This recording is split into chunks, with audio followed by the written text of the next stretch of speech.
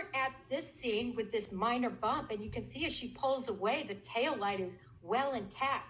So all of that is not going to hold water. Canton Police Department was allowed to facilitate the removal of that light.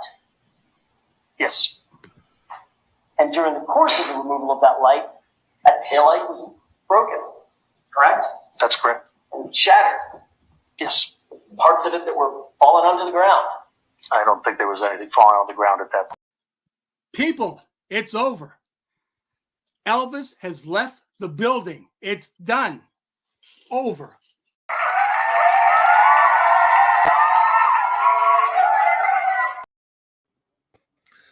How we doing, friend? Good morning, Dylan. How are you? Someone said in the chat last night on the 6 o'clock, Sean, you sound like you're a crazy man.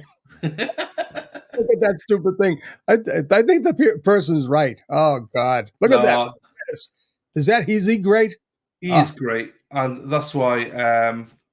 love it. Love those guys, man. They're the ground crew. They sent me... obviously, Dennis's better half, Brenda, sent me this picture today. That's them today. You can't see it, but Dennis has got I'm an Assassin. I love it. These guys are great. These guys. And then Yannetti said, "Wait for us" as well. That's, so that no words were so true, man. Just wait for us. I'll tell you. They're coming. They're coming. They're coming home. How's the chat? Right, we'll get to the chat now. Let me put Tom up as well. Morning, everyone out there. Good morning, everyone. We will get to you now. Oh, hang on. Who's this? Present. Share screen. Let's get Tom up ready. There you go. We'll have him in the background for when Karen arrives there. But what I'll do is reset this. So we're here. Right, here we go. So let's go through this. I mean, good show last night anyway, but let's go through the chat. Thanks, buddy. Christine is in the chat. Hello to you, Christine. Hey, Christine. We got new emojis for Judge Bev as well in the chat, if you know. Rebecca says, Sean sent me, see you in the morning. That was from last night. Oh, thank you, Rebecca. Quite a few people messaged me last night, said, Sean sent me. And we just spoke. I mean, so just for people to know, I had just under 6,000 people Sunday night, subscribers. And today I go over 6,500. And it's all down to this man, to my, it's all down to him that I've got all these new subscribers. So thank you, new subscribers. Thank you for coming from Sean. And thank you, El Jefe, for all that, my friend. Dylan, you know it. It's all about those warriors. Hey, listen, look at Dawn Marie. There she is. Dylan, I said it all the time. I was hurting yesterday, big time hurting. Matt McCabe put me to sleep. But guess what?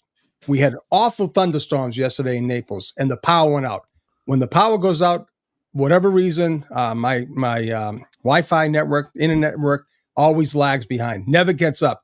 And I was almost saying, oh, please be down forever. And it went up, and I saw people already in the chat chirping. And I said, boom. And they gave me this energy and strength. It's about the chat. Yeah. Without them, these people are great. They're sleuths. They're amazing. They are. Every one of you people, you all count. It's amazing. You don't discount that. You guys are amazing. I normally, because I cover trials all the time. I cover trials every day, right? Well, Monday to Friday. And normally I get on about 15 minutes early just to say hello to chat. Sure. It's got so bonkers. We have to do this an hour ahead of time because I do not want to miss people. This for me is the most important part of the day, saying hello to everyone, respect them for being here. Because without them, there's no energy. So, shout out to all of you. Absolutely. Let's go through. Dawn, good morning, Dawn, to you. Kerry Washington, good morning from Western Mass. Bring on the queen of corruption. The dollars will fall.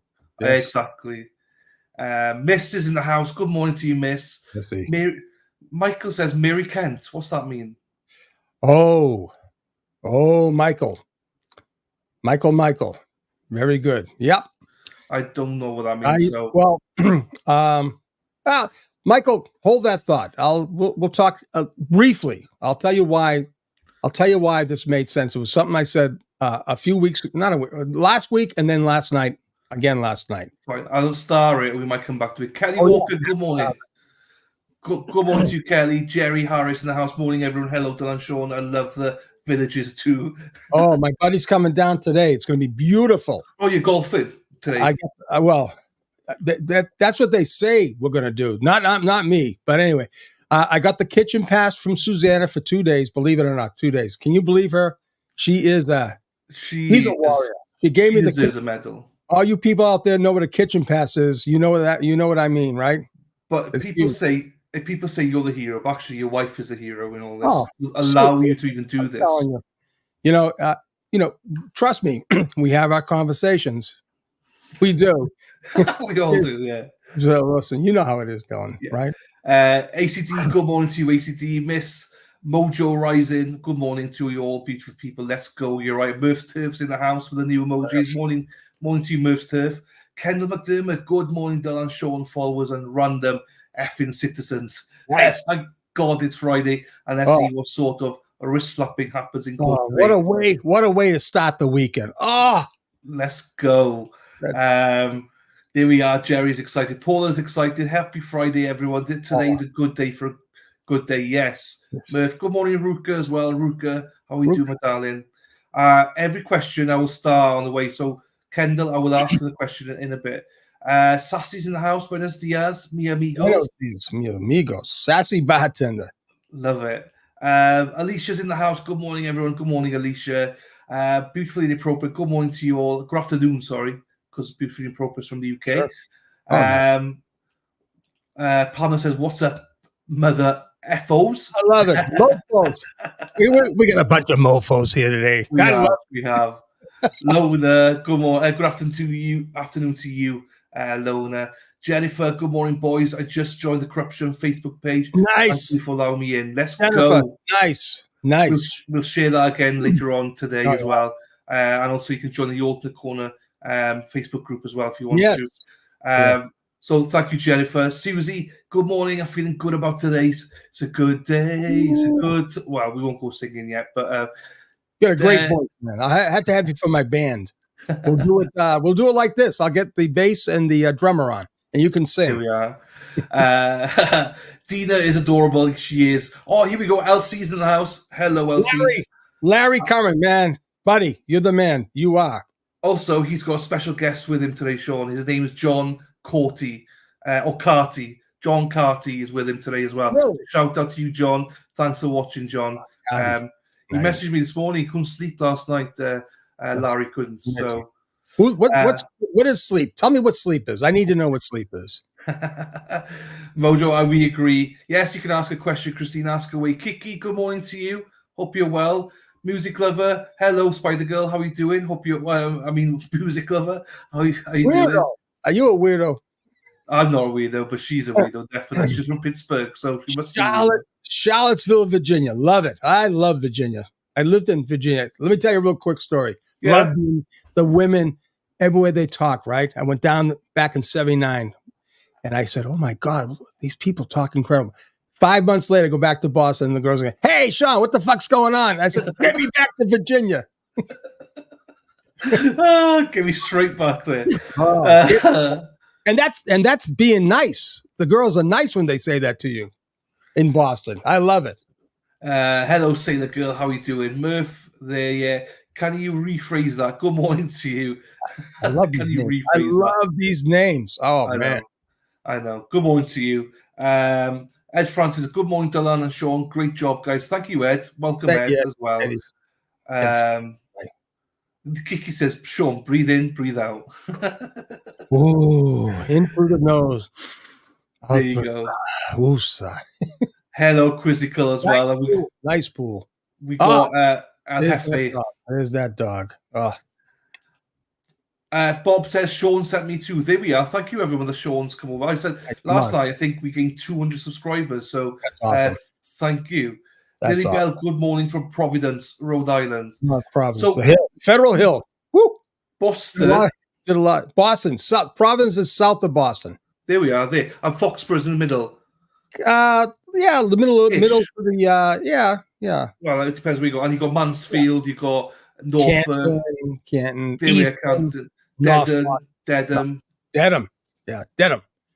Just say no H. Dedham. Dedham. Hey, there you go. Did him. Norfolk. Nicolette. Good morning. Let's go. Hello, Nicolette. How are you doing? You know Bobby Catalano? He was a neighbor. Bobby and Debbie Catalano. They were in Dorchester with me. Dorchester. Big dog. Here we go. Here he is. Big dog's in the house. Here we go, boys. Let's go. Miss Lynn's in the house. Big D dog. Big D dog. I forgot. I didn't see that before. Miss Lynn, how you doing today? Right. You can say this. Lightning Leaf. You can say this. Do you remember saying this yesterday? Borda. There we are. Borda. Borda. There you go. Robin McGowan is in the house. Good morning, Dynamic Duo. Good morning to you, Robin. Lily says, love you guys. We love you all as well. GM, good morning to you. Ronnie, good morning. Michael says again, Mary Kent is fine. We got that. We got you, Michael. Paul Lynch is in the house. Good morning, Dylan. Sean, good morning to you. Lynchy, what's going on, Lynchy? They call him Lynchy. I know they do. Lynchy. I see you. New to Dylan, came over from Naples, Florida. There you go. Oh, nice, man. I see you. So, all right. You're Sean's neighbor. So there you go. Our neighbors here. Welcome. I see you. Welcome. RGT13. Good morning, guys. A day we've all been waiting for. Jenny girl, let's hope. Anyway, Jesus, let's go. Oh. Let's effing go. LA says Sean sent me to. There you go. Oh, this is great. Oh man. Hello, LA. Pippi, you're from Aberdeenshire, yeah? I'm pretty sure you're from Aberdeenshire in Scotland. And hello to you, Pippi. Ava, good morning to you. Michael says okay. Silly Omar from the shores of Lake Erie. Oh, that's beautiful. Wow. Michigan, isn't it? Michigan way? Michigan. Detroit. If Mighty Meat was here now. True Crime Kangaroo. Hi, Sean. Hey, True Crime. How are you doing? Celtic Cross. Top of the morning to you. Oh, love that. Celtic Cross. Top of the morning to you, Celtic Cross. Hello. Jody Mitchell says, good morning, Dylan and Sean. Happy Friday. Jody. Happy Friday, Jody. How are you, Jody? Heather, here from Morning Court Show. Here we go, Heather. Let's go. We got the morning crew. Emma's in the house. Morning, people. She's from Newport. Nice. If you know Golden Lucky Chain, the band, they used to do a song about, because they're from Newport. Emma's from Newport. So if you've heard of them, they're a Welsh band. They're a great band. Oh, great. A bit old school now. Morning, people. Sean, great show last night. I thank you for all your support for Dylan. Yes. Thank you, Sean, for supporting me. Absolutely. That's awesome.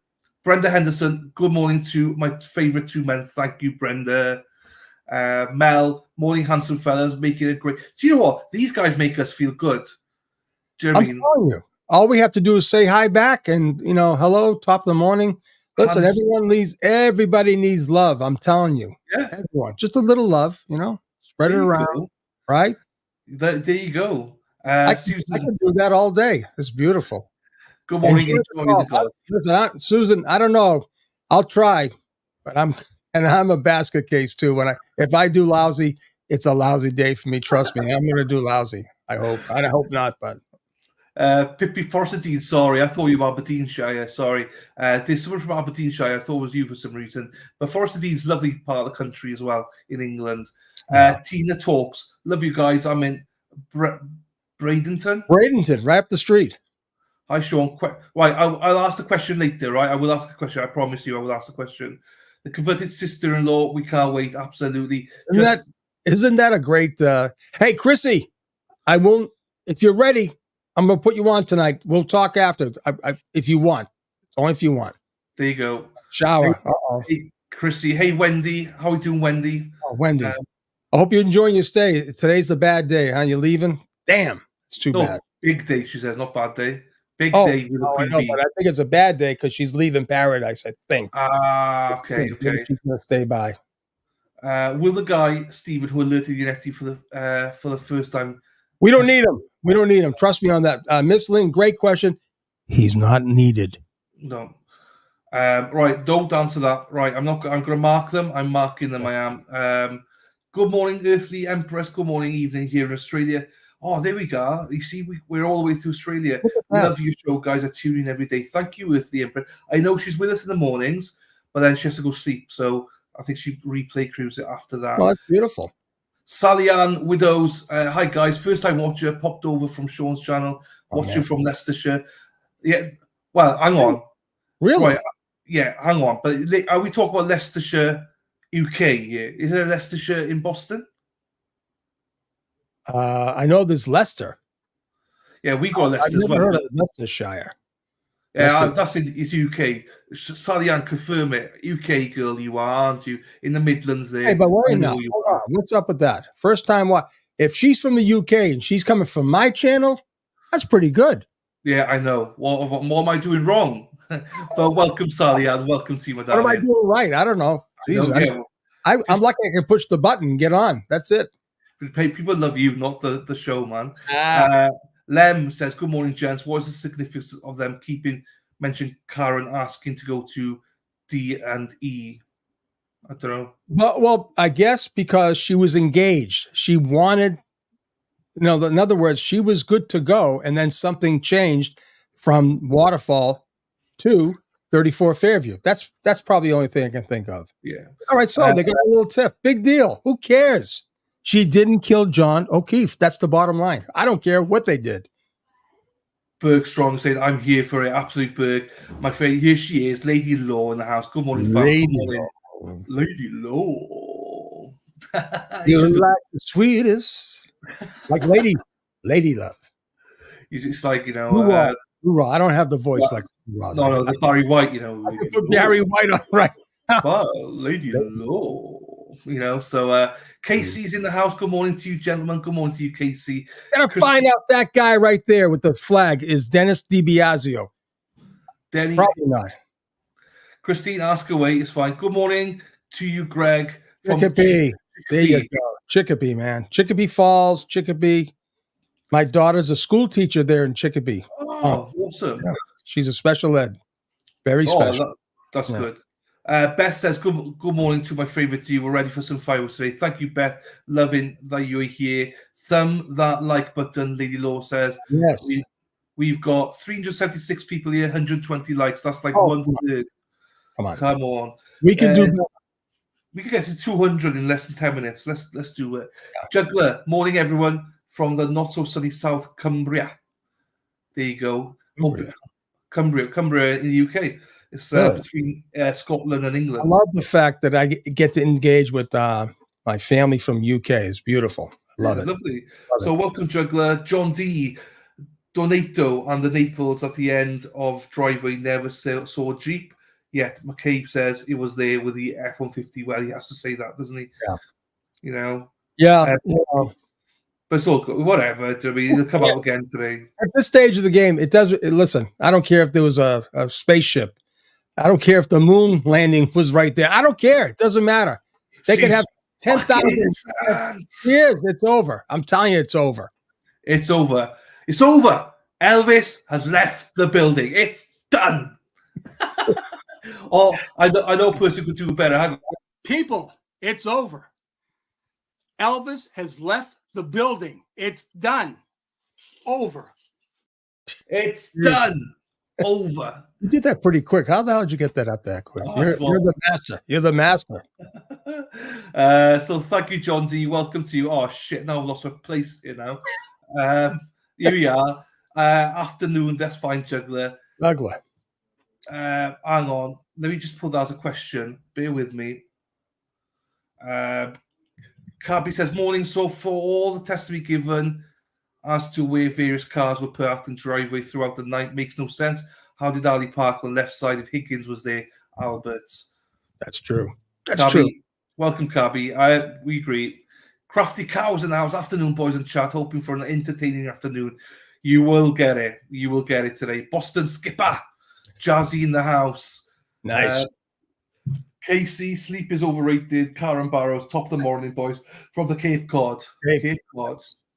Lola Blue, morning, boys, from the UK. Been following this case for ages. So Sean sent me. See? Look at that. Sending people from the UK. Where from, Lola? From the UK. Where from? Wow. I got to get more. From Chicopee. Nice. I think that's a repeat. Is it? Hey, yes. Greg. The Closet Academic. Good morning. And that's outside of here, sending good vibes. You're never an outsider. No, you're never an outsider there. Once you comment, you're an insider. So don't worry.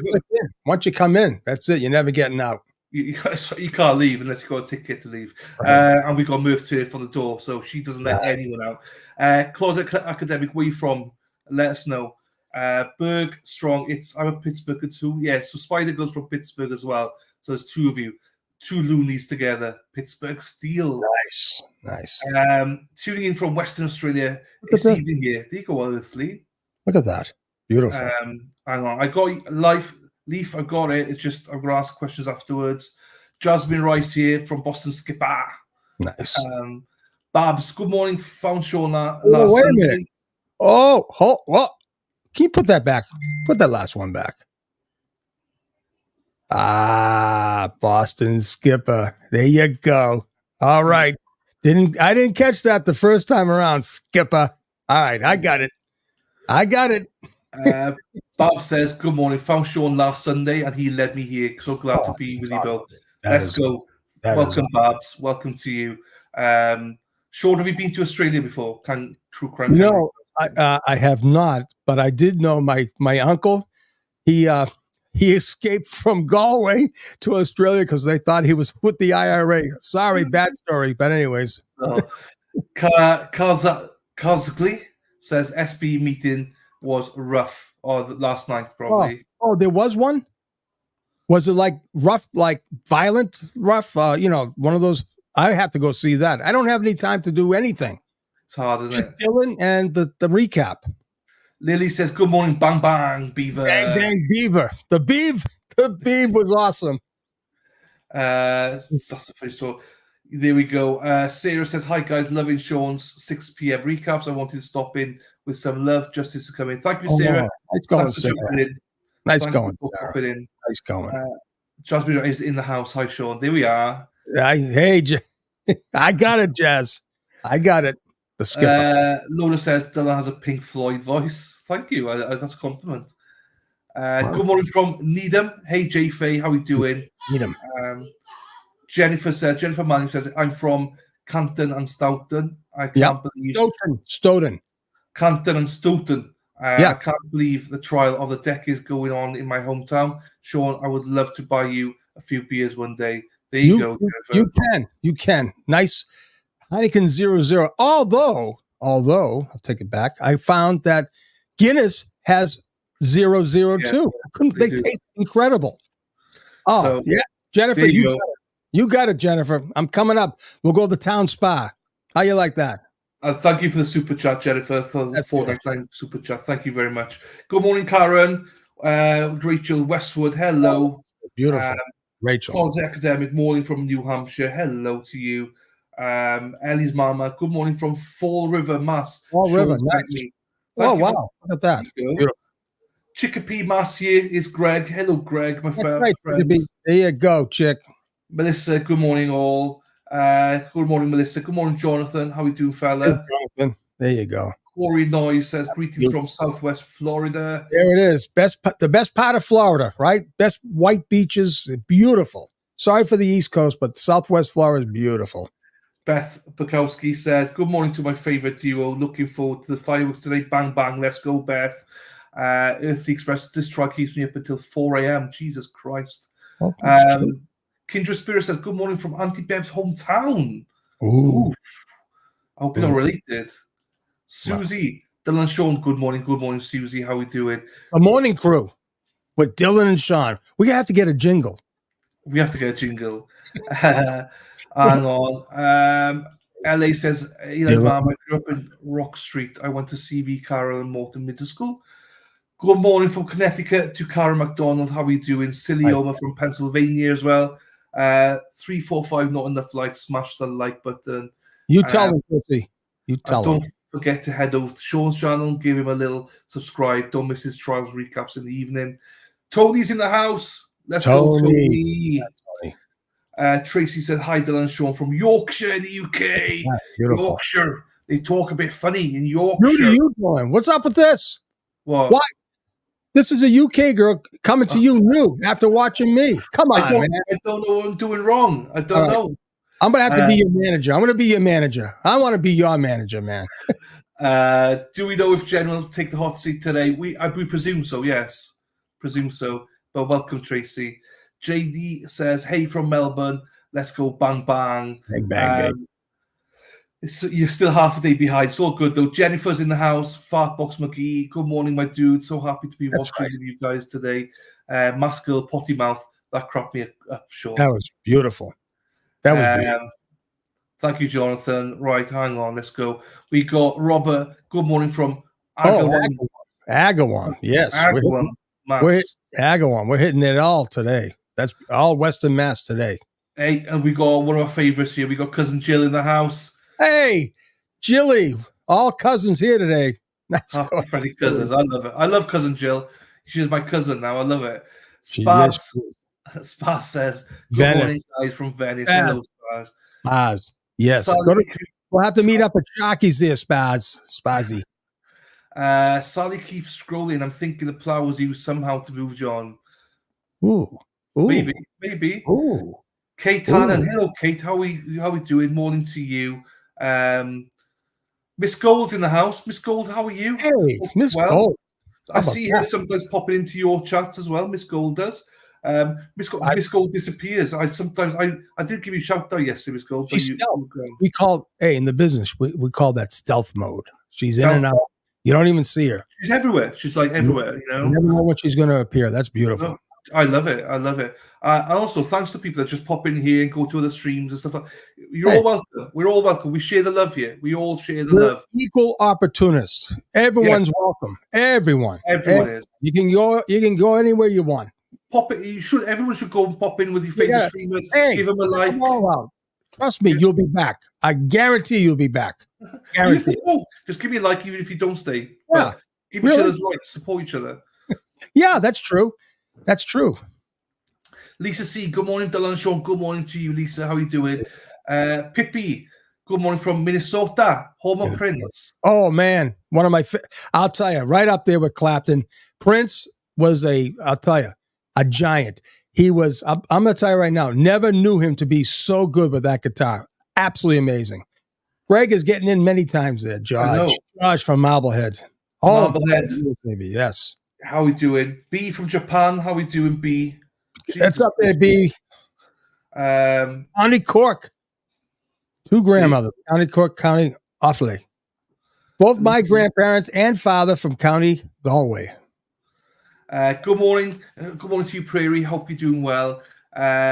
Justice for Sandra and Baby Birchmore next. You're right on. Hey, yeah. You know, I knew this was going to happen, but trust me, we're never going to forget Sandra or her baby. Never, ever, ever.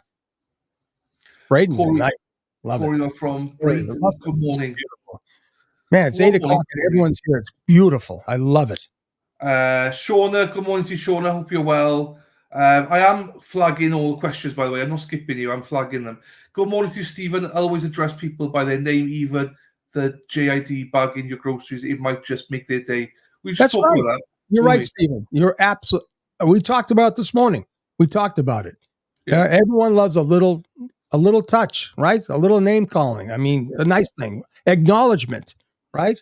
Yeah. Otherwise, if I didn't do this, we'd be starting the same as all the other streamers at like 9 o'clock. Yeah. Right. I mean, so Melanie does it a lot. Melanie recognizes all her people. I mean, she's good. She starts about 25 so she gets about 20 minutes of it in. So yeah, which is good. Right. It's fine. You know, it's fine. Thank you, Stephen. TJ, good morning to you. Michelle, hello, good morning from Canton, Michigan. Michigan. Oh, yeah. Been invested in Free Canary since 2022. Thanks, Sean, for all you've done. May the force be with you, Nettie, Jackson, and Little today. Yes, you're right. What a team. What a team. There you go. And thanks for the shout out for Sean. Boston Wags, good afternoon. Delana, good morning, Sean. Boston Wags gets this afternoon for me, this morning for you. My last day being able to watch live next week, back to getting recaps and watching after work. Been a pleasure watching with you this week. Thank you. No, thank you, Boston Wags, for joining us. But Dylan, you know who Boston Wags is? No. He is Wendy's husband. Oh, you told me, actually. You did tell me. There we are. What a great guy. Oh, by the way, Boston, I got a call from a couple of people we were talking about the other day. It's amazing. I'll tell you the story later. Awesome story. There you go. Well, welcome. I didn't. Now you tell me, yeah, I clicked, but in the real time, I didn't click there. So I love to I hope I didn't give it up, man. I probably gave up secrets here. Oh well. Well, I mean, this is you. So cops can't keep secrets. You got to kill them. If you tell them a cop a secret, it's over with. You got to kill them. That's what my first sergeant said. I can't tell you, Sean. I have to kill you. I said, "What are you talking about?" And now I know. I know. Wiser Time says, "Good morning from Westborough." Hello, Wiser Time. Nice to see you. Kendall, he and Nicole lived in Southie.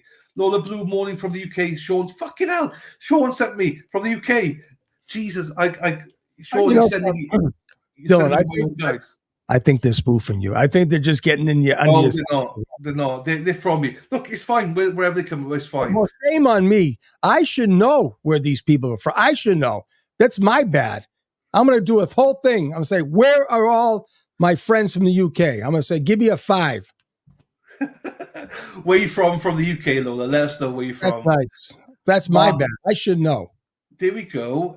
Mark's in the house, afternoon from Sheffield, up there in northern England. Been drawn into the whole thing this week. There we go, Mark. It's a really good trial. Oh, on Karen's arrived. So here we go. Yeah, line it up. Woobin. Let me just put the volume on for this. Wow. It is. It's a wonderful morning. The sun just come out. Hey, good morning. The sun just came through the clouds. Yeah. The sun just popped through the clouds as soon as they pulled up. What does that tell you? That's awesome. Because it's the dream team. That's got to be deep. She'll come over and talk to the camera. I know. I'm saying still. I know. Good morning, Shari. And Liza Little. All you women out there should be inspired by her. Good morning. Good morning. Good morning. Look at Karen. Good morning. Karen's got some heavy lifting. The sun came out just for you guys. Oh, that's great. Morning. Good morning.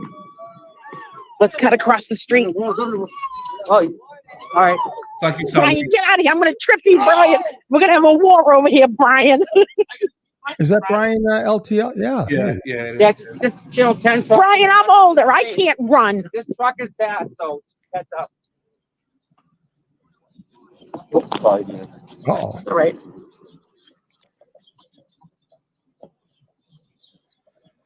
David, he's the pack leader today. Look at this. I'm right behind you. I don't want to scare you. Look at this. Here we go. Nice. There's the troop. So that's the dream team. The sun just peeked out from here, too. It's awesome. Oh.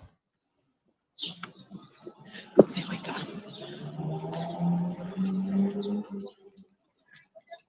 Man, look, Karen is. This is the day Karen wants, man. You tell. They are brilliant. We got Scott McGinnis, the man, going in. Nice. There you go. All right. So, yeah, a little comment, right? Back during the hearings, there was and when Jen McCabe was in the back of the courtroom, there was a camera on Karen, and she was doing a stare down all the way back to the back of the room, right? And she mouthed the words, "You lied," okay? And one of the court officers was right there behind Jen McCabe, and he confirmed it was absolutely directed at Jen McCabe's. So along my little, even in Facebook, I would always write, Karen one day will be staring right at Jen McCabe, and Jen will be staring back at Karen, thinking about not her direct testimony, right? She's going to say, which one of those 3 assassins are going to come up and kill me, right? That's what's going to be. And I planted that several times, and I said it again a couple of weeks ago. Karen her eyes will be lasered through her. She's going to feel like she's getting some, what do you call that? Beauty makeup, liposuction, whatever the hell they use, right? Laser on the face. She's going to feel the heat today. It's going to burn her up. Botox. Cosmetic surgery. She's going to feel like she's having cosmetic. She's going to crucify her with her eyes, and all she'll be thinking of, who's going to get me? Is it going to be Jackson? Maybe it'll be Little. Maybe Yannetti. That's what she's going to be thinking about. I don't care what she says on cross. She will be thinking, all along, because I used to do it. I was going to be Vinny. It's going to be Tommy Rook. It's going to be Mike Jennings. All these Western Mass guys. Is it going to be Vinny Bongiorni? Who's going to get me on the stand? Who's going to get me this time? That's how it happens. You start thinking, because it's easy when you know the questions, right? She's not going to, like Colin, didn't know any of the questions. He just said, I don't know. I believe it. I believe he's fried in the brain. He definitely is. Here we go, another angle of the rival. Hang on. Dennis Sweeney there. This is from his wife, Brenda. Brenda, nice.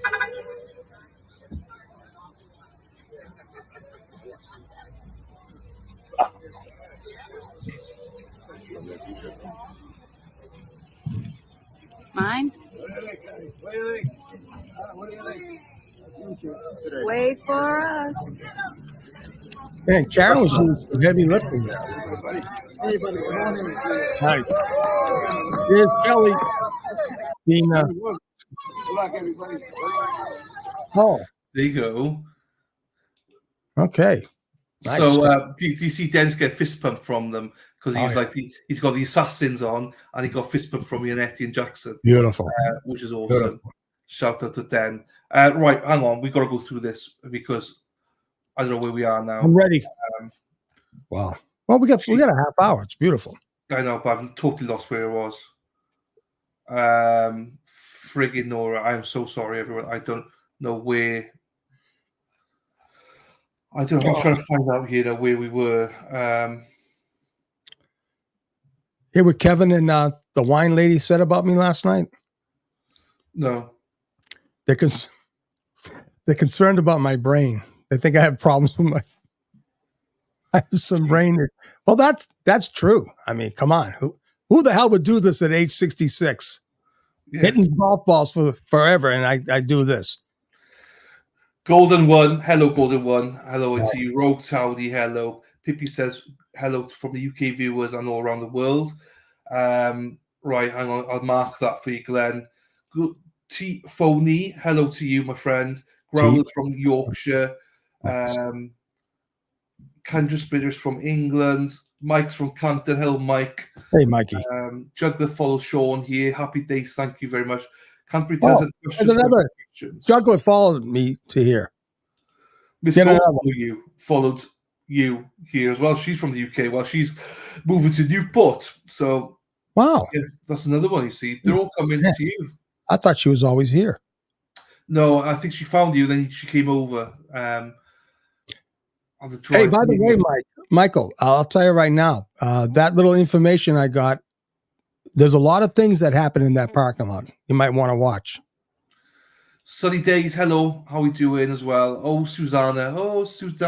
Susanna. Good morning from Fall River, Mass. Don't forget the thumbs up, everyone. Thank you very much. Susanna, my wife puts an H on at the end.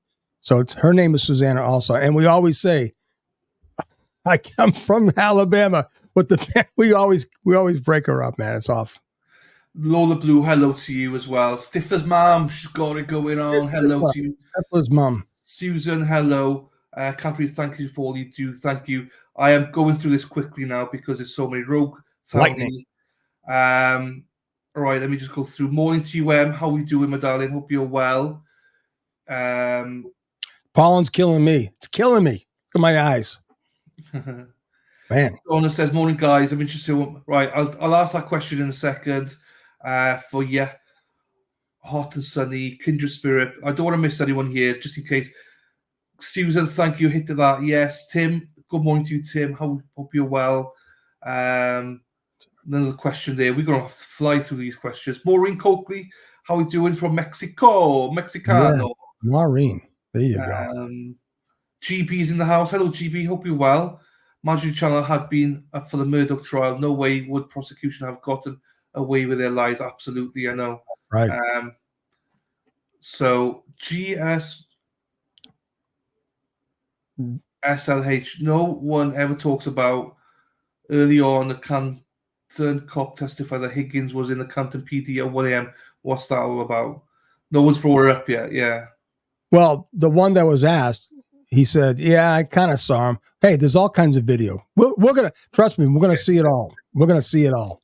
Lisa, good morning to you, Lisa. How are you doing? Sandra Mayhew, good morning from South Carolina. Hello, good morning to you. Go, Sean, go, she says. Oh, beautiful South Carolina. Love it. Okay, we got another question there. Chief Perky's blind and hot. Geo, hey. Linda P, do you think that job? We'll ask that question in a second now. M says she's down from Dartmouth. Dartmouth, yes. There you go. Jimmy Castellano, the Italian kid from Portland, Oregon, first time here. Defense keeps winning streak going of days 1, 13-0. Wait a minute. First timer. First timer. There you go. Dave Hamburger's from Oregon as well, so he's up there. Helium, good afternoon to you from Finland. Jesus Christ. Look at this. I'm from near Swansea, Pippi. Near Swansea, West Wales. There we are. Joni, hello from Indiana. Vivian, good morning to you as well. Hope Hey, well. Vivian. My good friend Vivian. Queensland, Ducat Girl, hello to you. Gary T is in the house. Jesus. Gary, what's up? I hope you're feeling better, Gary. So glad you found you and Sean. Thank you very much, Kenzie. Canada. Oh, Canada. Shacey, good morning to you. Another question. We've got loads of questions today for you. Lola Blue, my uncle jumped ship from Dublin Merchant Navy, stayed in Australia. Michelle, good morning to you. Michelle, hope you're well as well. Checker, I think Checker. I think that's it. Checker one. Nice. Checker one. We'll ask the questions in a second. Hey, Tim, hope you're well, Tim. Jeannie and Jimmy Castellano. Oh, another same one. Portland.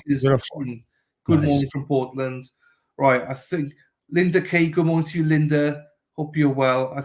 Kava. Nice. Kava mass. Kirsten, good morning to you. Katrina, good morning to you. Karianne Sala from Leominster.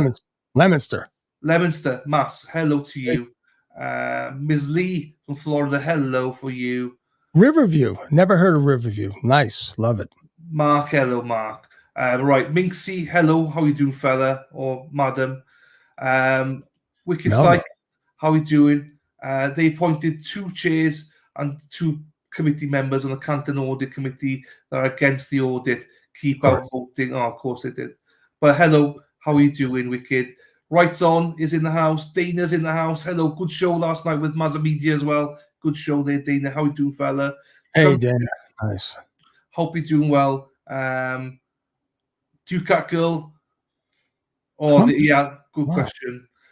Jackie, hello to you. Daniela from Berlin, how are we doing? Suzanne, hello, how are we doing? Sorry, I'm rushing through. Michelle, thank you for the super sticker, Michelle. Lovely dog there. Love it. Mrs. Brownstone, hello to you from Miami. Yes. There you go, from Sean's channel. Happy days. Taillighting, beautiful. Michelle, hello, good morning from Hanover. Mass, I love listening to them talk. Sean, you are the best. From the go-karts and the batting cages, used to be up there all the time.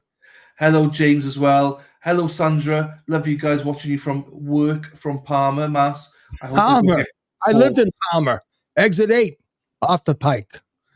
Daily Backer from Perth. Hello, how are you doing, my friend? Hope you're well. Right, I'm hoping I'm not missing anyone here. Miss Go said, I've been working, but today's my off day. Happy days. Thanks for joining us. Kenzie says, found you, Dylan, from Sean. There you go. Thank you very much from Toronto, beautiful. Ontario. One big family. Hello, Heather B as well. Good morning to you, LM. Good morning, Glenn, as well. How are you doing, fella? Hope you're well. Thank you. Two Gregs in the house as well. There he is. Hello. Prince, love it. Man, he was talent. He was dripping talent. Absolutely incredible loss to our music world. Oh my God, was he awesome! Hello to James Lynch from Charleston.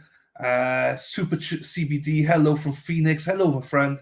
Sammy B. Buenos dias, Jefe Whitechappy. Buenos dias. She's from Spain. Sammy B is. España. Michelle says, good morning. Hello, Michelle. How are you doing from Campton, Michigan? Nice. Let's go. LM, hello. Hello to you, Mark, as well. Justice for Johnny Justice. Morning, guys. Dylan, can you find out if the McCabe's got a hold of Harry Potter's invisible cloak? That will explain how the Jeep Wrangler plow disappeared. Happy days, Justice. That is funny. Daily backup, hello to you. I think I've got most people now, I think. Boston 48, good morning to you. Mary Nice. Wyro, hello to you as well. Nice. Wendy Carl, hello. You did great this week, Dylan. Husband, Boston Wags, and I leave Paradise today. So sad. Sean, we will see you on a trip back in October. Thank you, Wendy. You might see me earlier. I might be up there. You might be up there. There we go. Rhode Island girl, hello to you. My poor dad. Half my dad is right next to me. I got to get him up to the proper place with my mom. He's right there looking at me. Jesus Christ. I'm still going through this. Hello to Party 5. I hope you're well. Tim, good morning from Warren. Hello. Listen, I got to find my Listen shirt. I have to get it. Listen. Hey, James.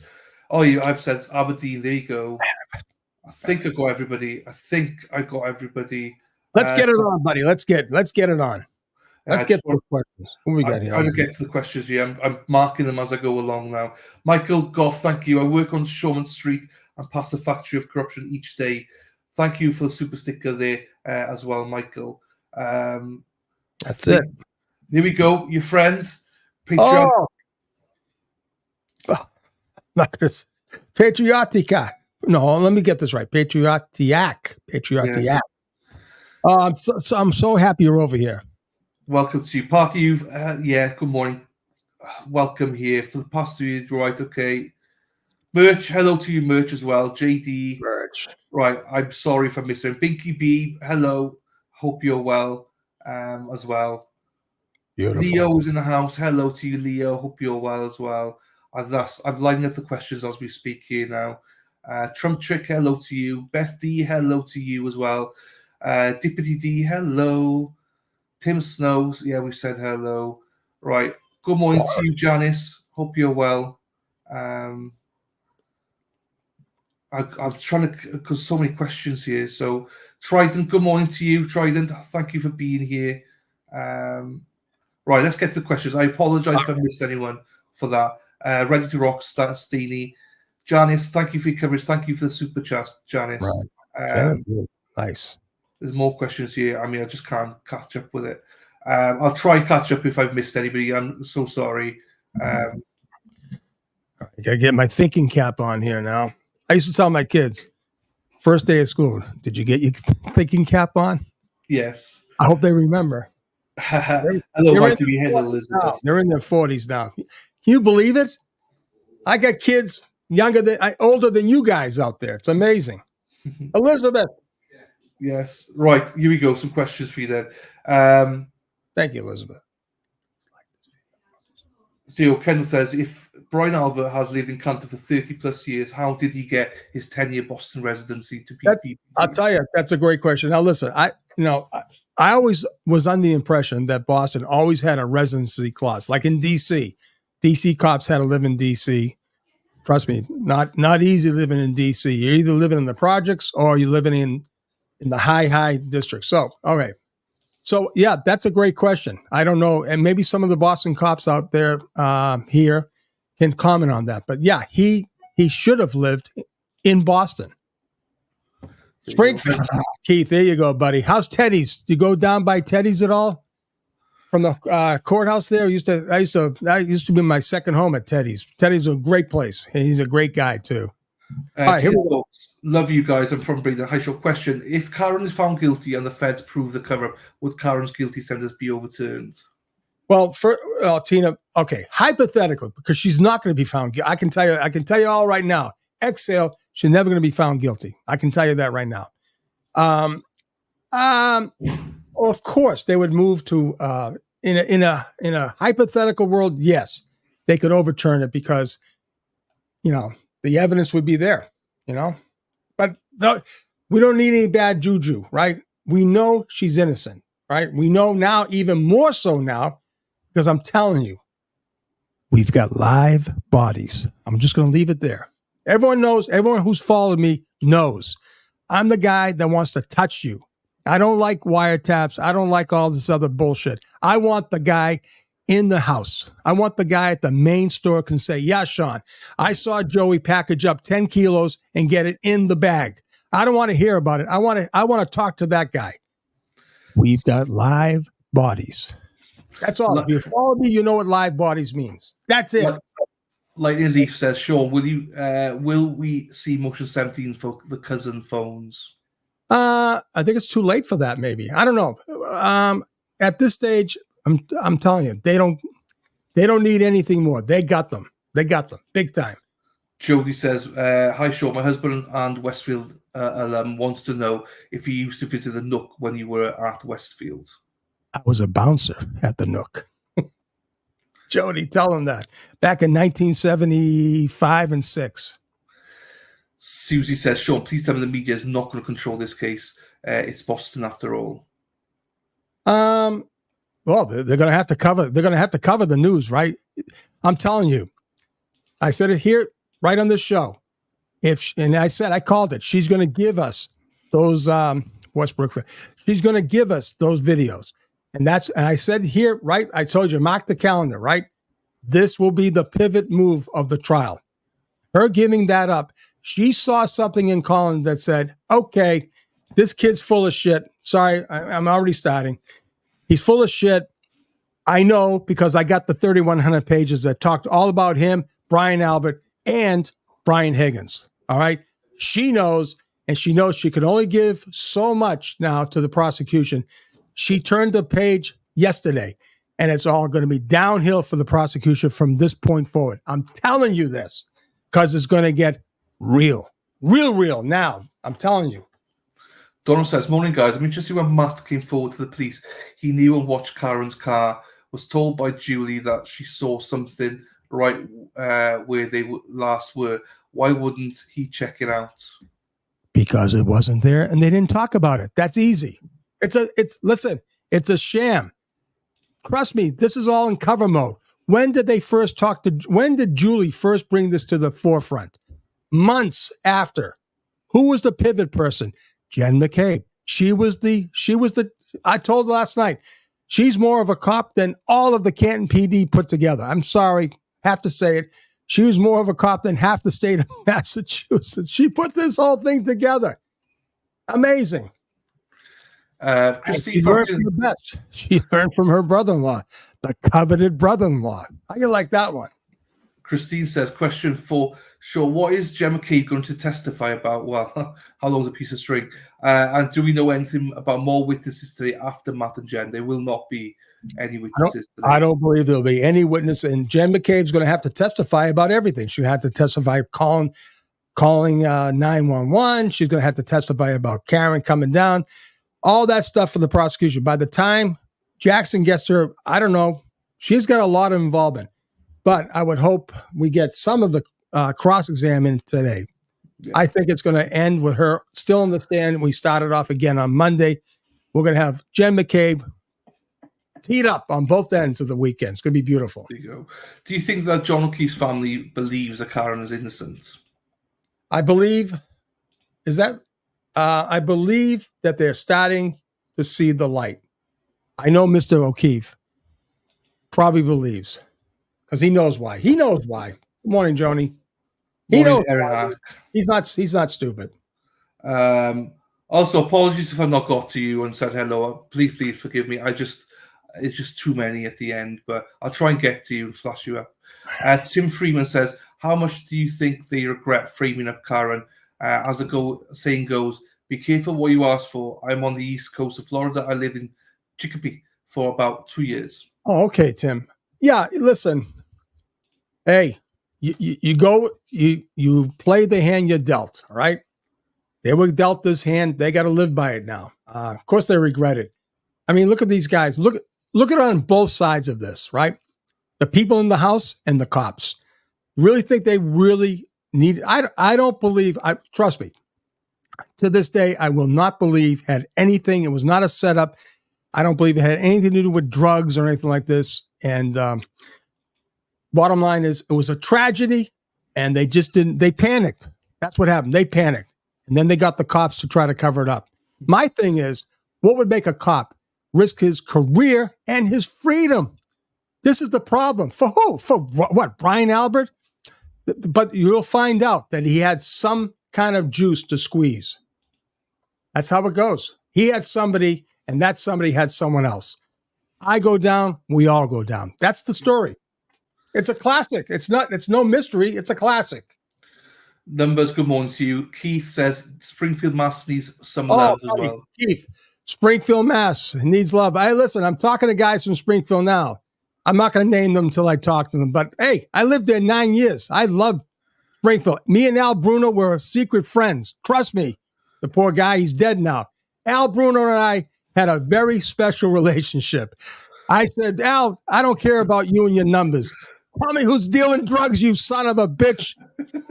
Good morning to you, Audrey. Good morning. I can't remember. Don't forget me. Morning from Scotland. Morning to you. I can't remember. Audrey. Thank you, Audrey, for that tidbit. Thank you so much.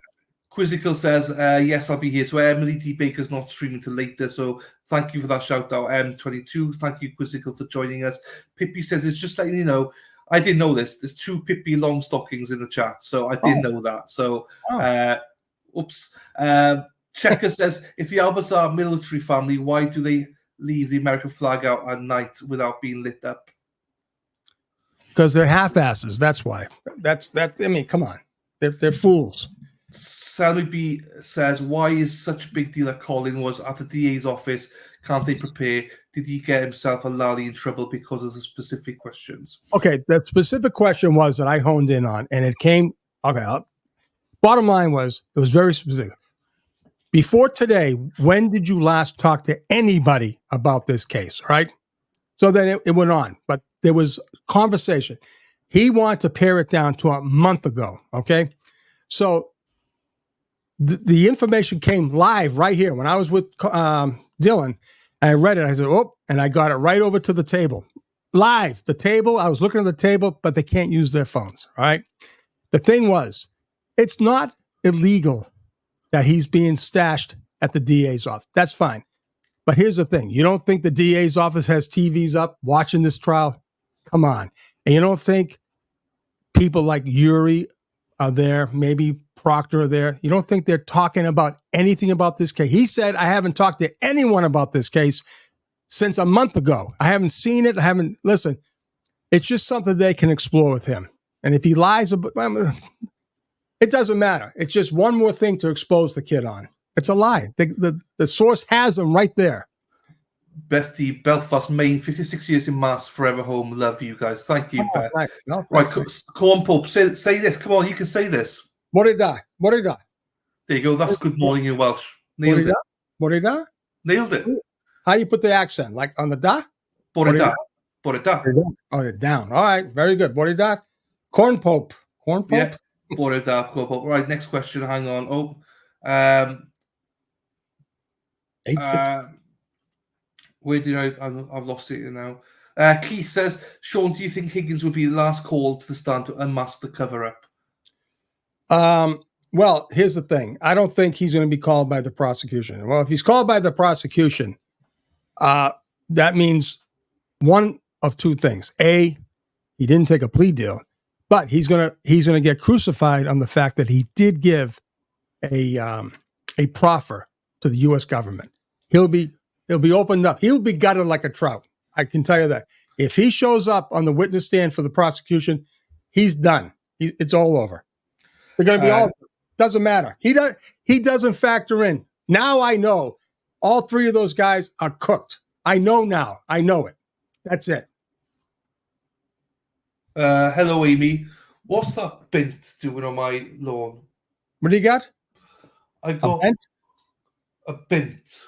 A bent? What's a bent? Bitch. Oh, is that bent? Bint, as in B-I-N-T, bint. That's is that Welsh? Well, no, not really. It's a bit of a it's a Welsh phrase, as in slang. Bint. Yeah, a little bit of slang. Yeah. Good morning to you, Amy, as well. There, right? Next question. Amy in Boston, nice. Look at the shamrocks, love it. Spares says, why was so interested? Matt McCabe so interested in watching Karen's car so intently every 3 minutes. Well, yeah, hard on, wasn't it? I don't know. Because he knew. I'm telling you right now, that incident with John happened immediately. immediately. And by the time he was looking at Karen's car, right, it was on. And he was going to probably even, I don't know what they had the plan. They didn't have a plan. But it happened. That fight happened quickly, just like this. Boom. And it was over. By the time it started, it was already over. And they were in panic mode. By the grace of God, she didn't come in. That's it. What the hell were they going to do with her? Good morning to you, Janine, as well. There, thank you for joining us. Navy Girl says, "I don't believe he'll go to the jury." You think that as well? Well, he did. Navy think Girl, that anyway. I am right. 8707. I love that. July 87. Special. Anyways, I'm right with you, Navy Girl. Not can't happen. Won't happen. Hey, Paula. Hello. Another one from Denmark. JC from Denmark. Right, let me go back to the questions. LJ says, "Sean, will Morrissey testify?" She hasn't ruled yet on that.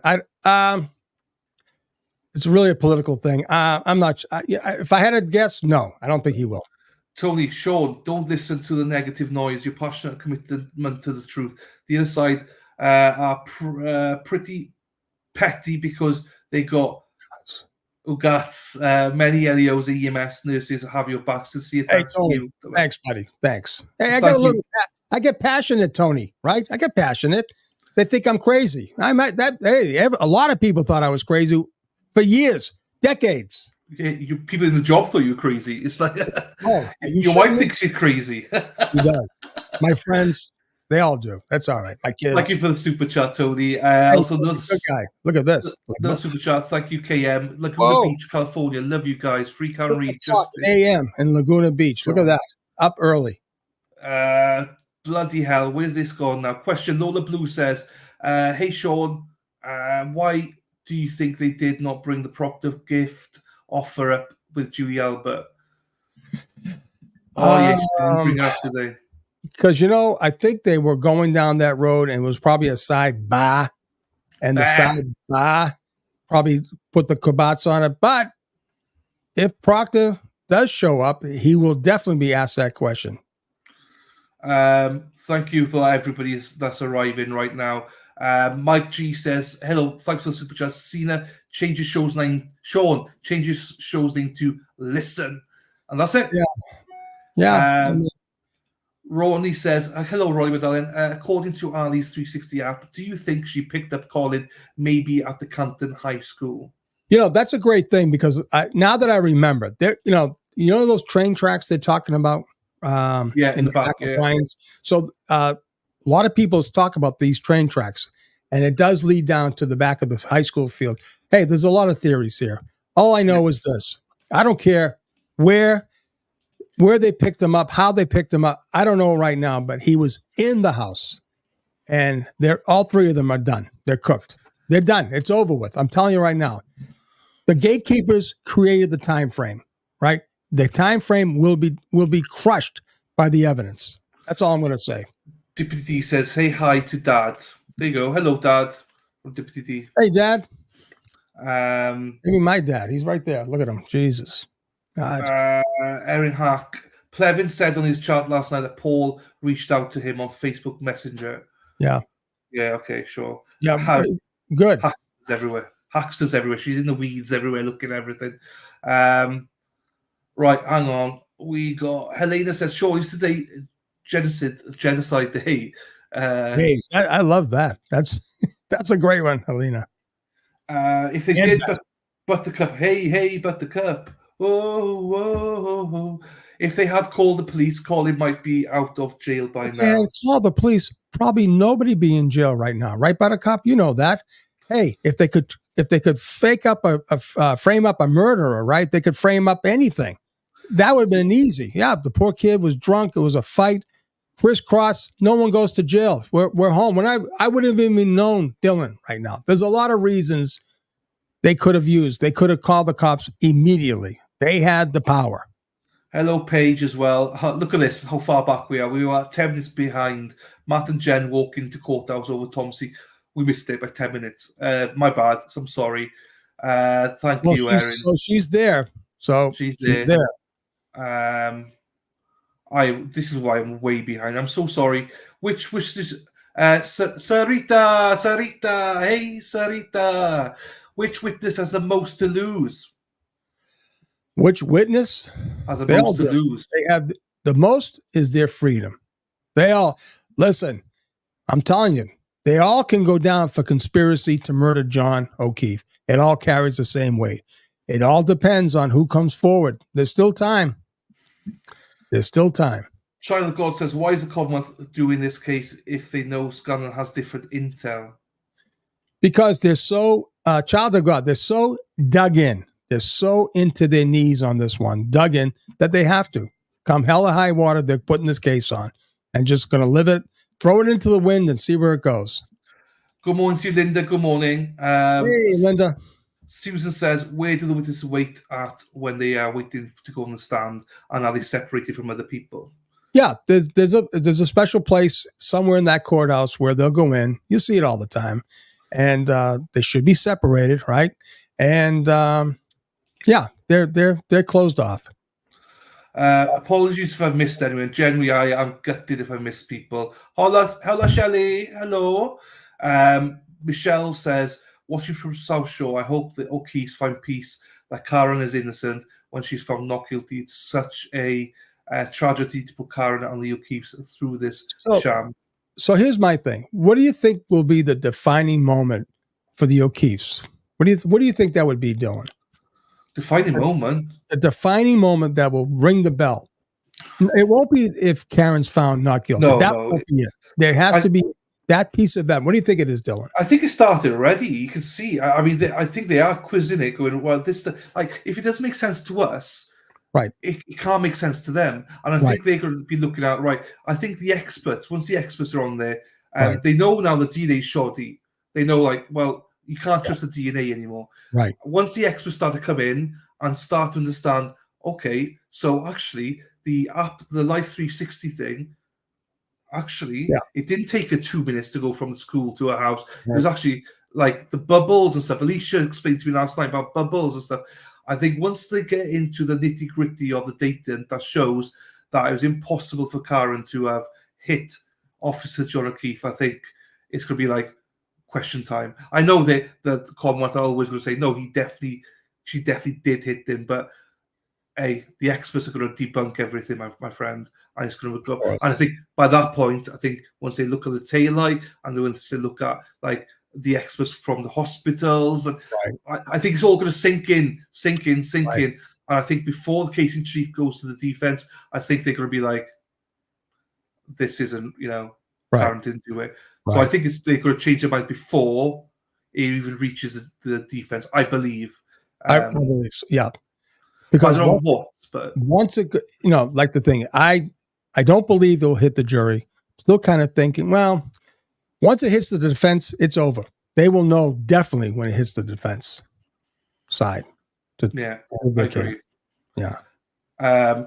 We got, do you know what? I think I am. Right. Let me just do this then. Well, the court's not there yet, guys. They're not there. So let me do a quick whoosh here then. I'm going to give a shout out to my good friend, just saying Joey, whatever his name is. I know his real name, but I can't say it. Joey, thank you a lot for those film clips. You really helped me out, man. Thank you. Joey's one in a million. He is Olivia. I was going to say también. What am I doing? Spanish. Where are you coming from? Oh, I'll tell you something. I couldn't speak a lick of French, right? It took French 4 years, 2 in high school, 2 in college. Think about this. I was taking Spanish, and all these words in French came coming back. I don't know where. I couldn't put a sentence together. Parlez-vous français? Bonjour. They were saying bandera. I was saying drapeau. Where? I'm saying, where the Christ is this? Something? The brain is powerful. It's just amazing what is stored up there. And my wife, she is a clinical hypnotist, and I'm telling you, the brain is amazing. Well, do you know what else is amazing? You'll see it now. Is it? It's part.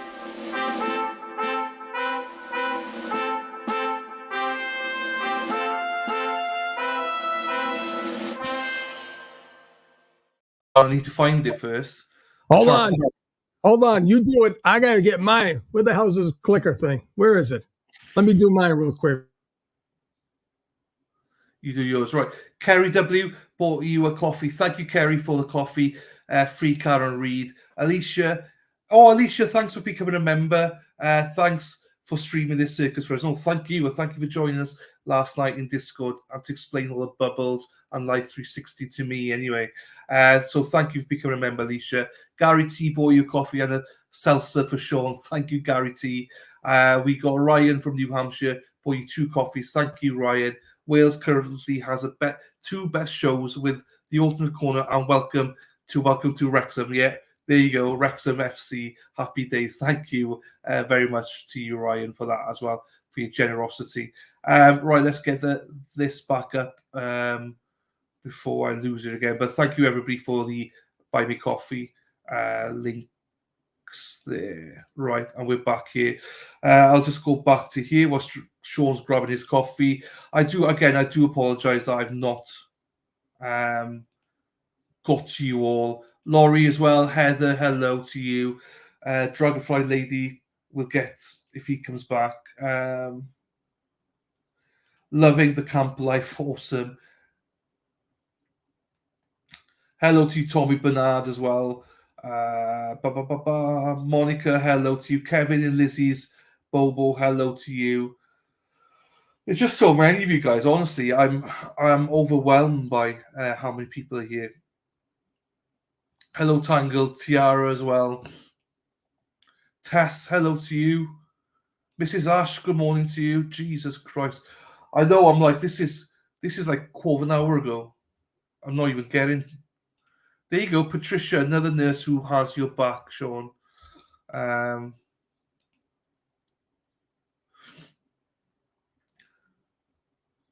He did. It's a political one. He doesn't know. He said she hasn't said if she will allow it or not yet, so he doesn't really know. We got one here for you, Sean. Oh, where's it gone now? There's a. Here you go. Patricia says another nurse who has your back, Sean. Oh, thank you, Patricia. Wendy, hi from Channel Islands. Hello, Wendy. Welcome back. Go to miss most of today. As our granddaughter staying, so we'll be catching up when she's asleep. Happy days. Welcome to you. Sea Dogs in the house as well. Does this screw up Brian Walsh's case? Oh, interesting. Well, it will if they discredit, if they can show, well, if they show undoubtedly that he planted evidence, absolutely, no doubt. Joni says, I almost fell on my fist last night. What happened, Joni? Too icy? Do you have something in your hand and you couldn't support your fist? I thought you didn't get it. You didn't get it. I got it. Oh God. Susan said, thank you, Dylan, for putting up with Sean. Oh, Sean's a legend. Elise says, give me a wave. Good morning. Hello, Elise. I'll give you some fireworks. No, the like button, guys. It's fine, though.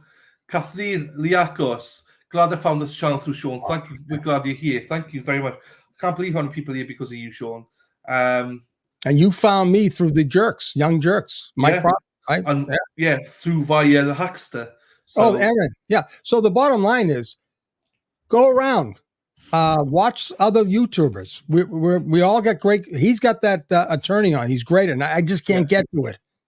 I can't get to it. We stand, Dylan. When are you coming to visit? I'd love to come and visit. Once I'm established as a YouTuber, I might come out and do some streams out there. Is there any truth to the Boston PD selling steroids to the football team and J.O. was going to tell them? I've heard that story. No. What do you mean? Like, no, I don't believe so. No. Oh, John, listen. John was he was completely focused on his kids, on the kids he stood up for.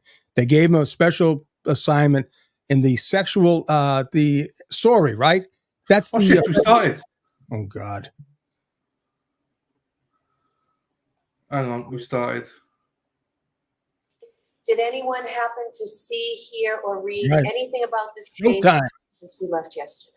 No. Everyone said no or shook their heads. Thank you very much. Thank you, Mitch. May we have Mr. McCabe, please?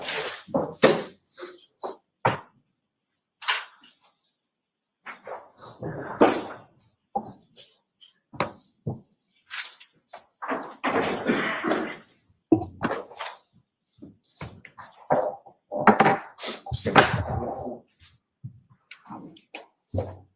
me raise your hand one more time.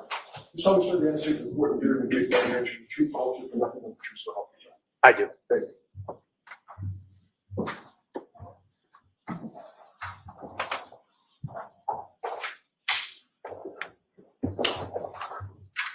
All right, Mr. Lally, whenever you're ready. Thank you, Your Honor. Good morning, sir. Good morning. Where left off yesterday, you had gone to bed on the 28th, correct? Yes, that's correct. Friday night. And at some point you woke up on the later in the morning on the 29th, correct? Yes, Saturday morning. And do you recall, sir, what awoke you on that morning? Yes, I do. What was that, sir? I awoke to the screaming of Jen, Jen, Jen. So when I woke up, I thought there was somebody in my bedroom. I kind of snapped up out of bed. What the hell's going on? Looking around the room, realized my wife was actually on the phone. And the screaming that you heard, how loud was it? It was loud enough to wake me up from a dead sleep. I could hear it. It was loud. Obviously, I was laying in bed and realizing after my wife was laying right next to me on the phone. But it was a loud Jen, Jen, Jen. It was repetitive. And, do you know approximately what time that was, sir? Yeah, shortly before 5 a.m. And did you recognize the voice that you heard screaming? I did not recognize the voice. And as far as that phone conversation went on for, well, let me ask you this first. As far as that phone conversation was concerned, could you hear both sides of that conversation? Yes, I could. And that was based on the volume of the person speaking on the other end, correct? Correct. And eventually, were you able to recognize or identify the voice on the other end of your wife's conversation? Yes, I asked my wife, what the hell is going on? After I woke up and popped up, looking around the room to find out who's in my bedroom, assuming it was a kid, one of my kids screaming. I asked my wife, what is going on? And I could hear her saying, I'm on the phone with Karen. She can't find John. And from the course of that conversation continues while you were in your bedroom, is that correct? Yeah, that conversation continued for a couple minutes. I could hear the dialogue. And then again, right back to Jen, Jen, Jen, the repeating of my wife's name again. As far as the dialogue was concerned, specifically from the defendant, Ms. Reed's perspective, what, if anything, do you recall about that? She didn't know where John was, and the last time she saw him was at the waterfall. And about how long did that initial phone call or that initial conversation between your wife and the defendant go on? From when I woke up, minute and a half, 2 minutes, I don't know the exact time. And after, give or take. You recall how that conversation ended? Did your wife hang up or? Yes, they hung up the phone. I was laying in the bed. My wife was next to me. And I think my wife immediately called somebody else, was calling friends that lived near the waterfall that happened to be out that evening. And she started making those phone calls. And as your wife was making those phone calls, what, if anything, did you say to her? Objection. What, if anything, did he say to her? Yes. No, I'm not going to let you testify to that. Next question. With respect to the defendant's statement that the last time she saw Mr. O'Keefe was at the waterfall, what, if anything, occurred to you in reference to that?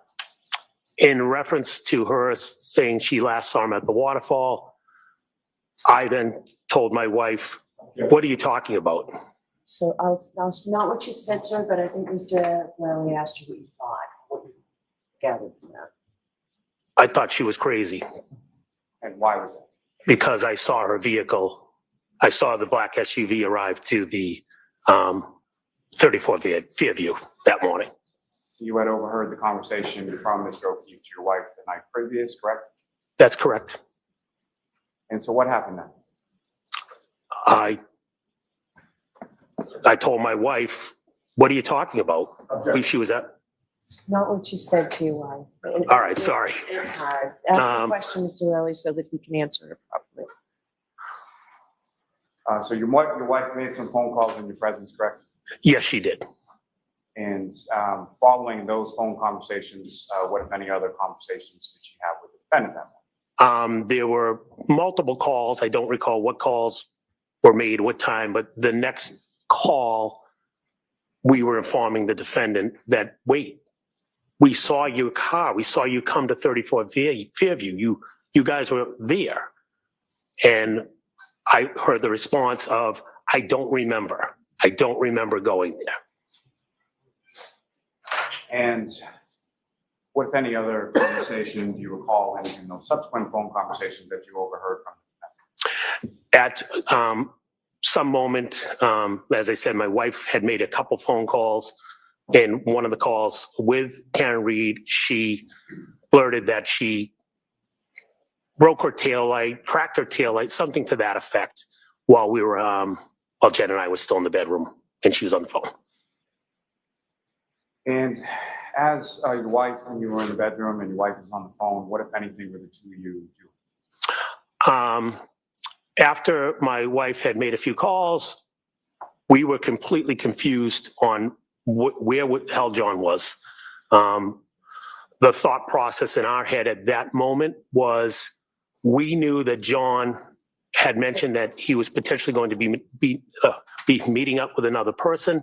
So we called that individual, my wife called that individual to see if by chance, again, confused, left at the waterfall. We saw them at the house. Did John not go with her? Did what happened? Did he get out of the car? Did he go somewhere else? So we proceeded to call a couple other people that we thought he possibly might have met up with, well, another individual. From those other phone calls that you observed your wife making at any point in time, other than a conversation with the defendant, did you observe her to have any conversation with anybody? You're asking if my wife did? What I'm asking is not to any content or anything like that, but your wife made phone calls, correct? That is correct. And when she made those phone calls, did you observe her conversing with anybody on the phone? No, she did not speak to anybody. Nobody answered any of our calls. And at some point, did you yourself reach out to Mr. O'Keefe? Yes, I did. And how did you do that? I know I texted him, and I think I called him as well.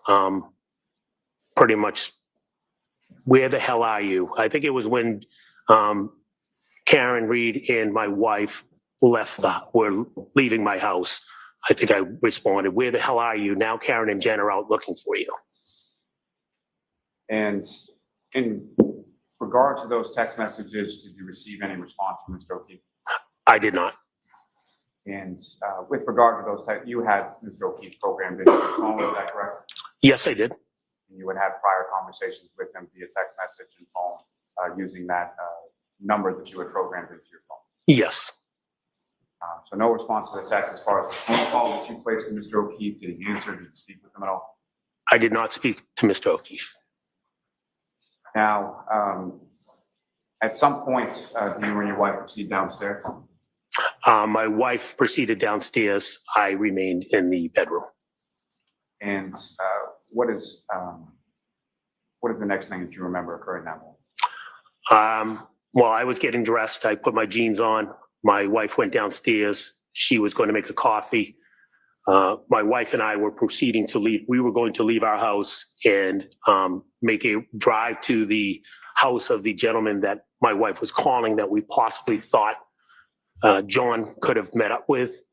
And within that moment, again, I don't know the exact time, I then heard yelling out in my front yard. And when you heard the yelling in your front yard, what did you do? I realized it was Karen Reed, and I told my wife to please tell her to shut up. She's going to wake up the whole neighborhood. And where is it or when is this in relation to that first phone call when you sort of shoot up out of it? At least a half hour, give or take. Again, I don't know the exact time.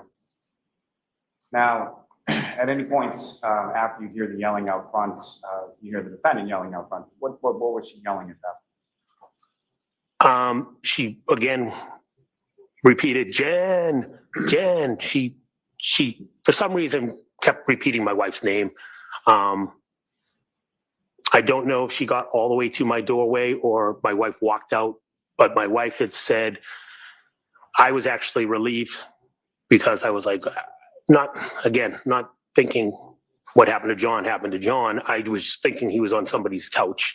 So I was like, good, I'm not going to look for him, thinking my wife was going to go. My wife said she's going to go with Karen to go find John. And at any point in time that morning when the defendant arrived at the house, did you actually go outside or look outside? Or? I did not go outside. I did look out the blinds of my bedroom window, which is the closest to the driveway. What, if anything, did you see when you looked out the blinds? Saw Karen's car in my driveway. Did you see the defendant, Ms. Reed, anywhere outside as well? I don't recall physically seeing her. I saw the vehicle. I don't recall seeing her directly, making any physical contact as far as seeing her. What, if any, concerns did you have in reference to your wife going out with Ms. Reed at that particular time? I had mentioned to my wife before she was leaving the house that I'll allow this. That What were your concerns? my concerns were she was going to be driving with Miss Reed in their vehicle, in Miss Reed's vehicle, and my concerns were that she had a broken taillight. What I thought by a broken taillight was that her taillight was out, meaning there was no light. And I didn't think it was a bright idea to be driving around with no physical light on the taillight. Particularly given the weather, is that fair to say? Because of the weather, correct.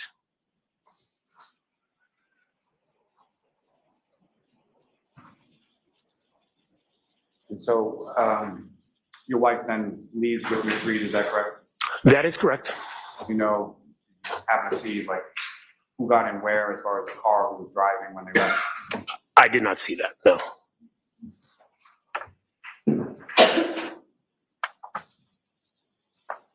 Now, was that within the same time frame that you were describing before, about a half hour after you heard the initial call? Yes, from Miss Reed arriving at my house was, yes, half hour or so after the initial call, and it wasn't long after before they proceeded to leave. Now, at this time that you're looking out from the blinds and you see the defendant's car and the defendant outside, was it light out? Was it dark out? What are we talking about? It was dark out. And so they leave and you're home with the 4 children, correct? That is correct. And when was the next time that you spoke to your wife? The next time I spoke to my wife was an hour later. I received a phone call from her. I don't know the exact time, but I'm going to say about an hour or so. And without reference to much of the content of that, all I'm really asking for is what, if any, indication did she give you as to where she was? She indicated they found John and at Fairview. And upon receiving that information, where did you go? I proceeded to finish getting dressed and drove over to Fairview. And when you got to Fairview, what, if anything, did you see when you arrived?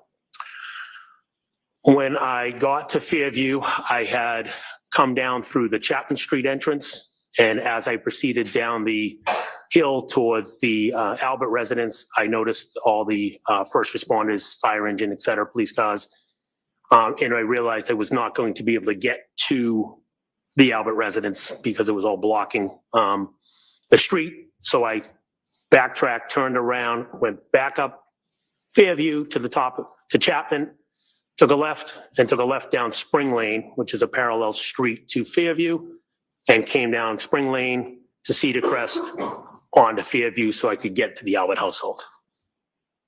Now, during your drive from your home over to Fairview and doing all that sort of turning around and coming back around the other way to Cedar Crest, what were the roads like? It was snowing, careful driving. And the snowing that you observed that morning when you drove from your house to Fairview, what was that like in relation to the snowing that you observed when you were driving home from Fairview hours before? Much thicker snow, much more snow on the ground, much more snow to wipe off my car. And again, I had to drive slow. Now, when you come around to sort of the other side, as far as the first responders, you mentioned police cruisers and a fire truck, is that right?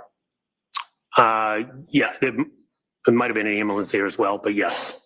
Do you recall specifically seeing an ambulance? I do recall seeing an ambulance. I don't know if I saw it when I came down or if I saw it when I eventually parked the car, but I do recall seeing an ambulance. And when you parked the car, where did you go?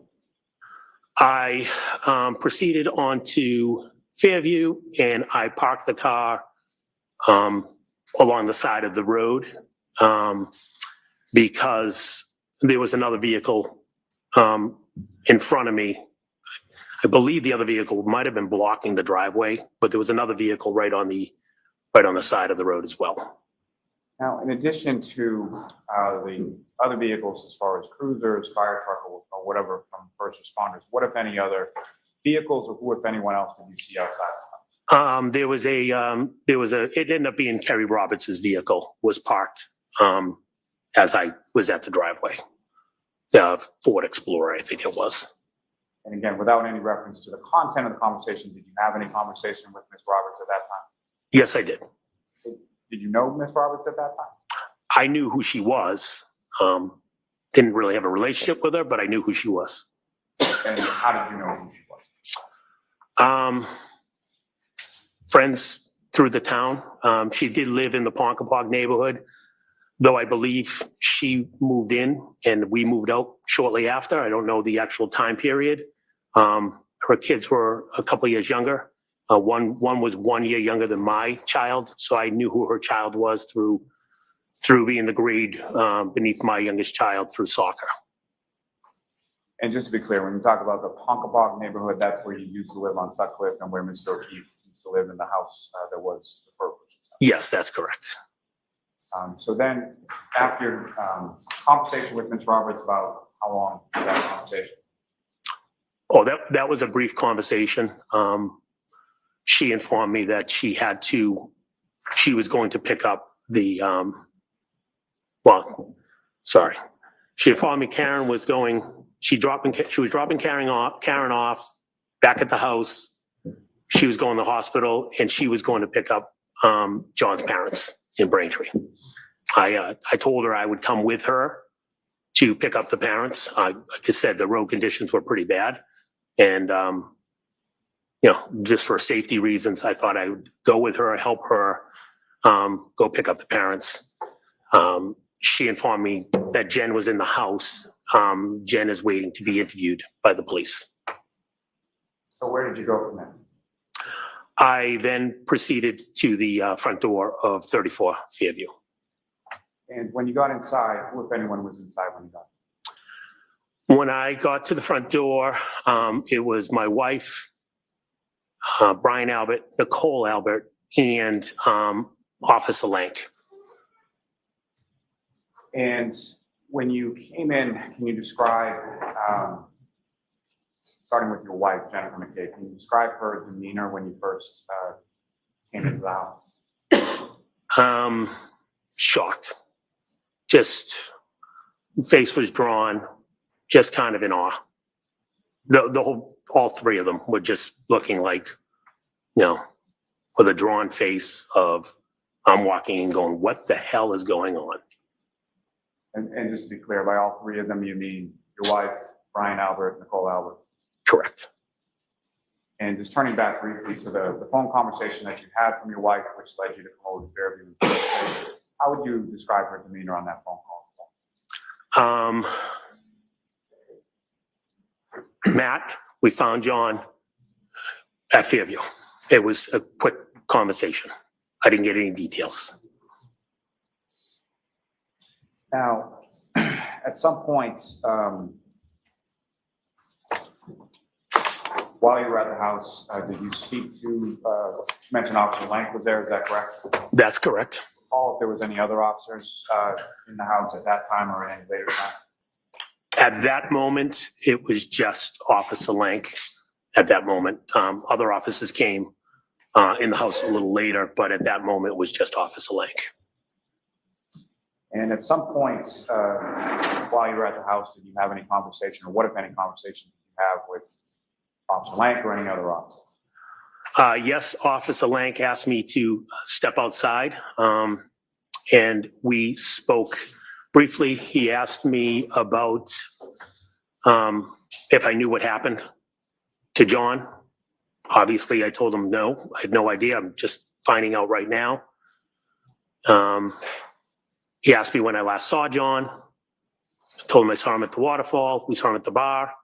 We haven't seen him. I believe, again, heat of the moment, I believe I said we saw his vehicle out front, but we never saw John. Now, at the house on Fairview, about how long were you there that morning? I'm going to say give her at least 4 hours. From the time that you got there? From the time I got there, yes. And where did you go from there? When I left Fairview, I went back to my house on Jen and I's house, home.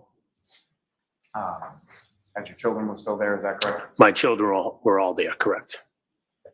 And at some point after you arrived home, who, if anyone else, as far as police officers or anybody like that, came to your home that day? Two Mass State police officers came to my house. And did you speak with those officers? Yes, I did. Troopers from the state police, correct? Yes, that's correct. And as far as the troopers that you spoke to, do you recall what their names were? Yes, Trooper Michael Proctor and Trooper Yuri Buchanan. If I said it right. Right. Closer. Now, on that date of January 29, 2022, had you met either Trooper Proctor or Trooper Buchanan before? I had never met them. And where did they speak with you in the house? Well, they first came in the house and informed me they were going to interview my wife and asked me to leave the room. I went up to my bedroom. And at some point, did they interview you as well? Yes, they did. And where was your wife when they interviewed you? I think she wasn't in the room with me. I think she went upstairs. As I said, my kids were home. I don't know if she went in the kids' bedroom to kind of wake them up. And I don't know what she was in the room when they interviewed you. Right? No, she was not. And in addition to the troopers came over to your house, did your brother-in-law, Brian Albert, come over at any point in time around this? Yes, he did. And if you know, did he speak with those troopers as well? Yes, he did. And where were you and your wife when the two troopers were speaking to Mr. Albert? I was still upstairs in the bedroom. Your wife, where was she? I'm trying. She might have come up and seen me, but I think she might have went in the girls' bedroom. I don't recall if we were standing in the same room. I think she might have went in my daughter's bedroom. Again, my kids were starting to, I don't know the exact time, 12 o'clock, give or take.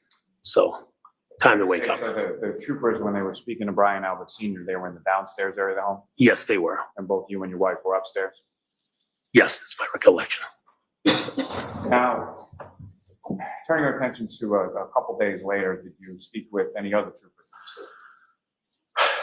I did. I only remember the first name of one of them. It was a man and a woman. I just remember Connor something. I don't know their names. And where did that conversation occur? I was in my first floor dining room table. And do you know if those same two troopers that came on a subsequent date spoke with your wife as well? Yes, they did. And sort of same arrangement as far as where you were and where she was at the time that you spoke with those two troopers? Yes, that's correct.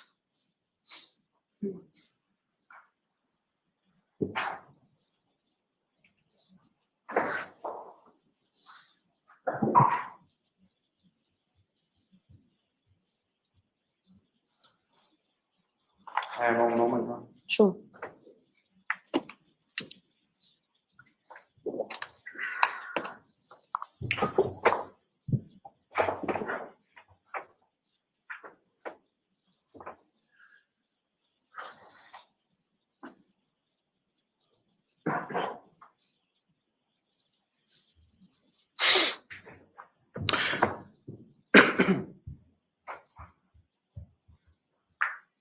Just briefly, sir. So, describing your wife's demeanor, you described her to sort of be in shock. Is that correct? Yes, that's correct. Have you seen your wife display that kind of demeanor before, or have you seen your wife in sort of crisis mode over the course of your relationship and your marriage?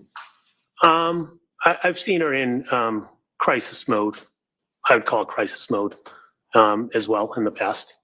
And sort of typically, how would you describe how she handles situations like that, or what her demeanor is in those types of situations? She is very calm, very calm. And when, just so it's clear for the jury, so when you're talking about sort of prior incidents in regard to sort of crisis modes, what types of scenarios or what types of incidents are we talking about? Well, Previous deaths of my parents, my brother. She's the one that can get in the room, sit, relax, hold their hand, make them feel comfortable. She's much more. I can't do that. She's much more. So she's done that with my family, and she's also done that with our neighbor. Nothing further. Thank you, sir. All right, Ms. Giannetti? Thank you, Ron.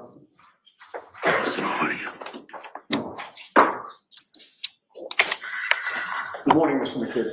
Good morning. I'd like to start by discussing January 22nd, the week prior to January 29th. Do you remember that Saturday? You had been at one of your daughter's hockey games that day? If it's the Saturday before, we're saying? Yes. Yes, I was. And you wound up going to the hillside in Canton, correct? That is correct. You went with your wife, Jennifer McCabe? Yes.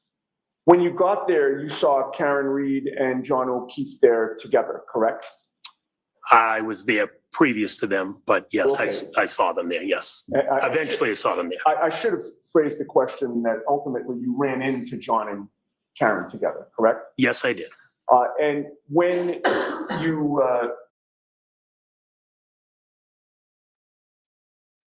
and Brian Albert hung out with Karen Reed and John O'Keefe, correct? Yes, there was a big group of people hanging out together, correct. There were other people in addition to the ones that I've just named? Yes, there were. So you were with John and Karen for maybe around an hour or so that night of January 22nd? I'd say, I don't know exactly what time they arrived, but yes, I'd say they were there for at least an hour. And during that hour span of time, they appeared to be enjoying each other's company? Yes. And the two of them had arrived together, correct? They walked in together, yes. And there were no problems that night that you could see between John and Karen, correct? That, yes, I did not see any problems. Okay. Now, moving on to the waterfall on January 29th. I am not going to go through with you who arrived when and who left when and where people sat at which table. We're going to skip all that. And I'd like to streamline the questioning if I can. And I just want to talk to you about 2 or 3 areas. You would agree that at the waterfall, the mood among the people who were there was festive, correct? Yes, that's correct. Everybody appeared to be happy and enjoying themselves, correct? Everybody was enjoying each other's company. Correct. Specifically with regard to John O'Keefe and Karen Reed, they appeared to be quite happy that Kaylee had been accepted into Bishop Fian, correct? John, I recall talking to John about it, and he was happy that Kaylee was at Bishop Fian. I do not recall speaking to Karen about Bishop Fian, but definitely John was happy about Kaylee being in Bishop Fian. All right. You have previously testified that they were both excited about that, have you not? If I did, I did. I just know that John mentioned he was out because he was excited about Kaylee being at Bishop Fian. If I looped them both in, then they both were happy. I don't remember what I said when I said it. I didn't put it this way. I didn't see her. She wasn't happy about it. Does that make sense? Yeah, well, I'm just going by your words, sir. As far as you could see, they were both excited about her acceptance, correct? Yes, yes. And they had just found out the previous day or so, correct? I don't recall what day they found out, but I know that John had mentioned he had went out for some beers.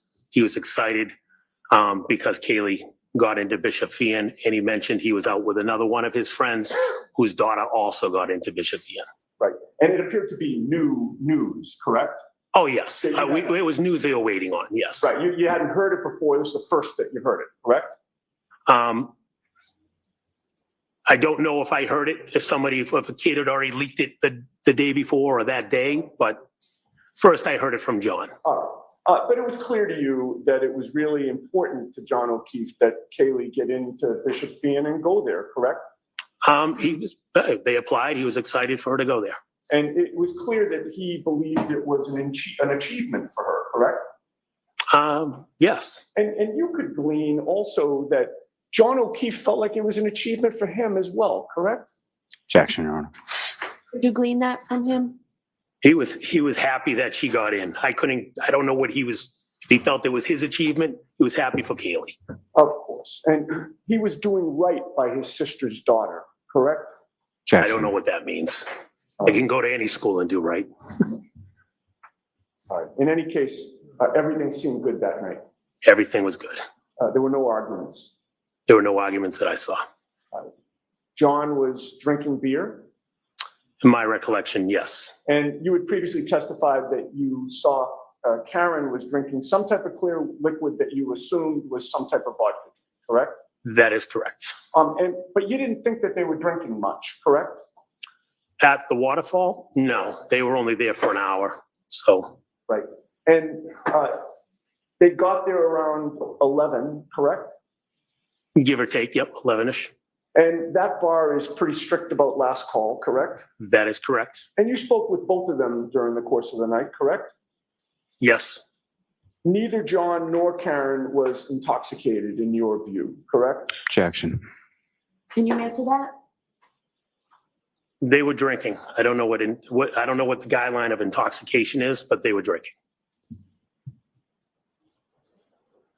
you recall testifying before the grand jury regarding this matter on April 26th of 2022?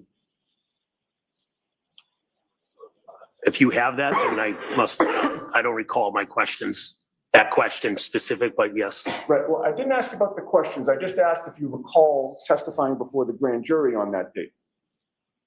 I don't remember the date. I recall testifying before the grand jury. Oh. If I suggested to you that it was April 26th of 2022, would you quarrel with that?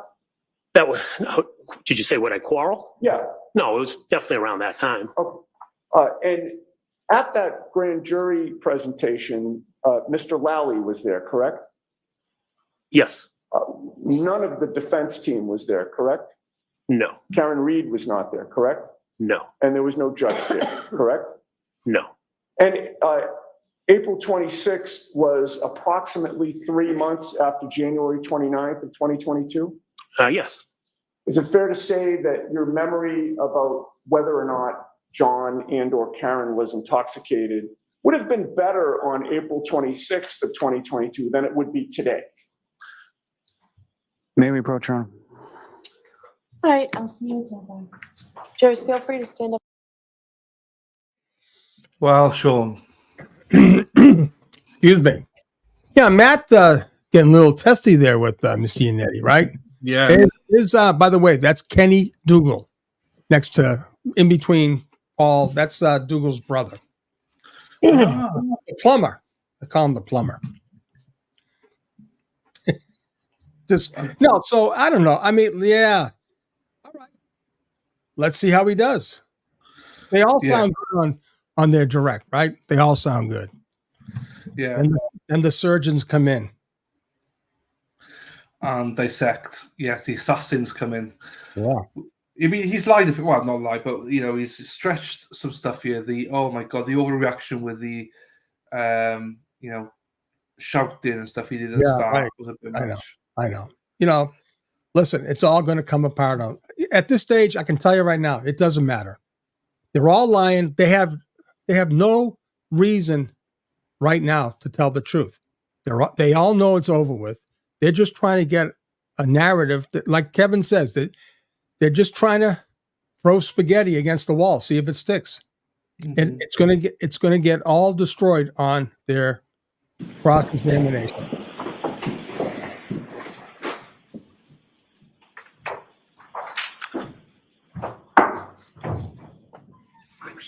Yes. I had just asked you if your memory of your observations of Karen Reed and John O'Keefe from January 29th would have been better on April 26th of 2022 than it would be today. Yes, I think that's fair to say. And that's because your memory doesn't get better over time, correct? I don't know. I would say it's fair to say, yes, my memory would be better that day. And on that day, you were asked by Mr. Lally, quote, did either of them strike that? I'm going to go back to the previous sentence just to put it in context. Yes. The previous sentence was from Mr. Lally, obviously you've had social occasions with Mr. O'Keefe and Ms. Reed before, correct? And your answer was, oh, yes, right? Objection, Your Honor. I'm going to let that one go. My answer is yes. I had previous. I don't know if I said, oh, yes, but my answer was yes. Of course, I had previous relationships with them. I'm sorry, I cut you off, sir. I'm saying, of course, I had previous relationships with them. And the question that I wanted to direct you to, just to put it in context, was did either of them, speaking about John and Karen, on this particular evening seem sort of overly intoxicated to you? Do you recall that question? I don't recall the specific question, but if that's the question. And your answer was no to that?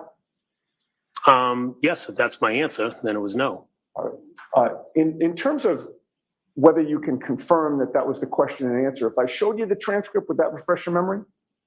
Yes, of course it would. This is 2103, lines 13 to 15 for counsel. And I didn't ask permission, Your Honor, I'm sorry. Did either of them?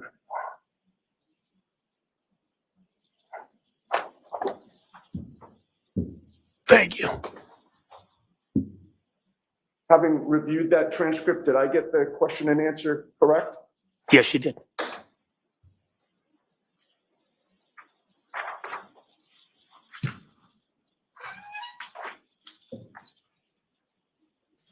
Okay. Just a couple more things about the waterfall. I wanted to ask you about Brian Albert and Brian Higgins, sir. Yes. They were both there that night while you were there, correct? Yes, they both were there. And they are both pretty big guys, correct? Objection. Can you answer that? Yes, they're good sized guys. Did you see Brian Albert and Brian Higgins practicing fighting at the waterfall? Practicing fighting? Right. Did you see them kind of square up in a fighting stance to each other? I recall them grabbing each other. I don't recall them squaring up like they were fighting each other. No, they were playing a little grab ass with each other. I did see them grab each other. I don't recall a physical, hey, let's go duke it out. I do not recall that. Okay. So are you saying, taking you literally, that they grabbed each other's asses? Is that it? No, I'm saying grab ass. It's a figure of speech. Okay. But what they didn't grab each other. they were in a fighting stance, weren't they? Didn't they crouch down low with each other? I'm telling you, I don't recall seeing them crouching in a fighting stance. I recall someone grabbing somebody. I don't remember who grabbed who. I just recall like a bear hug or something. I thought I recall them doing a bear hug. All right, so you recall them, one of them getting behind the other one and kind of restraining them or grabbing them? I think there was a bear hug, yeah.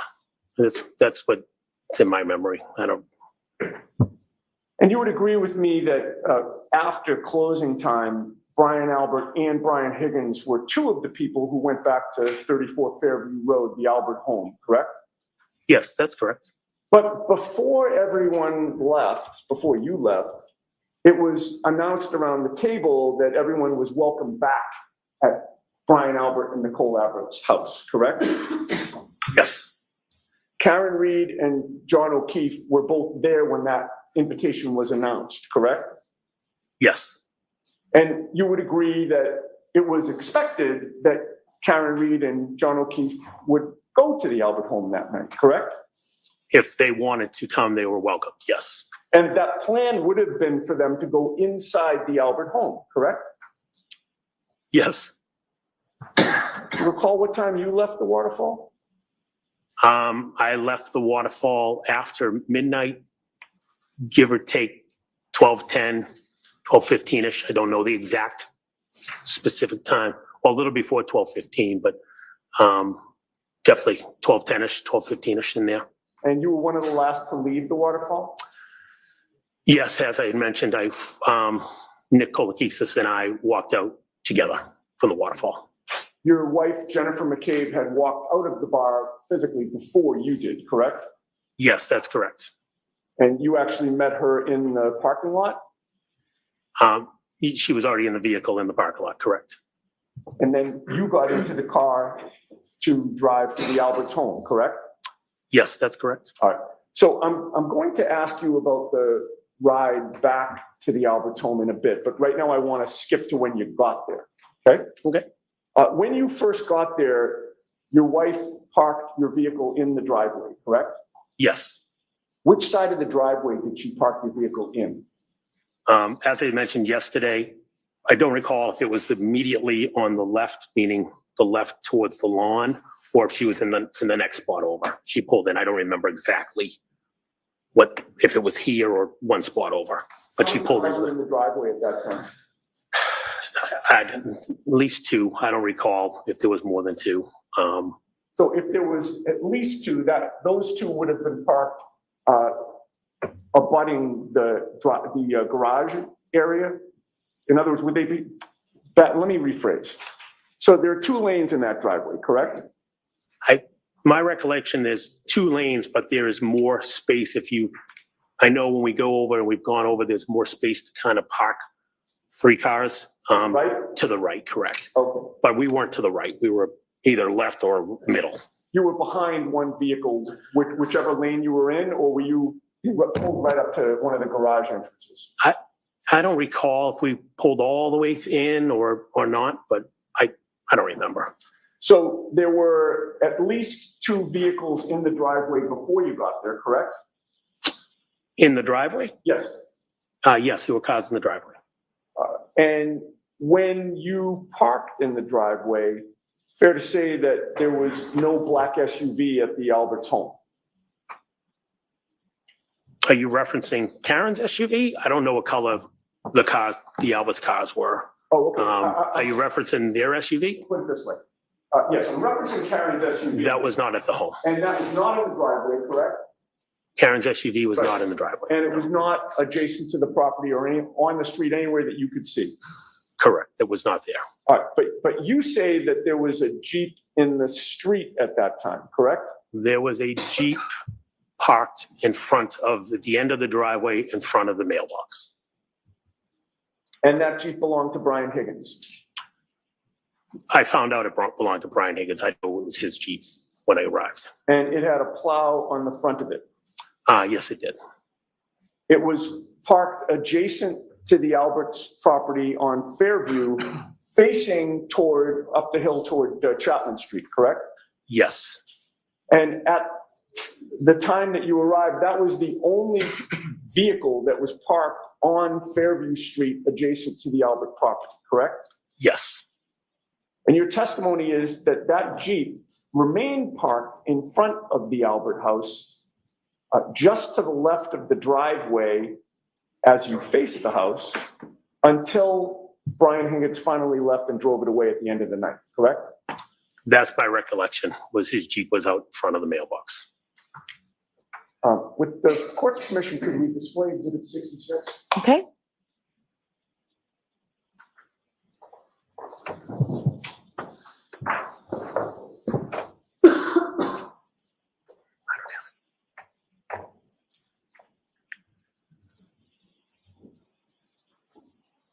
So, Mr. McCabe, I'm highlighting for the spotlight the front of the Albert's home.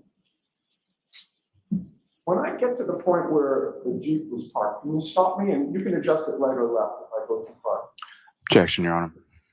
Can we have him use the laser pointer first and then? Sure.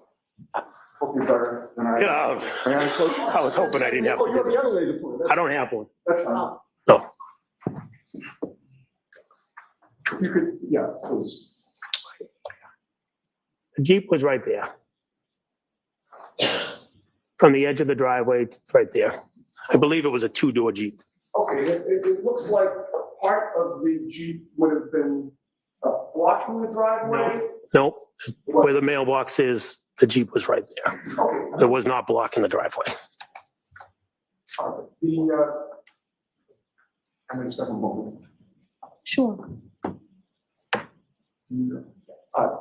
The mailbox that's spotlighted there, would that have been where the back of the Jeep was? Yeah, the back would have been right in the vicinity of the edge of the driveway in the mailbox. I see, so it wasn't blocking the driveway at all when you saw it? No, And it was facing to the left as we look at Exhibit 66, correct? facing, heading to the left of the house, correct? We can have the lights back on.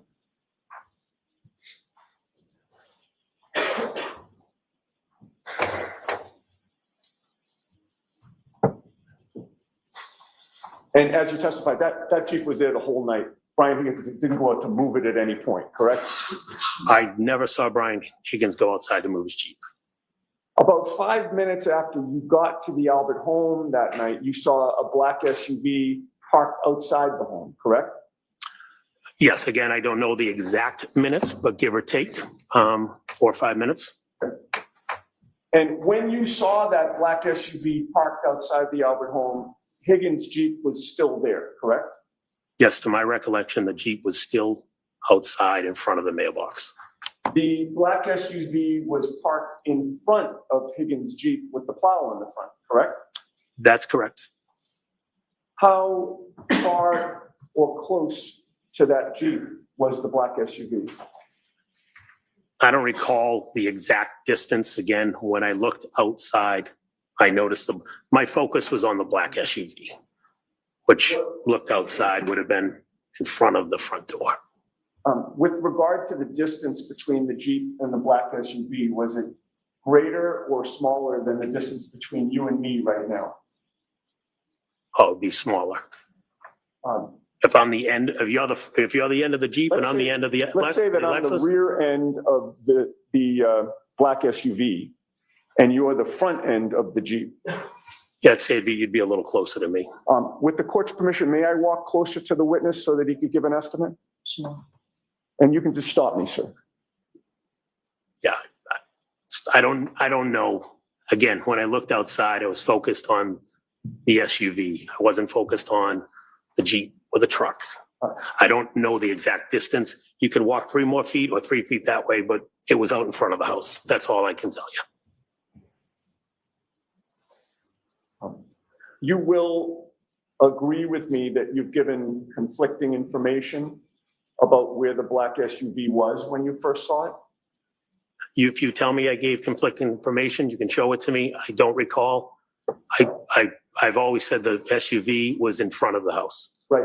And when you said in front of the house, you meant that as you look out the front door of the Albert residence, which on Exhibit 66 would have been the door to the left. That's the classic front door. The classic front door looking at the house on the main part of the Colonial. Looking straight out from there, that's where the black SUV was positioned, correct? In that vicinity, correct. Right. It would have been sort of directly in front of you as you look out that front door, correct?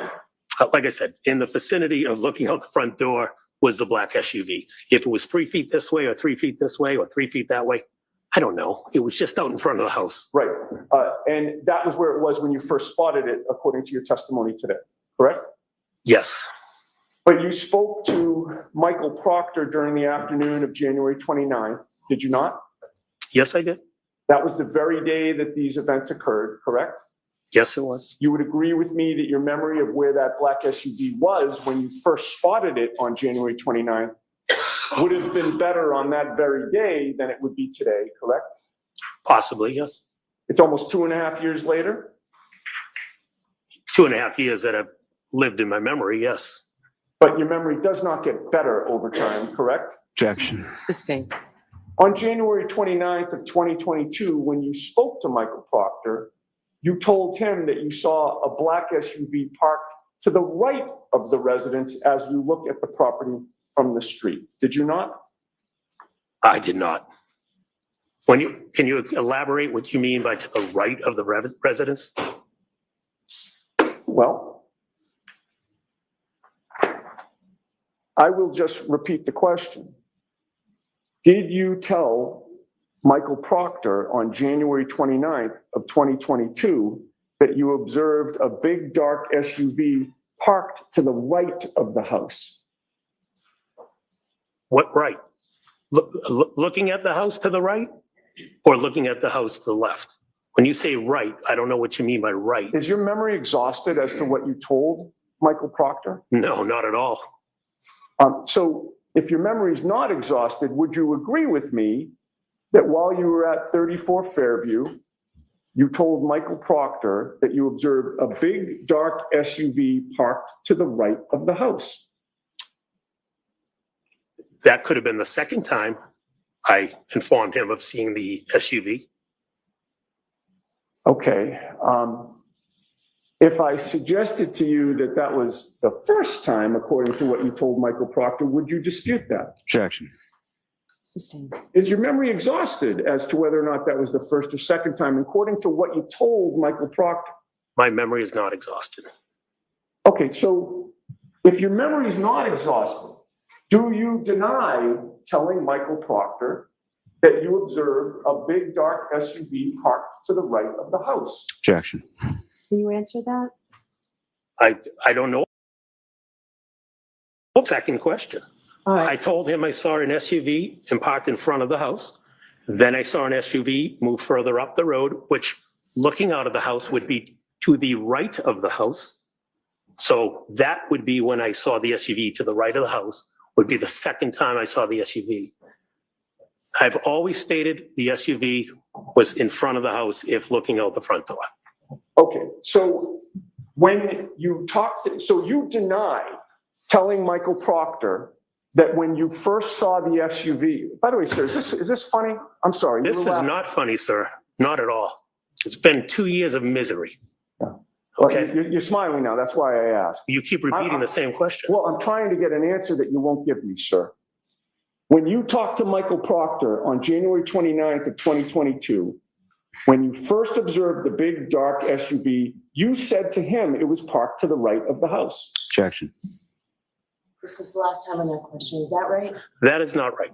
The SUV, the first time was in front of the house, in front of, coming out the front door.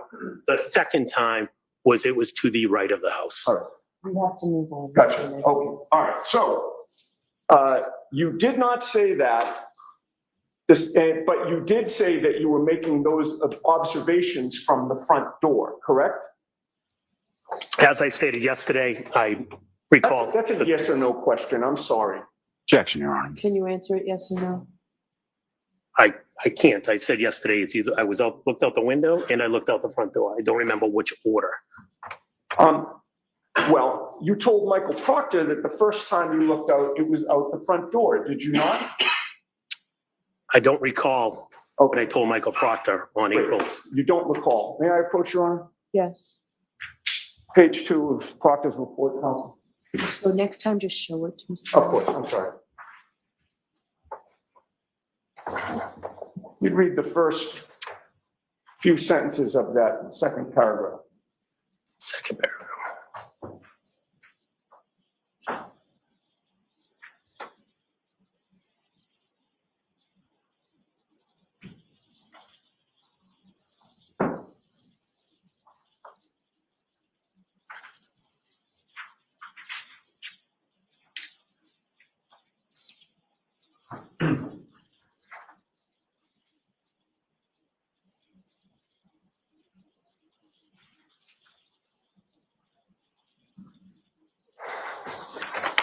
May I approach?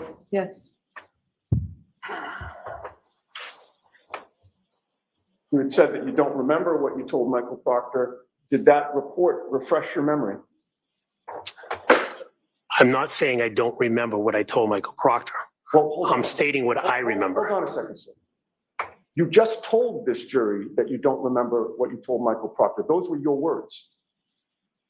Yes, at the point I'm reading, I don't remember the exact wording, but I know what I told Michael Proctor. All right. And you told Michael Proctor that you observed a big dark SUV parked to the right of the house. Did you not?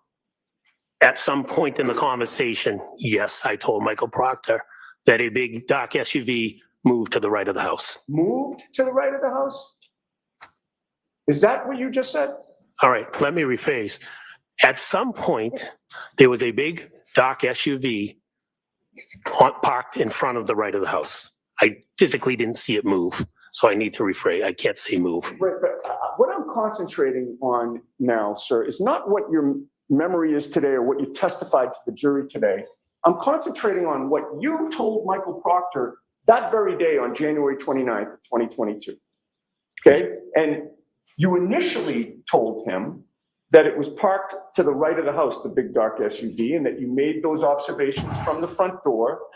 And then you stated you looked out the front window and observed the same big dark SUV had moved to the other side of the property. So Correct? the objection sustained, you have to break that down, and I thought we moved on from this, Mr. Well, Kennedy. no, we haven't gotten to the second part of the. So bring the document, I'll see it side by side. Oh, baby. Hold on, I think this is appropriate right now. It is.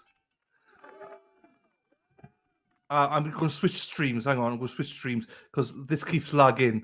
I'm going to another one. I love when he tries to get cute. He just destroyed himself. I thought he was a nice guy. This is what happens to all of them. Thought he was a nice guy on his direct. Now he wants to play wise ass. Big mistake, Matt. Big mistake, Big Matt. You're done. It's over, buddy. You're gonna. Do you see it? Your nephew like, is this funny? Because you keep Love smiling. It. Love it. Love it. I love it, buddy. Love it. This is where it happens. I'm telling you, this is where it this is, it's funny. I remember always growing up, even as a cop, it didn't matter. You get a lot further with everyone. You just say, no, sir, I didn't really say that. No, sir, I didn't. He's trying to challenge an experienced sleuth, an experienced assassin. He's gonna get his heart cut out. He's not even gonna realize it. You hear the buzz? Yeah, it's back, but it's annoying. But is that from the white noise? The sidebar, yeah. Okay, got it. There's Kenny Dougal. So we haven't found out what the actual problem was with Carl, baby, but he's out.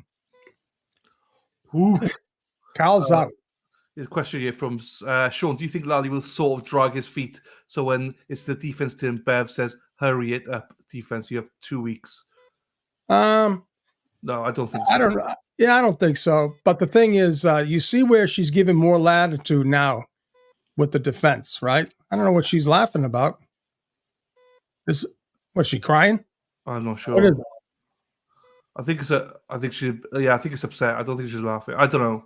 I didn't catch it properly, but Yeah, the guy with the beard said something to her, and she started laughing. I don't know. Who knows? Karen says if he was left at the McCabe's house while Karen went to look for John, Bat busted the taillight, ? From Tony. Hold on for a minute. Sean, if Karen's FUV was left of the McCabe's house,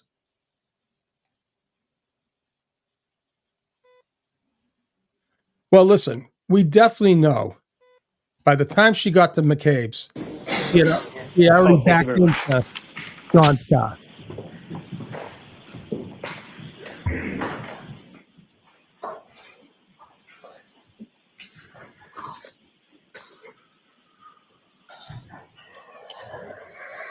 One last question on this, Mr. Young. Yes, with regard to Trooper Proctor's report that you have in front of you, right? It's II for identification. Yes, I'm reading the You report. will agree with me that you reported your conversation as saying that the vehicle was first to the right and then moved to the other side of the property, correct? Objection. Sustained. You testified before the grand jury regarding this issue on April 26th of 2022, did you not? Yes, I did. And you talked about the vehicle moving from point A to point B, correct?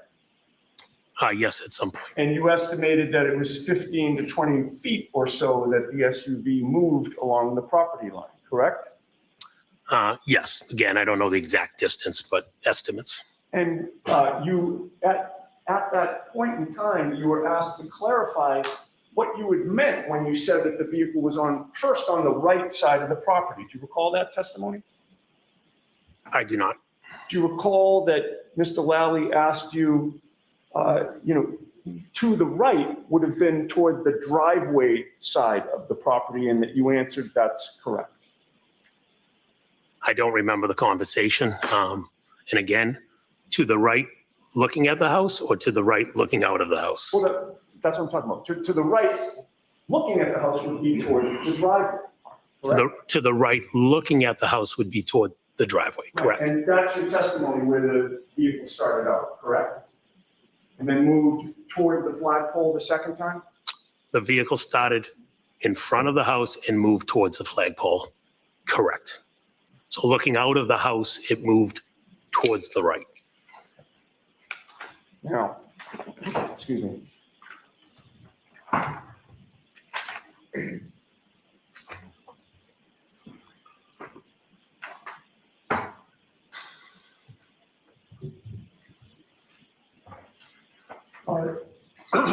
You told Michael Proctor that initially it was parked closer to the driveway or the mailbox when you first saw it, correct? Objection. Objection sustained. We're moving off of this, Mr. Okay, yes, Your Honor. Wherever it was when you first saw it, where was the Jeep in relation to that black SUV when you first laid eyes on the black SUV? Again, I was focused on the black SUV. My recollection, the Jeep was still in the same spot, which we had pointed out earlier on the exhibit. Correct? In terms of where it was facing, the black SUV was behind, I'm sorry, the Jeep was behind the black SUV. Jeep would have been behind the black SUV, correct? And wherever it was along that property line, you would agree with me that before the black SUV arrived outside the Albert home, you didn't notice any tire tracks in the snow on the street in front of the house, correct? Before, yes, that's correct. Before the black SUV arrived. Correct. And at all times that you saw the black SUV, first or second, it was always facing toward Chapman Street, correct? Yes, that's correct. And it was always facing in the same direction that you say that Higgins' Jeep was facing, correct? Yes. And that would mean that the passenger side of the black SUV was the closest side to the Albert home, correct? Yes. And it was the closest side to you when you were first looking at it, correct? Yes. And now your testimony today is you don't recall if the first time you looked at that black SUV, it was through the front door or if it was through a front window, correct? Correct. I don't recall which one I looked out first. I know I looked out Both of them at some point. I just don't recall which one was first. Whichever one it was, when you first laid eyes on that black SUV, you did not see John O'Keefe in the passenger seat, correct? That is correct. How long a span of time was it between the first time you looked out and saw the black SUV and the second time? Again, I don't have the exact time. I'm going to guess 3, 4, 5 minutes at most. And what you did in between those 3, 4, 5 minutes was you went back to the table or near the table in the kitchen dining room area where everybody was congregated? That's correct. And you went back there to talk to people and socialize, correct? Yes, that's correct. And then you came back to the front of the house and either went to the front window or the front door, and that's when you noticed that the black SUV had moved to the other side of the property, correct? Yes, at that moment, it had moved to the right of the property. It had driven forward, correct? I did not see it drive, but it had moved, yes. It had moved So it had to forward. get there somehow, yes. All right. It was now closer to the flagpole than it was the first time, correct? That is correct. And the flagpole, as you look at the property, not from your vantage point looking out, but as you look at the property from the street, that would have been to the left, correct? Yes, And again, it was still facing toward Chapman Street. yes. In terms of how many times you saw the black SUV having moved outside the house, you would agree with me that you have contradicted yourself about how many times that it moved, correct? No, Yesterday and today, you testified that it had been in 3 different spots and then it was gone, correct? yes. Three times I looked out and saw the SUV. Right. And, you know, again, in May of 2024, yesterday and today, all 3 times it moved, it was moving further or farther up Fairview toward Chapman Street, correct?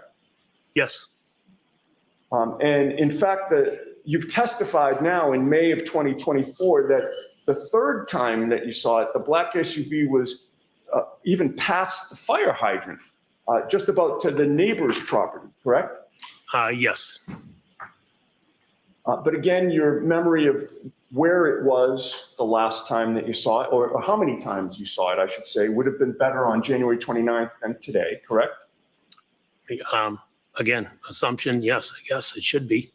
And in fact, when you were talking to Michael Proctor, you had just observed the black SUV just hours before speaking to him, correct? Yes. Not 2.5 years before. Right? Oh, yes. And when you spoke to Michael Proctor, you told him that you only saw the black SUV in 2 different spots, correct? That's what it says on this paper. My recollection is always been, I saw the black SUV in 3 different spots. And you just called it a paper. It's a police report, correct? Objection. That's sustained, Mr. Yannetti. Now, since you talked to Michael Proctor on January 29th of 2022, it's fair to say that you've had multiple conversations about this case with your family, correct? Of course, I've talked about this case. That includes in-person conversations, correct? With my family? Yes. Yes, As well as phone calls and texts? yes, You've also, since you talked to Michael Proctor, have had multiple conversations about this case with your in-laws, correct? yes, That also includes in-person conversations as well as phone calls and texts, correct? that is correct. And since you gave that statement to Michael Proctor, you've had multiple conversations specifically with Brian Albert, correct? Yes, I've talked to Brian Albert. That includes in-person phone calls and texts, correct? That is correct. Would you agree with me that in terms of the changes in your version of events from what you've testified during this trial to what is in Michael Proctor's report, you put the SUV farther down Fairview toward Chapman Street now, correct? Objection. Sustained. Your testimony during this trial puts the SUV past the fire hydrant, almost toward the neighbor's house, correct? That is correct. But however many times you saw that black SUV, you'd agree with me, you never observed any damage to the rear of that vehicle, correct? Correct. Never saw any damage to the rear right taillight, correct? Correct. You'll also agree with me that every time you saw that black SUV, the vehicle had its headlights on, correct?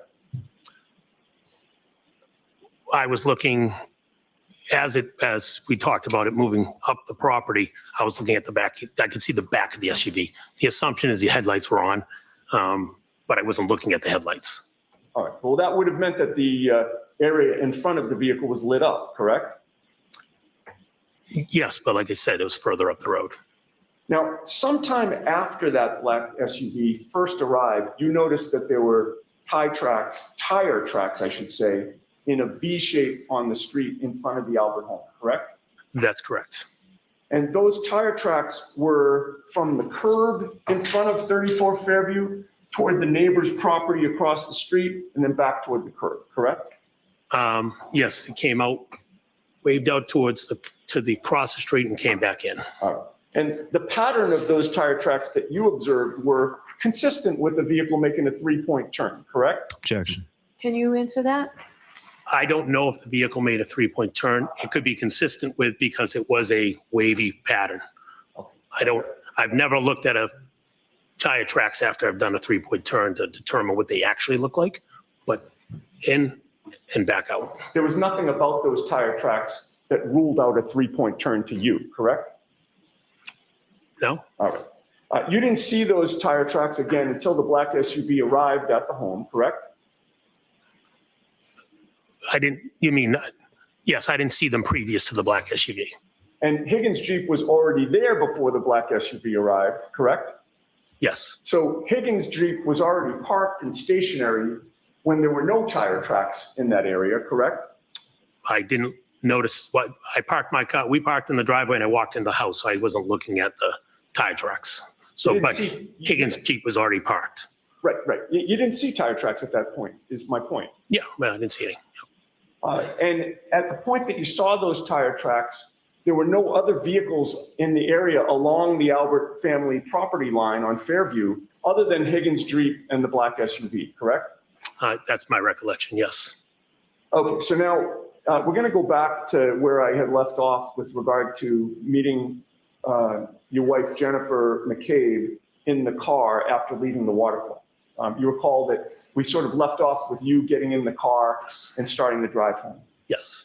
Once you got inside the car, your wife ultimately called John O'Keefe along the ride home, correct? John O'Keefe had texted my wife, and my wife had called him. He was asking where to. We think he was asking for the where to, where's the address.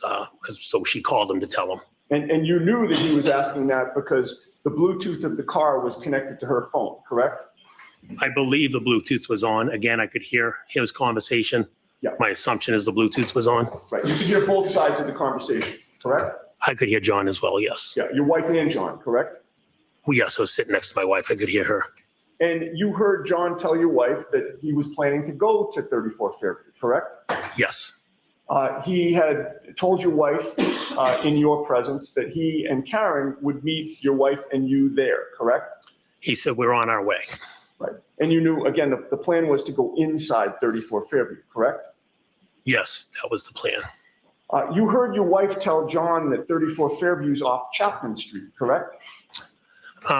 Either I was also talking, so I don't know if my wife was repeating, but yes, we did say off of Chapman Street. It could have been you, could have been your wife, but he was told it was off Chapman Street, right? That's correct, yes. And then your wife hung up with John, at least temporarily, but then John called back, correct? Yes, that's correct. He indicated he needed more specific directions to 34 Fairview, correct? Yes. And then you heard your wife, or maybe you participated in the conversation, I won't rule that out, but between the two of you, you did give him more specific directions, correct? Yes, we did. And either you or your wife, and you can correct me if you know if it's one or the other, but one of you told him to go down Chapman and take Fairview as if they were going to Bella's house, correct? Yes, we had mentioned go down Chapman to Fairview. You know where Bella lives. Drive past Bella's street. The house will come up on your left. Right, and I believe you previously explained that Bella was a friend of John's niece, Kaylee, and also your daughter, Olivia, correct? Yes, that's correct. That was a good way to orient him as to where to go, correct? Yes. And once you did that, John O'Keefe never called back for any clarification, correct?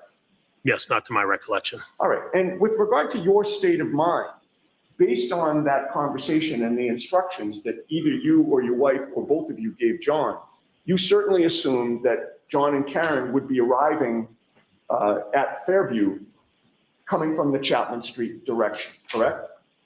That was my assumption. Okay. As I had stated yesterday, there's multiple ways to go, but that was my assumption. And it was an educated assumption based on the conversation that you had, correct? Yes. May I approach the witness, Your Honor? Okay.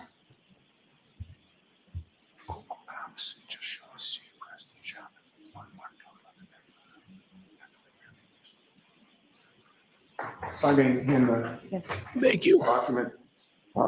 I have handed you something. If you could take a look and tell the jury whether you recognize what that depicts. Yes, this is a map showing Cedar Crest Road intersecting with Fairview Road. On the opposite side shows Chapman Street intersecting with Fairview, as well as other streets in the, it's called the Cedar Crest neighborhood, in the Cedar Crest neighborhood. Okay. And realizing that you don't have a compass or a ruler, does it appear to be generally to scale in terms of where the roads are? Yes. And it appears to be a fair and accurate depiction of the layouts of particularly Cedar Crest, Fairview, and Chapman Street? Yes. Okay, I would offer that, Your Honor. Is there any objection?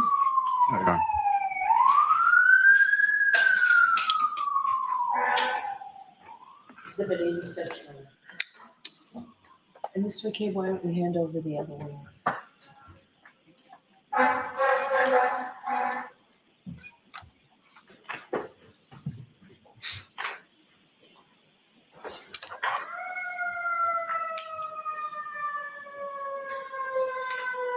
May I display that for the jury, Your Honor?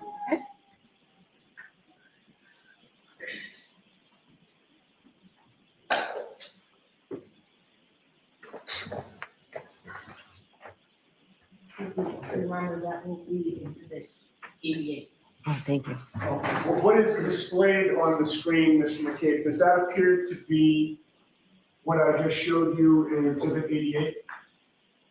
Yes. You see that there's a red bubble there. Does that have any meaning to you as you look at the map? Yes, it'd be the location of 34 Fairview. Okay. And as we look at the map, Cedar Crest is up the top and Chapman is down the bottom? That is correct. With regard to the directions that you gave, or you or your wife gave John O'Keefe, if they were coming as you directed them on Chapman Street, would they be taking a right onto Fairview or a left? If they went the way that we mentioned, they'd be taking a left. Okay, so in terms of looking at this map, they'd be traveling on Chapman Street really from the left to the right as you look at exhibit 88, correct? Yes, left to right, correct. All right, and that would allow them to take a left down Fairview heading towards Cedar Crest, correct?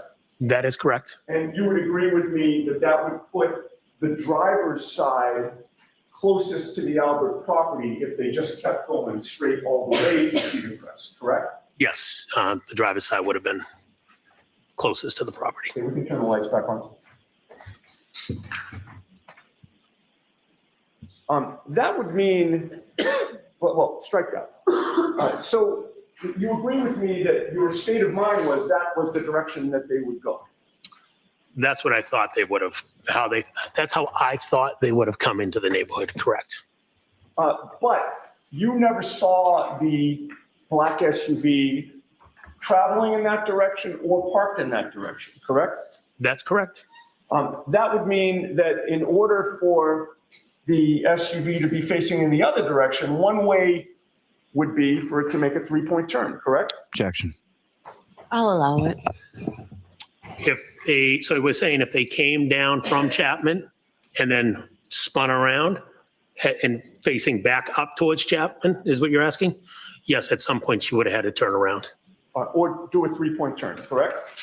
She could do a 3-point turn, or she could just loop around at Cedar Crest and come back up. Either one. Right. And a 3-point turn would be consistent with what the V-shaped tire tracks that you saw when you looked out the front of Brian Albert's house, correct? Objection. Sustained. When you were interviewed by Michael Proctor on January 29th of 2022, you had not spoken with Ryan Nagel, correct? No. So it's fair to say you did not know what, if anything, Ryan Nagel had seen in terms of how or what direction the black SUV arrived in, correct? Objection. Sustained.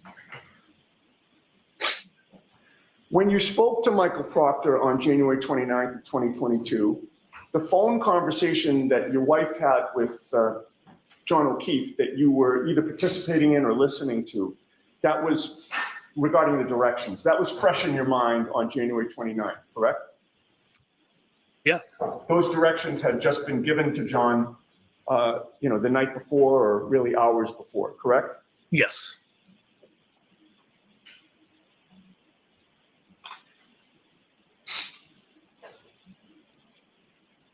So on January 29th,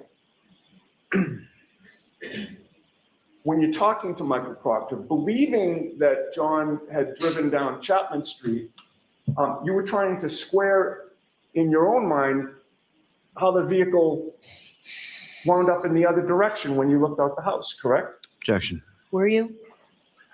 Can you just repeat that again? Yeah, I think I heard you. I just want to make sure. It wasn't a great question. I'll see if I can make it any better. You're talking with Michael Proctor on January 29th in the afternoon, correct? Yes. And he's asking you about the positioning of the black SUV, among other things, correct? Yes. Again, I'm just getting to your state of mind. Your state of mind was that you gave the direction, you or your wife gave the directions to John, and you're thinking he came down Chapman, but you never saw the vehicle in that direction. It was only in the other direction facing toward Chapman. Is that fair? Yes. And so you're naturally trying to square in your own mind, trying to make it make sense as to how that happened, correct? Objection. You can answer that. Were you trying to square that in your own mind? I wasn't trying to, I don't know if I was trying to square it. I just knew that for some reason her vehicle was facing up Chapman. Are you asking? All right. I didn't know what she did. I just know her vehicle was facing up Chapman. And to you, that was the significance of the V-shaped tire tracks when you're talking to Proctor, right? Objection. Was it? If I recall, I said there was a V-shaped tire tracks, and I believe the question was, could it be consistent with a 3-point turn? I said it could be. Okay. I didn't know if it was a 3-point turn. It could be because it was weird tracks. Again, I did not see the vehicle. I don't know if she pulled in the driveway and turned. I don't know if she went to Cedar Crest and turned. I don't know if she did a 3-point turn and turn. I have no idea. All right, but just one last question on this 3-point turn. You offered the V-shaped tire tracks as an explanation for what could have happened, correct? Objection. I'll allow that one. I had stated there was a V-shaped tire tracks. I didn't say it was a 3-point turn. All right, well, you'd agree with me in any case that if John and Karen entered from Cedar Crest and you saw them where you saw them, there'd be no need for a 3-point turn, correct? So you're saying if she didn't come from Chapman, she came from the other side, Cedar Crest, there would be no need for a 3-point turn or any type of turn because she was already facing that way. That's right. If she came from Cedar Crest, she's already in the very direction that you saw the black SUV when you looked out, correct? Yes, that's correct. Now, your testimony during this trial is that you were looking straight out from the house to the street. And, again, I understand your qualification. It could have been 3 feet this way or 3 feet that way. But your memory is that the car was essentially right in front of you, give or take, the first time you saw it. My memory is the car was right in front of the front door. Yes, okay. And you were looking straight at it, correct? As I had stated earlier, the first time I looked out, I don't recall if I was looking straight out from the front door or if I was peeking out through the window, but it was, my sight would had it lined up in front of the front door. So if I looked out from the front door, then it would have been, yes, straight in front of me.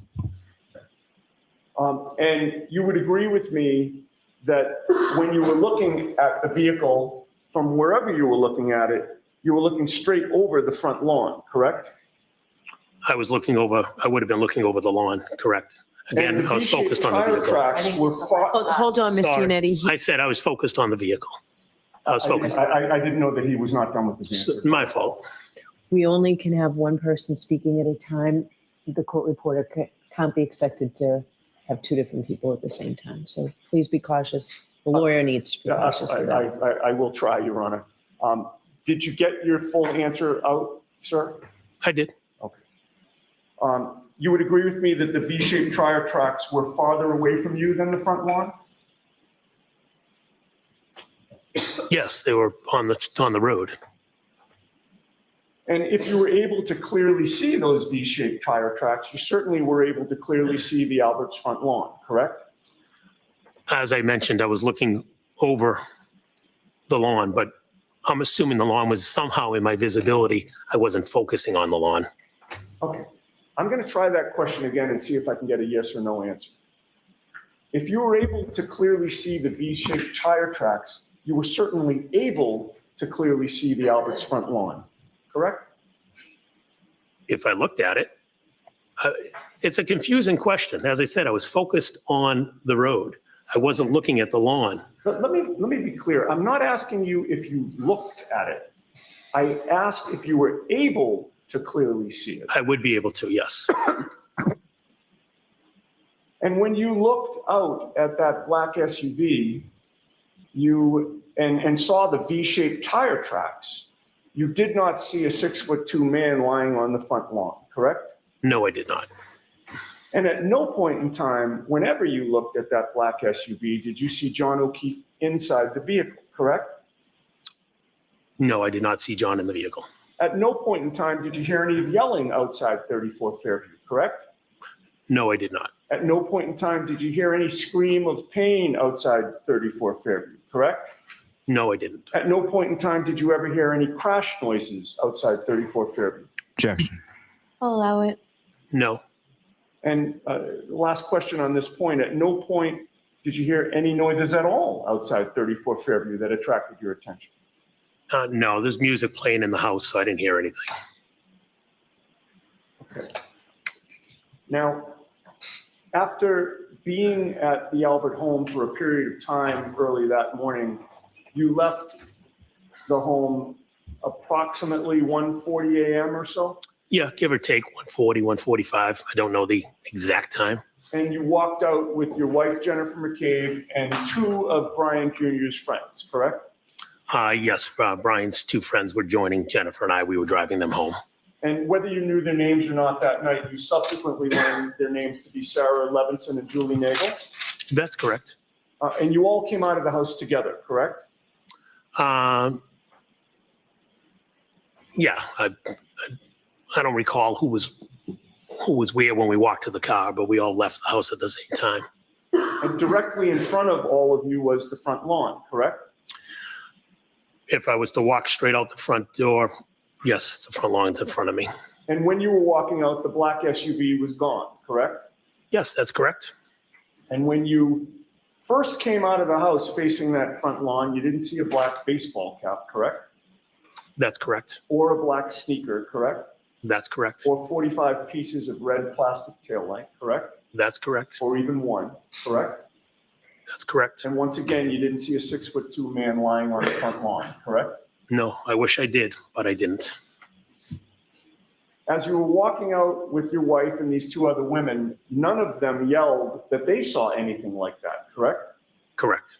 And then you all piled into the vehicle, which was in the driveway, correct? Yes. You and your wife got into the front, the driver's seat and the passenger seat, correct? Yes, I sat in the driver's seat. My wife was in the passenger seat. I had to brush off the car, but that's where we sat.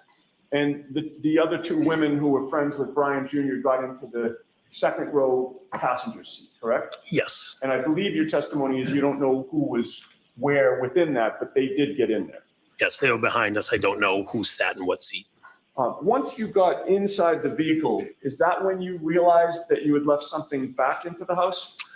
I don't recall leaving something in the house. I'm sorry? I don't recall leaving something in the house. If I did, I did. I don't recall leaving something in the house. You don't recall going back into the house? No, I don't recall going back into the house. If you went back into the house, the front lawn would have been directly in front of you from the driveway, correct? The lawn would have been to my left, and I would have went up the walkway to the house. Okay, well, that's my next question. When you went up the walkway, the front lawn would have been to your left, right? Yes, that's correct. And then coming out, you would have had the same view that you'd had the first time, correct? Yes, I would have come back out the same way down the steps to the left. And without going through all the various items that I asked you about in terms of not seeing on the front lawn, you know, the speaker, the cap, the tail light, et cetera, you didn't see any of that stuff at any point the second time, correct? Correct. I did not see anything. Okay, so now you're finally back in your vehicle and you are backing out of the driveway, correct? Yes. Is it fair to say that to get to your, well, strike that. Is it fair to say that to drop the women off, your plan was to head toward Chapman Street? Yes, that's what we did. Which would mean that as you back out of the driveway, the rear end of your car would have been facing towards Cedar Crest. Correct. And then you would straighten out, and now you've got a straight shot up toward Chapman Street, correct? Yes. And it would also mean that you drove the length of the Alberts property, correct? Yes. While you did that, sir, Julie Nagel never said, "What was that?" Did she? I did not hear Julie say that. She never said she had seen a black object, correct? I did not hear her say that. She never said that she saw a black blob, correct? I did not hear her say that. And she didn't say that the black blob that she supposedly saw was 5 or 6 feet in length, correct? Again, I did not hear her say it. And she never said that she might have seen a person, correct? I did not hear her. You talk about in the car? Correct. Yeah, I did not hear her say it in the car. And you were right there driving, correct? I was driving, obviously focused on the road. The windshield wipers, it was snowing pretty heavily. You didn't have earplugs in. I didn't, but they were all talking in the car. You didn't have AirPods in. No, I didn't. Certainly not the noise cancellation AirPods, correct? Correct. I did not have earpods in. And you never stopped the car because you never heard Julie Nagel say anything about anybody being in trouble, correct? I did not hear her say it. Okay. You woke up the next morning, as you said, to screaming, correct? Yes. The screaming was so loud that you thought that the person screaming was actually in your bedroom, correct? That is correct. That was, and it startled you, fair to say? Yes, it did. And then ultimately, you learned that Karen Reed ended up in your driveway, correct? Yes. You could hear her screaming outside, correct? I could hear her outside, correct. She was hysterical. She was screaming, Jen. She just kept repeating Jen. In a hysterical manner. Yeah, Jen, Jen, yes. And she was screaming so loud that she was in danger of waking up the whole neighborhood, correct? She was loud, correct. And other than screaming Jen, Jen in that hysterical tone, you really couldn't make out her words a lot of the time, correct? Not when she was outside my house, no. Skipping ahead to when you went back to Fairview that morning, it's fair to say that when you went, did you say that you went inside Fairview at maybe around 7 a.m.? Is that a good estimate? Yeah, I don't know the exact time, but it would say give or take, could be a little before, a little after, but somewhere in that vicinity. And I believe you testified that the only people inside that you saw there were your wife, Brian Albert, and Nicole Albert, in addition to Officer. At that moment, that's who I recall seeing there. Okay, so there were, and you didn't know where Brian Jr. was, whether he was sleeping, but you didn't see him. I don't recall seeing him at that moment, no. Okay. And Officer Lank was the only police official that you saw inside, correct? At that moment, correct. Okay. Now,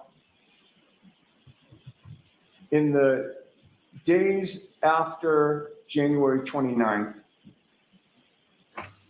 you participated in a group text exchange with 3 other people. Do you recall that? Could you name the 3 people? Sure. You had a group text chat going with your wife, Jennifer McCabe, your brother-in-law, Brian Albert, and your sister-in-law, Nicole Albert, correct? Oh, yes. I'd like to ask you some questions about that group text chat, if I might. Sure. You would agree with me that on February 1st of 2022, that was 3 days after John O'Keefe passed away, correct? Yes. And at some point on February 1st of 2022, you were physically either at or near the Albert home at 34 Fairview in Canton, correct? I could have been. I don't recall if I was there. Do you recall watching what investigators were doing in the neighborhood on February 1st? I do not. If you could show it to me, I could maybe reflect my memory. I do not recall that specific day. You don't recall monitoring what troopers were doing? In I was not neighborhood? monitoring anything that the troopers were doing. If I had driven down the street, dropping someone off, picking somebody up, and saw the troopers, then I saw the troopers. I was not monitoring anything. Directing your attention to 1:34 p.m. and 27 seconds, you texted your wife, Brian Albert, and Nicole Albert, quote, "Troopers back out front, but in front of Asian house." Did you not? If I texted that, you could show it to me. May I approach your mic? Yes.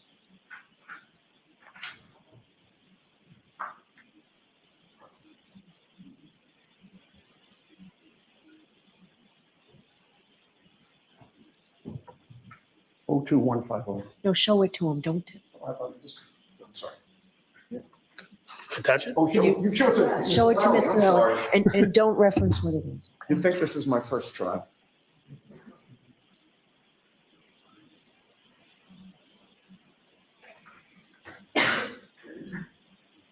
Thank you.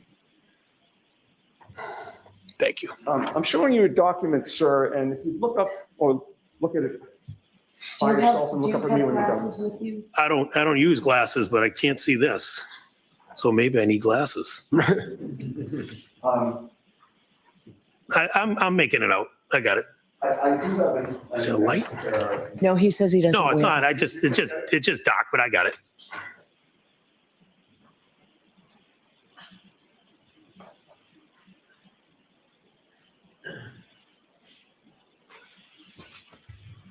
Go up front.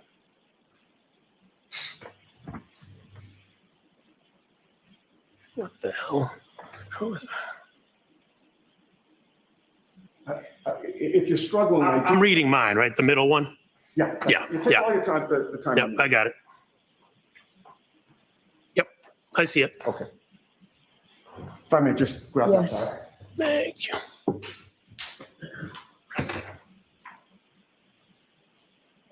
Having reviewed that document, is your memory refreshed?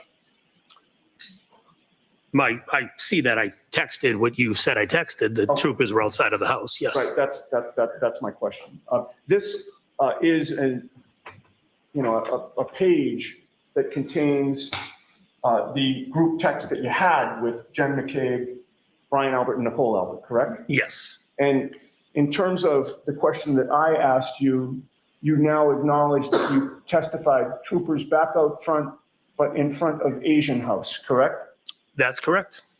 Mr. McCabe, what is an Asian house?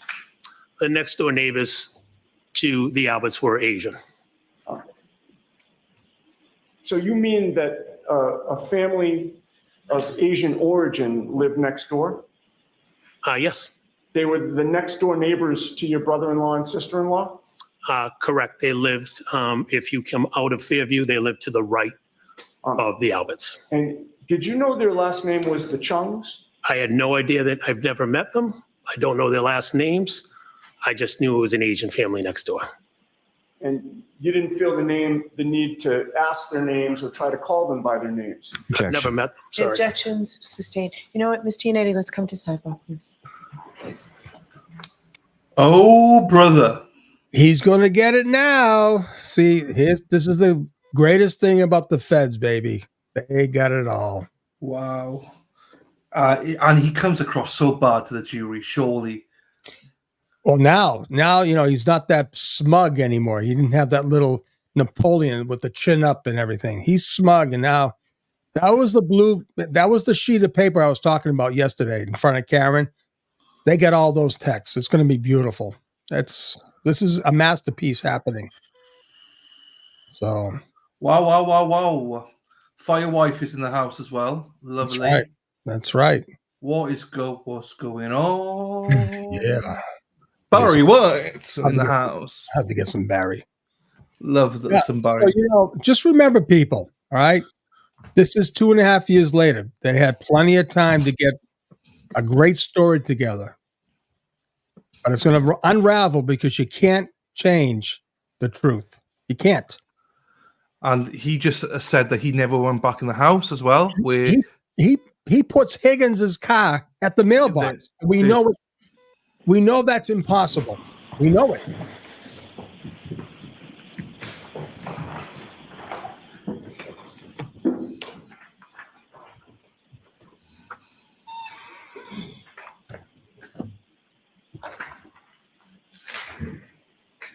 When you did tell the group chat about the troopers being at that house, nobody asked you to clarify which house you were talking about, correct? Objection. I'll allow that. Did anyone ask you to clarify? Nobody asked me to clarify that I recall. In fact, Brian Albert responded with just a question right now. Do you recall that? Yes, I think that was on the screen you just showed me. And you responded yes, correct? Did I get to see all the text or no?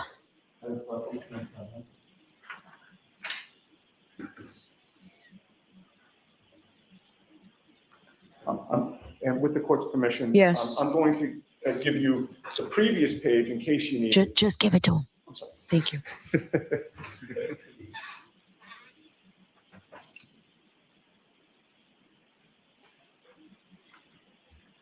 I'll just give you one, and if you need the other, just let me know. No problem. Thank you. And again, just look at it silently to yourself and look up at me when you're done.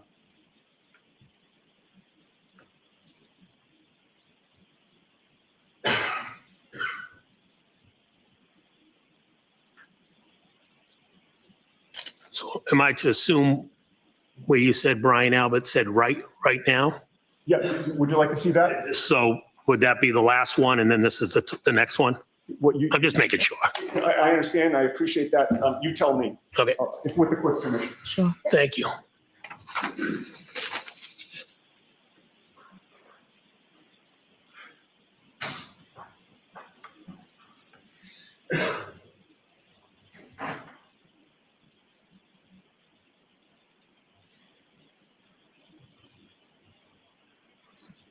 Yep. That's what I was just looking for. If I may collect the document. I didn't read the rest of it. No, take your time, please.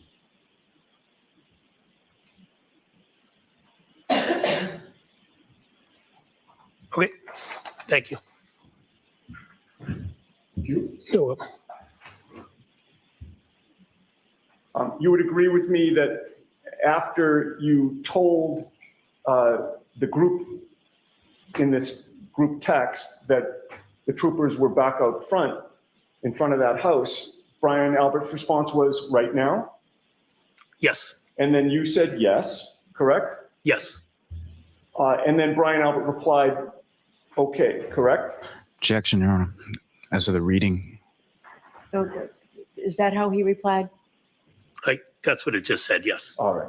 Now, at that point, you texted the group that you were trying to get a picture of what you were seeing, correct? I didn't see that on the text. And you don't deny that you said that in the text, correct? Can you show me the text, please? Oh, sure. Oh, did you say you didn't see it in the? I didn't see that, I'm no. sorry. I think that's probably because I didn't give it to you.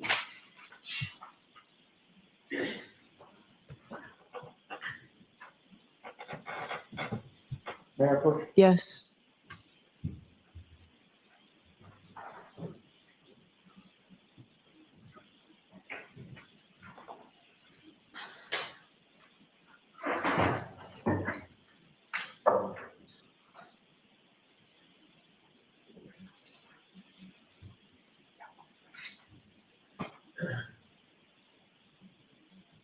Have you shown those both to Mr. Lally? That's the next page after this one.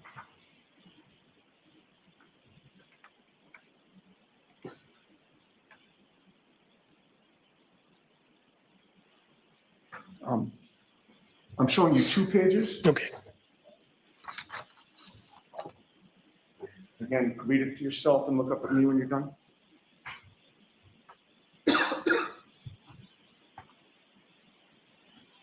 Do you have a phone with a flashlight on you? I don't have a phone on me. If you have a flashlight, I'd be able to see it. Do you mind? Oh, Just Nancy. dark. Madam Court Reporter, Mr. Clerk will. Oh, okay.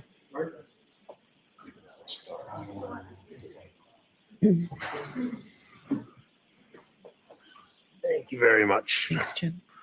All right, much better.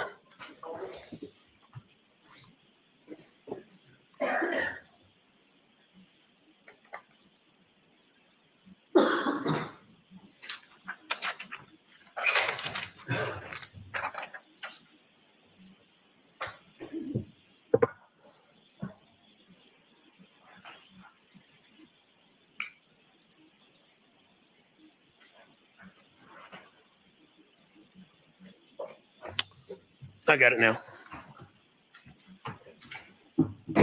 Grab that from you. Thanks.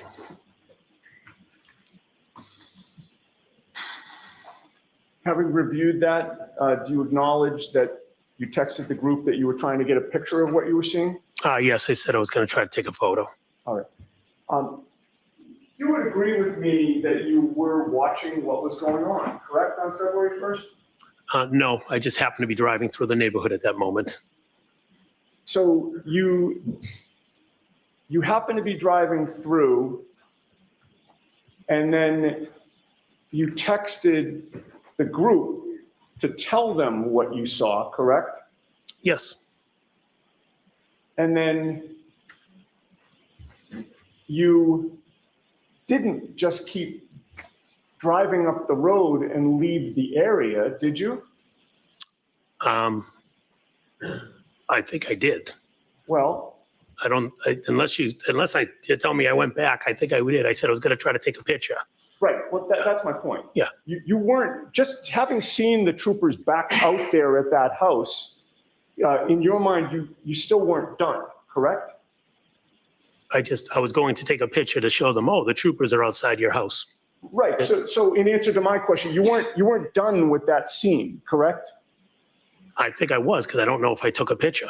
Well, I think I went through. I mentioned I was going to try to take a picture. I don't know if I took a picture or not. You didn't intend to be done at that point, correct? I didn't intend to be done. Right, because you wanted to take a picture of what was going on. I was going to take a picture to show them that the troopers were outside in front of the house. You wanted Correct. to continue to monitor what was going on, did you not? I was not monitoring what was going on. I just happened to drive by at that moment.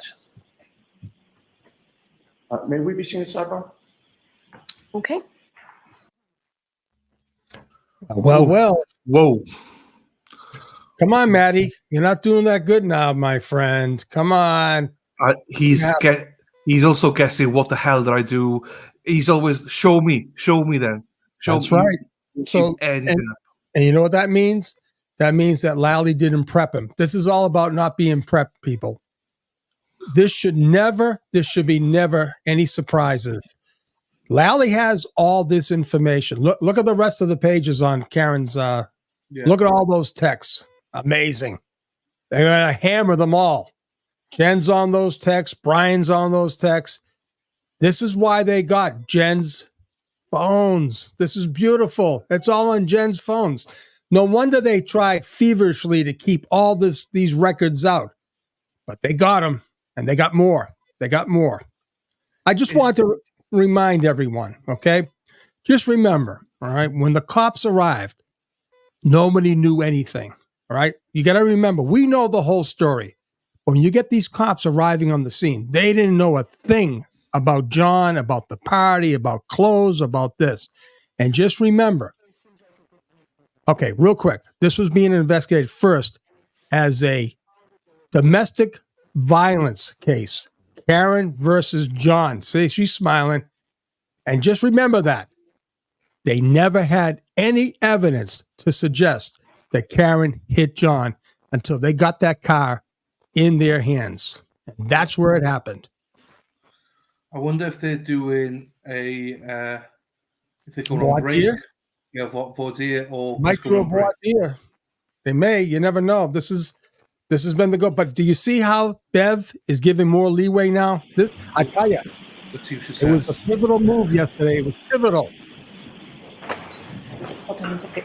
Is there any objection from counsel if Mr. McCabe brings his own phone back in? Should he need a flashlight again? No objection. So why don't you do that? Sure. Okay. You're welcome. You're awesome. Thank you. All right, no voir dire.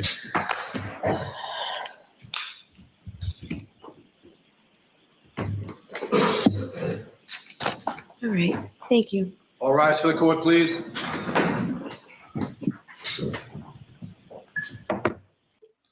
Okay. All right, so we got a problem. He says, if you believe him, right? Because that's how you assess witnesses, right? Do I believe this guy? I've heard everyone before take that stand. They didn't see the Jeep. One person said it was at the end of the driveway. That means it's probably parked in the driveway. But we know for sure that Julie Nagel and everyone else in that house says she saw the car pull up, stop, pull up again, stop. That's the moment John got out. I'm telling you right now. And then she pulls all the way down. It all makes sense. You got the other ones that's coming down behind her. Nobody saw the Jeep. This kid, he's trying to discredit evidently Nagel, right? But none of it makes sense, right? Nothing makes sense what Matt is saying, right?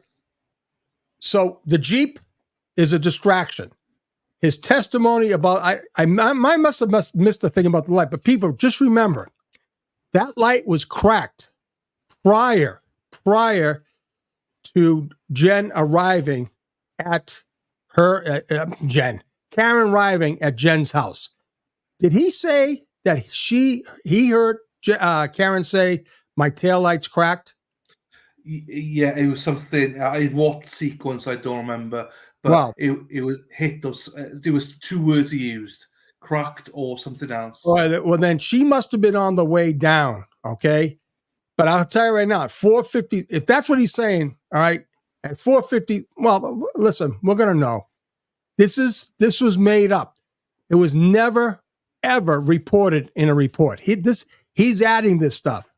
Again, I'm going to tell you right now, they've got nothing to lose. Nothing. They're going to lie their asses off because they got nothing to lose. They're going away. They're all going to be charged. So Tim said, do you just know the whispers? So basically they've got to mute themselves. So they just haven't muted themselves basically. Because you're right, Tim, because I can hear them with Lally and the defense. I can hear those conversations, which is great. I love it. He said he'd heard that on the phone. So when Jen was on the phone, they heard it. Well, guess what? It's the first time anybody's reporting that. First time. Just like who was the other witness reporting the other day? Anyways. But this is important because they got into the visa. So thank you both for the $5, and I know you love this dog as well, Sean. But beautiful. Can Sean explain all the fuss with a V in the snow? Well, that's the thing. I mean, they're trying to make I guess his thing was he was trying to make a point where, he thought Karen did a what do you call it? A 3-point turn, right? Because his directions would have had her come up Chapman, right? This is confusing, though. This is I'll where tell you what. I'll tell you. Let me break it down real quick. Forget about how she came down.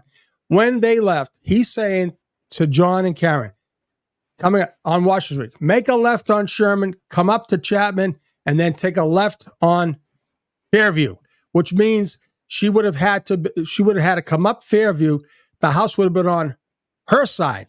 So in his mind, that's what he was trying to say. She must have taken a 3-point turn to get back facing the other way. I guess he doesn't realize that by that time they overshot Sherman. They overshot Chapman. Now they're at Dedham Street. They had to make a left on Dedham, come down Cedar Crest, right? Cedar Crest, and then they passed Cedar Crest. They turned around, and that's where the Nagels and company seized the car. So, he's right.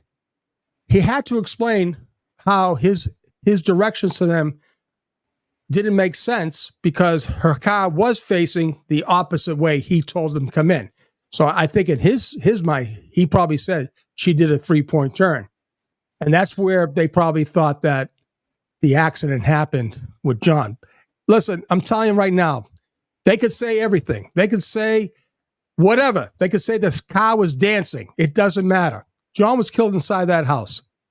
And those people know it. They're all lying. They're all lying. That's it. His demeanor is horrible as well. I don't, Why? But he's going to get his ass handed to him now. Yannetti's about to give it to him. I'm telling you. His world is about to come down crashing. I'm telling you, these guys are the best. Why doesn't Lally prepare these guys better?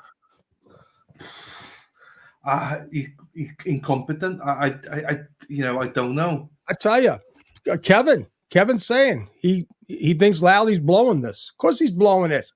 Well, to be fair to Lally, I think any prosecutor would blow it because at the end of the day, she's innocent. There's nothing there. Lally knows it.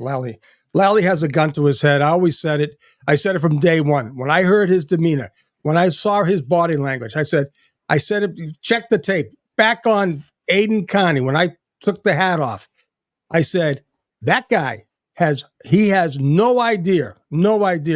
He doesn't believe a word he's saying. And that was back in June of last year. Julie Burke, this is a morning break. Yeah, I believe the morning break there. Julie. Downtown Julie Brown. It's wow. I didn't think, right, sure, I'll be honest here, right? I thought we'd be on with McCabe by now, if I'm being honest with you. I thought, as in Jen, I thought, right, we'd be... No, I know. I honestly did not. Right, so this is why I'm intriguing me, because I thought this was going to be like a nothing witness, just bullshit. Yeah. But now we're hearing about text messages. Oh, baby. Trust me. If you notice him when he's lying, he big smile. What? No. Preposterous. He thinks he's one of these. I'm telling you, talk about privilege. I get privilege now. I wasn't privileged growing up. This kid thinks he's privileged. I'm telling you. He's taken on an incredible attorney. He thinks he's going to win with this guy, right? Like Karen said, what Aiden said to Jen. You actually thought you could outsmart Karen Reed, you little... Anyways, hold on. I had a thought. So, the problem with the Asian house, 2 of the jurors are Asian. They could go against them there, I know. Oh, yeah. Hey, Heather, potty mouth. What's going on there? If I remember correctly, they used a 3-point turn in her first indictment. Yeah. Yeah, well, then that messed up because that means she would have hit John with the left tail light, right? That went down. That didn't oh, yeah. Come on. There's Wendy. Wendy Cordier. Dylan, please talk your best mass accent. Park the car, Worcester. Park the car, Worcester. There you go. Park the car. Park the car. Where are you off to? Worcester. Yes. Leominster. Yeah, I mean, he has. Hang on, I know he has put. So Yannetti's pushed the boundary a few times. You can see the judge being a little bit like, Mr. Yannetti. She shouted a couple of times, be like, Mr. Yannetti. So he's pushing. the significance, obviously, of because people might think about the car.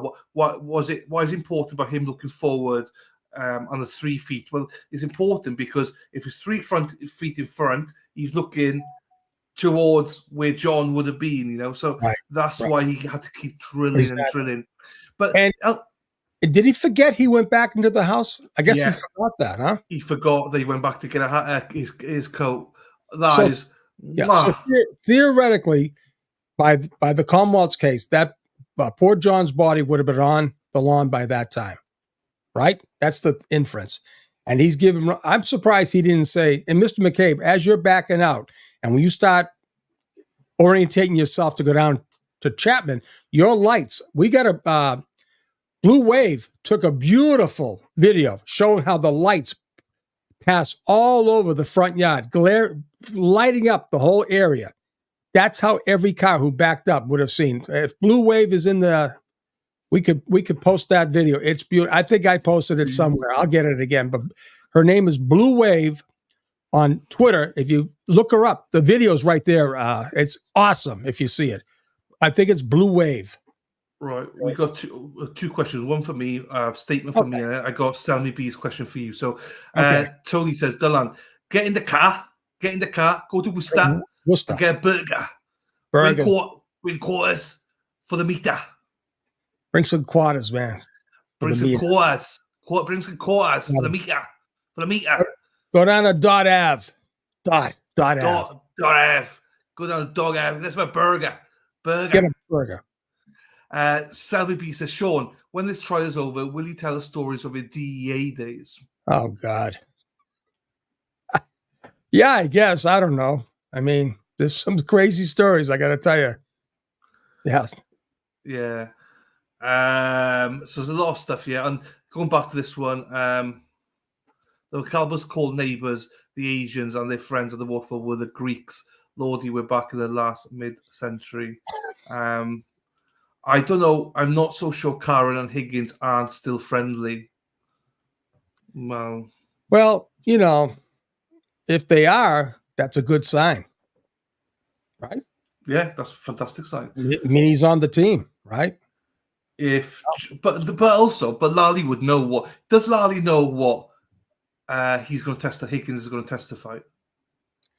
Lally, okay, in the 3,100 pages, right? Say. Let's do a hypothetical. Say in that 3,100 pages, amongst other stuff, it's revealed that Higgins said, I was in the house, I didn't touch John, but those two guys did, ended up fighting the whole 9 yards. Well, bottom line is he knows. He knows. He knows, the judge knows, and of course the defense. All right? I'm telling you right now, they're warm bodies. Just remember, I started down. I'll probably do it on one of the longer breaks, right? But remember what the cops did not know. They did not know anything. All they knew, there was a guy passed out on the lawn, right? According to Jen. No coat, one sneaker, that's it. Looked like he'd been beat up. That was their theory, okay? That was their theory. And then somehow it changed, right? Changed in mid-afternoon. So, you know, it's funny. I wish that Yannetti had forced him on times, because if you look at the reports, it goes, we talked to Jen, we went to the hospital, and we came back and talked to Matt, all within an hour. It's impossible. 11:30, they go, after talking to Jen, then they go to the hospital, see John, then they come back and they're interviewing Matt at 12:30 in a blizzard. I just wish he pushed the times on him. But, okay, so just remember, no witness knew anything except the killers. How did Steve Scanlon get first-hand information by February 2nd? He probably had it earlier, right? But once Karen was arrested, because there was no details about any suspects at that time, right? And when it came out, she was arrested, and he went the very next day. People, I'm telling you right now, you got to, like I told my kids, put your thinking caps on. Put them on. remember, someone inside that house who has firsthand knowledge, somehow told that story that got to Scanlon. Okay?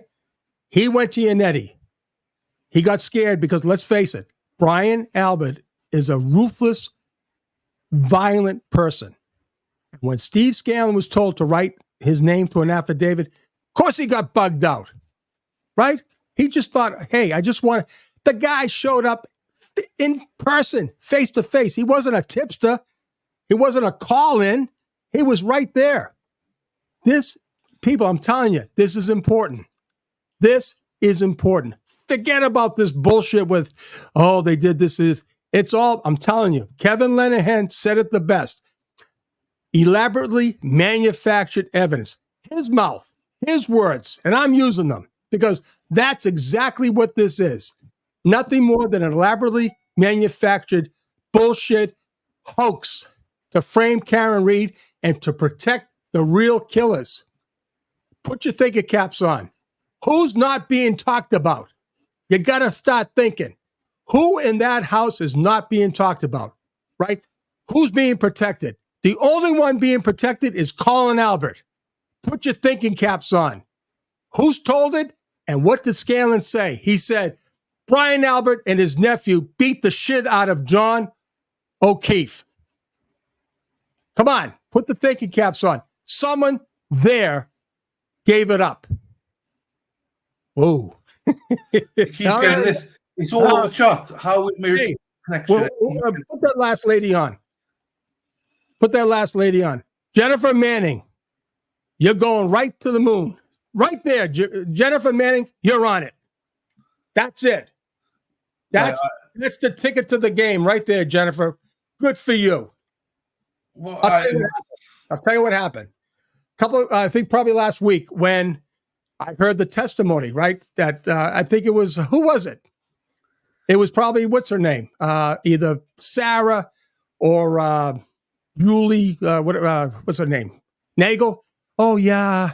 Then we had Alba, we had Kent, and we had Fabiano, right?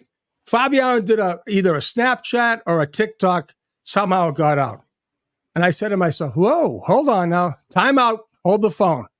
I got a brainstorm here. I'm saying, well, these are names that are coming up now. Okay? Now, yeah, I was thinking, okay, maybe Steve Scanlon had a daughter or someone that could have been in that house. Maybe he still does, but we don't know if that person, but we know these three names. There's got to be a relationship, has to be a relationship with those three girls. And I put it out there last week.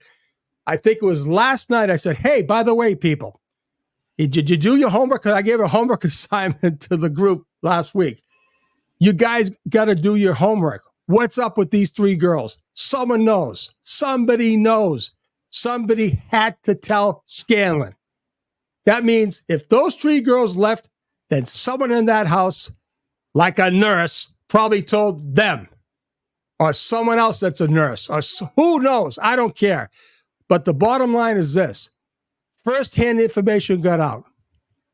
So, and now, since last night, that Mary Kent's name's been coming up.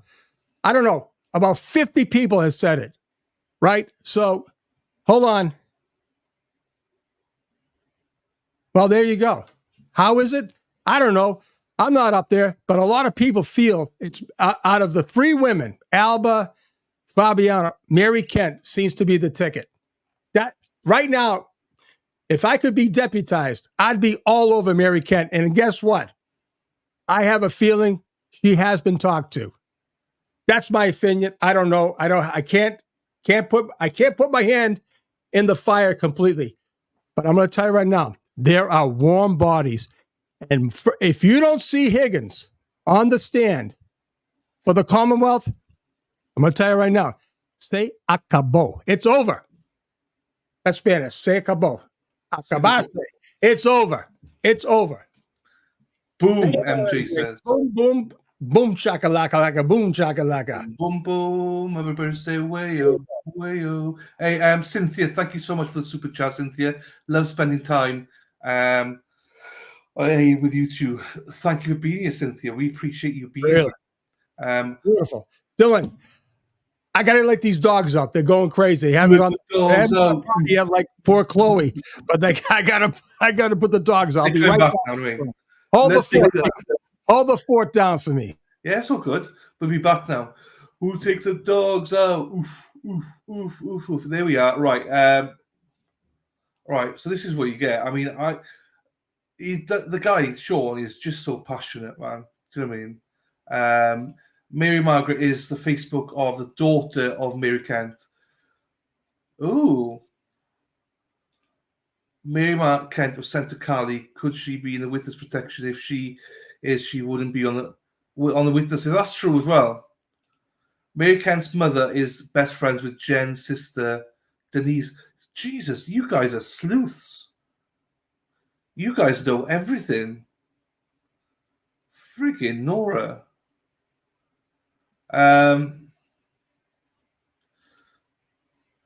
I was just saying, Sean is just so passionate about this. I love it. Absolutely love it.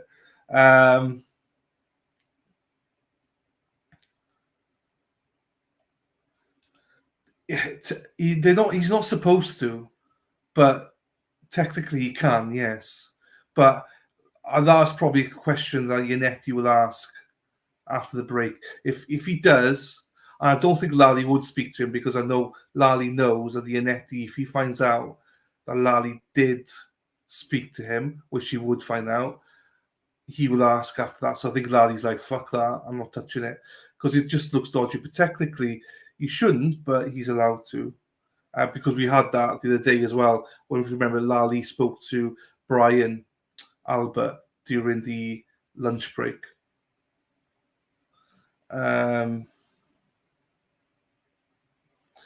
Mary Kent defends the album. I never heard about Mary Kent. This is the first time I've heard about Mary Kent, the Jewer, 69.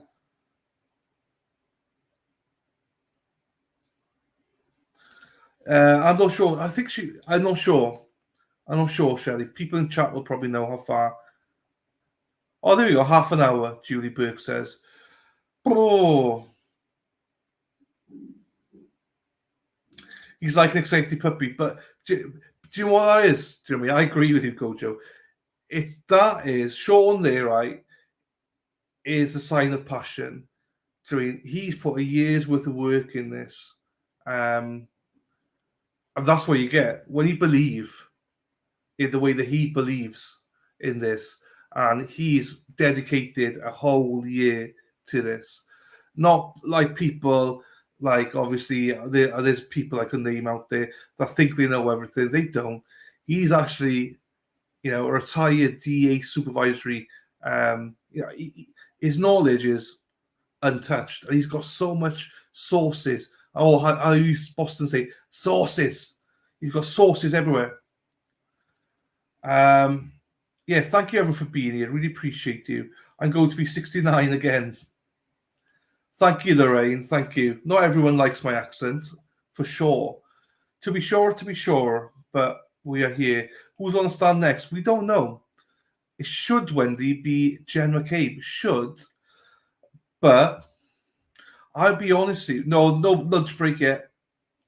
No lunch break yet. They'll be back. This was Sean's life, absolutely. Hey, Heidi. Heidi Costa, hello.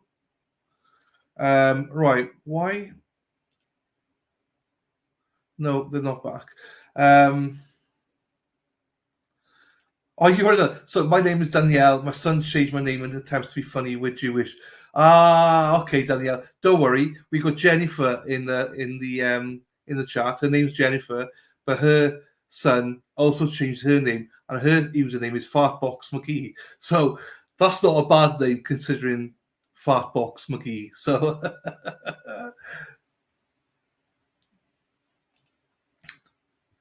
I'm starving. Same here.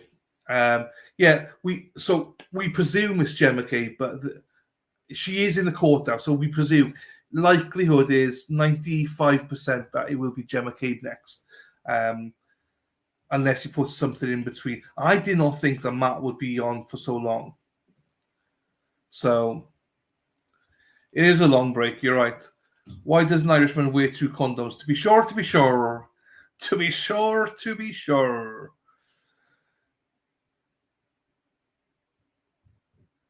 The Jew, absolutely. Sean is the yin to your yang. Yeah, I mean, look, he's a legend, absolute legend of a guy. I don't know what I'd do without him. I've learned so much from him.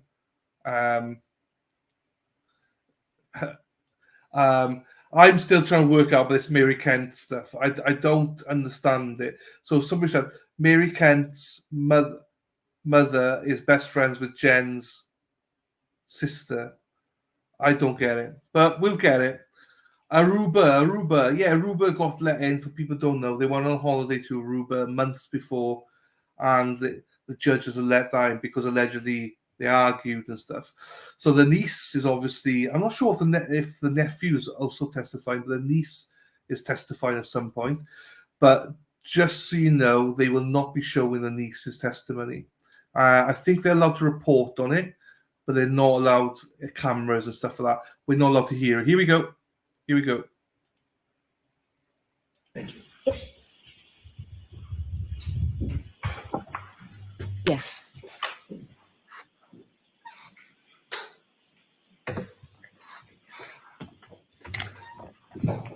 All right, Ms. Giannetti. Thank you, Ron. Mr. McCabe, I'm going to approach this in a little bit of a different way to hopefully make it easier on you and me and the jury. I'd like to hand you, with the court's permission, the 4 pages that you've already reviewed, just to have you identified. I may approach. Sure. Thank you. And I'd just like you to take a look at them and just confirm that's what you've already seen before we took the break.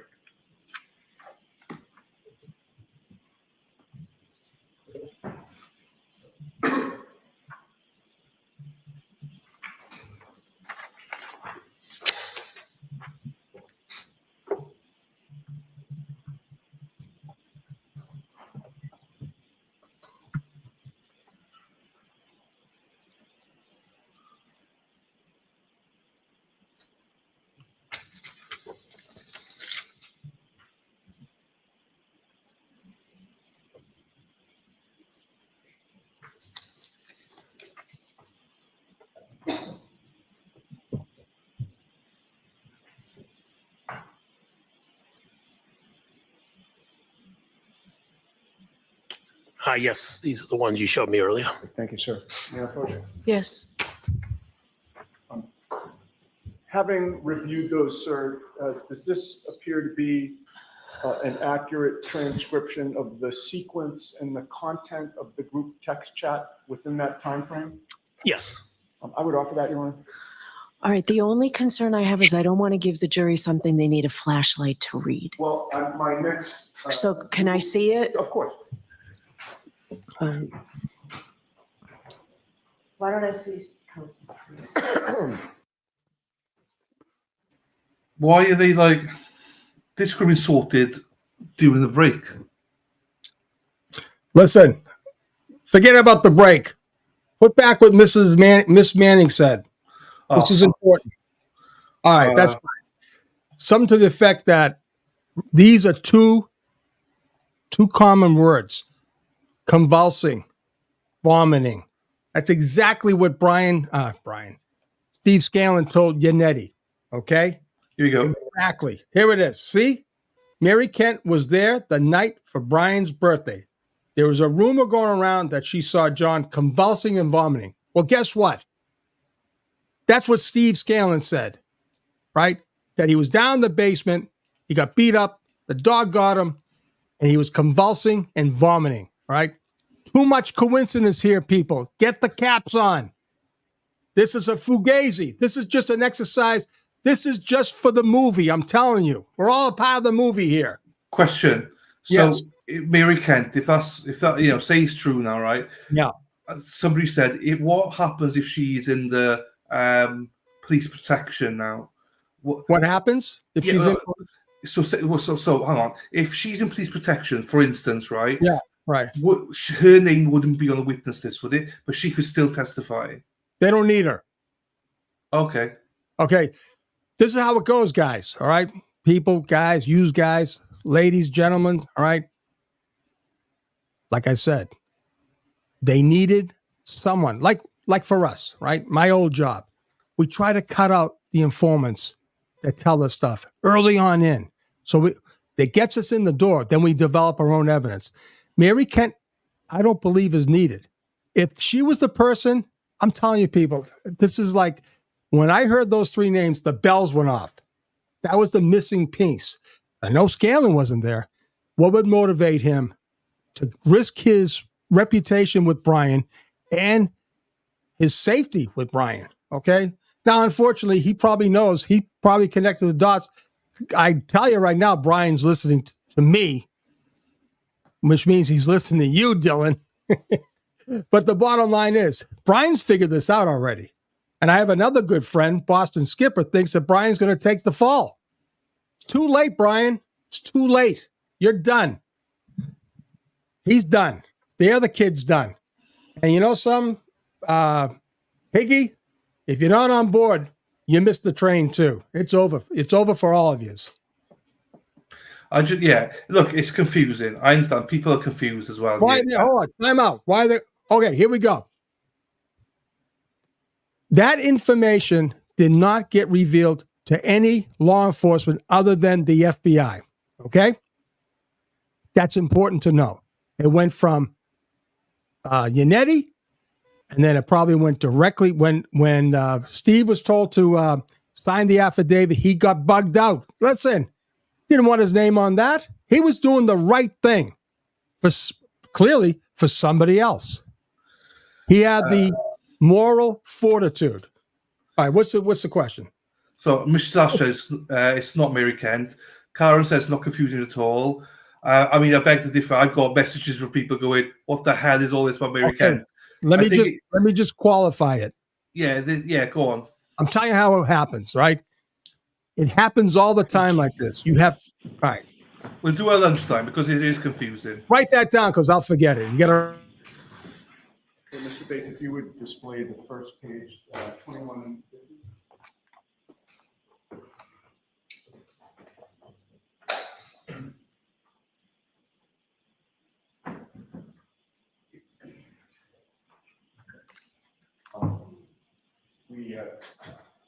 How is your distance vision?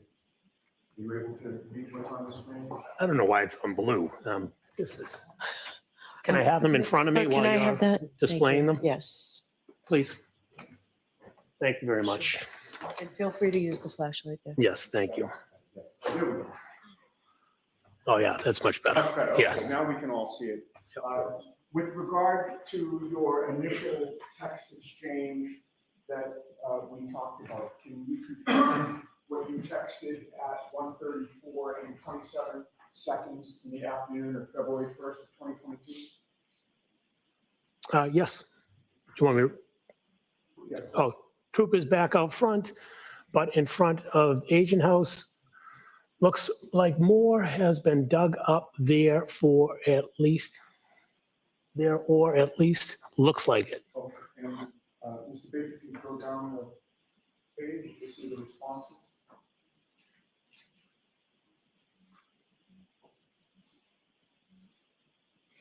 And who was it that responded to your notification that the troopers were back out front? That would be Brian Albert. Brian Albert Sr. Senior. And his response was? Right now. And that was at 1:34 p.m. and 45 seconds? Yes, it was. And you took that to be a question, correct? Yeah, asking right now. Yes. And we can move to the next one. Yes, 2151, please.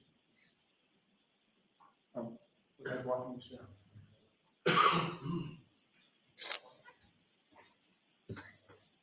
Yes, please. Okay. And you responded to Brian by saying what to his question about right now? I responded, Yes. And that was at 1:34 p.m. and 56 seconds? Yes. You would have still been on scene at that time? I'm not sure if I was still on scene, but I was obviously, if it was in the area, it must have been in the area, correct? And the next exchange, Mr. Biggs?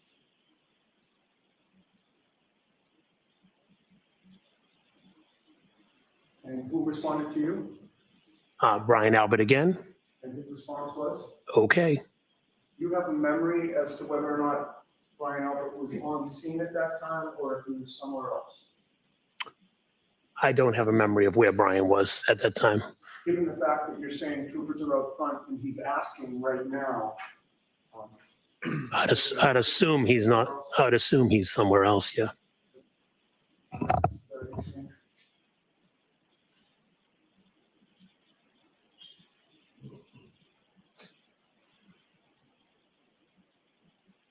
Okay, and your response to him, or your response to the group, I should say, was what? I had to pick up a car, so I drove through. Right, so this is a little further than we talked about. I know we're getting to the next one.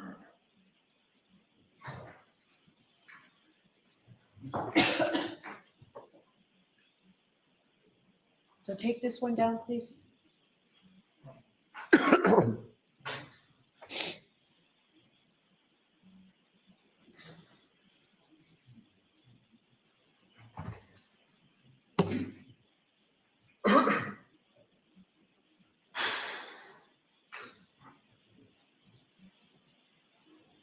I mean, just have a moment here, I'm sorry.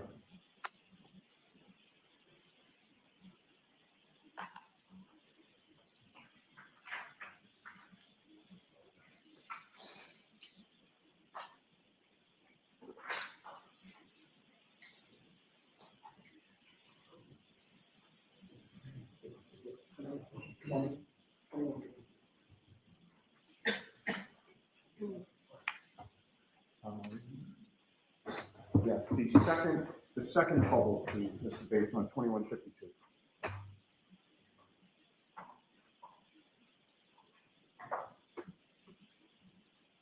Okay, now we're at 1:35 p.m. and 16 seconds, Mr. McCabe? Yes, that's correct. And your text to the group of you, your wife, Brian and Nicole Albert is what? Trying to get pictures. All right, and at this point, I've asked the next bubble be displayed, and then I'm going to skip to the bubble after that once you see it.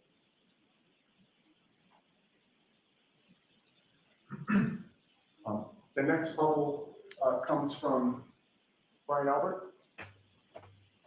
Yes, Brian Albert. All right, and that's at 1:35 and 30. Ms. Giannetti, let her, I'm sorry. the screen speaks for itself. If What- it what- doesn't, then the witness can. Of course. What time is that at? 1:35:32. All right, and his response, does that appear to be a typo? PK, I'm assuming. All right, the next bubble after that would be 2153, please, to talk.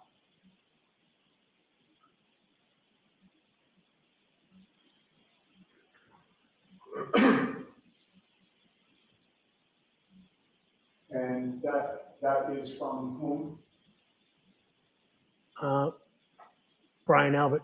All right, and the time there, are you able to make that out? Does that say 1:35:34 or 1:38:34? Whatever it says. If you can't see it, you can't see it. Next. Sure, and his response was? Okay. Does that appear to be correct in the PK? I'd have to go back and. Well, the previous one you. Next question. Sure. All right, we can take that off for a minute. I'd like to just go over two more areas of these group chats with you.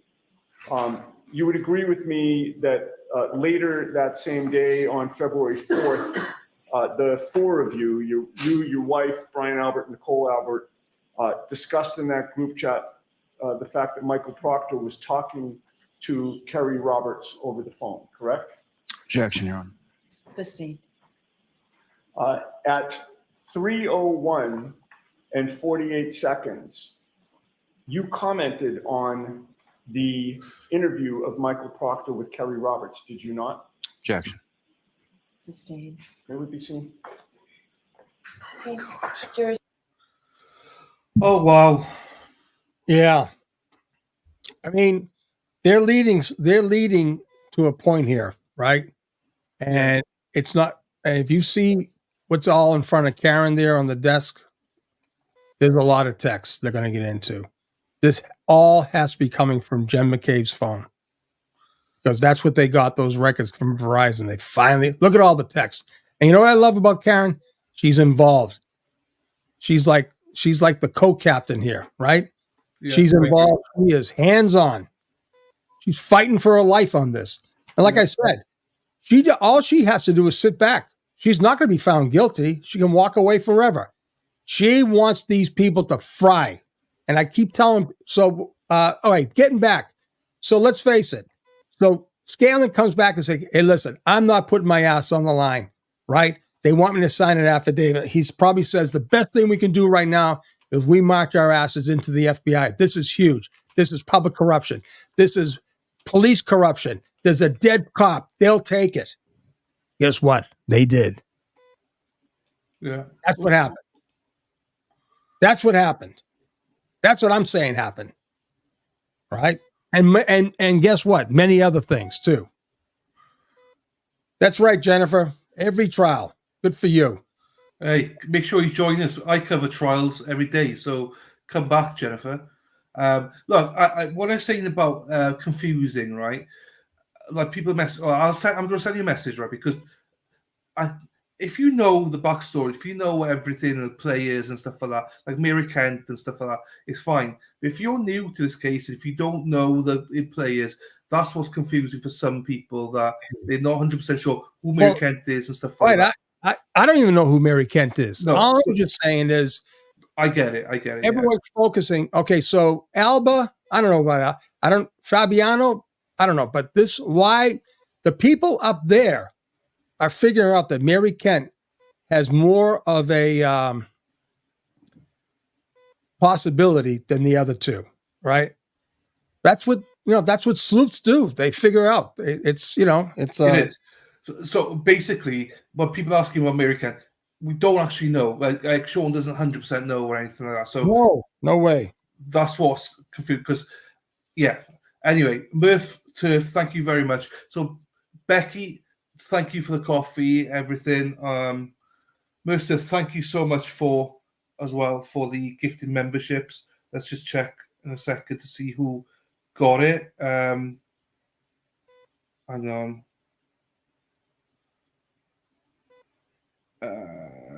And Kimberly and the Hackster, thank you for the PayPal donations as well. Really appreciate you. Thank you so much. I don't want to dox you, so I'm not going to say your surname. Right, who got? Welcome to the newest members. Who got the? So gifted memberships went to Jennifer Manning, Kim, Ted Hughes, Pippi Longstocking, and Joni. So congratulations to all of you. Thank you again to Murph's Turf. It's all go. It's all go. And for anyone that doesn't understand anything, don't worry about it, okay? Ask your questions in chat. I know I appreciate people messaging me, but ask them in chat, because I'll tell you why. A lot of people in chat know the answers. You don't have to wait for Sean. Sean knows most things, obviously, but the chat is super, super good. Of course. So if you got questions, don't be afraid to ask in chat, people. And if people are asking questions in chat that want to know stuff, I hope that everyone give them grace and obviously answer some questions. Because everyone's got different levels of knowledge and stuff going into this case. There we are. Thank you so much, Murph. Who's Dave? Dave's handing out flowers. There you go. There you go. Yeah, this is what I mean, Eliza. We don't really. Yeah, no. Defense. Ah, that's lovely. I like to see that. There you go. I think you can hold it. Thank you.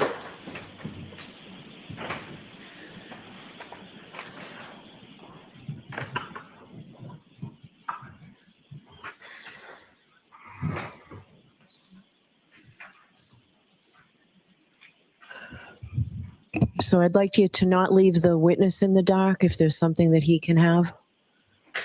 What I'm going to do now, sir, is to hand you 3 more pages and ask if you can identify those. Thank you.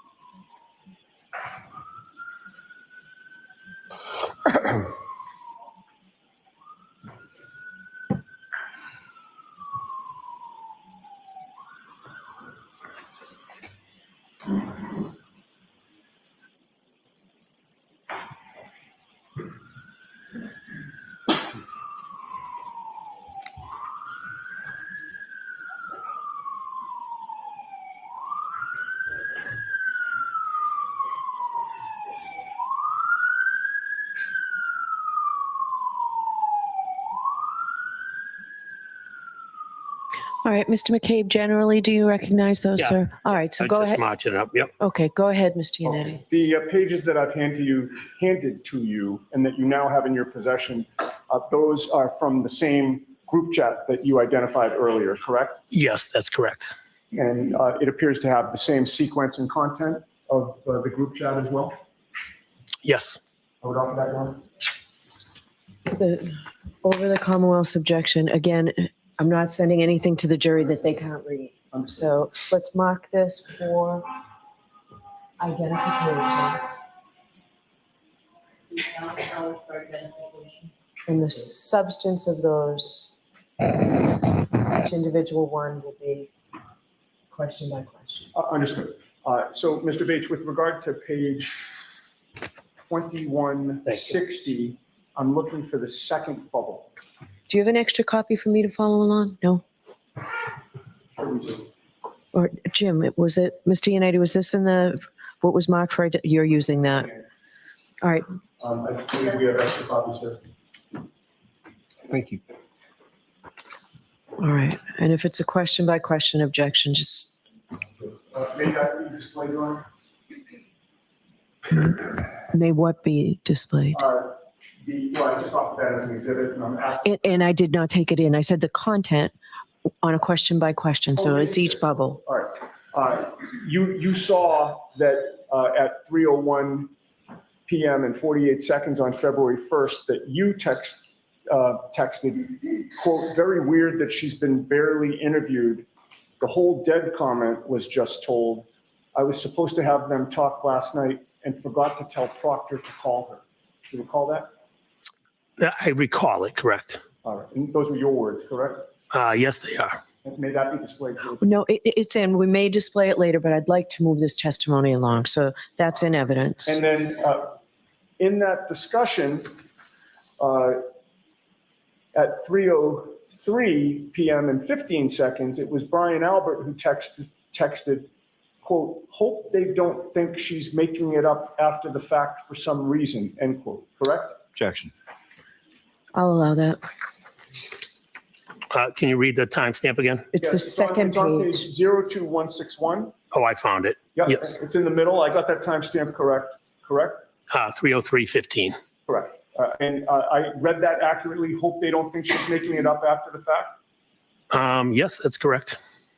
And then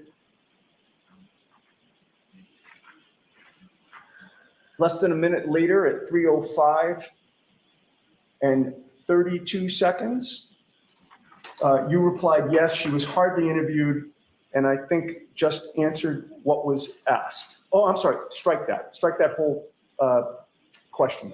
I skipped his next response, which was at 3:05 and 2 seconds, where he said, but if they barely interviewed her, that's on them, correct? That's from Brian. Yes, that's correct. Okay. Now, with regard to that exchange, you would agree with me that you were talking about Kerry Roberts being interviewed by Michael Proctor, correct? I don't want to make an assumption. Do you have the text previous to this that shows that we're referencing Kerry? I do, and I'll show you that only to refresh your memory. Yeah, I don't want to assume something. I understand. I'm going to show you one page and ask you to look at it silently to yourself. Okay. And I've opened the packet to the page. Okay. You can just look up at me when you're done.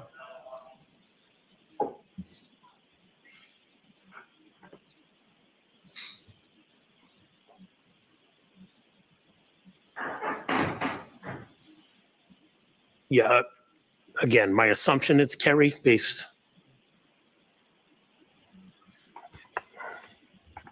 Can I go back another page? Feel free.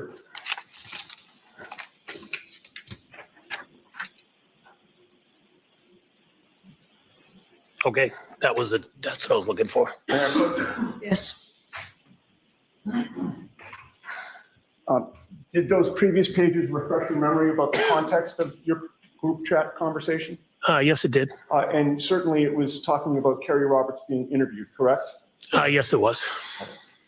And you were passing along information about that interview to Brian Albert, were you not? Yes, I was letting him know that Kerry was being interviewed. And you were telling him things that she was saying, correct?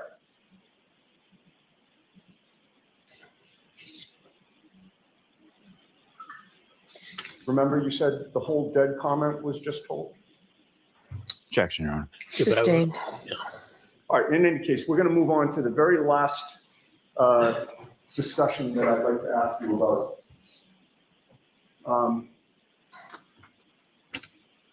Earlier that day, February 1st of 2022, at 12:50 p.m. and 37 seconds, Brian Albert texted the group, which would have again been his wife Nicole, your wife Jennifer, and you. And that text was? Objection, Your Honor. Okay, so I can't, which bubble on which page? 02148. Right, on which page? That's the page, 02148. Okay, so I don't have it. The bubble is the second of the three bubbles. So I don't have it. I don't have it. I don't know what the objection's pertaining to. Jurors, I apologize that this is taking so long.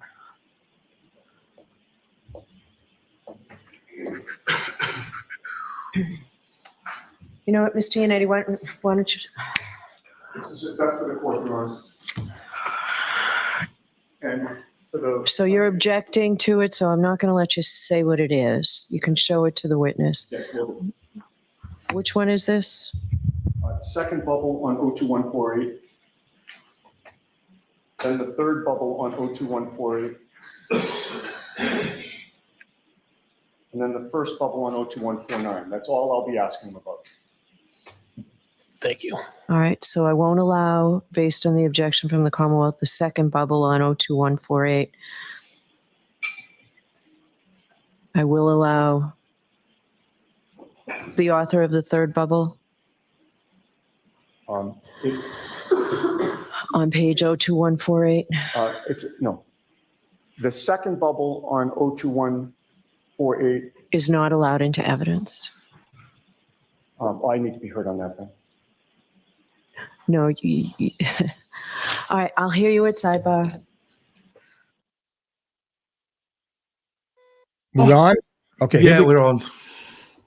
McCabe opened the door up. He says, I want to see who's technically it all should get in. Technically, She's letting the jurors out. Okay. What time is it? Yeah, probably lunch break, right? No, she goes to 1 on 1, yeah. Yeah, this is BS. This is BS. He opened the door. He asked for it. He asked to see. You know what he's doing? He's trying to find out what they have. That's what he's doing. Yeah. Hey, shame on Lally. This is what I say.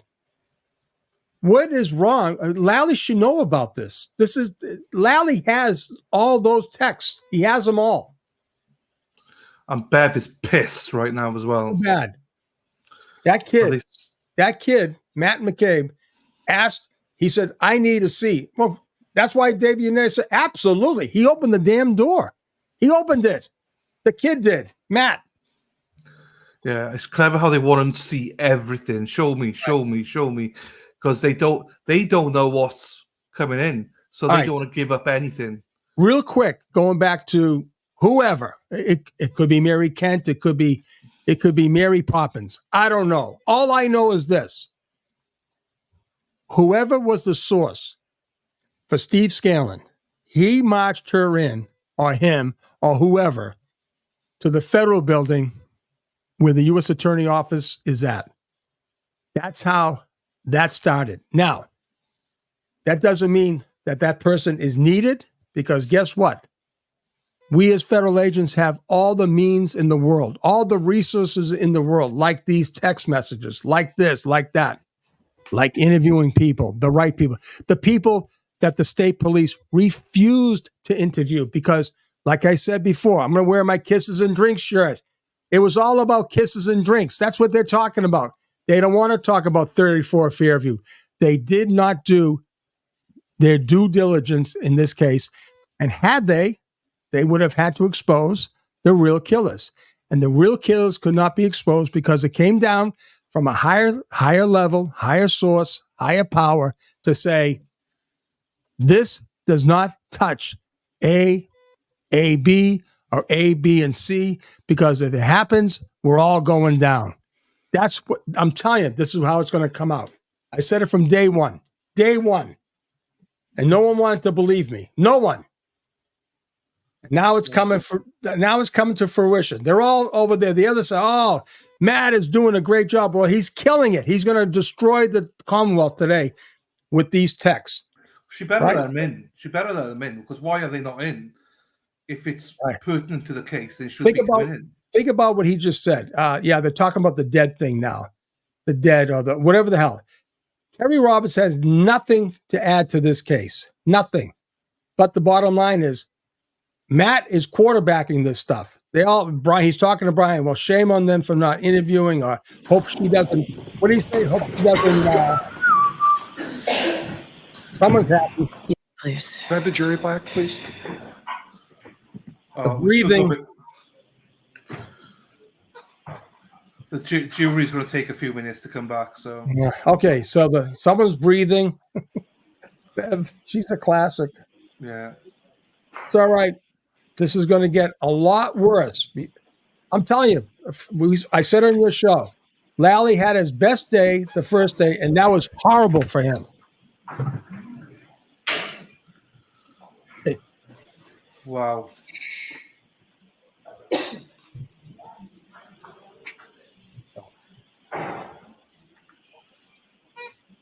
Yeah, you don't want to frustrate Bev today. That's the problem. No.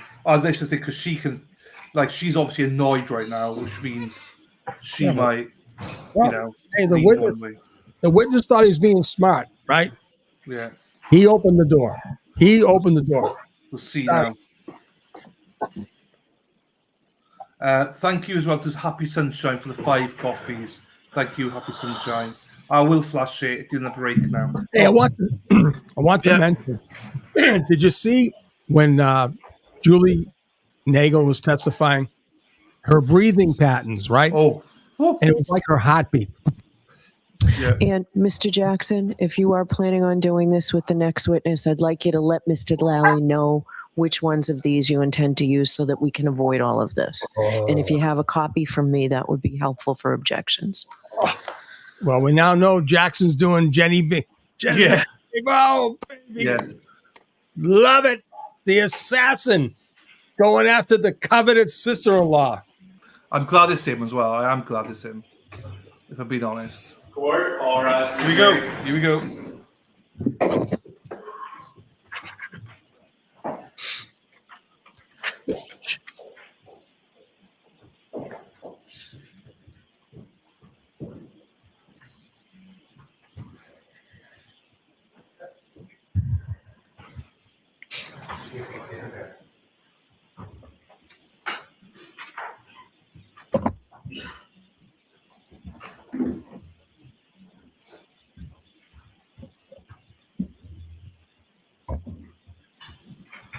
Court is back in session. Please be seated.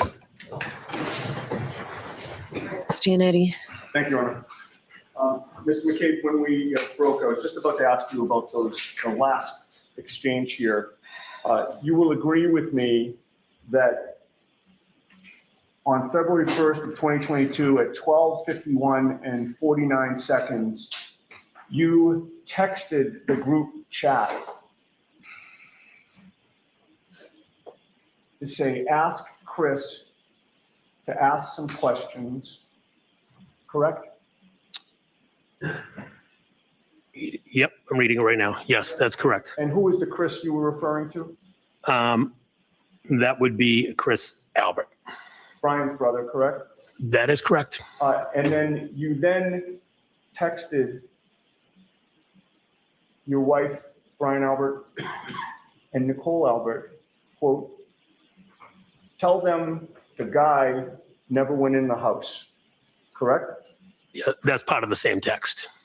Yes. Mr. McCabe, who was the guy that you were referring to? Does he have a name? That would be John O'Keefe. When you told the group to tell them the guy never went in the house, that was you talking about how you should all get your stories straight, correct? No. You would agree with me that your stories are all straight in terms of the guy never went in the house, correct? Objection. Can you answer that? John never went in the house. It's not a story, it's a fact. Well, when you said, tell them the guy never went in the house, Brian Albert was on that exchange still, was he not? He was still part of the group text? Yes, Brian is on the exchange. And Brian Albert was the one to respond, wasn't he? Let me switch pages here. 51. He responded, did he not? Yes, he did. And then at that point, you knew Brian Albert was the oldest brother of the Albert family, correct? Yes, that's correct. The oldest sibling in that family, correct? Yes, that's correct.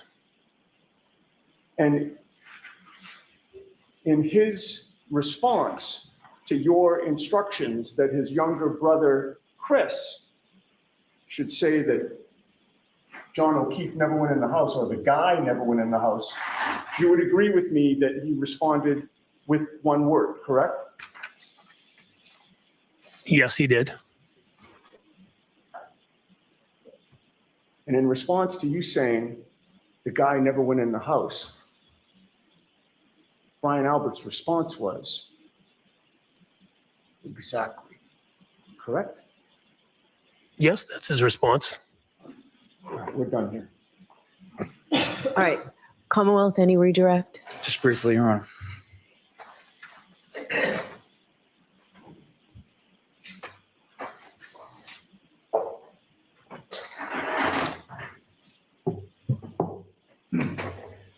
Now, Mr. McCabe, John O'Keefe never went in the house that night, is that correct?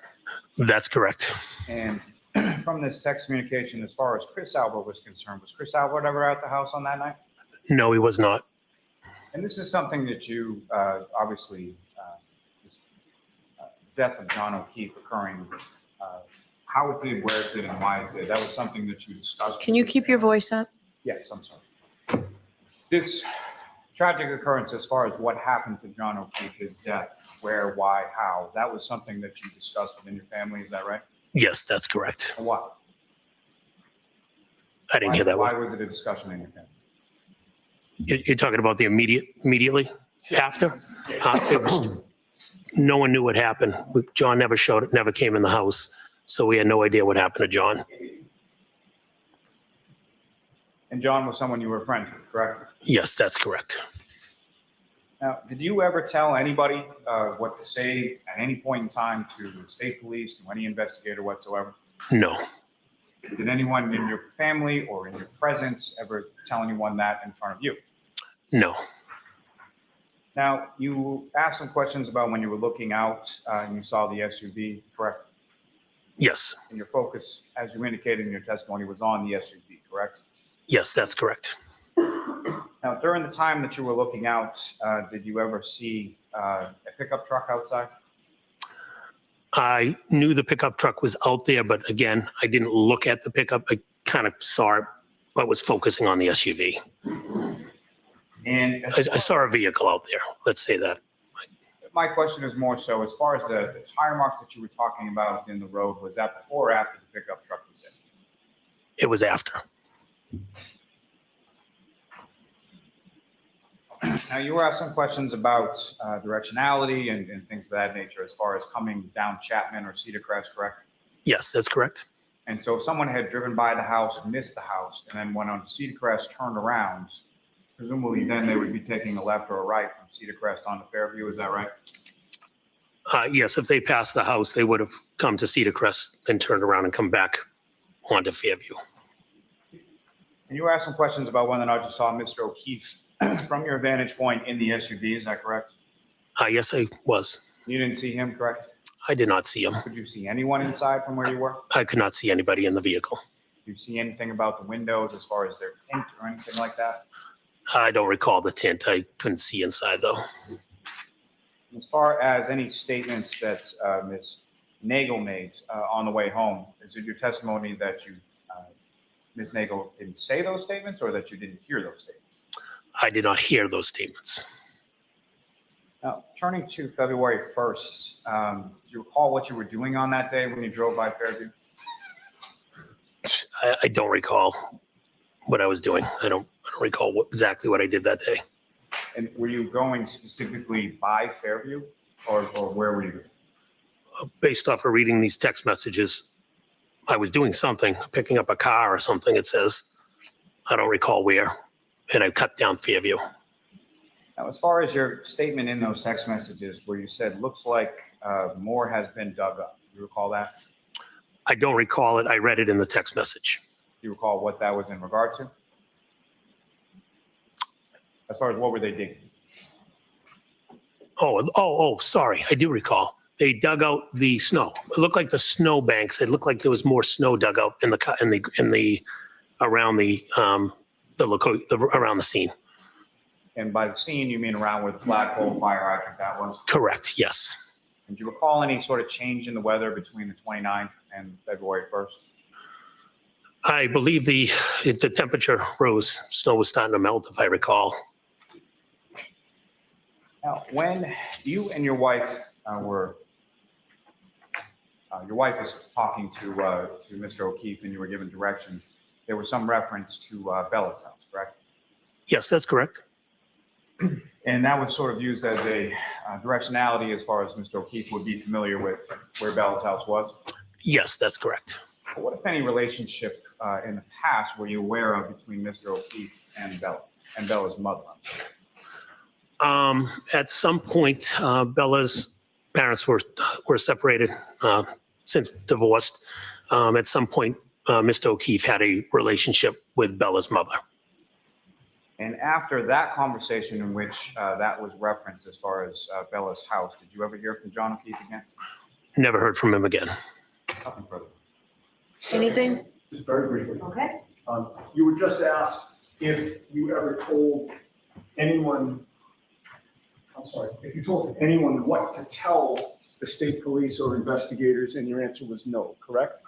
Yeah, I don't recall telling anyone to tell anybody anything. So with regard to your statement, tell them the guy never went in the house, who's the them? Do you mind if I go back and read? Take your time. I think I know. I just want to read it.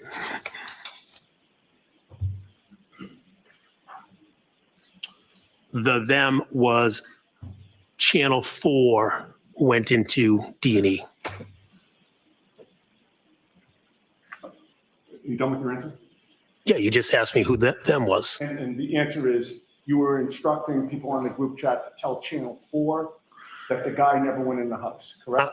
Yes, this was on February 1st. As I said, none of us in the house had any idea what happened to John O'Keefe. So we instructed I was saying, we don't know what happened. He never came in the house. All right, so, That's what was my statement was. sir, I didn't ask you for any of that just now, did I? You just asked me No, why I said I that. asked you who the them was. Objection, Your Honor. You didn't. You look like you asked me to elaborate. Okay, so your answer to my question is the them was you were saying that Channel 4 should be told that the guy never went in the house. Yes or no? Channel 4 was who I was referencing. Yes. No further. All right, you are all set, Mr. McCabe. I will take those documents. Thank you very much. Yeah, what an arsehole. Nah, this is perfect. Natty, I know. natty. All over, baby. It's all over because it's going to get a lot worse. Mr. Lally? Yes, Your Honor. The Commonwealth to call Jennifer McCabe. Oh, here we go, baby. Here we go. Jimmy. Watch her. Watch Karen. Watch Jen. Wait till you see this. Wow. I hope the camera's on Karen. Yeah, but wait for it though. The first 2 hours is just going to be him talking. It's all right. You know, Jen is going to be swallowing. She's going to be looking right at the defense table. I'm telling you. She knows it's coming. She knows. Matt probably gave her a look. Here we go. Here we Show go. the evidence given to the court and jury in the case now here to the truth, the whole truth, and nothing but the truth. Look at- I do. Thank you. You may take this.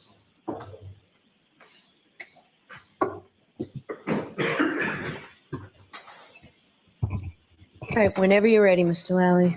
Thank you. Good afternoon, ma'am. Good afternoon. Could you please state your name and spell your last name? Sure. Jennifer McCabe, McCabe. And where do you live, ma'am? Canton. And how long have you lived in Canton? Approximately my whole life. I lived in Canton, except when I first got married, I lived in Stoughton for a year or two. And where you live currently in Canton, how long have you lived there? I live at 12 Country Lane, and I've lived there about 10 years. And prior to that, where did you live in Canton before Country Lane? 15 Sutcliffe Ave in Canton. And how long did you live on Sutcliffe? Approximately 10 years. And with regard to both addresses, who, if anyone, do you live there with? I live there with my husband, Matt, and my 4 daughters. And how old are your 4 daughters? 15, 16, 18, and 20. Now, if I could turn your attention to January 28th and to January 29th of 2022. Do you recall what days? I do, yes. And do you recall what days of the week they were? Friday and a Saturday. So starting with Friday, January 28th in the evening, do you recall what was going on that night or where you went? What were you doing?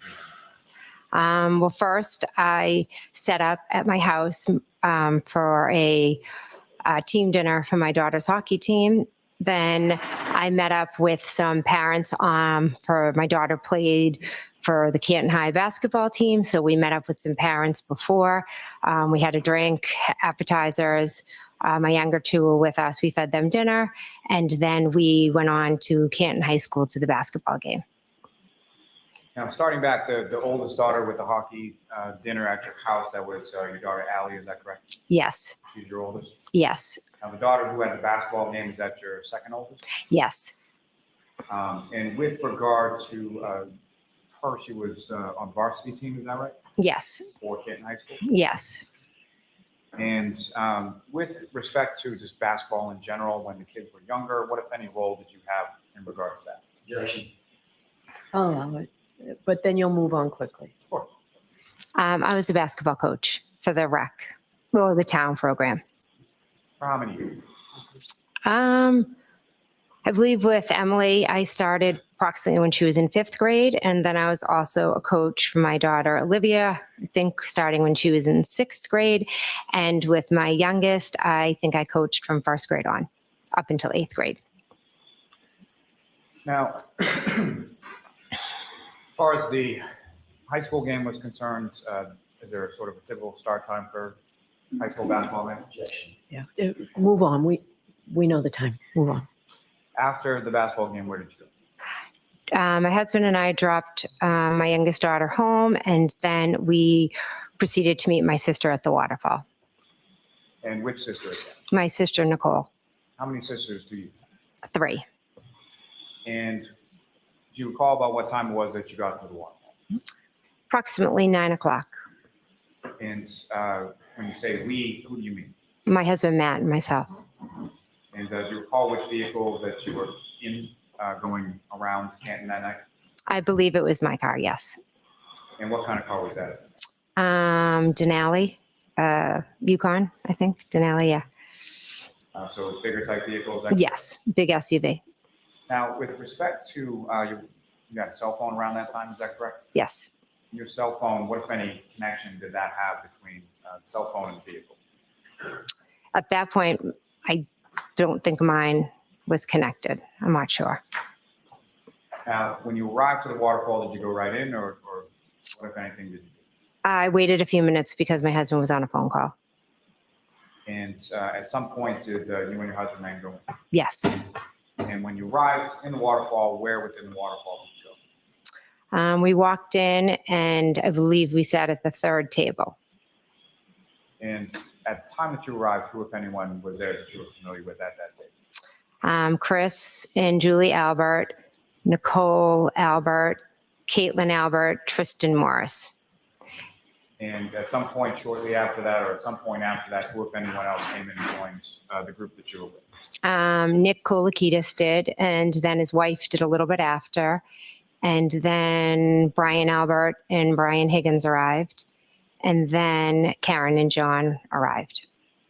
And prior to Karen and John arriving, who, if anyone, from the group had left? I believe Tristan left, maybe to go sleep because he had to plow, I think. Now, with reference to Karen and John, we're talking about John O'Keefe and Karen, correct? Yes. And how long had you known John O'Keefe? Approximately 10 years. And how was it that you first came to know John O'Keefe? John's sister and her husband lived in the neighborhood, and my daughter became friends with John's niece when they were in kindergarten. And during that kindergarten year, John's sister and then brother-in-law passed away, and John moved in and took care of the kids. And just for clarity purposes, this would have been when you were living at the home on Sutcliffe? Yes. And then after John moved in with his niece and nephew, what, if any, role or what, if any, relationship did you have with either John or his niece specifically? So my daughter was very good friends with his niece. And so, you know, she would be over all the time. And JJ would come over with Patrick and pick her up. And he would come in and talk to us and hang out. And how would you describe your relationship with John O'Keefe? He was my friend. I love John. He was an amazing guy. Now, with reference to Karen Reed, and just for clarity purposes, do you see Karen Reed in the courtroom today? Yes, I do. Can you identify just as to where she's seated or not? She's seated between her attorneys. John just asked the record to reflect identification Yes. by the witness. Now, with respect to the defendant, Ms. Reed, when was it that you met her? John had reached out to me saying that he was dating a new girl and that she had MS and I also have MS. So he said he would like for me to meet her. And how long have you had MS? I believe it will be 10 years this October. And do you recall specifically when around that was, what year, what month, anything like that? That I met Miss Reed? Yes. Yes, they came over in July of 2020. And came over to your house, is that correct? Yes, they came over to the house. They brought the kids, swam. I have a pool. Now, over the course of, you're familiar, obviously, that Ms. Reed was dating Mr. O'Keefe, correct? Mhm. Over the course of time. Yes. Sorry. Over the course of time from July of 2020, when you met her, to January of 2022, how often would you see Ms. Reed? It would vary. You know, there were times that we would bump into them, or depending on their sports, or, for my daughter's birthday party, when it was time to pick up, they'd come over and hang out, or Halloween. It just varied. We have 4 kids, so we're always kind of in all different directions. Sometimes it depends on what month it is and what team we're with. And how would you describe your relationship with Ms. Reed? I enjoyed Miss Reed. I really liked her. I thought we connected from the beginning. She was very easy to talk to. She had MS, I had MS, and there's not a lot of people our age that I personally know that have it. So it was nice to have someone who understood like what I was going through. So we had that in common. Now, with respect,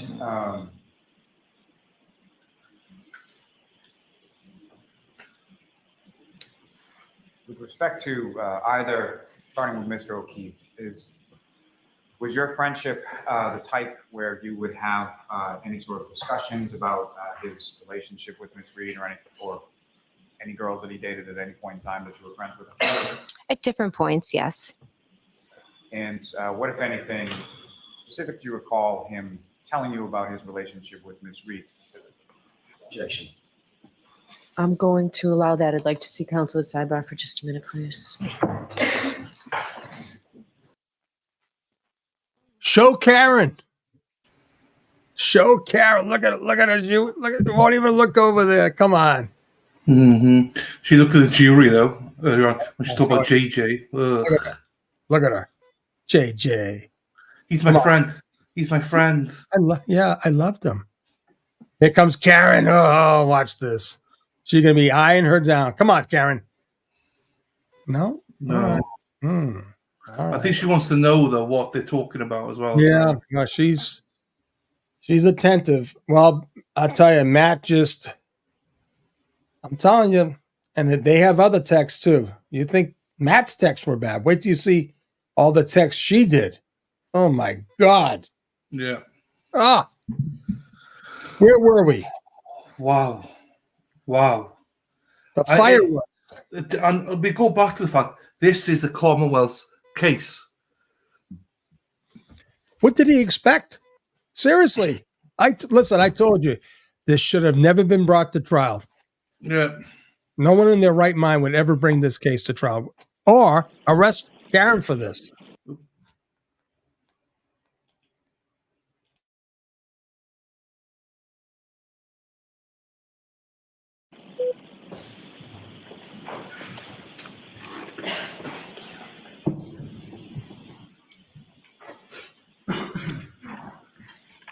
So, Ms. McCabe, with regard to Mr. O'Keefe and his relationship with Ms. Reed, is that something that you spend any real time talking about with Mr. O'Keefe? No, occasionally, hey, how are things going? How's she feeling? How's she doing?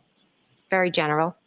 And same sort of question with regard to Ms. Reed, is that a conversation that you had as far as her relationship with Mr. O'Keefe?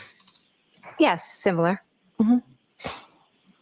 Now, on that evening, if I could turn you back to the waterfall. Mm-hmm. You arrive about 9. About what time was it that you left? Approximately midnight, a little give or take. And so during the 3 hours or so that you were there, how would you describe sort of the mood or demeanor of the group that you were with during the time you were there? Fine, friendly, normal, typical night, just out having a drink, listening to music. And you mentioned about 11 o'clock or so it was that Mr. O'Keefe and Ms. Reed came into the bar? Correct. And when they came into the bar, where did they go in relation to where you were? They came right over and talked to the group that we were with. And when Mr. O'Keefe and the defendant came over, what, if anything, did you observe the defendant do or have with her when she came? Oh, she had brought a glass with her and kind of took it out of her coat and just kind of chuckled about it. What, if anything, did you observe about the glass?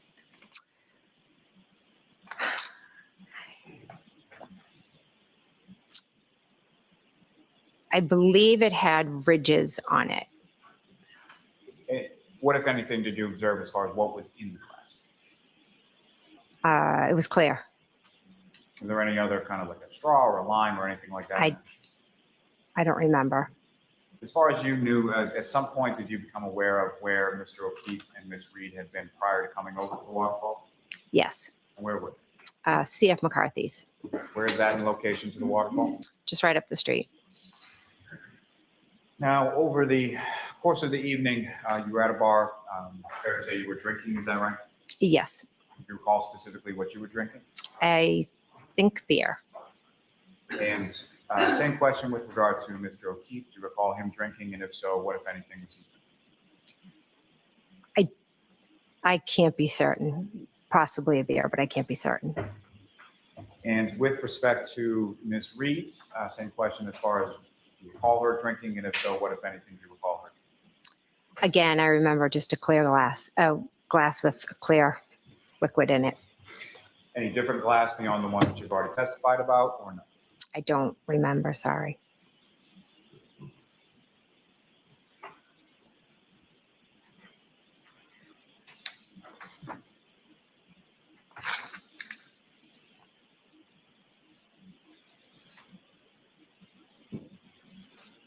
Now, when you left the waterfall sometime around midnight, is that correct? Yes. And well, let me ask you this first. I'm sorry. So with respect to the time that you were at the waterfall, did you speak with Mr. O'Keefe? Yes, briefly at the bar. And do you recall just generally what it was that you talked about? Yes, his niece had just gotten into Bishop Fian, so he was very excited. And with respect to Ms. Reed, did you speak to her at the bar? Yes. And do you recall what, if anything, the two of you spoke about? Yes. And what was it? Karen had shared a little bit of frustration that morning, or one morning she had taken Kaylee to Dunkin' Donuts and John, was frustrated, didn't, saying, don't take her. She's going to, make a habit of it, meaning like she's going to come to expect it every day. And then we just talked about how, challenging it is with kids. And, she mentioned that that's kind of all they have a fight about. And I said, yeah, well, welcome to parenthood, and, she just was a little bit frustrated, felt like the family needed to be doing more to help. And she just wished she had, more time, just her and John. But again, it was just, girlfriend to girlfriend kind of venting.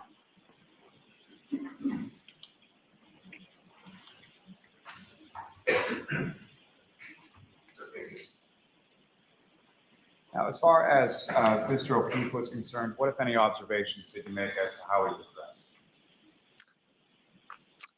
dressed? Baseball hat, jeans.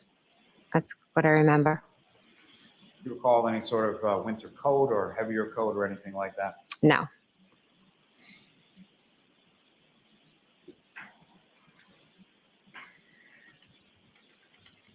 Now, over the course of the evening at the waterfall, what, if any, discussion was there amongst the group as far as going somewhere next or what to do after the waterfall? Karen had asked Chris if we could go up to D&E. She wanted to go up to D&E and have him cook some food. And was that something that was brought up by the defendant once or more than once or something? Many times. And what was sort of the response from the group in regard to going to D&E and making food? So Brian, Chris, and Matt do this annual weight loss challenge every year, and it was in the midst of that. So they were like, no, we can't go up there. We're not going to eat. We'll do it another time. Now, following that conversation, what, if any, other, let me ask you this, why did you go to the waterfall in the first place?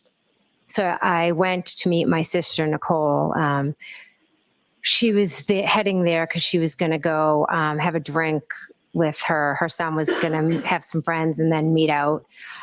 So I was going to meet them for a drink for my nephew's birthday. To be clear, that nephew was Brian Albert Jr., is that right? Yes. And did Brian Albert Jr. ever show up at the waterfall that evening? He did not, no. Do you know why not? Brian suffers from anxiety, and during that time period, he was really struggling. So he decided to stay home? He just decided to stay home, yes.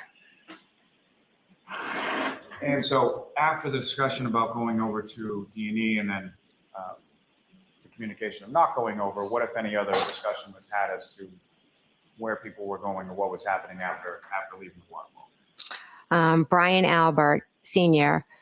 Just made a general, hey, I'm going to go home, have a drink with Brian if anyone would like to come. And was that something that was just to certain people, or was it expressed at the table, or how was that expressed? It was expressed to everyone, like, hey, we're going to go back home, have a beer with Brian if anyone would like to come.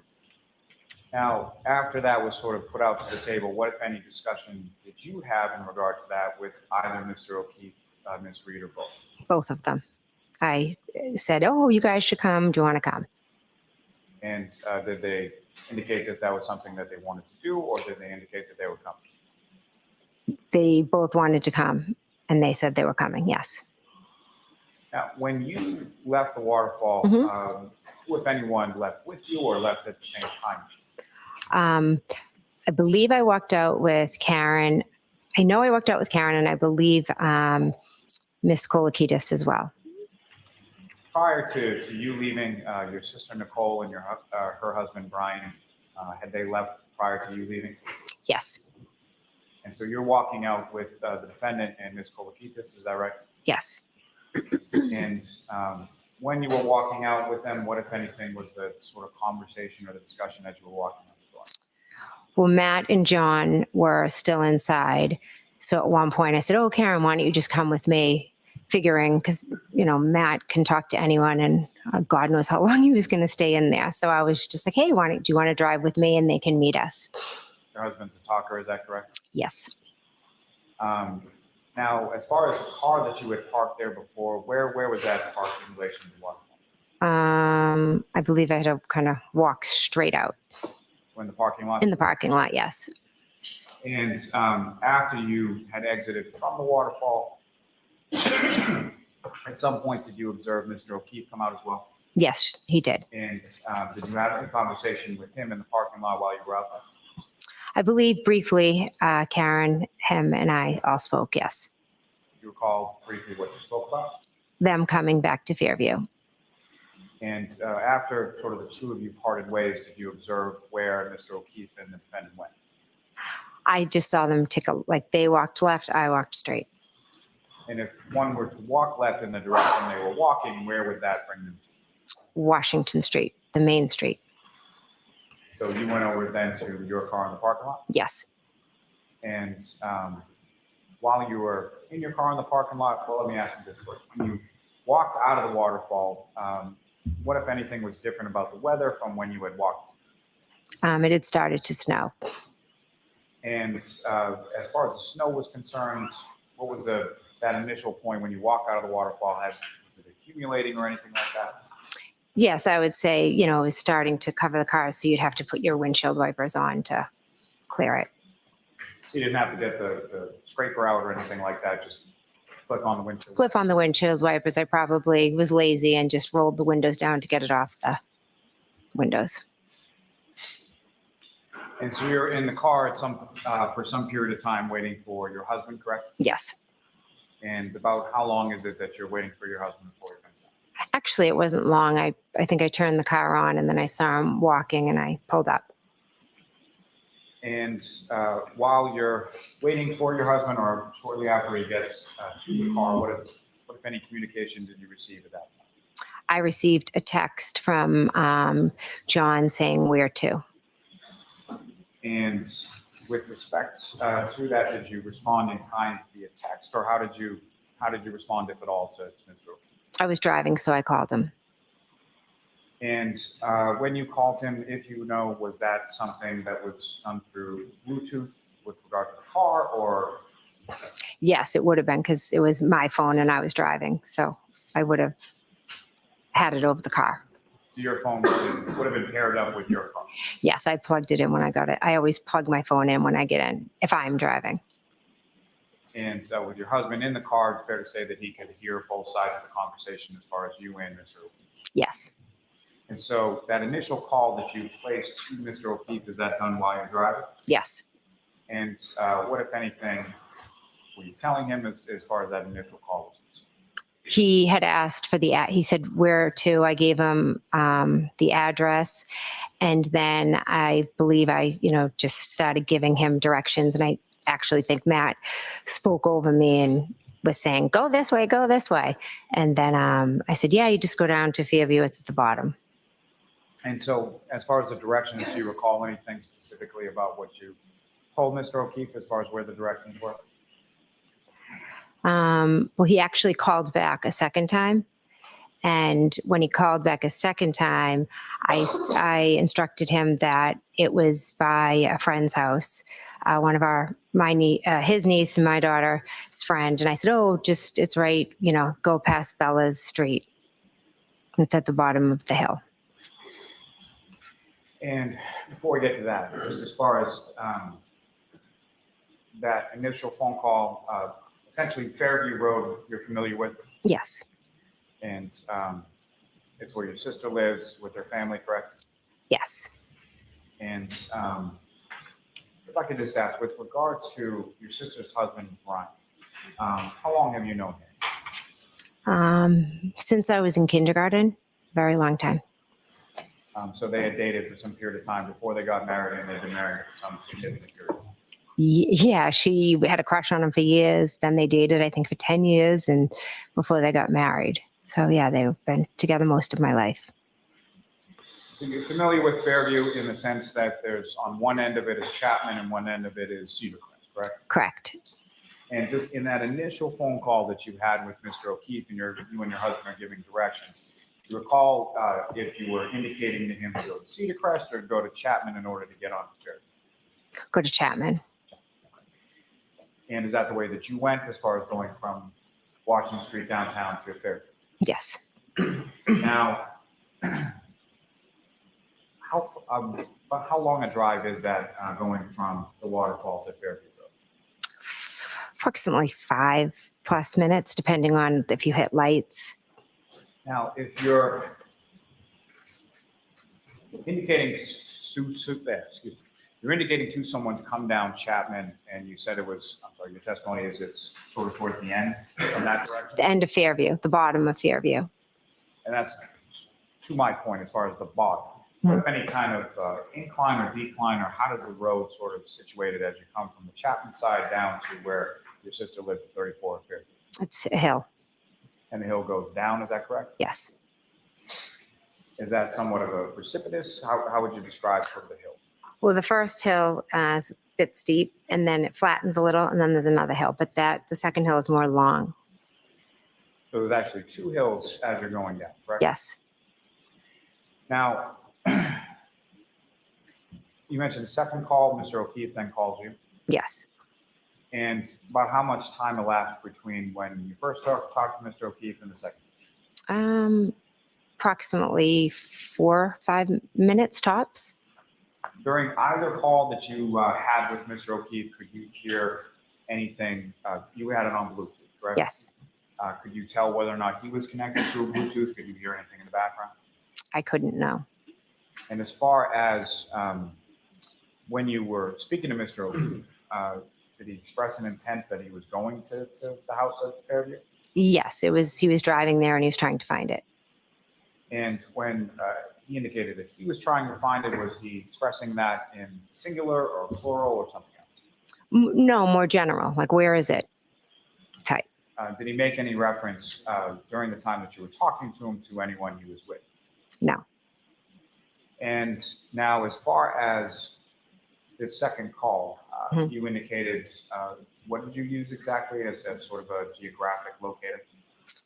Our my daughter and his niece's very close friend lives on a side street off of Fairview. So I just said, go past Bella Street, and it's at the bottom. And Bella is someone that's through his niece, John O'Keefe would have known, correct? Correct.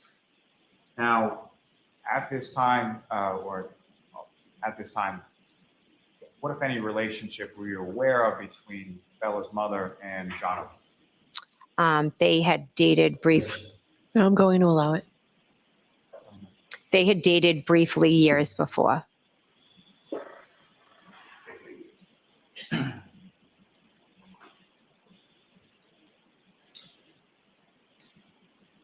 Now,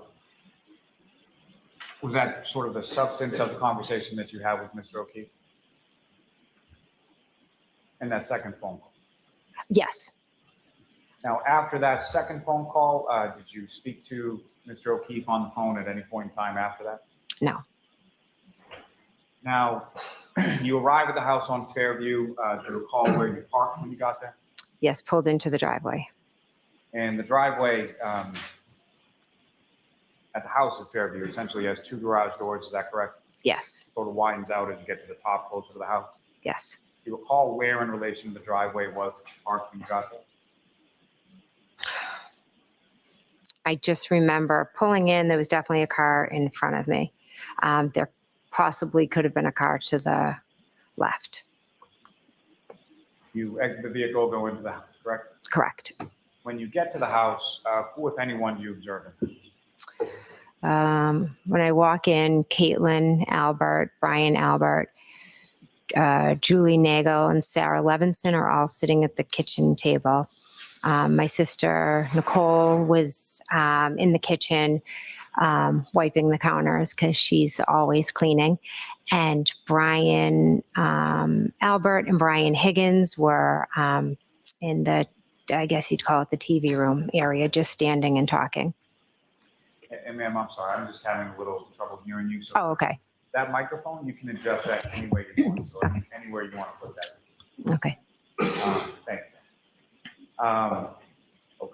And so when you come into the house, where were you mentioned a table? Where were people situated? In the kitchen.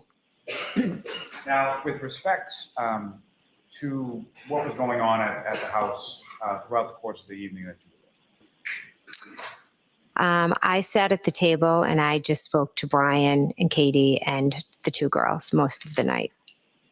And just so we're clear, when you're talking about Brian, that's Brian Albert Jr. or Little Brian? Yeah, Little Brian. Yeah, Little Brian. Now, as far as at any point in time when you were at the house, you familiar with a gentleman named, someone named Colin Albert? I am, yes. And how do you know? He is my friend's son and my sister's nephew. Your friend Julie's son, correct? Yeah, so my friend Julie's son. And your oldest daughter, Allie, was Colin friends, or is Colin friends with your oldest daughter, Allie? Yes, they're born a week or two apart, and we've kind of just, they've done everything together. They're very good friends. Now, at any point in time that you were there on that early morning, did you see Colin Albert at all? No. And when you arrived at the house, obviously you're familiar with your daughter and the car that she drives around that time. Did you see your daughter there, Allie, at any point in time? No. Were you aware at any point in time in that early morning hour that you were there that your daughter had been there at any point in time prior? Sustained. Now, with reference to the home, at any point in time, did John O'Keefe ever come inside the house? No. During the time that you were there, let me ask more specifically about how long a period of time was it that you were there, or about what time did you leave? I believe I left approximately around 1:30, 1:45, approximately. And do you know about what time it was that you arrived there? I'd say approximately somewhere between 12:20, 12:30. Well, 12:20, I believe, 12:20-ish, because the last call from John, when I went back and looked, was 12:18. Now, Similar to what I asked about the waterfall, as far as the sort of mood, leader inside the house, what, if anything, do you recall with respect to that? Good. Everybody was in a good mood. There was no Brian and Brian were talking. My sister was cleaning. I was talking with the kids. You know, just a normal night. Now, while you were in the kitchen dining room area for the time that you were there, did you see anybody or observe anybody from the group that you just described go anywhere else in the house as far as away from that area? Julie Nagel went outside. So beyond Julie Nagel going outside, did you see anybody else go upstairs, downstairs, to a basement area or anywhere else in the house? No. Now, that you, when you were in the car and you were driving, you hooked your phone up to the charger, is that right? Yes. Do you recall charging your phone at any point in time when you were at your sister's house on Fairview that night? I don't recall. You mentioned Julie Nagel, Sarah Levinson. Were those people that you knew prior to that night of the 28th? I was familiar with who Sarah Levinson was, maybe had run into her at different points. Julie Nagel was closer to Brian, so I would see her. I think she's dog sat for me when I've been away. Like Brian will do it, but then if he's not available, Julie will do it. I don't know if she had dog sat for me before then or right after then, but I was definitely familiar with Julie, and she possibly could have dog sat for me prior to that. And now with reference, there was also someone there by the name of Brian Higgins, is that correct? Correct. And that is also someone who was there prior to you getting there, is that right? Yes. And what, if anything, did you know about Mr. Higgins, or did you know him prior to that? I had met him a few times. He's Brian Albert's friend. So other than being your brother-in-law's friend and meeting him a couple times, you didn't really know him that well, fair to say? Good, yes. Now, you mentioned at some points that Julie went outside, right? Yes. Nagel went outside? Yes. And do you know what she was going outside for? Yes, her brother had come to pick her up. And so she was going to go tell him, try to get him to come in. And what, if any, conversation did you have with Ms. Nagel or Ms. Levinson in regard to their going home prior to Ms. Nagel going out and talking to her brother? I'll sustain it in that form. What, if anything, had you said to Ms. Nagel prior to her going out prior to her going outside? Sustained. Now, if you know, about how long was Ms. Nagel outside? I believe it was just a few minutes. And at any point in time while Ms. Nagel was outside, what, if anything, were you? Excuse me? So when Ms. Nagel went outside, what were you? I was sitting at the table, and then my nephew had said another car was out there. And after your nephew said that, what, if anything, did you do that? I went to the front door. And front door of the home leads sort of, you walk in there, there's a foyer and a staircase in front of you? Yes.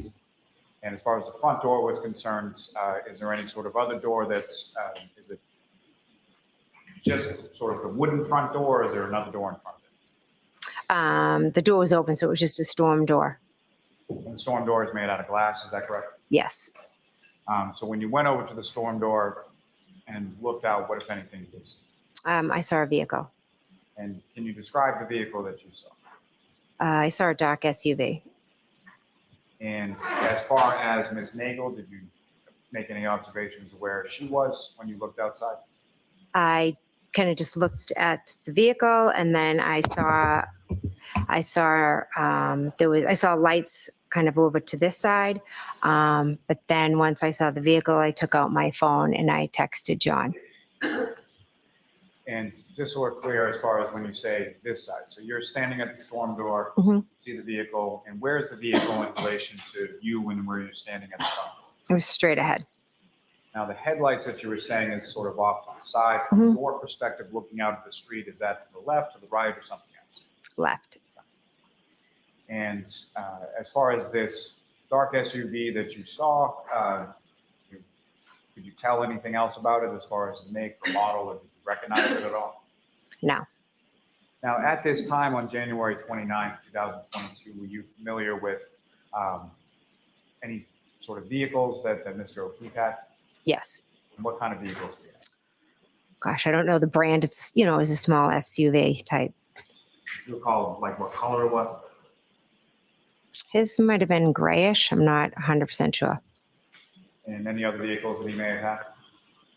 Yes, he had this old fashioned car that he loved, but Kaylee is so embarrassed of it. But yeah, he had that as well. Now, as far as Miss Reed was concerned, were you familiar with what kind of vehicle she had at that time? Yes. And what kind of vehicle were you generally aware of her driving? She had a Lexus.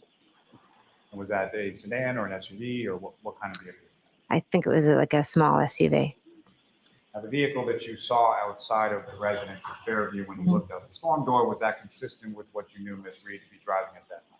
Yes. Now, as far as that vehicle was concerned, at any point in time over the course of the evening, did you see anyone exit that vehicle or come out of that vehicle at all? No. Certainly never saw anybody exit that vehicle and walk over and come inside the house. Sustained. As far as that vehicle, when you first saw it, could you tell whether or not it was running or anything like that? It was running. Yes, I could. I could tell it was running. It had the taillights. I could see the red.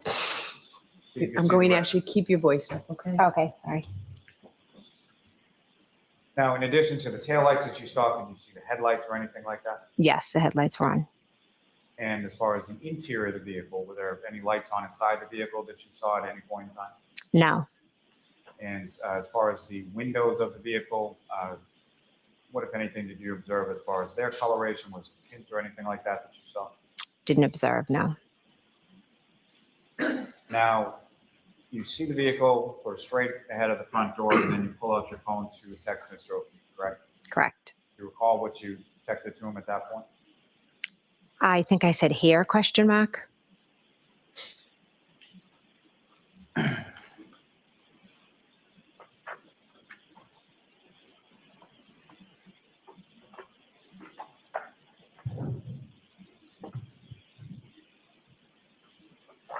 You think you said here, is that correct? Yes. Darrell, may I approach? Yes. Show Mr. Jackson. Okay.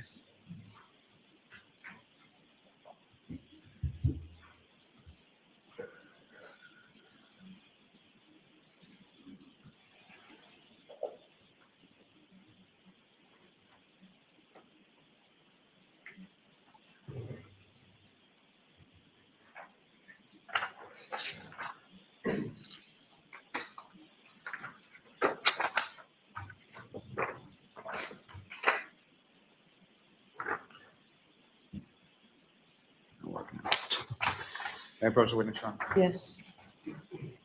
Yeah, I'm showing you a 3-page document, just asking you to look at and look up. Okay.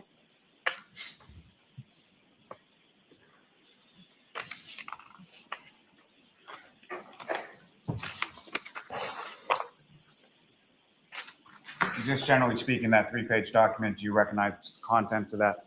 I do. Or what do you recognize it to be? It's my text messaging with John.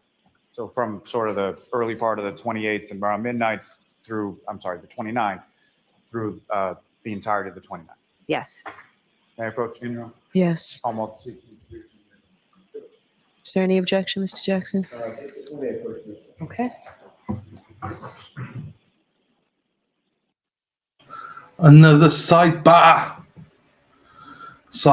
I'm not sure what for, about the text messages. Oh, God. Yeah. Well, Just let me say, they're all fine until they get Jacksoned or loudly. I mean, not loudly, Yanetti'd.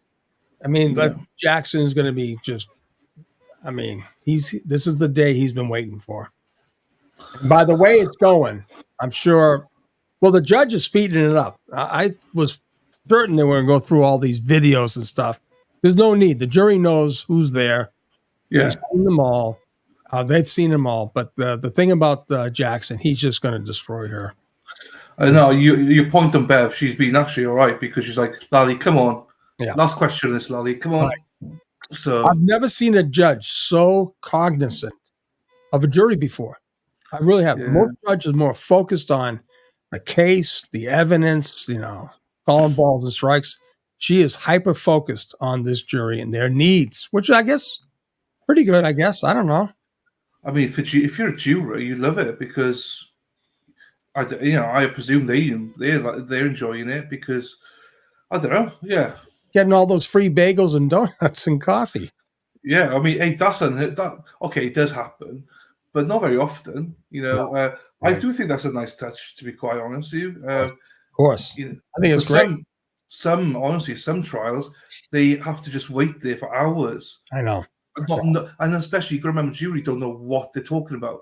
They don't know how long it's going to be. They can't discuss anything about the case with anyone, so they're just bored. They're just like, there's no phones, there's nothing, there's no TV, so. It's old school show. It's like you would love it. You would talk to everyone. You'd be like, what's going on? But I had to be sequestered though, because you're not supposed to discuss the case until it's given to you. But my buddy Billy told a great story. Billy Brahaney. He said he was on a jury. Right now, I'm not sure about this case, but he was one of X amount. Right, maybe 15 or 14. Right, 14, 16. So it was a great case. He was all into it, and they didn't know who was going to be the 12 to go into the room. He was so pissed because he spent there the whole trial, and maybe it was 3 weeks. And he goes, I was selected to go into the off room as an alternate. And he was so pissed. That has to be pretty bad. I mean, really, when you think about it. But that's how they work it. So the Kariga trial not last one before, 4.5 months, 18 jurors, and obviously 2 left, but then there's 4 that were said, we don't need you anymore. However, still could be on call. Right. Yeah, 4.5 months, you would definitely want to be like, I want in. I know. I want in. You get that much time invested, and you're paying attention. You're taking notes. It's like, you didn't make the team, guys. Sorry. That's tough. That is very tough.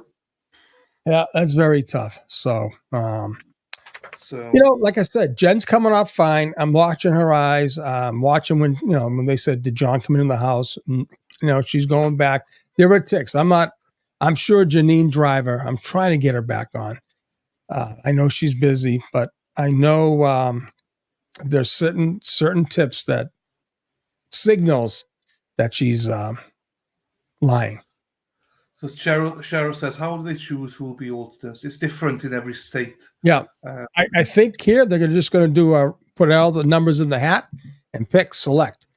Now, let's get back to Matt. Why? Listen, I'm fighting with Rogie now, right? Not fighting, back and forth discussions, right? He's saying, oh, Matt killed. Well, here's my thing, right? Matt's an outsider. Why the hell would Matt be coordinating with Chris Albert, telling him, tell him that the guy never went in the house, right? Right? What? That doesn't make sense.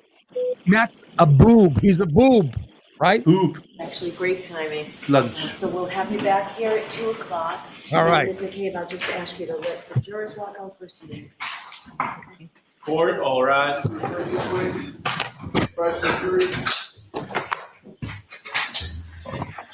Goodbye. So, we on? Yeah, we're on. Getting back to my question.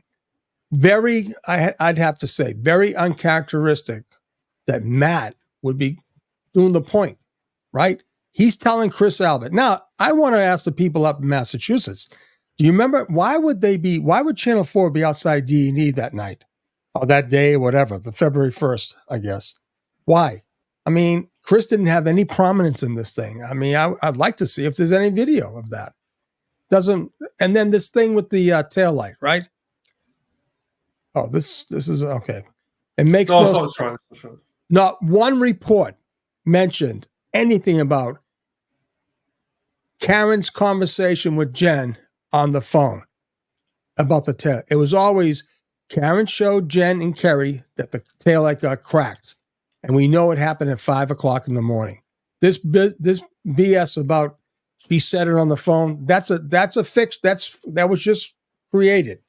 Not one report about that. Not one. Yeah. I'm just trying to see if Tom CPU, I thought he'd be live, but he's not. No. Well, he is, but he's not. Yeah. Oh, hang on. Here we go. I'll put Tom CPU. Not on my one. Yeah, they're gone now. They're gone now. Share screen. Okay.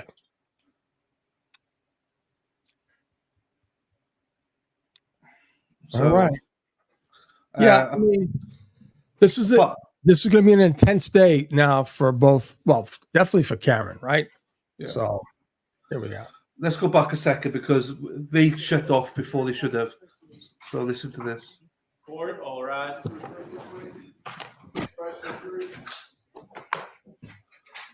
Allegedly, they had something to say. So, okay. Okay, so we're still in session? Want to be seated. That's what I was hoping for. Thank you. Beautiful. There you go. Yes. Brownie points.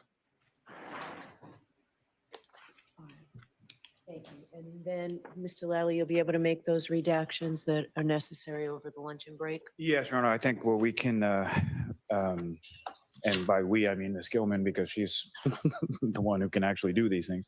But no, I think we will be able to sort of take the whole numbers off of it and be able to print new copies without the numbers so that they can be So used. the same version? Exact same thing, Therefore, just with, authentication, redacted for purposes of admission and publication. yes. All right. Great. I appreciate that. We'll see you at 2 o'clock. Thank you very much. Yeah, then we come up to Tom now. All right. Let's see. The buffer zone. The buffer zone. Hang on. Then what we do is I've got a video to play, so we can go for lunch then, John. Okay, beautiful. And Beautiful. then, Yeah. Should be a great afternoon. here we go. Here we come. Oh.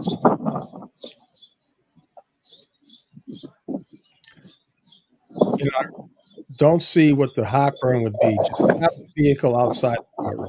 You know? I did. Thank you. Thank you. Oh. She's happy. She's happy. You want a haircut, Tom? Yeah, I did. She's happy.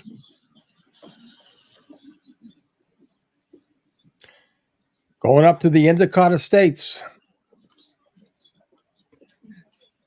I got a new tie.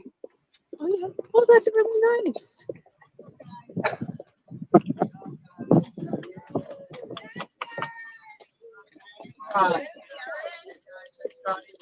Really is amazing when you think about it, Dylan. I mean, here she is on the trial for murder too, but it's murder of a Boston police officer. It just never happens. It's amazing. Look at that. Fifth spot.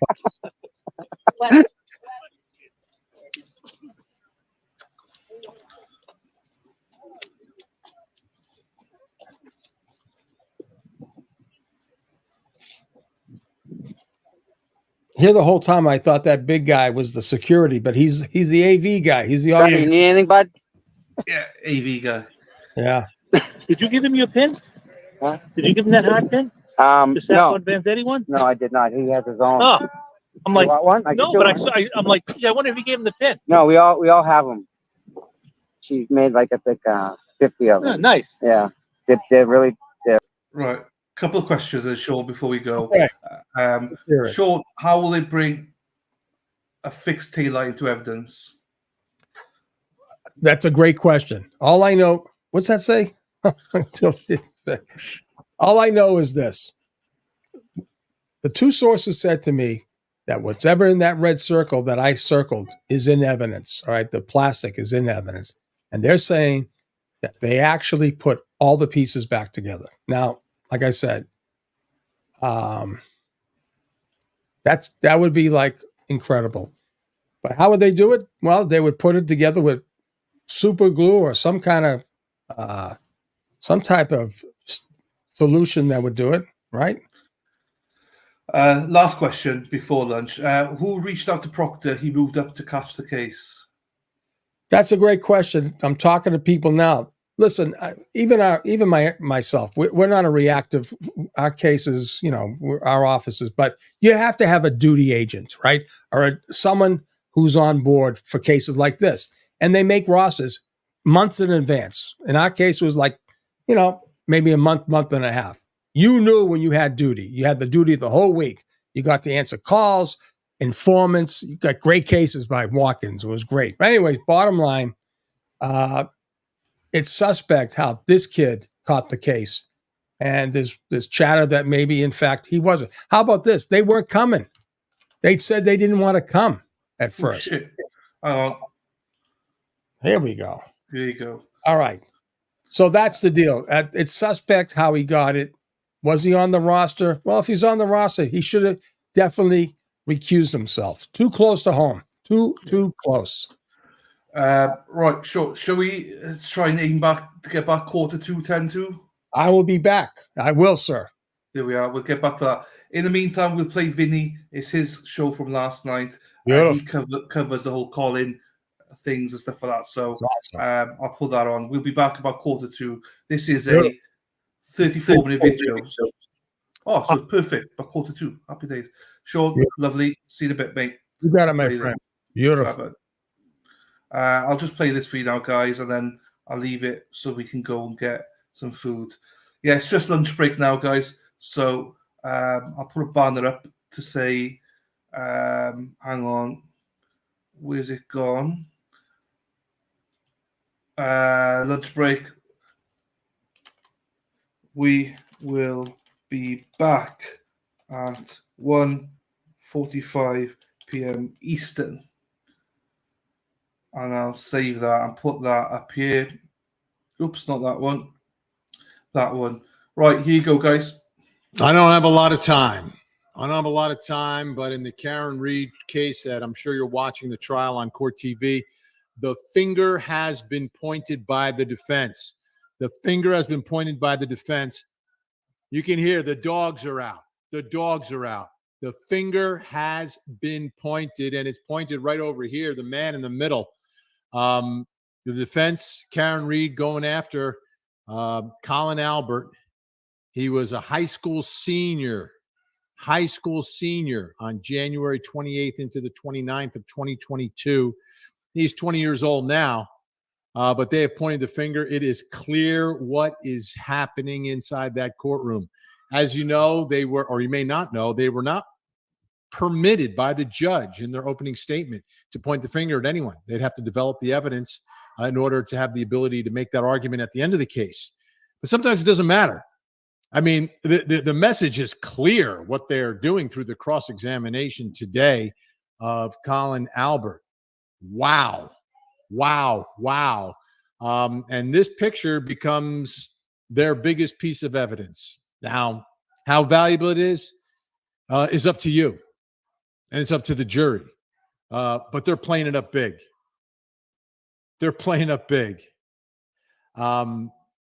This is the person they are saying is responsible. Now, we heard a lot.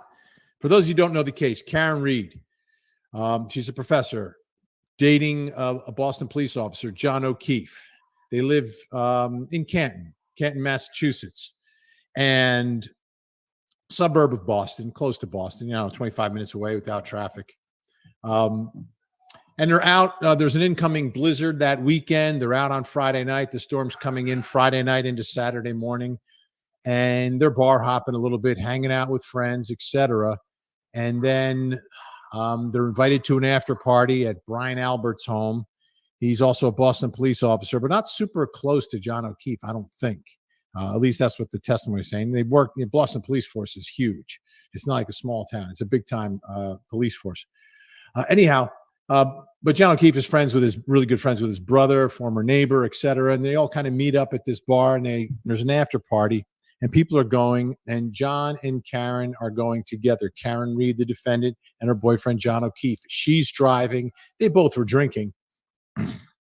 And then they pull up to the Albert's home, and then one of two things happens. Either she backs her car over him, leaves him in the cold, the snow comes, and John O'Keefe passes away.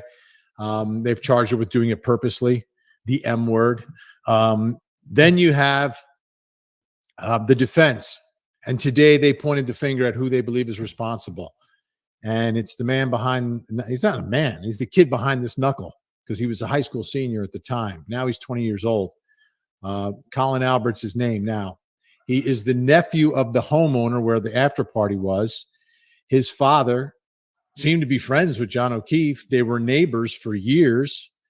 But the defense is going after him. And they're saying those marks on his knuckles are from that night. This photo, almost a month later, February 26th is when this photo is taken. So you tell me, you look at these, does that look like that happened in an altercation a month prior? Does it look like it could have happened from an altercation a month prior, and then maybe you were working out on a heavy bag or something afterwards? I don't know. I don't know exactly what they're going to say or what they'll be allowed to say, but they pointed the fingers at the knuckle. Pointing the finger at the knuckle. That happened in court today. That happened in court. Now, what's his explanation for the knuckles? He says he was walking on some asphalt, had something in his left hand, slipped, and tried to break his fall with his right fist on the ground. So if this is the ground, fist hits the ground trying to break his fall, and that's how he scraped it up. That's what he's saying. You tell me, you buying that? Which one are you buying? One, the other, neither? But this is where they're going. This is where the case is landing. This is, okay. Laura Delaney. Hi, Vinny. Has either the prosecution or defense stated what a motive would be for John O'Keefe's death? Okay. Prosecution, alcohol-fueled jealousy. The relationship had soured. They had taken a trip to Aruba, and she had accused him of some things down in Aruba with the Sullivans, one of the Sullivan sisters. So, it's earlier that month. They had taken a trip down to Aruba. That's what they're saying is the motive. And everything was fine because there's video of them together at the two bars they went to, C.F. McCarthy's and the Waterfall Bar and Grill. In the videos, there's no evidence of anything other than everyone's having a good time. So something would have had to happen in the car ride. So were they fighting over the Dunkin' Donuts that Karen fed to the kids that morning? Now, they're not married. They're boyfriend, girlfriend. And John O'Keefe, great guy, by the way, was taken care of and took in his niece and nephew after a family tragedy, took the lives of his sister and his brother-in-law within 2 months of each other. Horrible, horrible tragedy for that family. Then the same family loses John as well. I don't know how they can, I don't know how you survive all that. I really don't. But that's that motive. And then the motive on the other side, there was some bad blood between Colin and John O'Keefe because Colin was a teenager and used to cut across John's lawn when they were young and would throw beer bottles or beer cans in his bushes, flipped them off. That's what they're saying. I don't know. You tell me. Does either one of them sound like a motive? Is the jury going to buy either story from either side? I don't know. First time I saw this story, it sounded like it was going to be, an alcohol-fueled accident. One of those types of cases. But what do you think of the knuckles? You tell me what you think of the knuckles. You tell me. All right. But they're putting in this case, I went into it thinking this one's much different than everyone else because of all of everything that happened in the build-up to the trial, the pretrial motions, the proclamations on the courthouse steps, the dozens and dozens of protesters there. But as you get into the trial and the defense has been limited by the rules of the court and by rulings by the judge, you have a case that is much more traditional than what I was necessarily expecting here. And obviously the defense has been somewhat limited by the rulings that have happened, in what they can say and what they can attempt to prove inside the courtroom. But, they're talking about all these the horrible investigation, the conflicts of interest, inconsistent statements, sloppy investigations I see in every case, inconsistent statements I see in every case, witnesses who see different things. I see that. But they are pointing the finger at people who are potential witnesses here in all of this as well. Not potential, but are witnesses in all of this. So that's where it makes it a little different.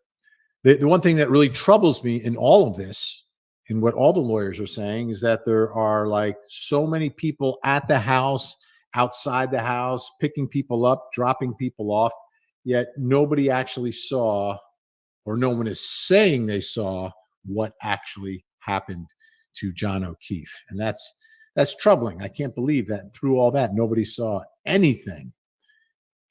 By the way, big thank you to Gen X, who's keeping tabs on everybody here with Frankie Figs and Melly, Vinny's Angels, our mod squad. All right. Let's see. Okay, so there's some good questions coming up here. I'm trying to get to them. Here we go. Cakespoo, who breaks their fall with a fist and not a hand? Yeah, what happens oftentimes when you fall, a lot of times people break their wrist because you're breaking it with your hand, and then sometimes you can break your fist. To put a fist down to break your fall is interesting. I've never done it that way.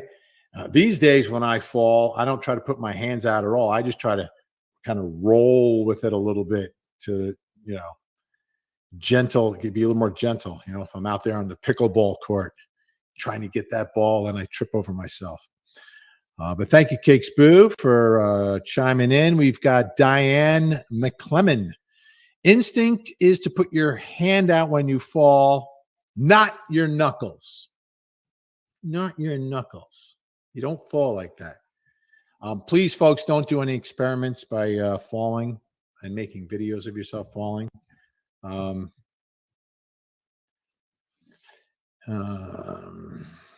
Here we go. Vinny showed the other picture of Colin's hands in evidence. Yeah, I don't have them handy right now, but those are the ones the prosecution put out there where they don't see any marks. But I'm posting this because it was the evidence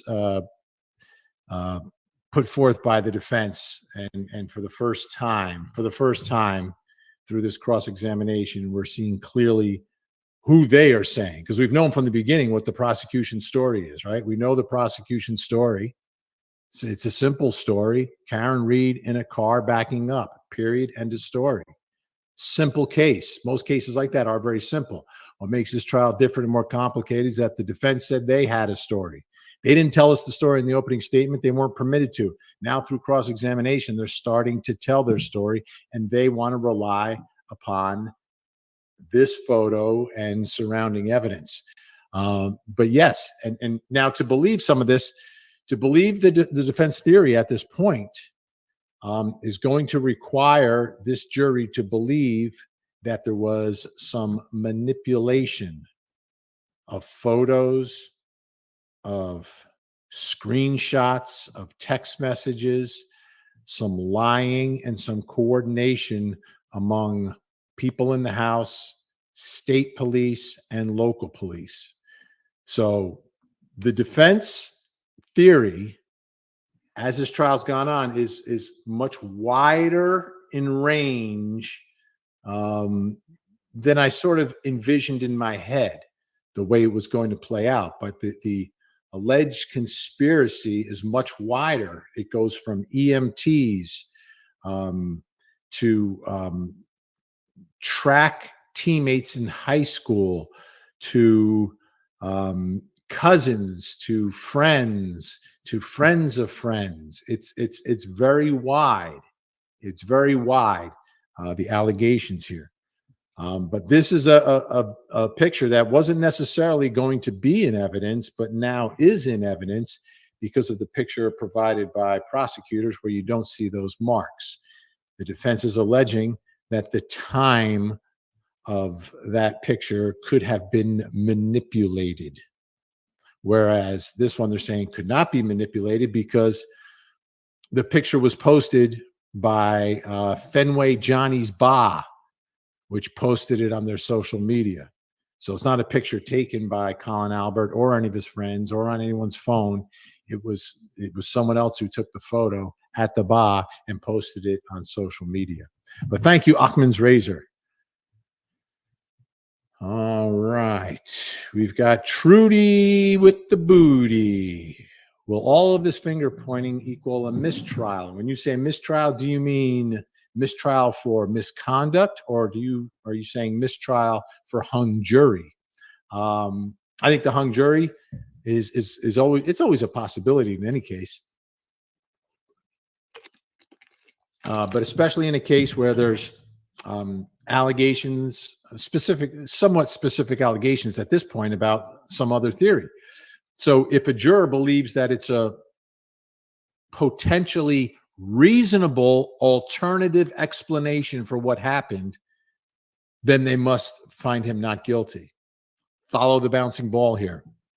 The jury finds a reasonable alternative explanation for what happened to John O'Keefe, they must find the defendant not guilty.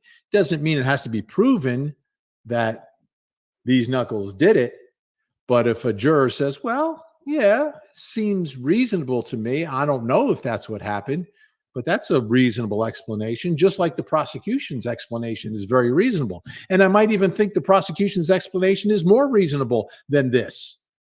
But if you believe this is a reasonable explanation, that's not guilty.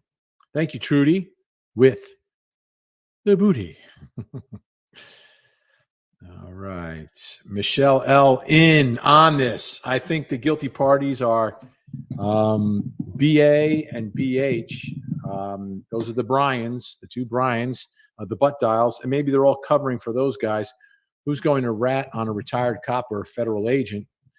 The two Bryans didn't even like John O'Keefe. Who at that house even liked John O'Keefe? That's a good question, right? I think Jennifer McCabe had some connection. She was the one calling him, giving him directions. I think maybe their kids are, the kids John's raising. I think John was friendly with them through the children he was raising, his niece and nephew. But yeah, I mean, well, that's what makes this conspiracy, right? And I think if you have any jurors that are very skeptical of law enforcement, the defense argument becomes a little bit stronger. Okay? If there's someone skeptical. Now, you have to remember that Massachusetts has a history of some questionable law enforcement practices when you go back to the days of Whitey Bulger and how they bought the FBI and crooked FBI agents, all of that. So there is some level of history, in high-profile cases. Plus, of course, you have the movie The Departed, right?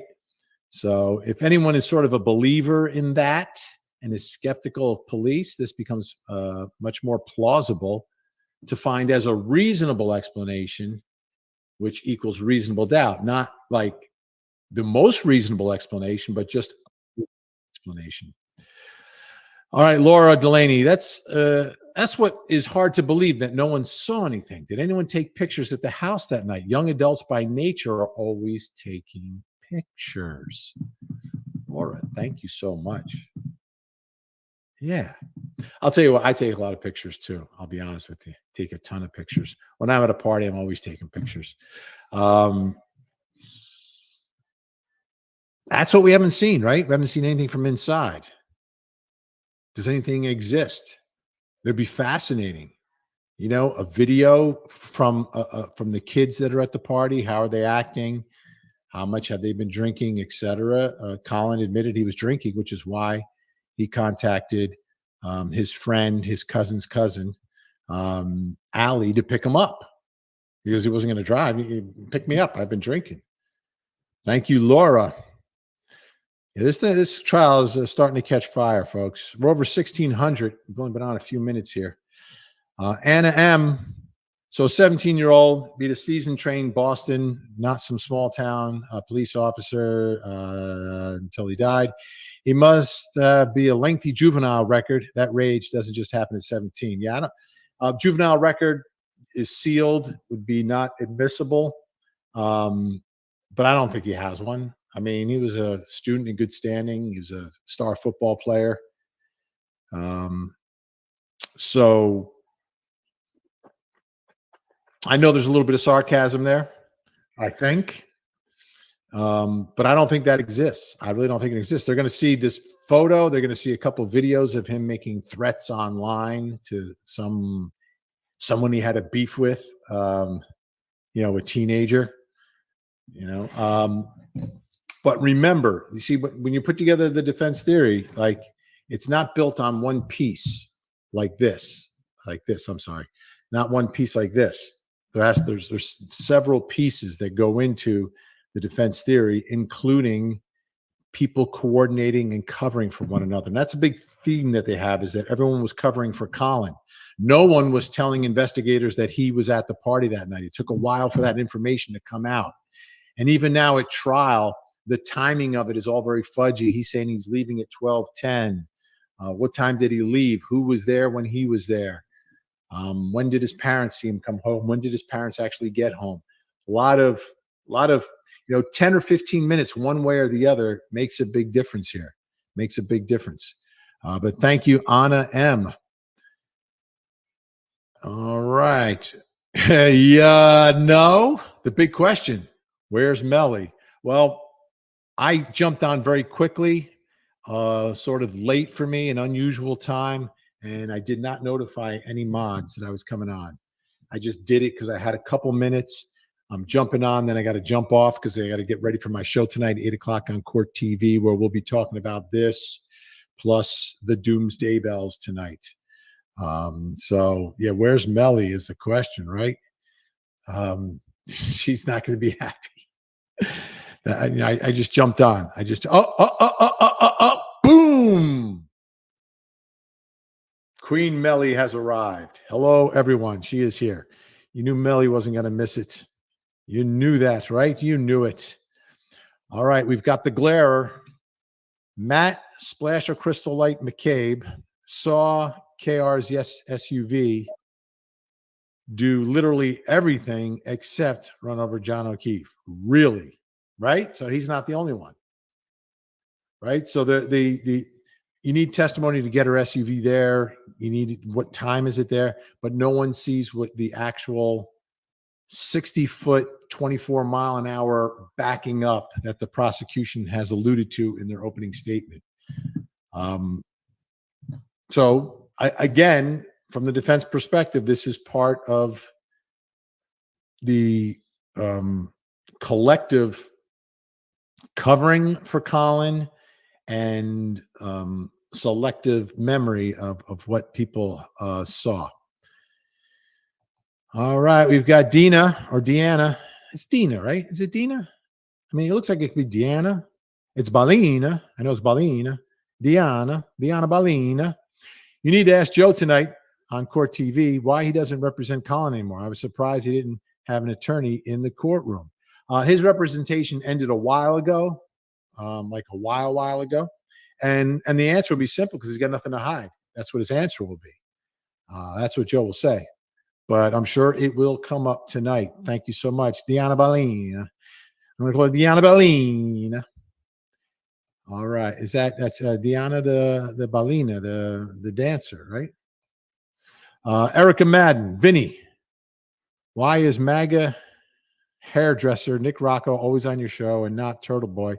TB knows the case better than anyone who started it all. Nick has zero charisma. Stop putting baby in the corner. Thank you, Erica. Thank you, Erica. I appreciate your input. Thank you for watching, by the way.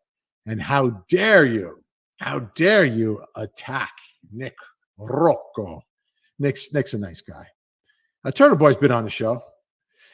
All right. What else do we have here? Who else is on the check-in? Melly is here. Thank you, Erica. Melly, hello, I am here. Welcome, everyone. Melly in the house. Brown Sugar here as well. Can't wait to see a report on Chad Dumbbell. Oh, yeah, we got a good one tonight. Trust me, it's a good one tonight. By the way, the state rested, so they put in all the evidence they believe they need to prove him guilty beyond any and all reasonable doubt. Did they do it? What will the defense do? We'll talk about everything tonight. Thanks so much, Brown Sugar. Leah M., wonder if Michael Morrissey regrets words. Well, one, and you're talking about the DA released a video pre-trial, very unusual maneuver, but there was a lot of pressure being placed on the people in the home, and he was trying to send out a warning shot and did. You can argue about whether or not it was ethical. He believes he stayed within the four corners of where he could stay. The defense believes he crossed the line.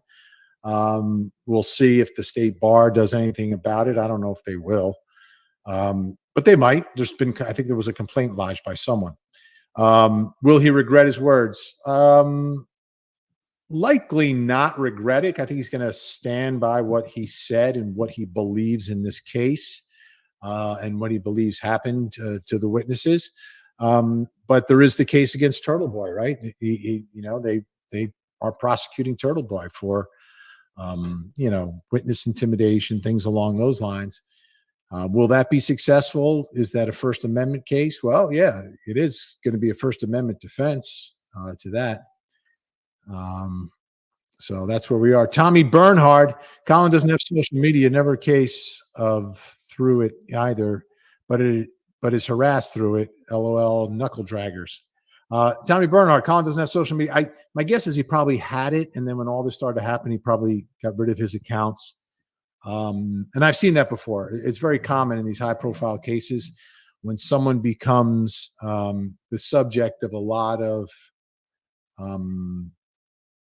comments and messages, etc. People just want to shut it off, so they shut down. Celebrities do it from time to time as well. Anytime there's a big media story and you become sort of the focal point of criticism, some people will just erase. And I'm guessing that's what happened here, because I can't imagine a child without social media. Now, my two boys didn't do a lot of social media in high school, but they were still on it. They weren't prolific on it, but like everyone's on it. And then usually they're on some social media platform that their parents don't know about, right? The new one that we don't know about. We know about Facebook, and then we heard about her Instagram and Snapchat, but beyond that, what do we know, right? They know everything. Thank you, Tommy.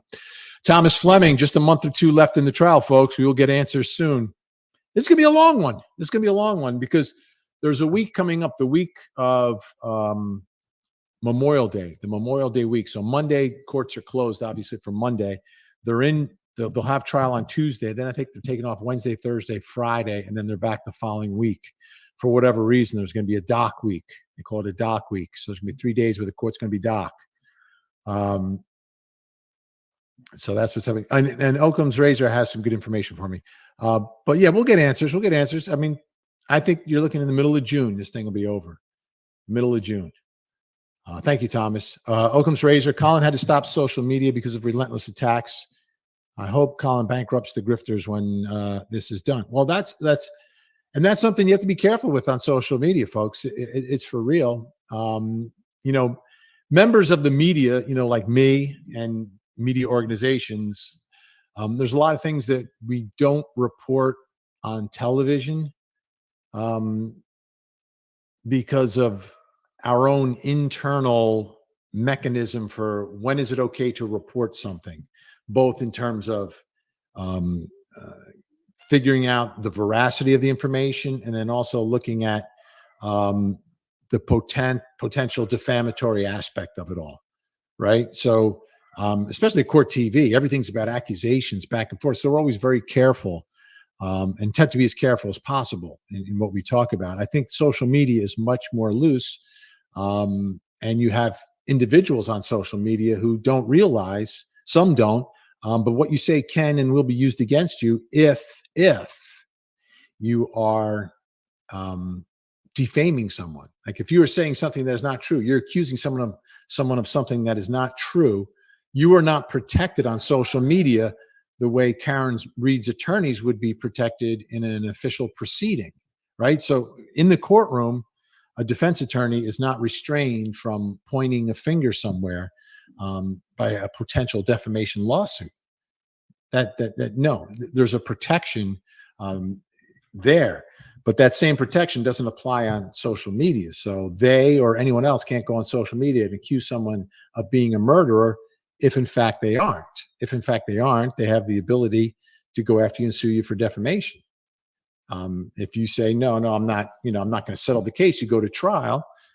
Truth is always the defense. So if you can prove that they actually did what you accused them of, you win the case. But it's a process. It's a civil case, which means if you are sued, you're going to have to pay for a lawyer to go into court to defend yourself and all that. So that's why I think everyone needs to understand that and be careful, because like YouTube's not getting sued. They have protection. Facebook's not getting sued. X, Twitter's not getting sued. They all have protection granted to them by our government. So when people sue for defamation for comments on social media, they're going after the individual who made the comment, not the platform that published, quote unquote, the defamatory statement. But we'll see. There may be a whole second chapter to all this, depending upon what the verdict is. There could be a whole second chapter here. Here's Michelle L. I think Ryan was telling the truth. He saw Karen Reed sitting in a car by herself. If she did back over John O'Keefe in a rage, wouldn't she be gone? Where was John O'Keefe? In the house. So Michelle believes that he did go in the house.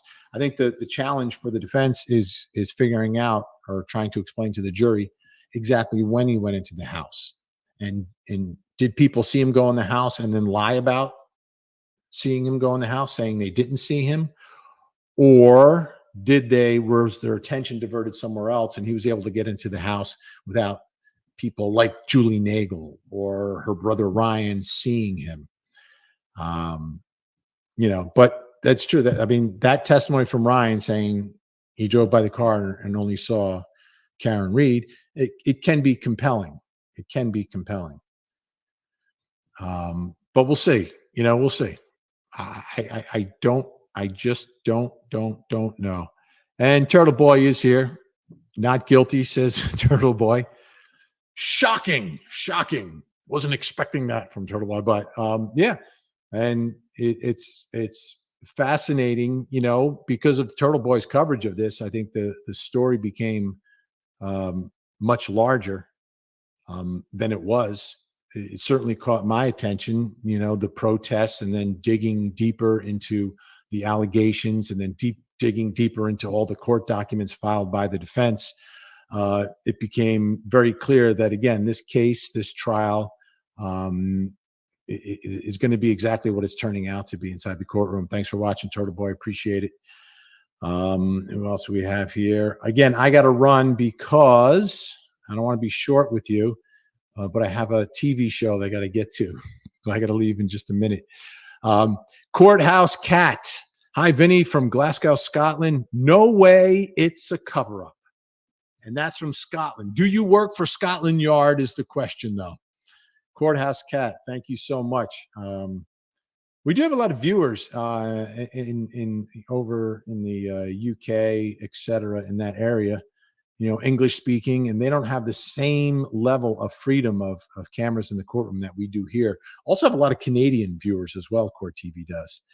And again, it's because Canada has, both countries have amazing cases, but you never see them in the United States. In about a little less than half the states, we have unfettered access to see these trials and these cases play out and see our government and our system of justice at work and see when it works and when it doesn't work. Transparency is what works best. Lisa M. Have you ever seen a case where one side is claiming so many people's phone data is wrong? I've always thought phone data was solid. I did too, coming into this. I thought But expert testimony is always going to differ a little bit. I think in this case, it's going to differ a lot more than we've ever seen.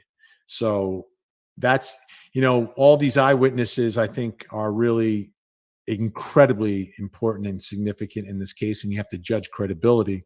But then we're going to have this battle of the experts in two areas, the Google search and in the injuries sustained by John O'Keefe. That is going to be a battle of battles, and could go a long way to figuring out what happened here.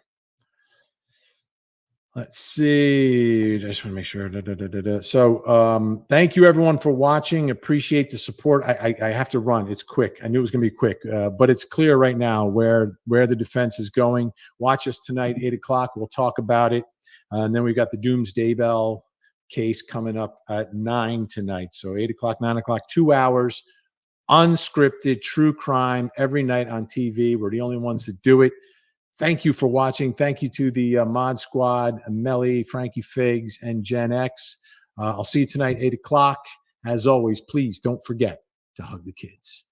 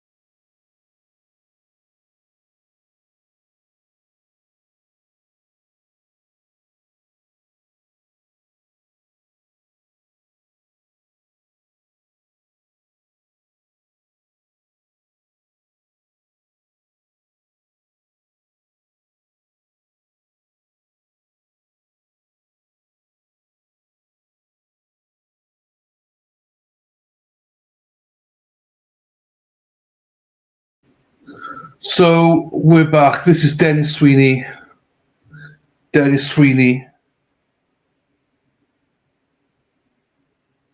Oh, hang on. What's this? So Jessica Machado, who is reporting from the inside, says that if there is cross today, there won't be that much cross if there is cross. Well, she doesn't believe so anyway. So we shall see. We shall see. Hens is back. Guess who's back? Hens is back. Don't forget to hit the like button and subscribe if you haven't already. Absolutely. What's this? What is this? What is this? Rebecca, what's this guy doing on your channel? Oh, Vinny. Yeah, I saw your comment. I thought Vinny was pro Karen Reid, to be honest. I hadn't watched it. So I had not watched it, so I couldn't tell you. I thought so. Everyone on that hates Karen hates Vinny, so I just thought you'd say so. I hadn't watched it. It's only something for the lunch break. So I don't know. And yeah, I don't know. I hadn't seen it anyway. So anyway, before I take it down, shout out to Dennis Sweeney, who has got this shirt on today. His lovely wife Brenda sent it to me. The Assassins, and he had a fist pump today with Yannetti and Jackson, both of them. So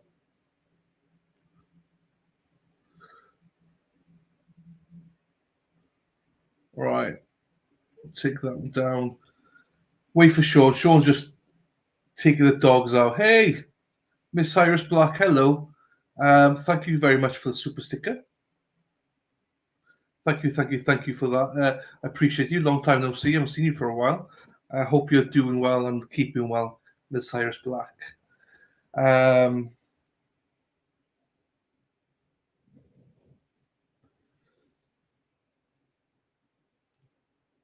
Lord, I have a dinner tonight and a medium reading and needed to get ready. Thank God lunch break was a 1 and not 2. There you go. We got 2 hours to go, Sherry. 2 hours to go. She finishes at 4. Done.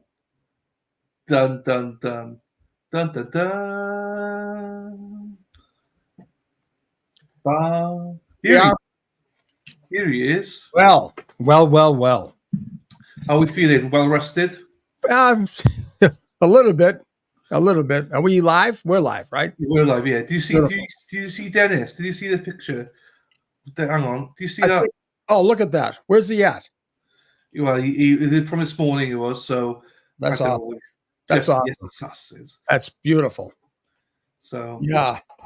I gotta tell you, this is so the theory is obviously these are from Jen McCabe's records that they got. They got authorization for the records and mixed in with a little bit of the Tui, right?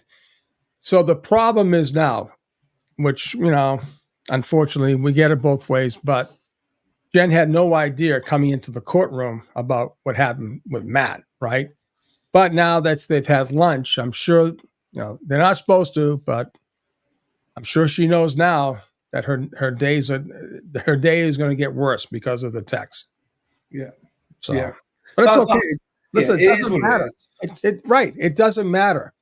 So I don't see how the other side, I haven't checked in on them yet, but I don't see how the other side can think this is going to go any better for them. I checked. No, I checked. They're over the moon. They think today's a slam dunk for Larry. Oh, yeah. So everyone's hitting me on the tail like, okay, you want to believe that story? Fine. It is going to be devastating for these people. It's going to be absolutely devastating. So shout out to Dana Leonard, Dennis. Oh, Dana, where is Dana? Dana's great. 2 of the nicest people in the world. I've ever met. Dennis and Brenda. Yeah. So Dana, I'm going to continue my just to let the people know, I'm going to continue my kind of new tradition on special guest Fridays, right? So instead of getting into the meat of the thing tonight, at first, I'm going to have a special guest on by way of your show, my friend. So that's a good thing. Oh, Chrissy. Oh, yeah, exactly. Right, Chrissy. She's going to, I'm going to feature her tonight. She's got a great story to tell. It's on base, but she's been so gracious enough to share her own experiences, which I think will be great. So I'm going to get her on first so she doesn't have to stay behind, waiting. So that's going to be like a little thing for me now. And I'm going to release the premiere of my new intro that John Como made for me. So Como. Now I loved your comment last night. You were like, is it Kamau, whatever. And he put in his spelling. He is. I'll tell you, this kid, man, this guy, he is slapped. I mean, he's right on the money. This guy is so funny. He's great, man. We talk all the time. That was funny. It's a great, I'm telling you, we have a great family here. We really do. A question for you, though, right? Sure, whatever you want. I've not heard. How is ex-Sergeant Murphy doing? You know, Peter's good. He's hanging in, right? Look at he's been in the courtroom, what, 5-6 times right there at the family. He's doing great. He's doing Jennifer Manning. Yes. Great family. Right. Sorry. Hang on. There was a question here. Sorry. Hoslong till he hits the fire. I know. Please ask sure the plastic welding Lexus uses what made them have to break that plastic in so many pieces. Well, the original, okay, so as we know that when she backed into John's car, that the only part of that taillight was broken was the backup light, all right? The backup / hazard light, okay? That's the clear glass, okay? And we can see it. We can see it as she's pulling out. As a matter of fact, next time we're on, Dylan, I'll bring that one picture, which is beautiful, and it says it all, right? So I believe what they needed, right? Because when she hit it, the Lexus guy told me, excuse me, that these taillights are made so that when there is impact, instead of going all over the ground, it goes inside the housing, right? My thought process is that they wanted to somehow get those pieces out, to put something down there, right? And then they went too far. They literally went too far. So with that said, well, you can see on the big picture that we had, right, that in fact the tool mark impression is a classic, right? It's a classic. They just went too far and they got caught, because I'll tell you, on the 29th, right, when they're scurrying around making up the new story, because it went from a domestic assault to a hit and run, right?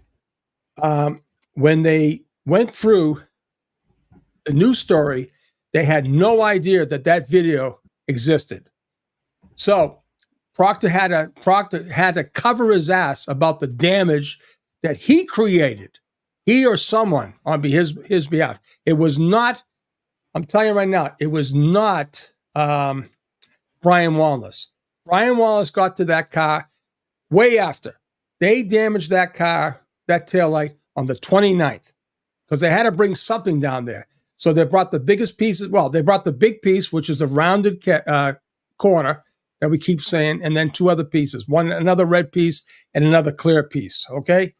So in order to cover his tracks, right, when they arrested Karen, all right, on February 1st, he had to do an affidavit in support of the arrest warrant, right? And in the arrest warrant, he put, when I went to Dighton, I observed that the right side taillight was shattered and a large piece missing. He didn't count on the fact that ring camera showed everything. They cannot get away with that. They can't. We know they can't. So anyways. 2 questions, right? 2 questions coming up. First one's from Murph. Not Murph, got a question, but the Hoslong with it dying cold. That better come in by Lally. Oh, it has to come in by Lally. He's got to bring it up, right? That's the elephant in the room. He's going to have to bring it up, right? To see how, right. This could be excellent. And next question, here we go. Jennifer Manning. Don't worry, Jennifer. I had your question all lined up. Hi, Sean. My nana's maiden name is McDonough. Her name is Jane. She's from Boston and then moved to Campton in the 80s down off York Road on Indian Lane. Do you know her? You know, it's funny. Let's see. Your nana's maiden name. Okay, her name is Jane. Okay, so at the time, to my knowledge, it was my family. There were only McDonoughs at the time. And then later on, there was another McDonough family, one of which Brian McDonough, not my brother, thank God, but this other Brian McDonough was a very good pitcher. I'm not sure if it's related to you, but at the particular time, in 71, I believe we were only in McDonough's there at that time. So there you go. But great. You got McDonough blood in you there, Jennifer. That's great. You got some good blood in you there, Jennifer. Good stock. Karen unknowingly bringing farms back together. That'd be great. Yeah. So the question where welding is what messed them up, Sean. Welding. What do you mean welding? I don't understand. What do you mean welding? Maybe putting back together. Maybe welding. I don't really know. Oh, yeah. Like I said, I don't know what they did. I think it's preposterous if they're going to come in and say, because they should be able to show, I would say, right, as a crime scene investigator, you should show all the pieces as it was collected. Now, if they did a video and they showed them collecting all the pieces, which that'd be a hard sell because these guys didn't do a thing, right? At least the Canton cops videotaped the leaf blower, right? At least they did that. But did I ask you that question? How the hell did he know? Because when the body left, more snow came down, right? He went right to the spot where everything was found, right? And my question was, you don't think like for instance, Karen or Kerry, they were kneeling down by John. You don't think they knelt on that glass, right? You don't think anyone, or at least the medics that came out, the EMS, they're all around John. They were stepping on everything. You don't think they would have found that glass? Yeah. I hate to say that. Was that planted also after the fact, after John had left? Oh, yeah. I think that's the thing. Wicked Psych said that from day one, in fairness to her. She's like, well, surely your knees, everything would feel that. Absolutely. And isn't it amazing that leaf blower blew all around the perfect area, right? They found everything they wanted right there and then. Then they stopped. You know why they stopped? Because nothing else was out there. Because the car wasn't in their possession. That's why they stopped. And Paul Gallagher lied his ass off because the bottom line was, I'm looking at merch. I was never over in Eastie. Anyways, just going to say, Paul Gallagher lied because nobody knew about that cocktail glass. Nobody. Only the killers. So that's it. Hey, Dennis, the assassin as well. We just showing you. If you go back 5 minutes, we were just showing you on screen. Sally's back in the house. Hang on. What do we have here? Stephen's back. Guess who's back? Stephen's back. So Heather's like, we're all family. There's a song there. We are family. Right.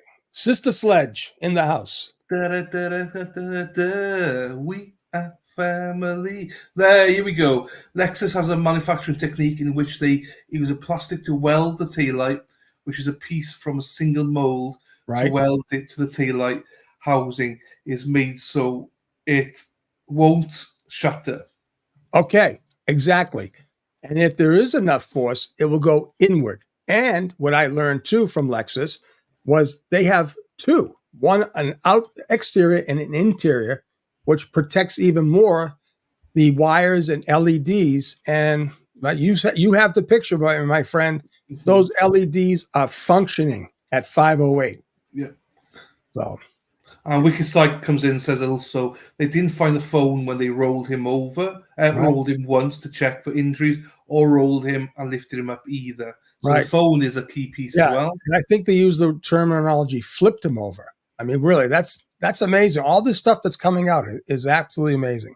Miss Lynn is back. Let's go, Miss Lynn. Qbert, first time I've seen Qbert today. Hello, Qbert. Where has Qbert been? Don't know. You're in the bad books here, Qbert. He's good. He's good. Yeah, he's good. You get a pass. I'm very disappointed. I really am disappointed in Gallagher. A lot of people are. A lot of people that I know that know him personally from the DEA task force that he worked on are very upset at him. Very upset. And he knows it. He knows it. Yeah, he jumped ship, no doubt. I don't know what his motivation was. He's about to retire. I mean, come on. Steve Fenner says, did it seem like Matt was shaken? Not just by reading the message, but as an IT guy, he recognized those weren't regular printouts, but like Fed documents. Oh, Stephen, let me tell you something. his tune changed dramatically. All right. It's just too bad that we couldn't have had Jen write her stuff, because she will be somewhat prepared, because they lie. They're going to talk to her. They already talked to her, but it was a classic. If you see his back of his neck and the side, completely red. He got really, really sidewinded on this. Yeah.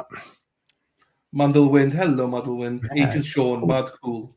Yeah, I get mad. Of course I am. I'm upset. I didn't want to be on this side of the house. I believe in the law. I believe in good. I can't believe that this shit's happening. I really can't. Listen, I'm not stupid. I know there's corruption. I just never believed that these guys would go this far, not only to frame Karen, but try to put the hoodwink on us. Yeah. That's the problem I have. Quick question here. At what point would the prosecutor be held on charges of misconduct? When the civil rights section of the Department of Justice proves that they violated Karen Reed's civil rights, and trust me, they got her. They got them.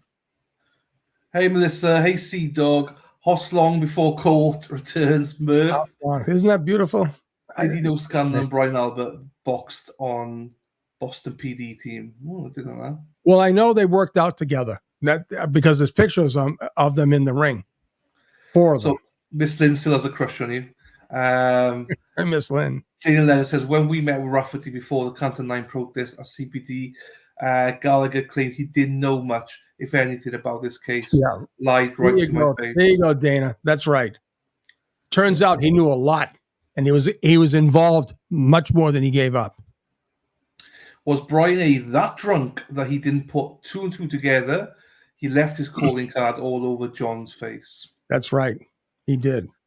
And here we go. Audrey's back in the house. I'm back. I need an emergency phone charge. Without it, I can't be in Facebook. I know. Audrey, you're the best, Audrey. She's my CEO. And that's no sarcasm. She really is. I mean, yeah, I can believe it. I still can't believe these dummies let civilians become so involved with a cover-up. Yeah, but doesn't Jen look calculating? I mean, she is. Wow. Here we go.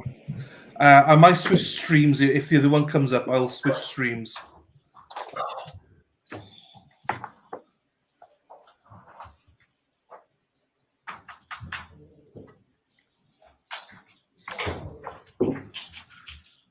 Once Boston 25 comes back up, I'll switch it if I can. Back in session, please be seated.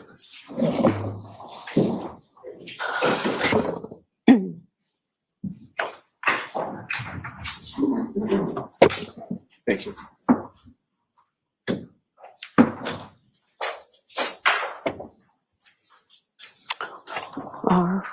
All right, so Mr. Lally, just before you begin, folks, I neglected to tell you before or during the testimony of Mr. McCabe, and I don't want to keep repeating instructions, but I do want to remind you, when it comes to electronic communications, before you can consider them in your deliberations, you must first find that it's more likely true than not that the person who authored or sent the communication was in fact the person identified as doing so. If you do not find it more likely true than not that the person identified as sending the message was the one who sent it, then you may not consider that electronic communication in your deliberations. All right. Thank you, Mr. Lally. Go ahead. Thank you. Sorry, may I approach? Yes. Colonel Commonwealth, which seeks to do, well, me.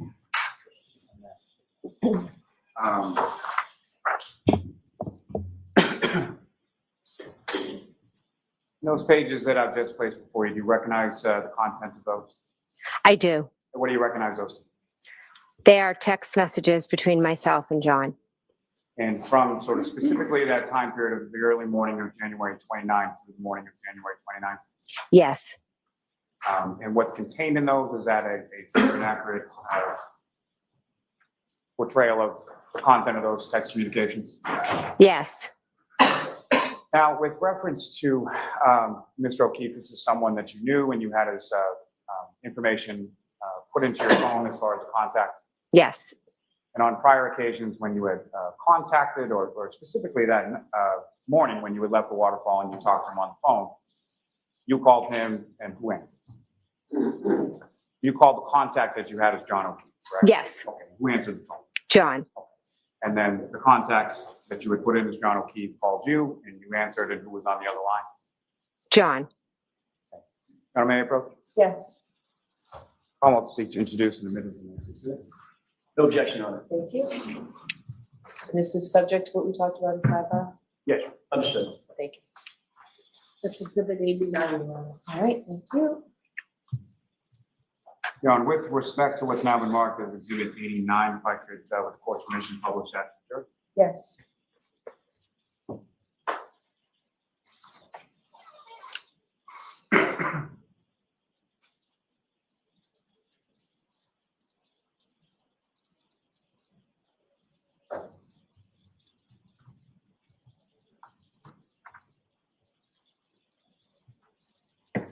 Okay, what's up on the screen, is that what you have before you as that exhibit? Yes. And this is a text communication between yourself and Mr. O'Keefe, correct? Correct. Your Honor, I'm sorry to do this. May we approach? Sure, why don't you take that down, Ms. Gilman? And thank you. Issues already. I don't know, my friend. They Oh, must have saw something. Right, I tell you, whilst they're doing that. Uh-oh, I sent something. Well, there's two. No, I'm not going to do that yet. I'll do that on the break. But what I'll do now is switch streams because that one keeps breaking. I'll go back to Boston CBS News. All right. So there we are.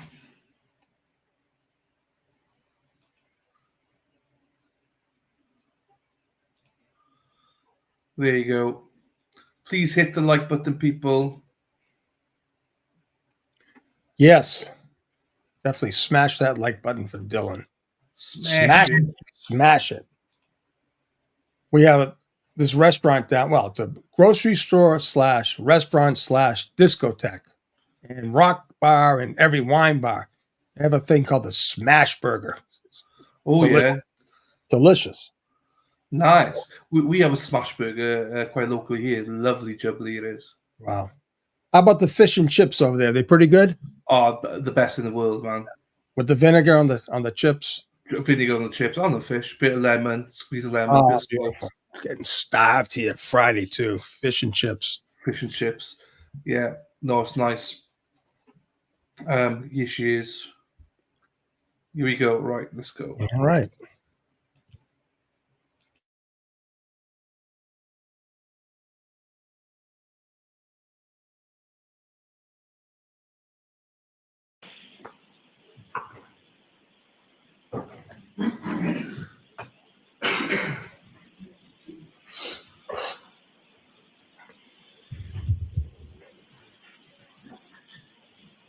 Thank you, Ms. Gilman.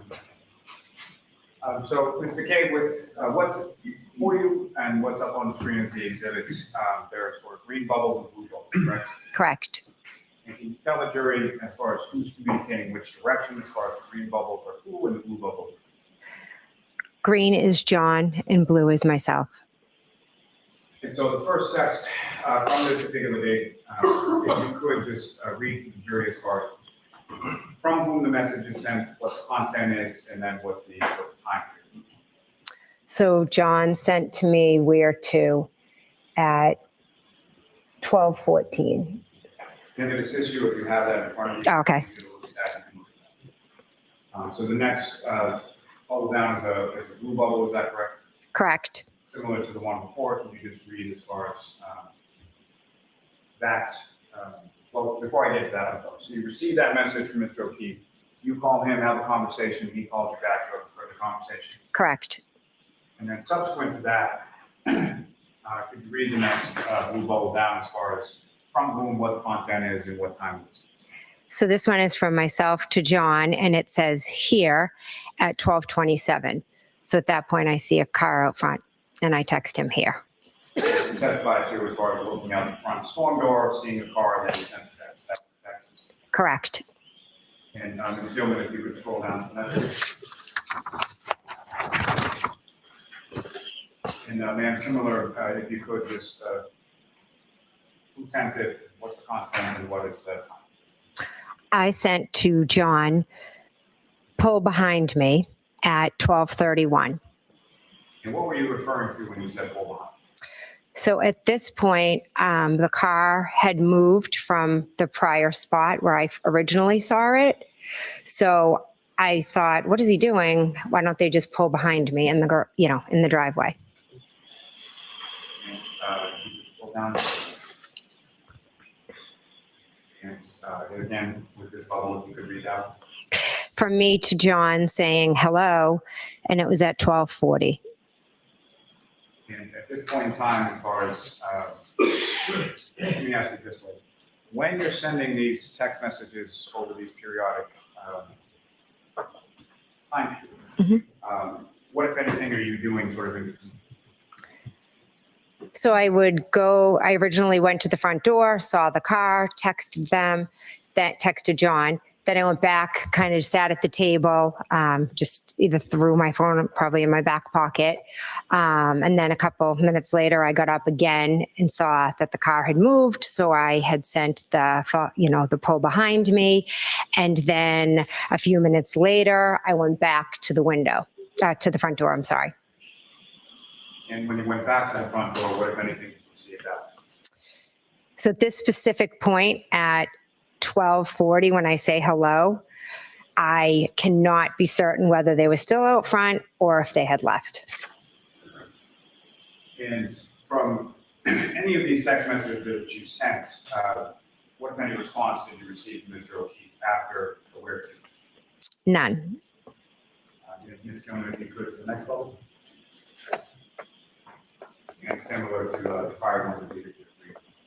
Sure. Jen to John, where are you? And that was at 12:42. Myself to John, hello, at 12:45.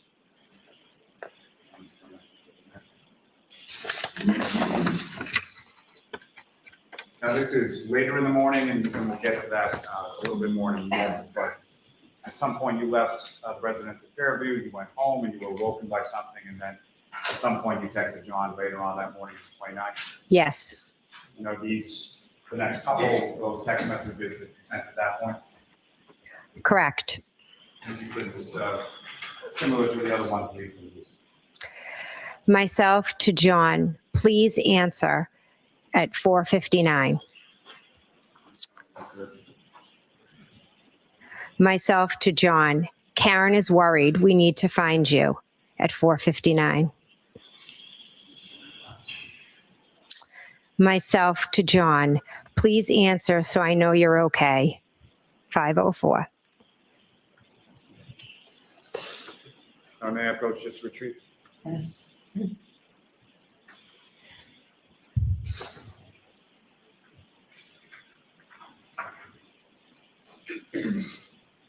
Now, Ms. McCabe, if I can take you back to at the house on Fairview.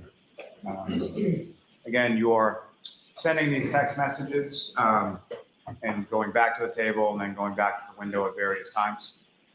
To the front door. To the front door. Yes. And at any point in time, do you see anybody exit from the dark SUV or the black SUV you see in front of the house? No. And at any point in time, did John O'Keefe come into the house? No. And at any point in time, did John O'Keefe respond to your text messages? No. And at any point in time, did John O'Keefe call? No. Now, at some point subsequent to this, have you had occasion to look at your phone or at your call history? Yes. And through review of that, were you able to see phone calls that your phone made to John O'Keefe's phone around that same time frame that you were texting him and going to his phone? Yes. May I approach, Ron? Yes.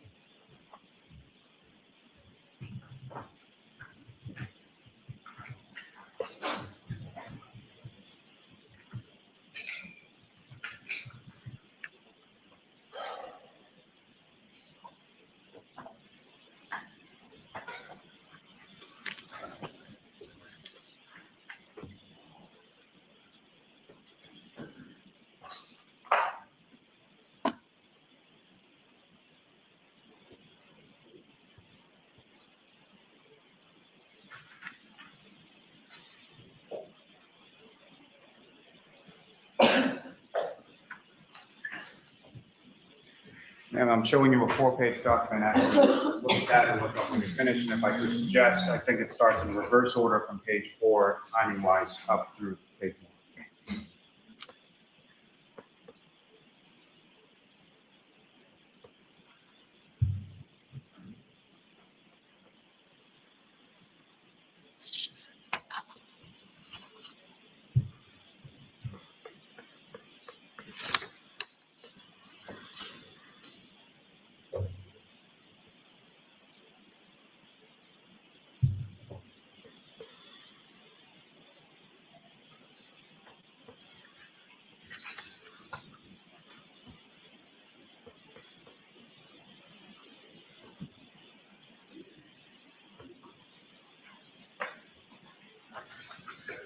Just generally speaking, ma'am, do you recognize what's contained in that 4-page document? I do. And what do you recognize? The calls between myself and John O'Keefe. And am I correct that it starts in sort of a ascending order as far as the earliest calls are on page 4 and then the most recent are on the first page? Yes. And the phone calls that you were testifying to about before, as far as talking to him on the way from the waterfall to the residence at Fairview, did they appear in those? They do. May we push please? Okay. May I have that? Oh, here we go again. Yep. Well, what's good for the goose is good for the gander, right? Mm-hmm. Yeah. Oh, yeah. As you So, say. you know, like this is classic. Getting her off her game, getting her distracted. That's what they did to our witnesses, right? Mhm. I mean, not our witnesses, but that's what, you know, that's what Lally was doing to our people when they were, you know, cross-examining them. So, anyways, it's a game. That's what it is. What do you mean, how long till the hits the fan? I think I just fell in love with the alternate. Just fell in love with me. You should be in love with me anyway. Hostlong, I think John Supple Health showed him ascending, descending stairs at 12:21, if I remember correctly. This woman is a, there we go, Di, don't miss your words. I have to give it tough fee. I have to give it tough fee.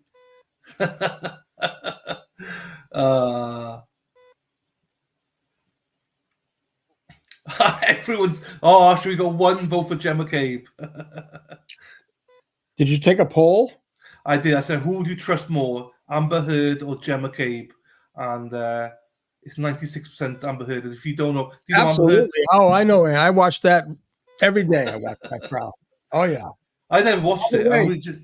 My brother Barry, living in California, he lived the same building as Johnny Depp and Amber Heard. And you know the guy, the doorman, the Hispanic doorman that testified from his car? Yeah. He put him on this phone with me. He says, "Did you like my testimony, senor?" Yeah, he was awesome. He was awesome. Yeah, yeah. Okay.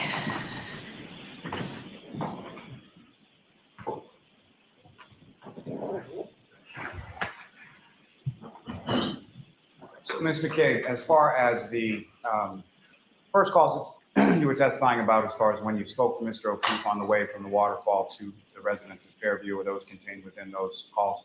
Yes. As far as, is there a time that's associated with those calls that you observe in those 4-page documents? Yes. And what are they? 12:14 and 12:18. And turning your attention to page 1, that would be sort of the last in line there.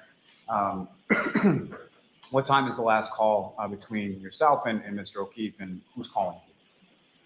I'm calling him at 5:25. May I approach him? Yes. I'm also seeking to introduce him as the next exhibit. Thank you, Kelly. There's nothing coming. Thank you. Is it 990? Thank you.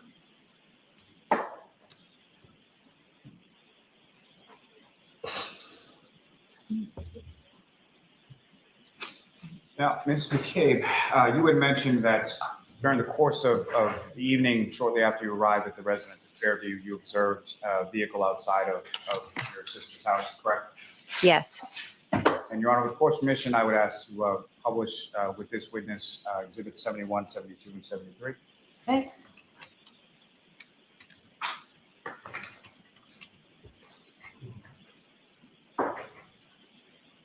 And Ms. McCabe, first and foremost, what's up on the screen is Exhibit 71. Do you recognize that? I do. Okay, I think you can just go right to what you wanted to identify, please, Mr. Lally. So, Ms. McCabe, in front of you on the desk, there should be a laser pointer. Just click on the button and point at the screen. And if I could ask if you could direct, well, first and foremost, with respect to this photograph, do you observe in this photograph where you first saw the black SUV in front of the house? It was directly if I was staring out the front door. So this angle is kind of unique to see it. But if you go from the front door directly straight out, so maybe the edge, if you understand what I'm saying. Using that just direct to his attention. So if there's the front door and I look straight out, but the perception is almost like a side view. It's not straight on, so it could have been a little over here. So, Lally, why don't you show another picture if this one isn't helpful? Is it visible in this photograph? Yes, so it'd just follow this and then come straight. And lastly, Exhibit 73. Now, Mr. McCabe testified that at another point you come to the front door and you observe the vehicle in a different spot, correct? Correct. If you could, again, using the laser pointer, just bring your attention to where in this photograph, if at all, you observe where the vehicle was second.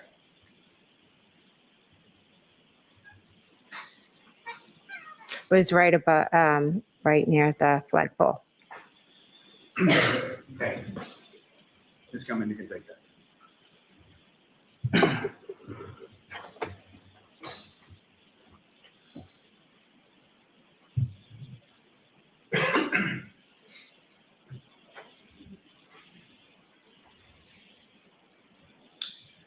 Now,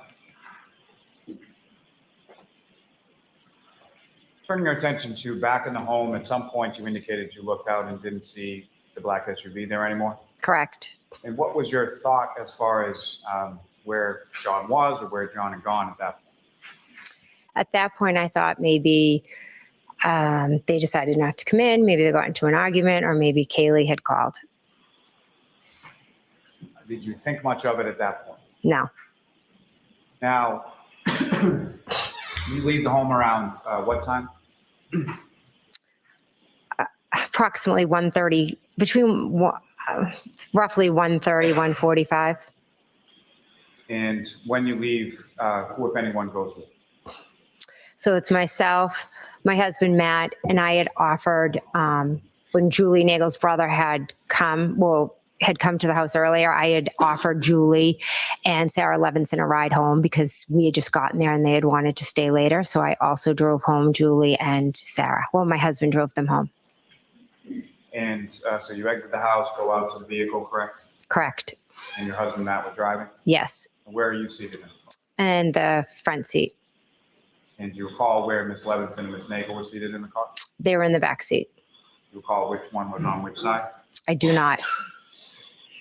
And when you come out of the house and you're starting to go home, what, if anything, had changed as far as the weather from when you had gone in to when you had come out? The snow had, accumulated more.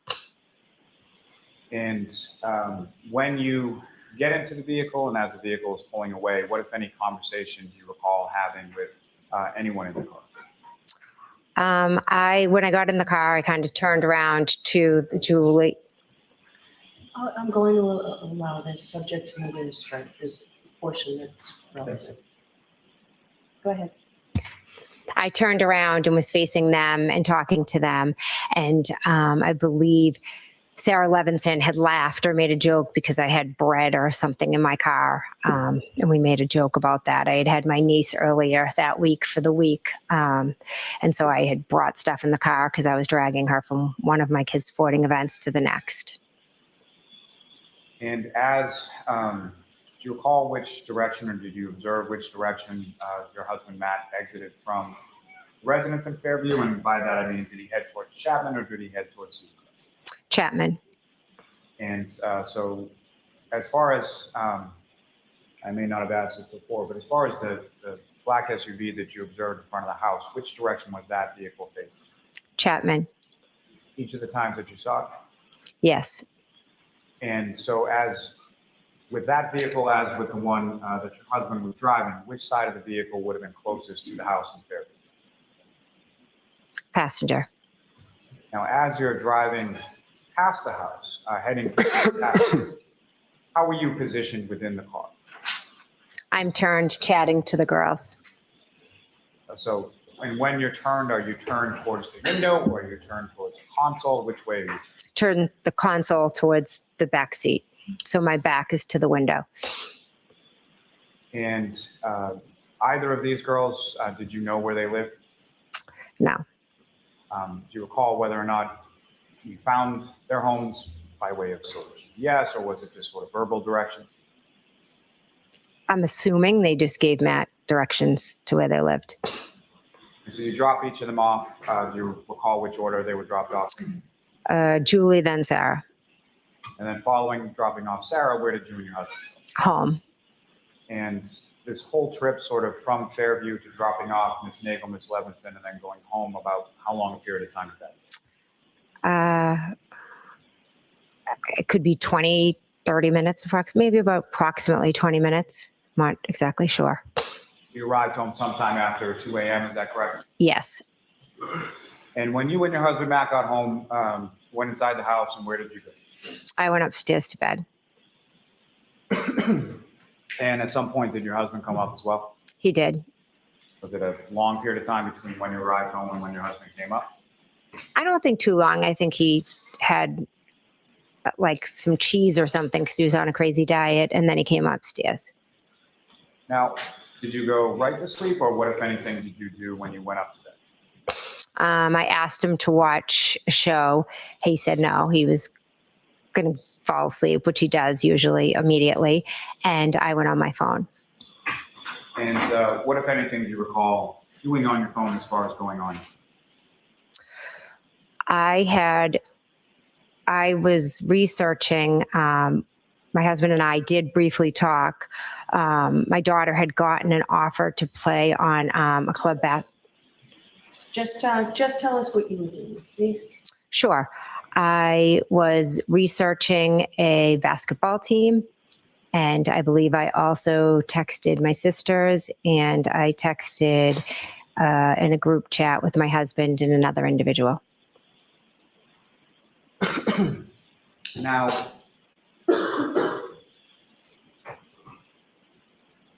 if I could just turn your attention back to when you were at the house on Fairview that evening, and I believe this is the last time, so I apologize for the back and forth, but when you were there, what, if any, videos or any music or anything that you pull up on your phone to share with the group that you were there? So one of my sisters loves this song Raining Men.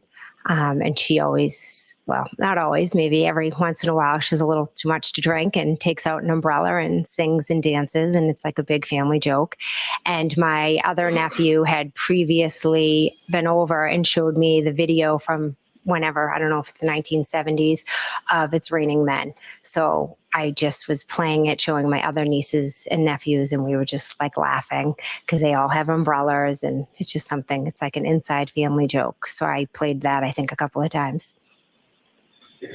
And so after you get home and you're looking at the basketball program and things of that nature, what, if anything, else did you do before you went to bed, or went to sleep, I should say? Nothing.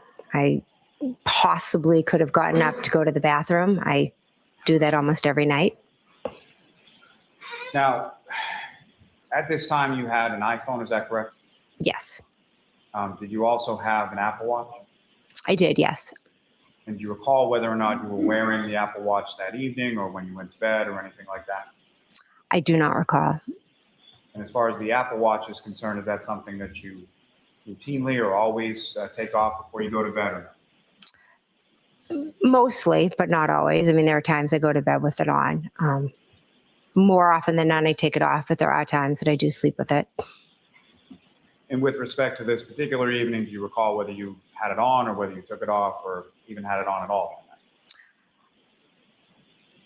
I don't recall if I had it on that night. Now, turning back to that last exhibit, as far as the phone calls were concerned, were there certain phone calls that you made to Mr. O'Keefe's phone around the time that you were observing the vehicle outside? Yes. Do you recall making any phone calls to Mr. O'Keefe at that time? I don't.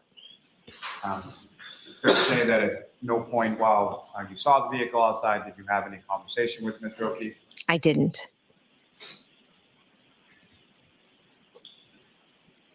Now you go to sleep, and at some point later on in the morning, you wake up, correct? Correct.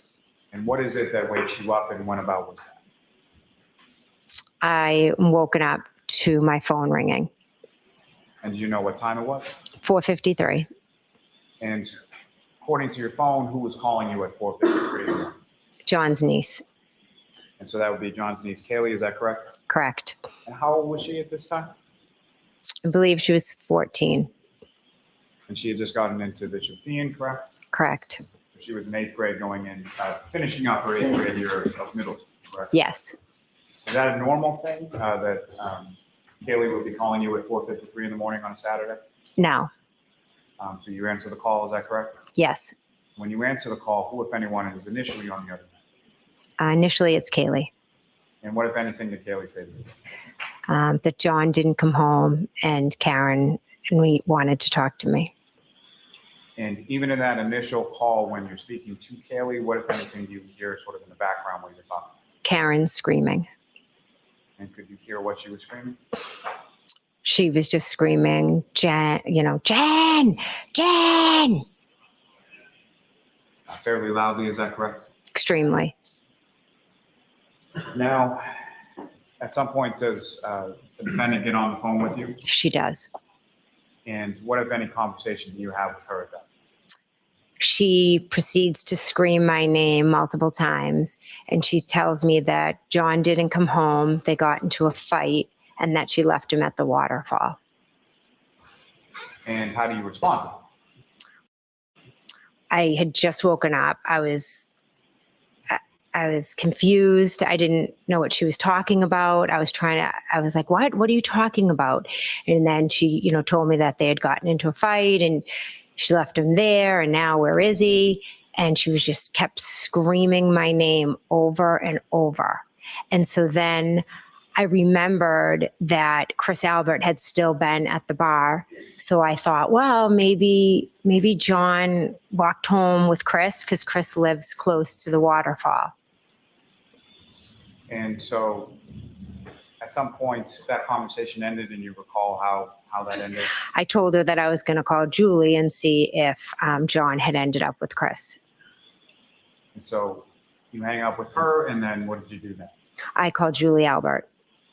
And did Julie pick up the phone? She did not. And as you were calling Julie, did you have any conversation with your husband, Matt, around that time? Yes. He, had kind of shot up out of bed when Karen had called. When Kaylee had called, because Karen was screaming. And then he was, what's going on? And I said, well, I'm calling Julie because Karen, they got into a fight, and I was trying to explain it to him. And he said, what are you talking about? We saw them outside of your sister's house. And at that point, I hung up. And when you hung up, Julie had not answered yet, is that correct? Correct. Now, as far as Miss Reed, is that someone who had your phone number? Did you have her plugged into your phone as a contact before that date of January 29th? No. So never had any kind of conversation with her over the phone as far as a text or a phone call or anything? You didn't even have her information? Correct. And so after hanging up while calling Julie, what, if anything, did you do then? And then I'm not sure if I called Kaylee back or if Kaylee called me back. At some point you get back in touch with Kaylee, or at least her phone, correct? Yes, I get Karen. I get in touch with Karen again, and I say, Karen, we saw you outside of my sister's. And what was her response to that? She told me that she didn't remember going there, and then she started yelling. Jen. And then she was saying, did I hit him? Could I have hit him? And then she proceeded to say that she had a cracked taillight. And this is while you're still in your home and you're in your bed, correct? Correct. And what was your response to that? I thought she was honestly like just talking crazy. And then she said, oh my God, I left him there. Like she was extremely irrational. She said that it told me again that they had gotten into a fight. So now she was just kind of all over the place, just screaming. She was very hard to understand. So my brain started going, okay, well, if she left him there, where could he be? Who could he be with? And as you're going through that sort of process, what did you do next? So then earlier in the night, there was another individual who we had been in contact with, or my husband had been talking to, and he had mentioned that he was gonna meet up with John at Waterfall as well, but he never ended up coming. I knew he was at a house close to Fairview, so I thought, well, maybe if they got into a fight, like John might have texted this individual, and maybe he just ended up on his couch. Who was that individual? Tom Beatty. And who was Tom Beatty in relation to, how did you know him? He has two daughters that are the same age as my daughters. One of those daughters, at least around the same age as Kaylee? Yes. And so based on sort of that process, thought process and what you're doing, what did you do then? So then I start calling Tom. And at any point in time that you call Tom, did Tom pick up the phone? Did you speak with him? He did not. And so following that, what did you do from there? So I know at some point I was starting to call John. My husband was as well. At that point I get up and I'm like, okay, well, we got to go out and look for him. And in my head, I was thinking I'll drive over to Tom's and maybe he's there. I then go downstairs. Matt gets up. He's starting to get dressed. I go downstairs. I make a coffee. And I'm not sure how much time passed, but then all of a sudden I hear screaming out front. Now, if I could just take it back for a second, as far as a decade or so that you had known and been friends with John O'Keefe, with his either his niece or his nephew or both home, is him not coming home, is that something that had ever happened before, you were ever aware of before? I was never. Ask it differently. Had John ever gone out at night and then not come home when the kids were home? Objection. I'm going to allow it. Not to my knowledge, no. So at some point you make your way downstairs, is that right? Correct. And then what, if anything, did you hear once you were downstairs? Screaming. And where was the screaming coming from? Out front. And when you heard that screaming, where did you go? I ran to my front door. At some point, did you open your front door? I opened my front door, correct. And then what did you see when you opened the front door? Miss Reed came running up my walkway. And prior to, during any of the other conversations that you had had with Miss Reed, did you know where she was when you were talking to her? No. Obviously, the first call was Kaylee calling from the house. That Yes. was the assumption. Mm-hmm. And then So subsequent. is that a yes or no? Yes. And as far as the second call that you were talking about, do you know where she was when she was talking to you then? The first couple calls, I know she was at the house, and then I don't know. So was opening your door, hearing the screaming from out front, was that something that surprised you? Yes. And when you hear the screaming, if you could just explain to the jury, how loud was the screaming that you were hearing? Very loud. And what, if anything, was she saying at this point? It was more of the, Jen, did I hit him? And then she would yell, did I hit him? Could I have hit him? And then she was yelling, we have to go to Fairview. And in addition to Miss Reed, what, if anything, else did you see when you opened up the door? Just in a better way. Did yeah. you see a vehicle? Yes. And where was the vehicle and what did the vehicle look like? It was in my driveway. I believe the driver door was left open. And what kind of vehicle was it? A black Lexus. Consistent with what you had seen outside of Fairview the night or earlier in the morning? Yes. And so as she's coming up your walk towards your front door? Running, yes. And then what, if any, conversation did you have with her there in reference to that? I just said, Karen, I was trying to calm her down. Matt came, I believe, and was yelling down that she was going to wake up the neighborhood. And then she was yelling that we had to go to Fairview. So I told Matt that I was going to go with Karen. Initially, before that, what were your plans as far as going to look for John before Miss Reed showed up at your house? My husband and I were going to go to Tom Beatty's. Now, once you decide that now you're going with Miss Reed, the defendant, where did the two of you go? So as we walked out, there was a car pulled up and then a plow. Recognize the car that pulled up? No. I'm sorry, I interrupted. So the car pulls up and then the plow, and then what happened? So in the car was Kerry Roberts. And so she kind of rolled down the window and was like, Karen, what are you doing? And then the plow was behind her. So Kerry pulled up, and I told Karen that I was going to drive her car because I didn't want her driving because she was hysterical. So we got in her car, and then Kerry Roberts called Karen. And then Karen was screaming and, saying that she had cracked her taillight. We need to go to Fairview. Could I have hit him? Did I hit him? And then she would just scream our names. Kerry was telling her to shut up, that we needed to just go back to John's and we'll drive in one car and let's go to John's. Maybe he's there and he's passed out and you didn't see him. Now, when you open up the door initially and you come outside and you see the defendant out there screaming and all of that, again, with respect to the weather, what was the weather at that point? It was like dark and it was almost like a whiteout. And so you get into Ms. Reed's vehicle, correct? Yes.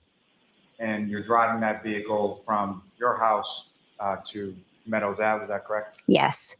That's Mr. O'Keefe's house? Yes. You're familiar with that residence? You've been there plenty of times before? Yes. Now, with respect to Kerry Roberts, did you know Kerry Roberts prior to this morning of January 29th? I had met her once before. And can you describe for the jury sort of the circumstances of that or how you knew her prior to January 29th? Way back when, after John's sister and brother-in-law died, I would have Kaylee a lot and Kerry would have Patrick. And one day John said, I get a discount at Reebok. I'm going to take you guys for sneakers, get all your kid sizes. So he took Kerry and myself and we went to Reebok and bought sneakers for all my girls and me. And then he took Kerry and I to the hillside for lunch just to thank him for, helping, because that's what he did. Now, was Kerry Roberts someone that you had as contact saved in your phone? Had you ever texted her or called her or talked to her over your phone before? No. So you indicated that Ms. Roberts then calls Ms. Reed's phone while you're in Ms. Reed's car, correct? Yes. Now, as far as that, Ms. Reed's phone, was that similar to your phone that earlier in the morning? Was that hooked up in any way or matched or paired with the vehicle that you were driving? Yes. So fair to say you could hear both sides of the conversation as far as Ms. Reed talking next to you and then obviously Ms. Roberts on the other end? Yes. So the conversation that you were talking about as far as Ms. Roberts saying, shut up and we're going to Meadows Ave and all of that, you could hear Ms. Roberts saying that? Yes. Now, the vehicle, when you get into the defendant's vehicle, she pulled in straight into your driveway, is that correct? Yes. So fair to say you had to back out of the driveway, correct? Correct. Now, when you were operating Ms. Reed's vehicle in reverse, what, if anything, showed up in sort of the center console area of that vehicle? I do not remember. I don't know. Do you recall anything as far as a camera or anything like that? I don't remember. I don't remember. You back the vehicle out of the driveway and you proceed to Meadows Ave, correct? Yes, And about how long a drive is it from your house to Mr. O'Keefe's? approximately 5-6 minutes. And when you get to Mr. O'Keefe's house, where do you park? I pull in the straight in the driveway. And after you pull into the driveway, at some point you all get out, correct? Yes, Do you recall who pulled in first as far as who was in front of who on the way to Meadows, yourself or Miss Roberts? I believe I was in front. You would have pulled into the driveway and parked, and Miss Roberts would have pulled in and parked behind you, correct? Yes. And so after the three of you get out of your respective vehicles, what happened then? Karen brings us to the back of the car and says, look, see, I have a cracked taillight. And where on the vehicle was she directing yourself and Miss Roberts' attention? The back right. So passenger side, rear part of the vehicle. Yes. And when you looked at that area of the vehicle, what could you see at that? I saw that there were missing pieces, but there was also snow covering it. And Karen was screaming, look, look. And then Kerry was screaming back at her. It was very chaotic. So I didn't stare in depth, but what I can tell you is I saw missing pieces from the taillight. And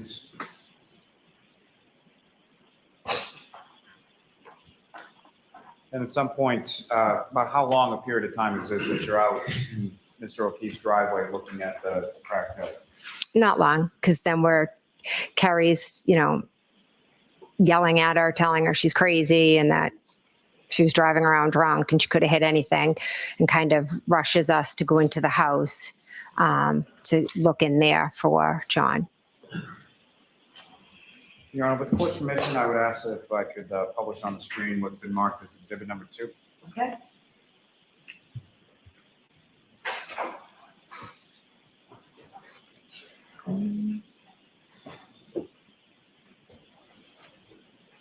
And Ms. McCabe, do you recognize what's up on the screen? I do. What is it? That is Meadows Ave, John's house. And the driveway that you're talking about as far as where you pulled in, that's not visible in this photograph, correct? Correct. So from facing Mr. O'Keefe's house on Meadows, which side of the photograph would the driveway be? To the left or the right? The right. And Your Honor, may I approach? Yes.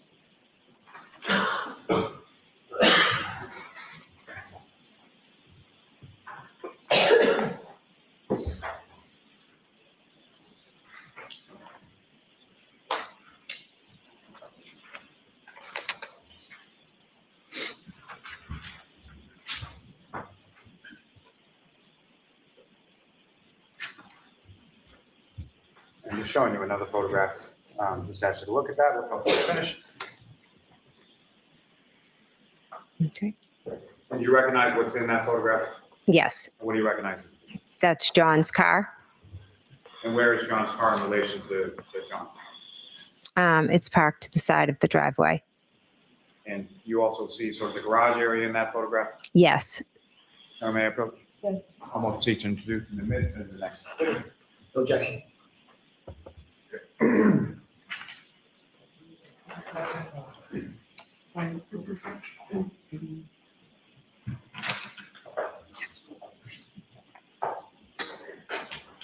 Your Honor, with the court's permission, if I could publish that to the jury now as well. Okay.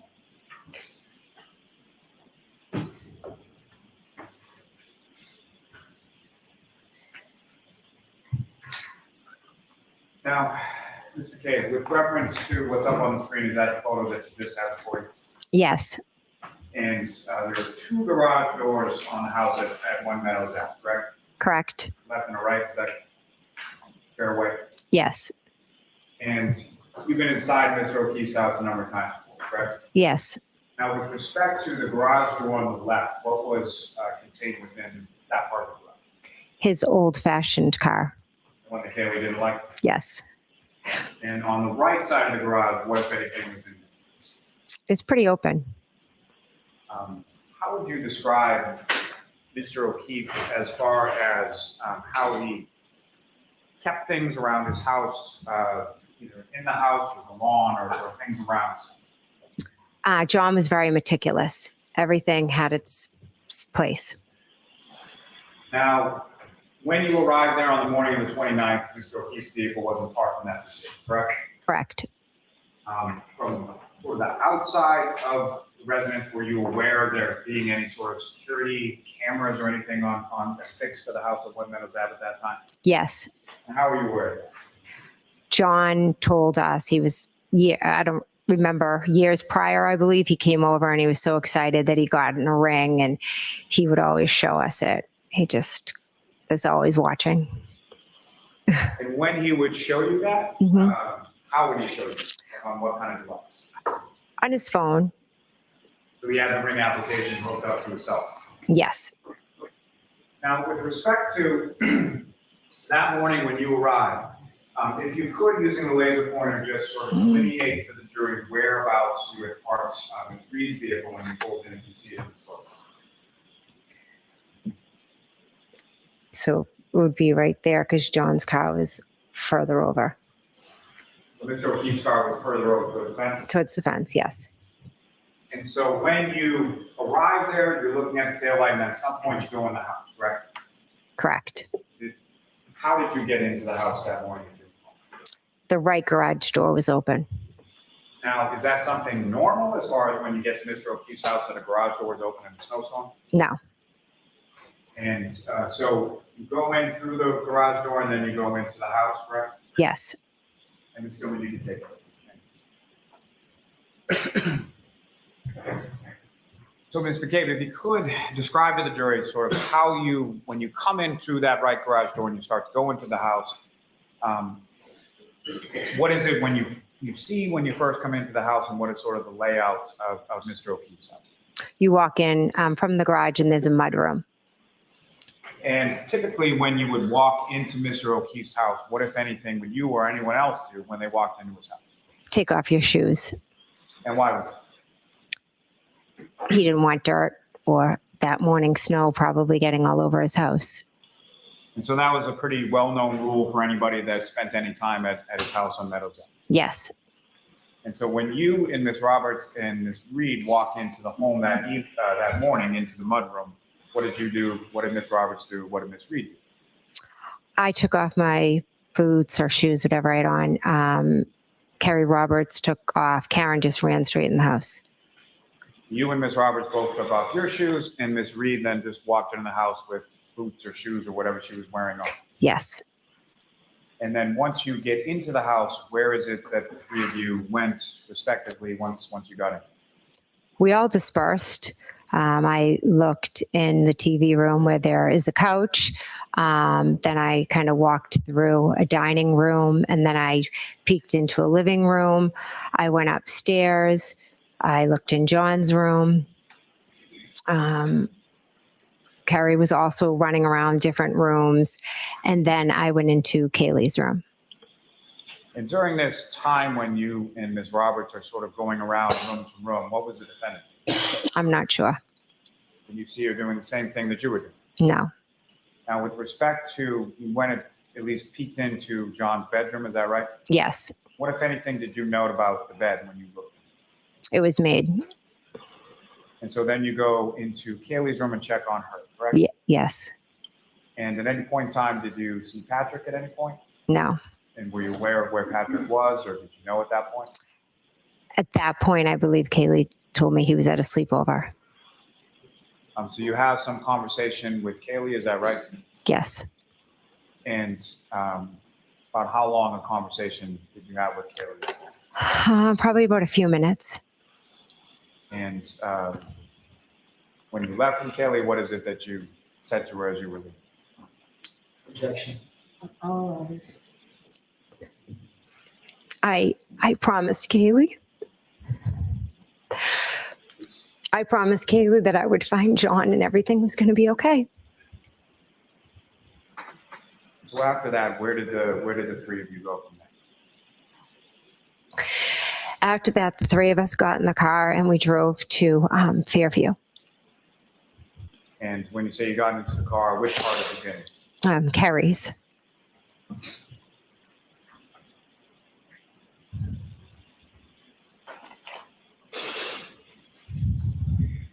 May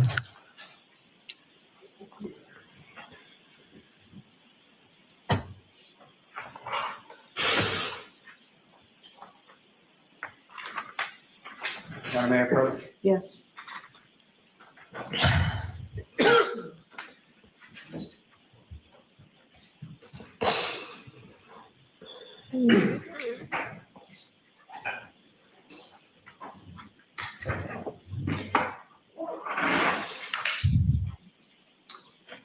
Okay, I'm showing you two photographs again. If you could just look at those and look up when you're finished.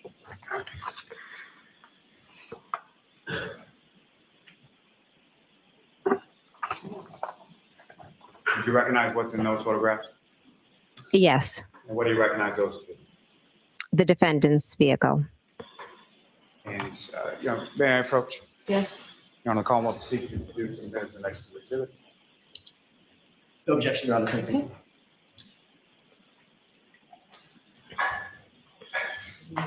Thank you.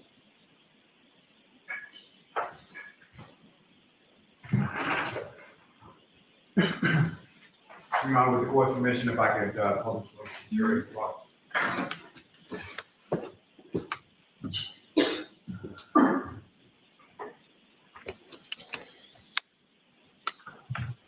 Ms. McCabe, what's depicted in this photograph is the defendant, Ms. Reed's vehicle, correct? Correct. And in sort of focus here is the right rear passenger side of that vehicle, correct? Correct. And the tail light, if you could, with the laser pointer, just direct the jury's attention to where you observe that.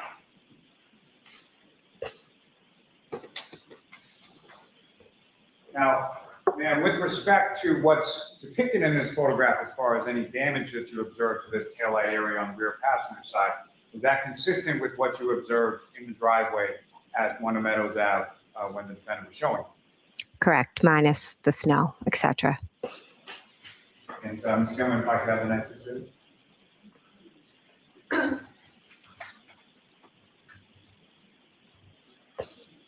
And again, do you recognize what's depicted in this photograph? Yes. And this is essentially a closer image of that same rear passenger side taillight area, correct? Yes. Again, what's depicted in this, is that consistent with what you observed minus sort of the caked in snow when you were in the driveway of Mr. O'Keefe's house on the morning of the 29th? Yes. Gentlemen, you can take that down. And Your Honor, with the court's permission, I would ask to publish just a short portion of, actually, I'm sorry. If I could publish a portion of what's been marked as Exhibit 6, which is the ring camera from the driveway. Okay.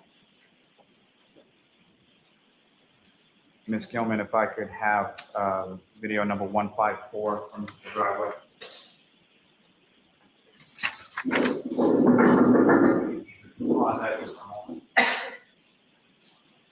Ms. McCabe, directing your attention up to the screen, what's been marked as Exhibit 6 or video from Exhibit 6. Do you recognize what's depicted in this video? I do. What do you recognize? That's myself getting out of the car at Meadows Ave. Is that essentially where you parked Ms. Reed's vehicle when you pulled in? Yes. If you could, just direct the jury's attention with the laser pointer as to where Ms. Reed's vehicle is that you parked and if you see Ms. Roberts' vehicle. That is Miss Reed's, and that would be Miss Roberts. And as far as the right garage door that you entered into the house, if you could direct the jury's attention to whereabouts that would, I know it's not on the video, but where would it be? Walk straight. Someone, if you could run this in its entirety.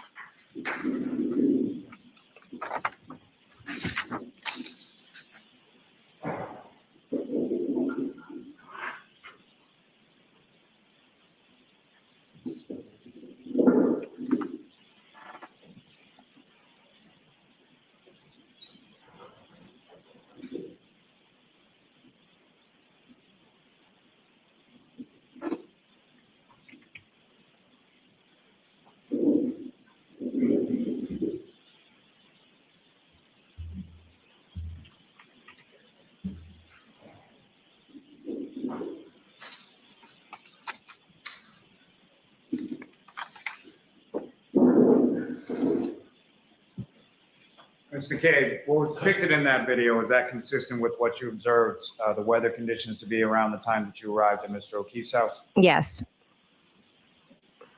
And lastly, in this line, Your Honor, if I, with the court's permission, could publish just a very short portion of what's been marked as Exhibit 41.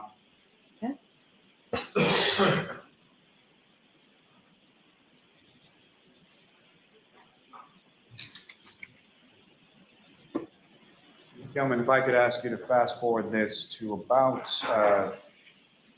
2 hours and 10 minutes.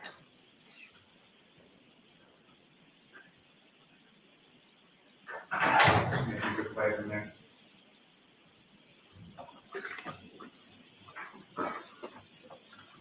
Stop there. And again, what's in this video, do you recognize that, Mr. Jefe? Yes, I do. What do you recognize that? That is John's house. I'm just going to, if you could play from there.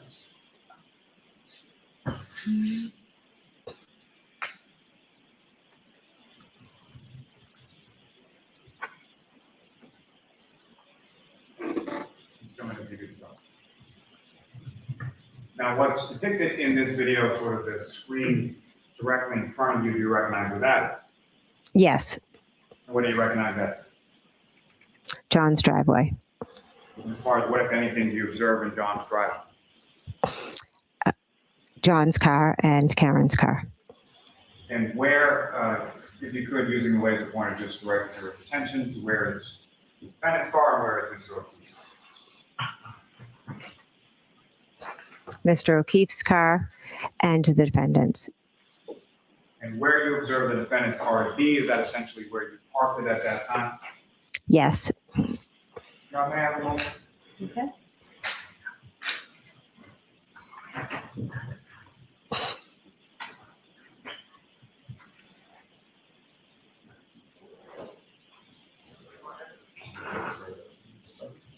You may just hold me on. Sure.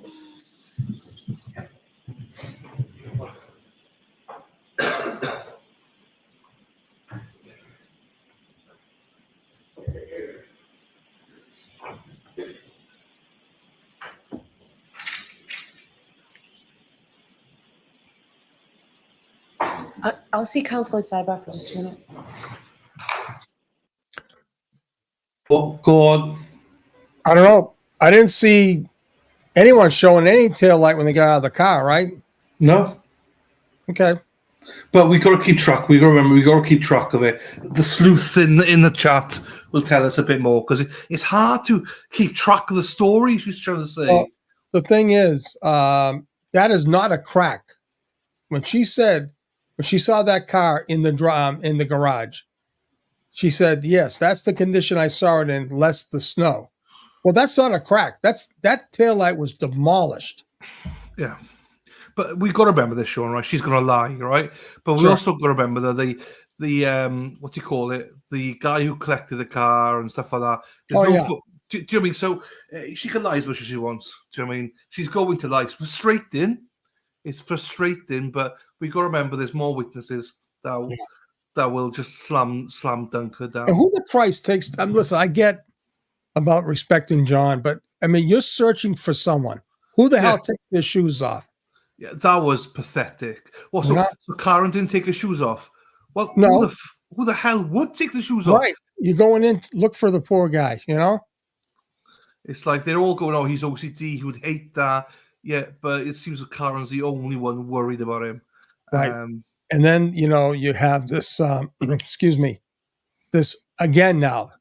The taillight was cracked, she's saying on the phone call. Well, that's bullshit. We know that. Yeah. Jurors, I just want to tell, I appreciate counsel trying to work together for this. It's probably going to take too long, so we're just going to make do. We've had enough interruptions today. So. Now, Mr. McCabe, as far as what you observe from what you can on the screen right now, the condition of the passenger side taillight, is that consistent with what you observed when you parked the vehicle there sometime earlier that night? It's kind of hard to see from this distance. And just, if you could, lastly, just with the laser pointer, direct your attention where in the video you see the rear passenger side taillight. It's kind of hard to see from this distance. And just, if you could, lastly, just with the laser pointer, direct your attention where in the video you see the rear passenger side taillight. It's kind of hard to see from this distance. Where in the video you see the rear passenger side taillight. Ms. Gilman, you can take that.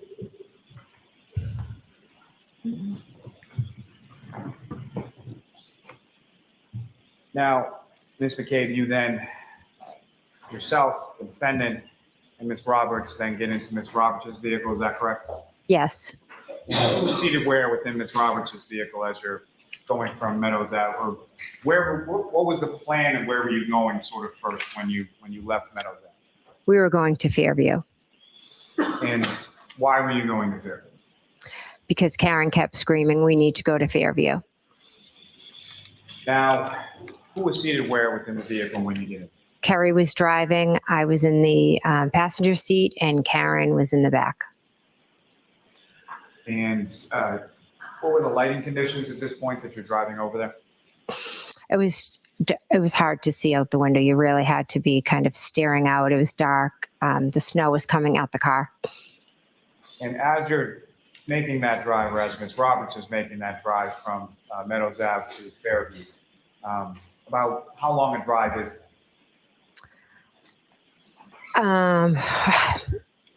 Approximately 10 minutes. I mean, with the weather, the lights, the street lights, I would say about 10 minutes, give or take. And as far as during the drive from Meadows Ave to Fairview, what's going on inside the car over the course of that ride? Karen is in between us, like from the back, kind of pushing up in between Carrie and myself. And she's just screaming, Carrie, Carrie, her name over and over, my name over and over, and repeating certain phrases. Could I have hit him? Did I hit him? Carrie is yelling at her to shut up, to sit back, to buckle up, to look for John. And while this is going on, what, if anything, are you and Ms. Roberts doing in the front seat of the car? She's slowly driving and I'm just peering out the window looking for John. I mean, it was a crazy situation. She's screaming, he didn't come home. Could he be walking home? Where is he? So we're just looking out the window, looking for John. Now, during the time that this is going on and Ms. Reed is sort of screaming in between you, was that continuous or what, if anything else, did you see her doing in the back seat while you were going from Meadows Ave to Fairview? I didn't see her doing anything. She just continuously screamed that. And then as we got by different landmarks, she then started, screaming, asking if John could be at certain people's houses. And whose houses was she asking if John could be at? If she could be at Bella's house. Referring to the directions that you had provided the night before? Correct. And so that would have been, Bella was a child who was around the age of Kaylee and your daughter, correct? Yes. And there have been some years in the past dating relationship between Mr. O'Keefe and Bella's mother, correct? Yes. And so Ms. Reed is saying that in the car that morning as you're driving over to Fairview? Yes, she asked, could he have been with Ashley? And I looked at her and said no, because to me that was a crazy idea. And then Carrie had mentioned, do you think he could have called somebody else that lived on a street over? And she started screaming, who's that? Who's she? And you recall who Carrie referred to? Yes. And who was that? A woman that John had previously dated. And was that anywhere recent in time to when you're driving around on January 29th? When they had dated? No. So similar to Bella's mother would have been years before? Correct. And so when Ms. Roberts said that, what, if anything, did the defense? She was just spiraling, yelling about Ashley, who was Bella's mom, and just talking what I thought was very irrational about John maybe being with her.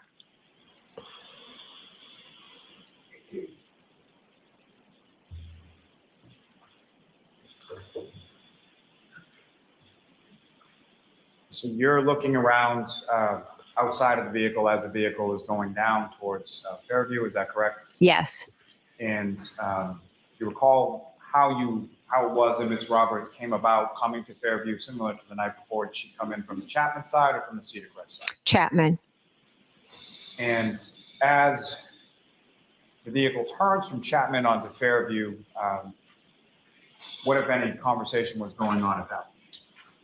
Well, Bella lives on that street, so that was when that conversation was being had. Also, just a continuation. It was just like continuous screaming of our names. Carrie screaming at her to sit back, and then sometimes she would sit back and almost like be quiet for a minute, and then it would start all over again. Now, as you were coming down Fairview Road, what, if anything, were you saying to Ms. Roberts did Ms. Roberts know where she was going as far as where your sister lived? No, I told her that my sister lived at the bottom. And then as we got closer, I said, you know, just past, see where those trees are. Just past the trees is my sister's house. And as you got in that area of sort of the trees, from the residence of your sister at 34 Fairview Road, trees that you're talking about, where are they in relation to the property? They're at the start of the property is the trees, and then their property begins. And so the flagpole area and the fire hydrant that you were talking about in earlier exhibits, is that in the same area as the trees? Yes, a little. It goes the trees and then the fire hydrant, you know, then further up is the fire hydrant and the flagpole. As you're coming down Fairview now, approaching 34 Fairview, the house would be on which side of the vehicle, on the driver's side or the passenger side? The driver's side. And as you approach that area where trees and the flagpole and the fire hydrant were, what, if anything, happens then? We drive past the flagpole area, and all of a sudden Karen starts screaming, there he is, and she's banging to get out.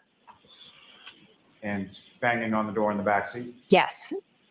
And at the time that she's saying this, were you able to see anything outside of the vehicle?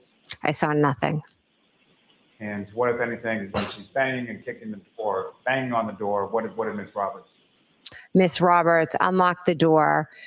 Karen got out. Miss Roberts looked at me and said something like, she's crazy or she's batshit crazy, something like that.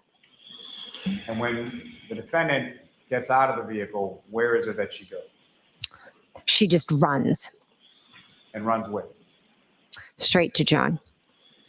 And again, when she's running, at this point in time, can you see what she's running toward or where she's going or anything that she's talking about?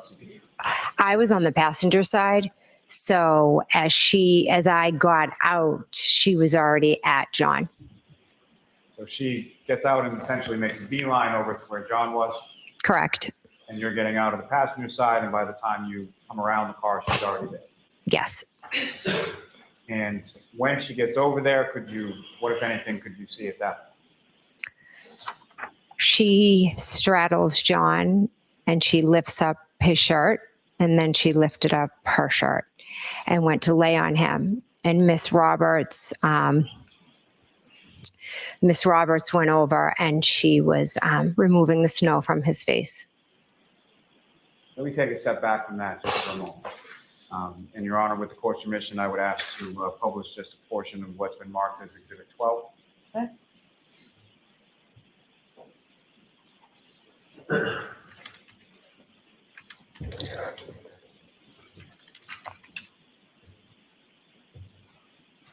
Now, Mr. Cave, I'm going to direct your attention up to the screen of what's been marked as Exhibit 12, and I know this is not something that pertains to your vehicle or anything else. But what I'm going to ask you as it plays through is if what you observed in this video is consistent with what you observed during the drive to Fairview Road that morning. Just going to be quick play.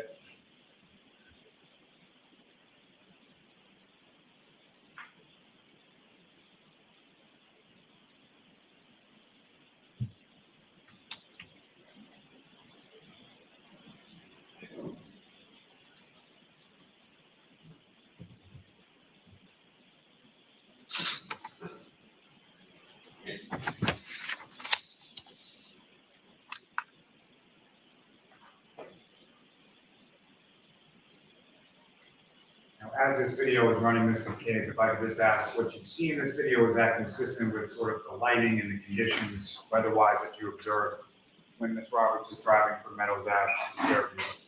Yes.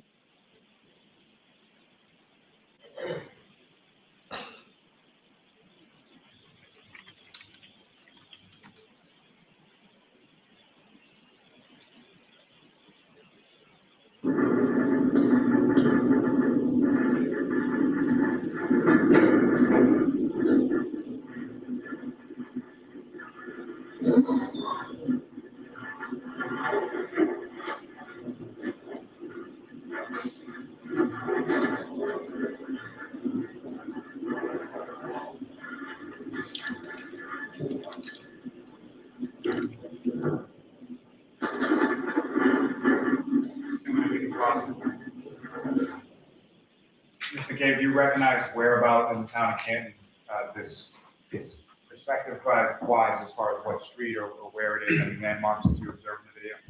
Yes, that is Cassie. We just passed Cassie's Corner Store, and that is Chapman Street.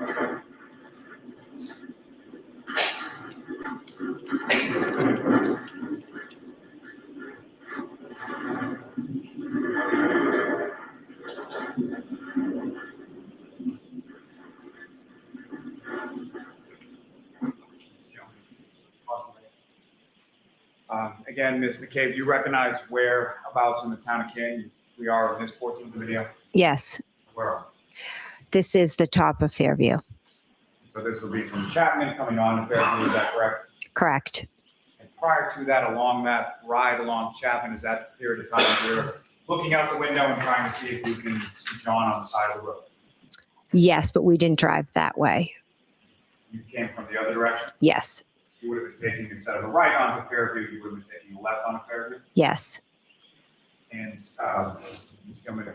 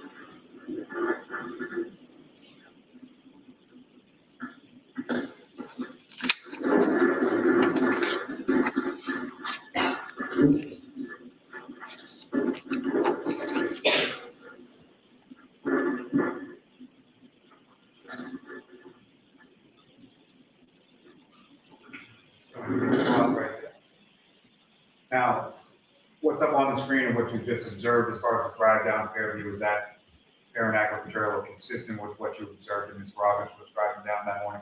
Yes. And at this point in time, as you're coming sort of down the hill from Fairview, is this the point that the conversation occurs as far as Bella's mother and prior dating relationships and things like that? A little bit more towards the top of the street. So Bella's mother lives more closer to the top by Chapman? Midway down, yes. Ms. Gilman, if you could.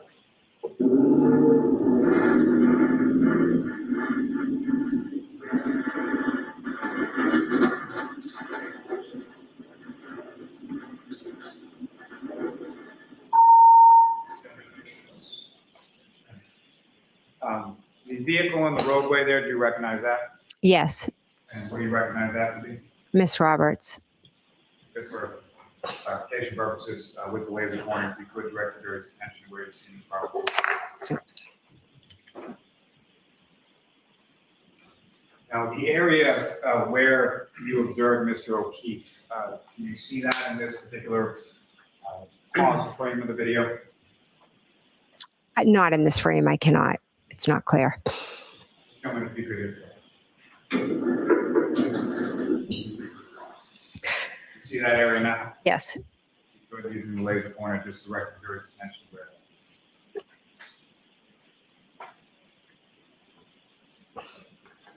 I'm just coming if you could play this for.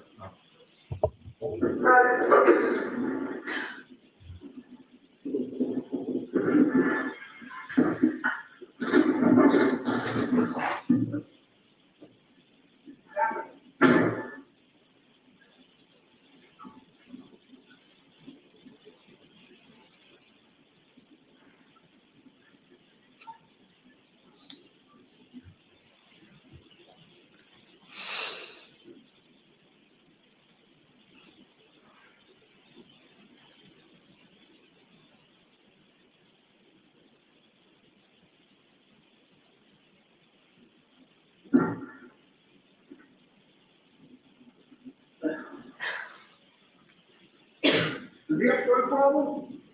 Does he run? Does he run? Huh?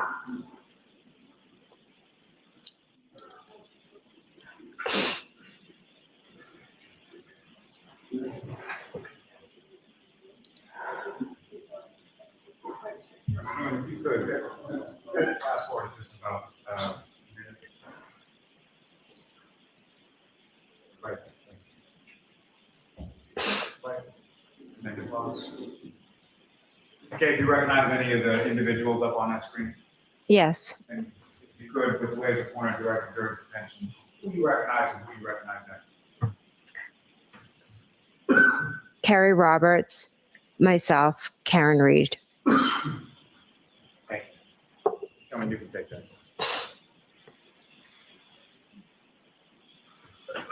Excuse me.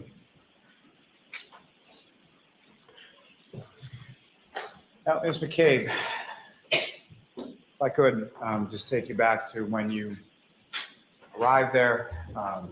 You indicated Ms. Reed goes over to Mr. O'Keefe, Ms. Roberts. What is it that you were doing at that time? I got out of the car and I came around, and for a second or two, I completely just froze. I couldn't believe what I was seeing. And then Carrie and I made eye contact, and I called 911. And Carrie was asking me to go to the car and get, she was yelling to get towels or blankets or something out of the back of our car. Is that why the back of the car is opened up in the video that we just saw in reference to Ms. Roberts' vehicle? Yes. Did she direct you sort of where to go within the vehicle to find the blankets or the towels, wherever it was? Yes. Now, you called 911, you spoke to the operator and told them essentially where you were, correct? Yes. Now, as far as that initial, what you saw, that you froze and couldn't believe what you saw, can you describe to the jury what it was that you saw? I saw Carrie wiping the snow off of John's face, and I could not believe that that was John laying there. And how was John positioned, or how was his body positioned when you saw him? He was just laying flat on his back.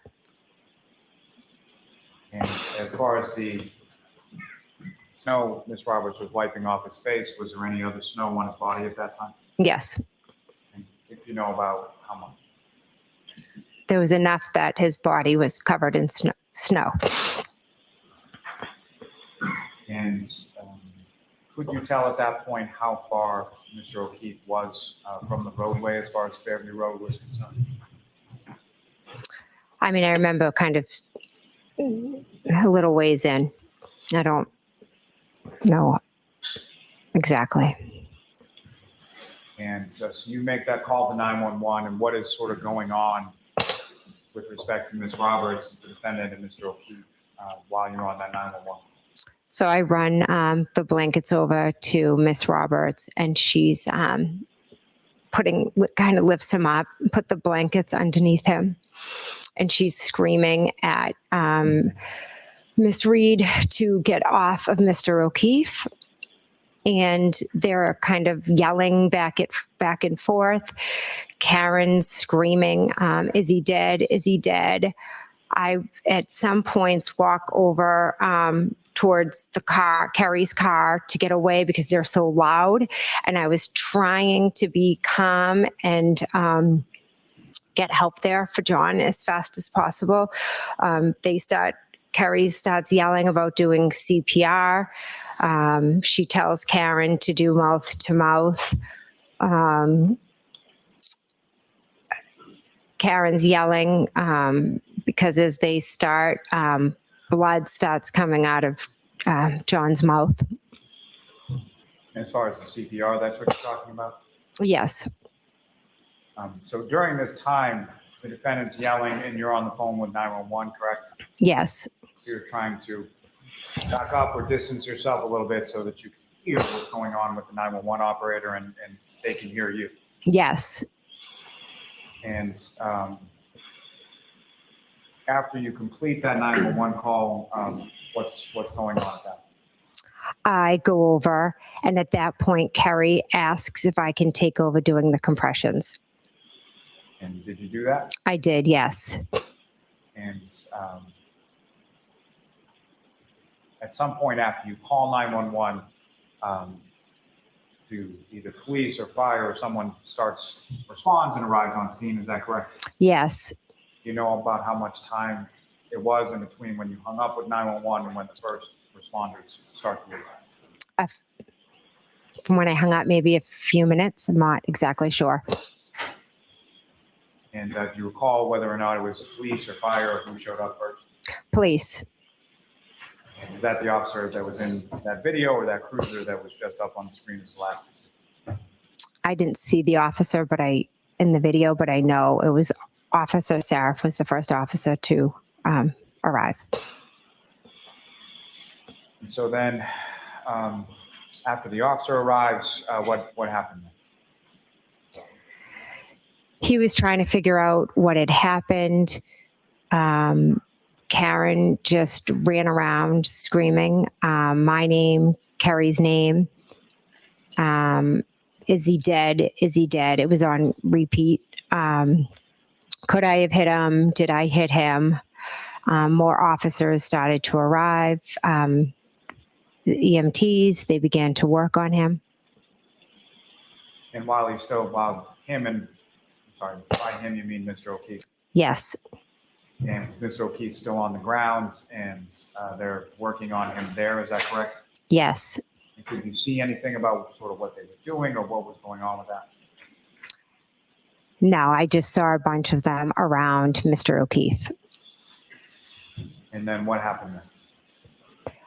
More officers began to arrive. Miss Reed just continued to run around screaming. As more officers and EMT arrived, they asked what happened. One EMT asked, I'll allow it. One EMT had asked, his name, his age, things like that. If she knew what happened, Miss Reed stated that she hit him. Besides running around saying, I hit him, did I hit him, could I have done this? Is he dead? Is he dead? At one point, one of the police officers put Miss Reed in the back of her cruiser, and he asked for myself to go over with her, and Carrie came over with us as well. I'd like to just take you back to when the paramedic is asking for information, biographical information, things like that. You indicated that the defendant said, I hit him, is that correct? Yes. That's something that she said once or more than once? 3 times. I hit him, I hit him, I hit him. Now, before you had made reference to statements she made with sort of qualifiers or questions as far as could I have hit him or did I hit him? Is that what she said at that time when she was speaking to the paramedic? No, she was earlier. It was could I, did I? When she spoke to the paramedic, it was crystal clear. I hit him. Now, one of the officers takes her over to the back of a cruiser, is that right? Yes. You were over in that area as well? Yes. Who, if anyone else, was over in that area? Miss Roberts. And while you were over in that area, what was going on? We were in the back of the police cruiser. Karen was sitting in there. I kind of scooched myself in. Miss Roberts came over. Karen grabbed our hands. She asked us to pray. She looked at her hands and she had blood. She asked us if she could have gotten her period. We told her no, that was John's blood. Then she said, what if he's dead? Promise me you'll take care of the kids. Someone's going to take care of the kids. Then we prayed. Then at the end, they were moving John. And at that point, Karen told Kerry, go over, look, is he dead? Is he dead? Is he dead? Over and over. And Kerry said, I'll go over and check on him. And she was yelling, are they working on him? And then at that point, she grabbed my hands and she said, Google hypothermia, Google how long it takes to die in the cold. And so I had my phone out and it was cold and my hands were frozen and I have MS, and I took my phone out while she was screaming and shaking my arm, and I attempted to Google how long does it take to die in the cold. And when you conducted that search, that was at the defendant's request on scene sometime after 6 a.m. on that day, correct? Yes. You recall whether or not that came up as far as your search in Google? Is it something that you typed once or more than once, if you know? I believe I did it multiple times because as I was typing it, I don't know what else was coming up. She was screaming. My hands were shaking. And do you recall anything as far as what the search results were, or did you click on anything, or did you get an answer to the question the defendant had posed to you? I don't even think I got an answer because as I kept Googling and she kept yelling, and then they were moving John. And the next thing I knew, we were kind of moving because she wanted to see if they were working on him. And so you were moving along with the defendant over towards where Mr. O'Keefe had gone to the back of the ambulance? Yes, we kind of just moved to see what was going on. When you moved over, what did you see then? They were just putting him in the back of the ambulance. Now, after Mr. O'Keefe was put into the back of the ambulance, where did you go then? What did you do? At that point, different police officers, I believe, were arriving, and they were asking questions about what happened. And did you speak to those officers? I did, yes. And at that point, did you know what happened?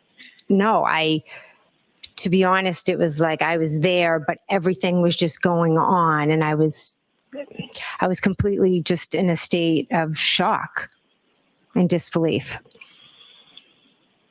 And that sort of period there, how long did that go on? So I talked to a few officers. We tried to just give them, he didn't come home. We went out looking for him, kind of just the brief overview. And then one of the police officers asked me to go into the house and to wake up my sister and my brother-in-law.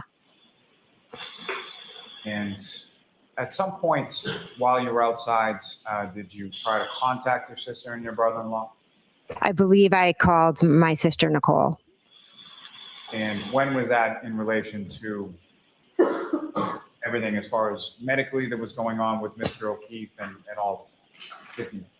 I think I might have called her right after I got off with 911 possibly. And then, she didn't answer. And that's when I was walking over, I believe, to John. And she didn't answer the call when you called her initially? No. And you recall calling either your sister, Nicole, or your brother-in-law, Brian Albert, prior to going into the house? I don't recall. I know I did call Nicole at one point. I'm not sure if I called Brian or not. Regardless of if you called or you didn't call, do you recall having any sort of phone conversation with either Nicole or Brian Albert before you went in the house? No. So you at least called your sister Nicole, she didn't answer, and then one of the officers directed you to wake them up. Yes. And when you went up to the house at 34 Fairview, how did you get in? The front door. And front door was unlocked? Yes. Is that typical from your experience at that residence? Yes. And so you went to the house, and where did you go? I went up the stairs to their bedroom. And the bedroom door, when you arrived there, was it open or closed or something? Closed. And you opened it? Yes. And when you opened it, who, if anyone, did you see in the room, and what were they doing? I saw my sister and Brian, and they were both asleep. And you familiar with a dog that they have? Yes. What was the dog's name? Chloe? Was Chloe in the bedroom as well at that time? I don't recall. You come in, they're both sleeping, and what happened then? I go over to the bed, and I'm calling out their names. And how long were you calling out their names before you got any kind of response? Brian responded first, and he was very, startled and looked at me like, what is going on? Nicole took a little, and, I think it took Nicole a little bit longer than Brian to wake up. And what is it that you're telling them as you're coming into the room and they're waking up? I'm telling them that we just found John out front, and I could have possibly said, John has died. We just found John out front. They were very confused. At one point, I think Brian was like, who's John? I mean, they'd just woken up and they had no idea what I was talking about. Now, as far as when they're first waking up and you're explaining to them, how would you describe sort of their demeanor as you're talking? They were both shocked. I think they thought, like, why? That's not what you think they thought. Okay. But what I'm asking them is just sort of when you observe them, how would you describe your physical observations of what they look like, their demeanor in that respect? Shocked, confused, not understanding. Objection, move to strike. Strike the last one. Now, as far as this conversation that you're having with your sister and your brother-in-law in their bedroom, how long was that going on for? A few minutes, at least. And then following that, where did you go? They got up, got dressed, and then we walked down the stairs. And when you got to the bottom of the stairs, what, if anything, did you see when you got there? There was a police officer at the bottom of the stairs. And do you know who that police officer is? Yes, Officer Lank. At that time, did you know who that police officer was? I did, yes. How did you know? He's from Canton. He was, 5 years older than me. I knew him kind of growing up, who he was, and met him through the years. So you're aware of who he was? Yes. And were there any other officers with him initially? No. Now, before you go into the house, do you know where Ms. Roberts and the defendant were, or what they were doing when you went to the house? I believe they put Karen in a car, and Only if you know. Only if you. Okay. If you know. Do you know? Karen was in a car. Kerry was walking all around. Now, as far as the ambulance with Mr. O'Keefe, at the time that you go into the house, was that ambulance still there? I'm not 100% sure, but I believe it had left. And when you come downstairs with your sister and your brother-in-law, and the officer's there, you have a conversation, is that correct? Yes. Where did that first conversation occur? In the hallway, and then into the kitchen. And from there, mentioned that there was Officer Lank at one point. Were there any other officers that joined that conversation at some point? Hours later, yes. And so during that initial conversation, you're talking to the officer, who, if anyone else, not what they said, but who, if anyone else, is speaking to the officer? Brian and Nicole. That conversation initially with the officer, do you know about how long that went on? I don't. A few minutes. And following that conversation, what did you do or what happened? My husband arrived. And had you called him? Yes. And when had you called him? I called him when I was walking in the house to wake up my sister and Brian. So as you're walking in, you call your husband Matt, and then he arrives at some point after. Is it after you're done talking to the officer or while you're talking to the officer? The officer was still in the house, yes. And so in that vein, as far as when your husband comes in, the officer's there, correct? Yes. Did you see your husband talking to the officer as well? Yes, the officer asked him to step outside or step to the side, and they spoke. And then what happened then? The officer told me to stay. I'll allow that. I told her to stay. The officer told me to stay, and that he said that the state police would be coming to talk to me. And so you stayed at the house at 34 Fairview, is that right? Yes. You know where Ms. Roberts and the defendant? Yes, Carrie came up and she had told me that she... Not what she told you. Next question, Mr. Miller. At some point, did you see Ms. Roberts and the defendant go somewhere? Yes, to pick up John's parents. Actually moved to strike. I'll strike that. And as far as they left in Ms. Roberts' car, is that right? Correct. Ms. Roberts was again driving? Correct. And at some point, did you observe them come back to the house? Yes. And about how long was it between the time they left and the time they came back to the house? 5 minutes, approximately. And after they came back to the house, what, if any, other activity did you see outside as far as first responders?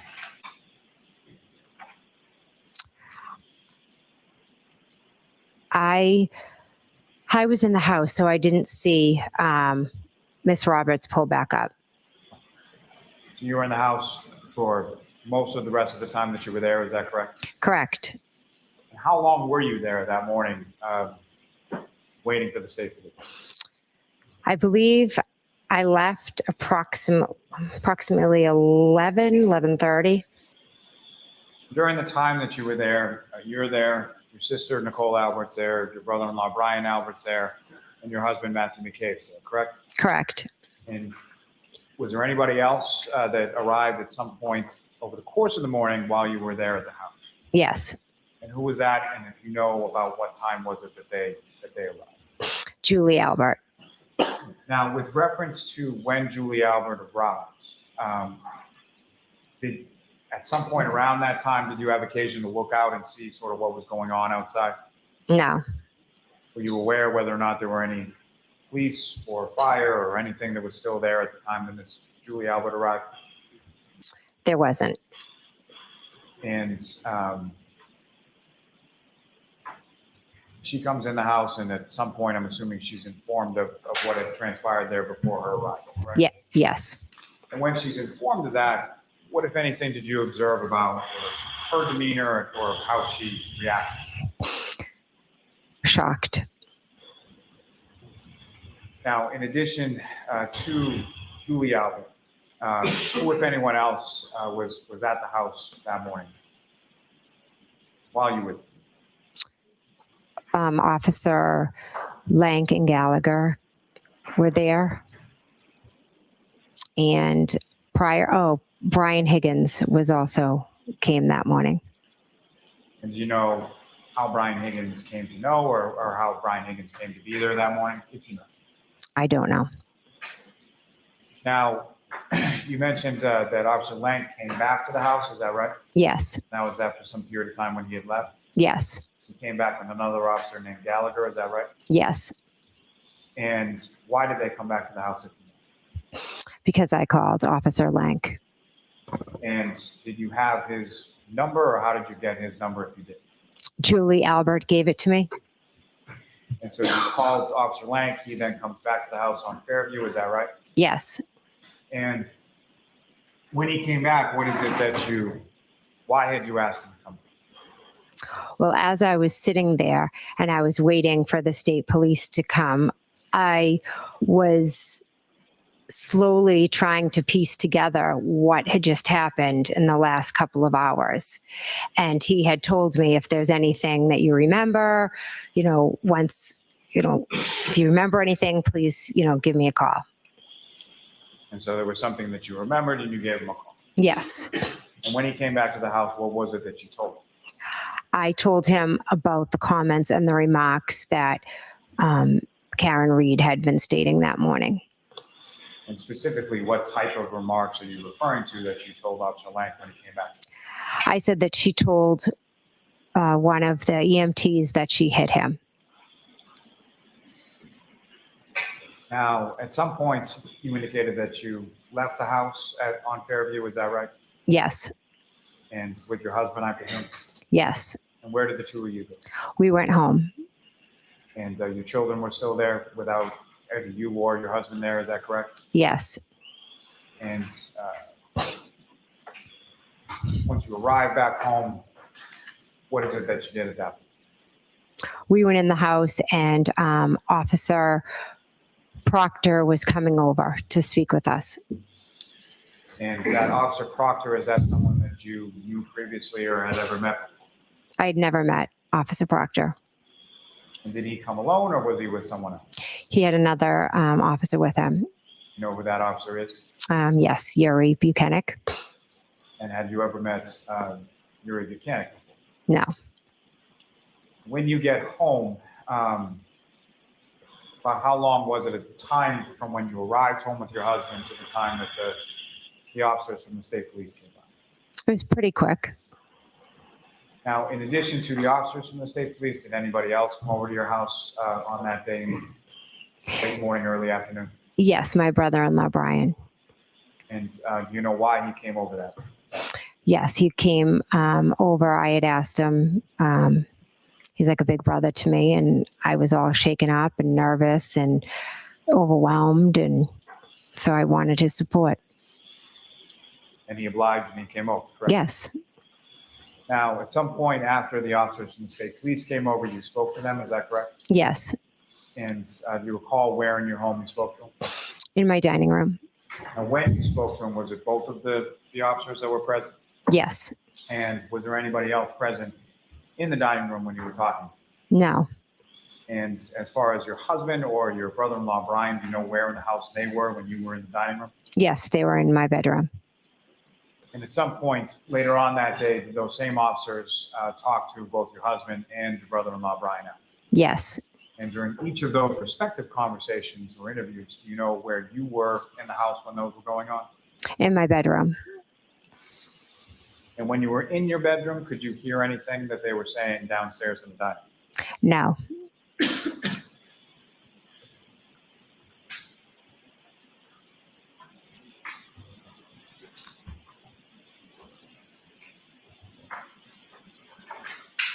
Let me have a moment, Your Honor. Yes.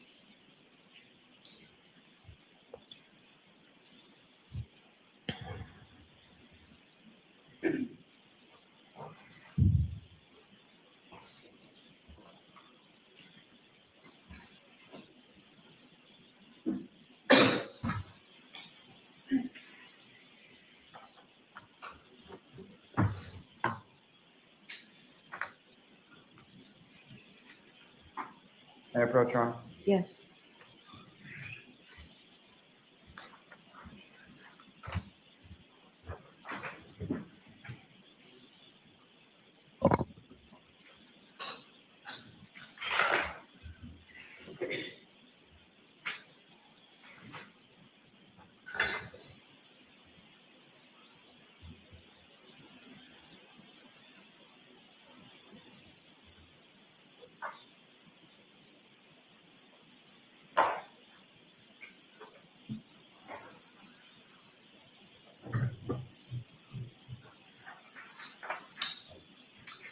I'm showing you two separate pages. Just ask you to look at each of them and then look at them whenever you're finished. Okay.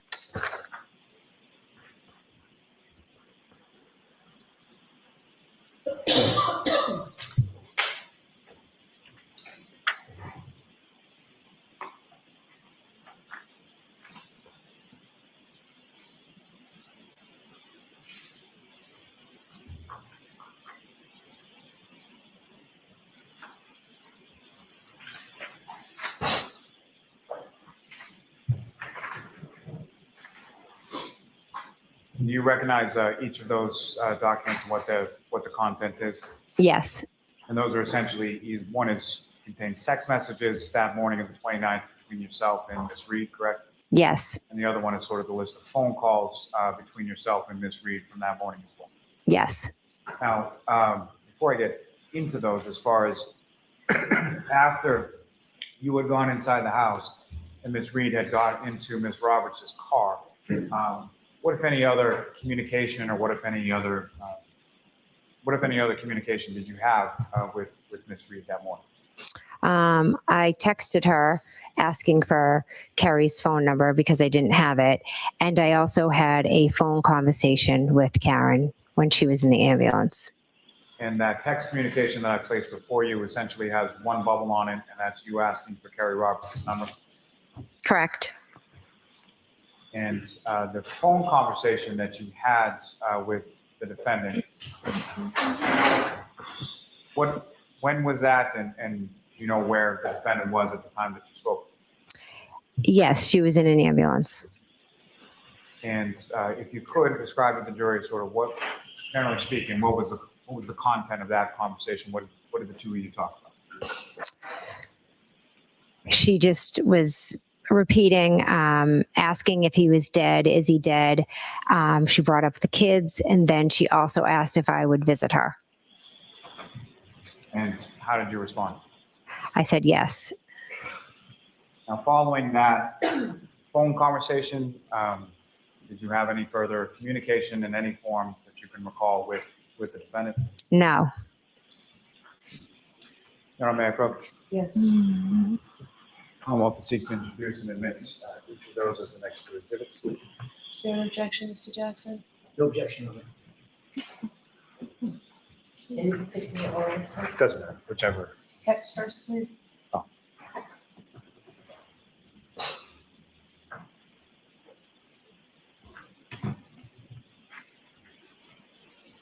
$94. $95.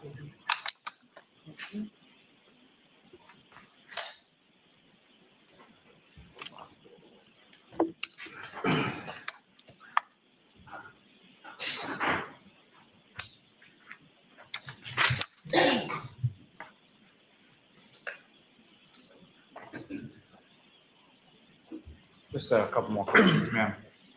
Now, you had asked the defendant, Ms. Reed, for Ms. Roberts' information because you didn't have it, correct? Correct. And at some point, did you receive that information from the defendant? No. And did you receive that information from any other source? I must have, but I don't recall how. And as far as asking for Ms. Roberts' information, why were you asking? She was on the way to pick up John's parents and to bring them to the hospital. And I wanted to check in on them, and then further updates from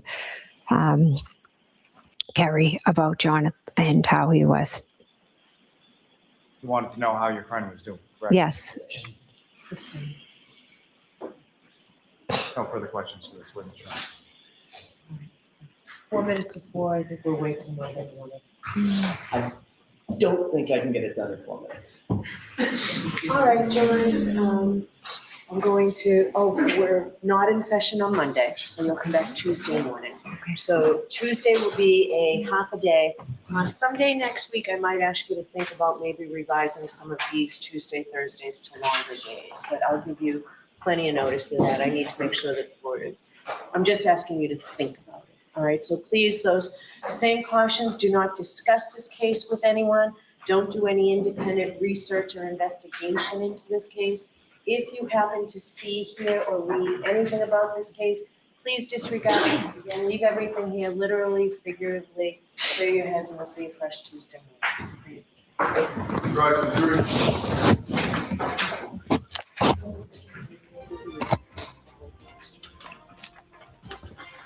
I'm going to get low on crime just in case, because they're still in session. So I need to make sure that we got low on crime up here. Okay. Yeah, hang on, because they're showing something here. So bear with me. Let me get out of this one. This is beautiful. Hang on, this is beautiful. You'll love this when you see it. Right, here you go. Right, people, here you go. Right, so this is the end. I've just paused it. Look at this, Sean. Look at this. Right. Look at this. Look at the smile. There you go. She's like, I think she try to keep a straight face, but I think they're happy. Right. Of course, the other side is elated. Oh my God, they're going crazy. So they're still in session, so we'll wait. I'll wait there. But I was looking at Twitter, Sean, right? Allegedly, people were paying no attention to Jen. They're all paying attention to Mrs. O'Keefe because Mrs. O'Keefe is bawling her eyes out. Oh, really? Yeah. So everyone's looking. All the jurors are sympathetic towards her rather than Jen. Yeah. Well, I mean, bottom line is what happened to Auntie Bev's, I know. rule about no crying. She did that to Chestnut. I think that does have an effect, though, on jurors, because people do think, oh, look at the poor mother and stuff like that. So sure, it does.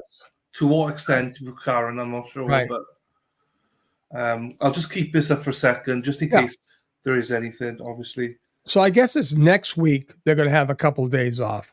Maybe they're going to do Monday's a holiday, right? Of next week.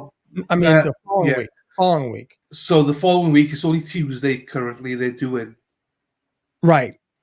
So, and they're off Wednesday, Thursday, Friday, and the Monday the following week. When the hell is Memorial Day? I thought it was not next week, the week after.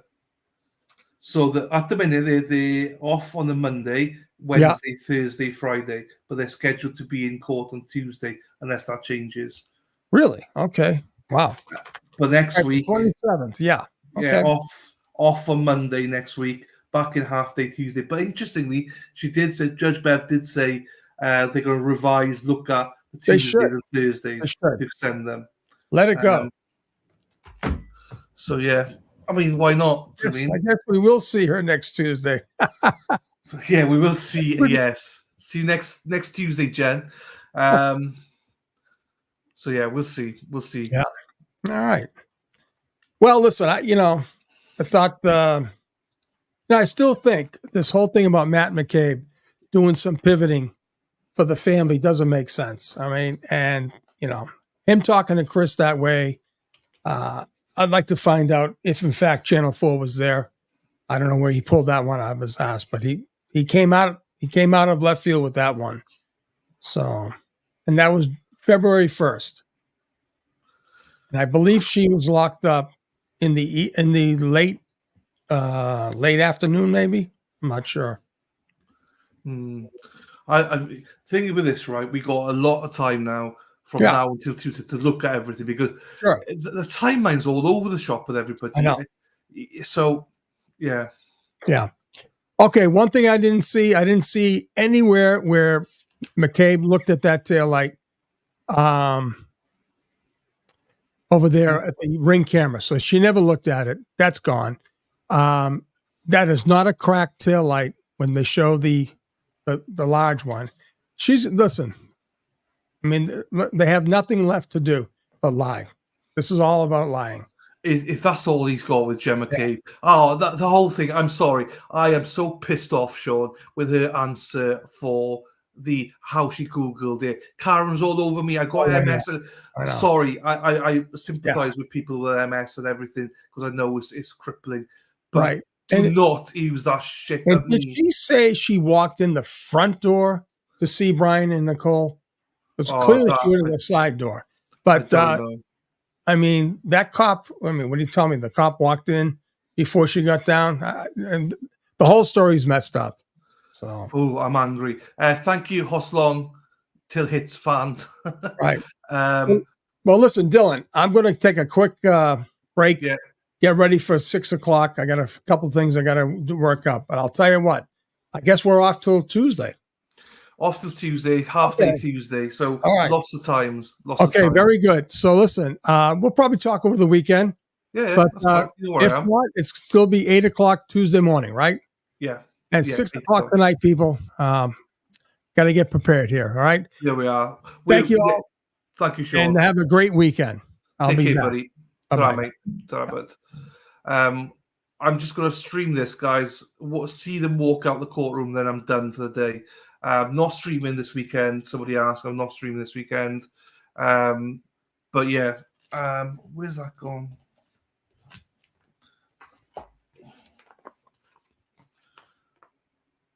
Thank you, Elsie. See you later, Elsie, and to John Carty. Hopefully he's still with you. So we'll see. They're still in session. Here we go. Here we go.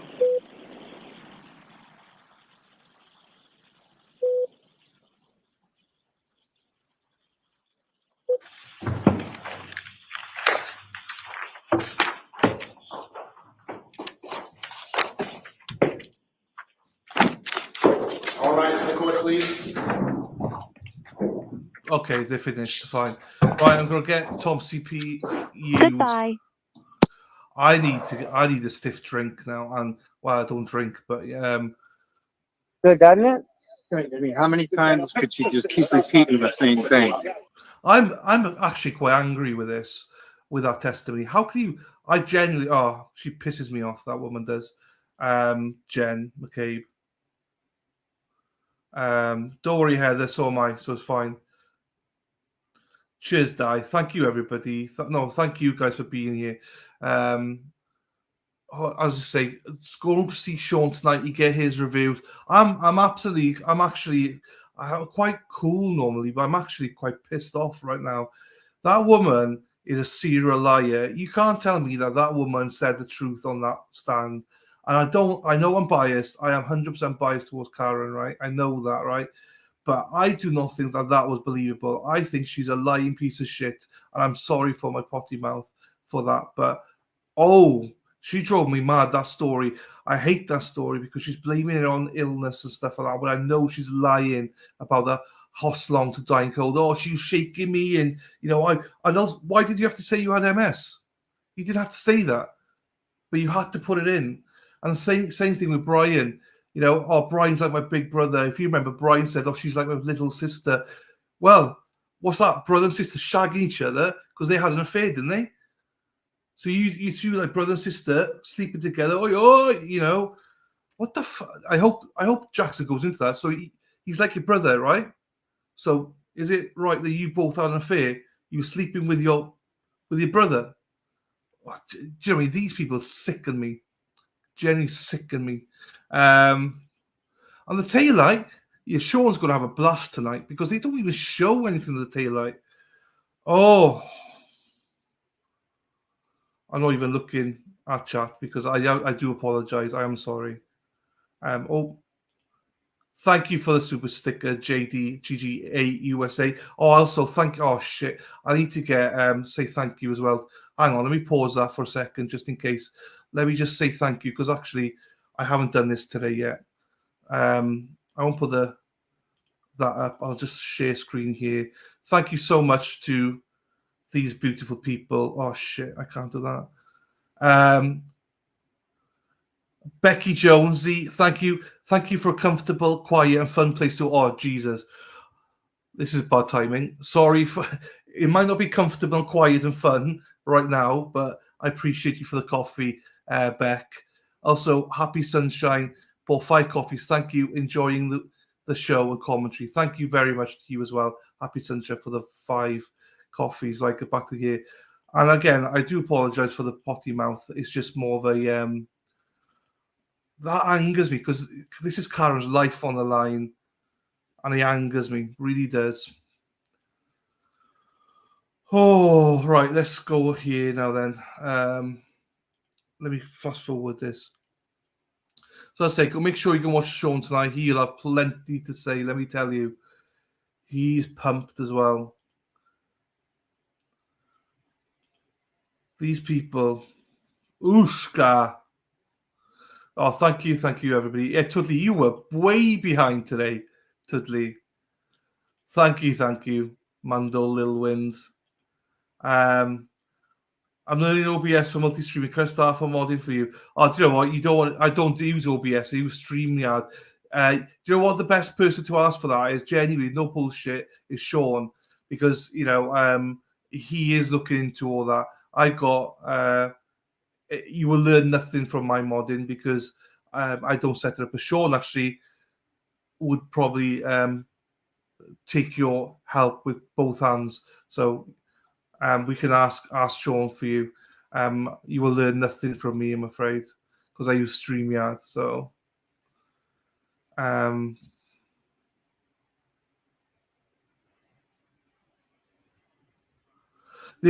Erin, but this is why I needed to be mapped out. I needed to be mapped out because there's so many lies. I don't know where she was going.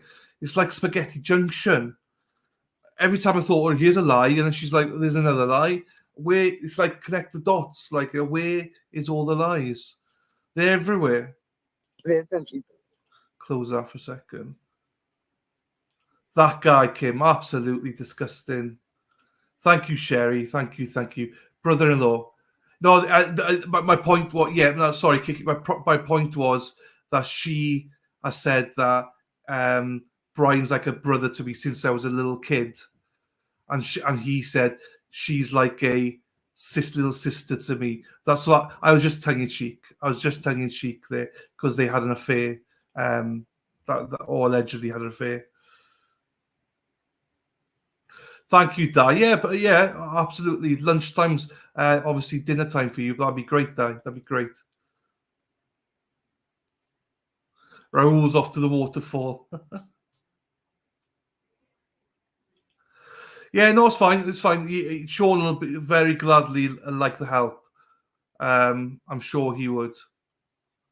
It's fine. And also, just message in the streams as well. Just say in the stream, and I'll pull it up for him. So it's fine. Thank you, Joe. Thank you very much. Why is it time? There we are. Chicken palm, Erin. Well, allegedly.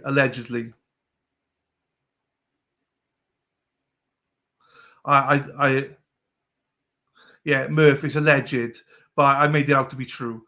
But it's allegedly. You see, Pippi's like, I'm sure they all have slept with each other. I had chicken palm and beers in the waterfall. Pretty good boozer, to be fair. What was the glass like?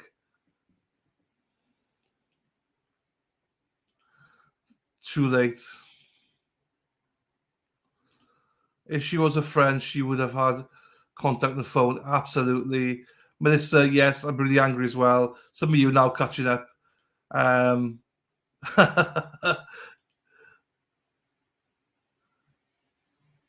Well, yeah. It's Eastern, 6 o'clock Eastern, Heather, yes. Thank you, Sandra.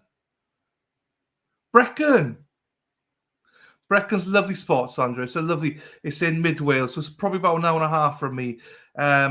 You got Brecon Water. So if you ever go to some restaurants in Hong Kong, I know in Vegas, in the Gordon Ramsay restaurants, they use Brecon Water there as well. It's normally in the blue glass. Breccon's a lovely spot. It's a rural area, but it's a nice spot. I've been to Brecon several times. Maybe Matt slept with Brian. Oh, here we come. Here we go.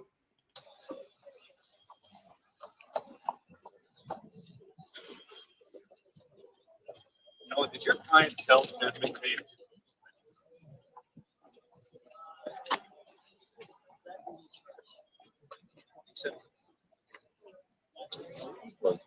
You'll find out.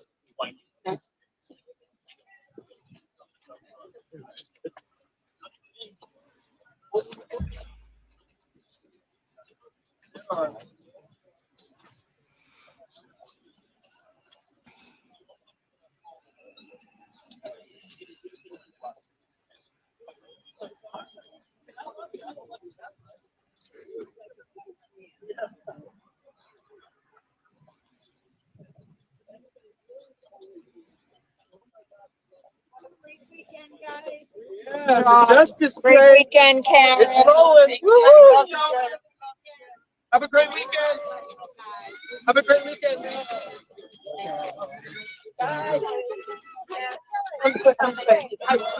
Michelle, I'm sorry. Foreman. Yes. Yep.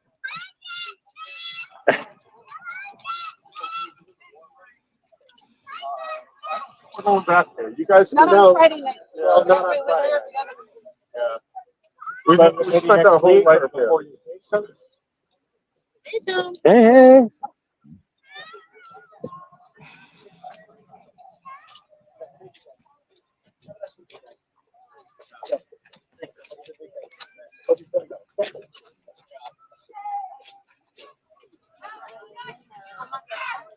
Good job in there, guys.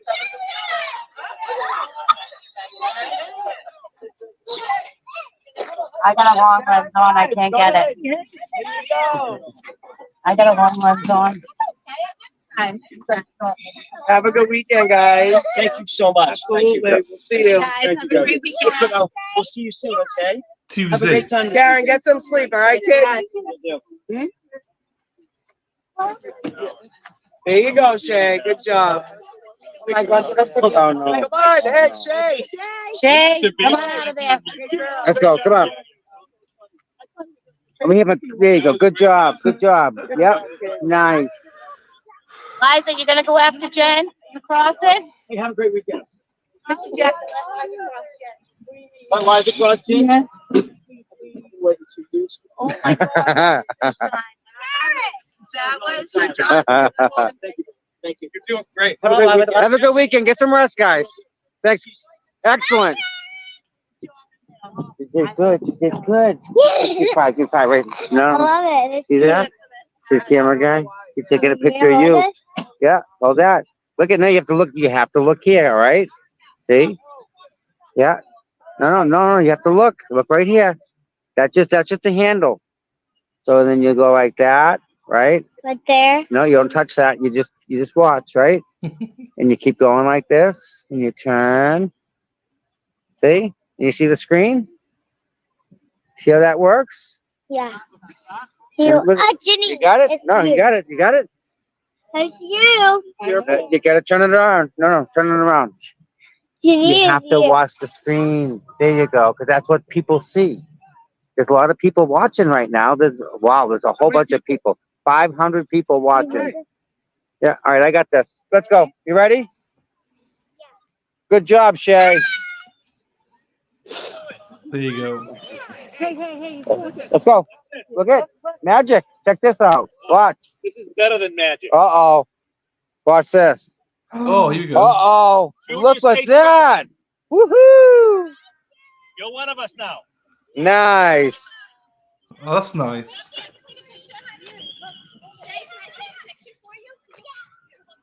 That's nice. It's nice to see that.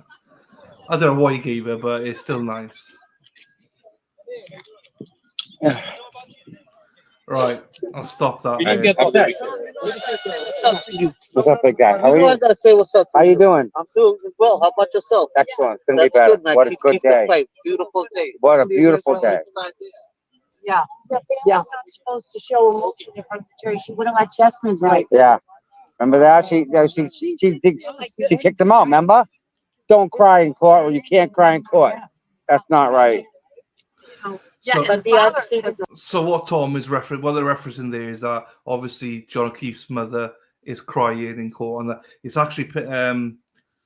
actually causing the jury, allegedly, I'm not there obviously, but they're reporting that the jury are actually looking at the mother a lot because she keeps sobbing and making noise. Obviously, it's distraught for her, but it's obviously, not great for Karen that that's happening. So that was the best. He was the best. Great job. Thank you, Sea Dog. I got to go back up and see what Jackson said. No worries.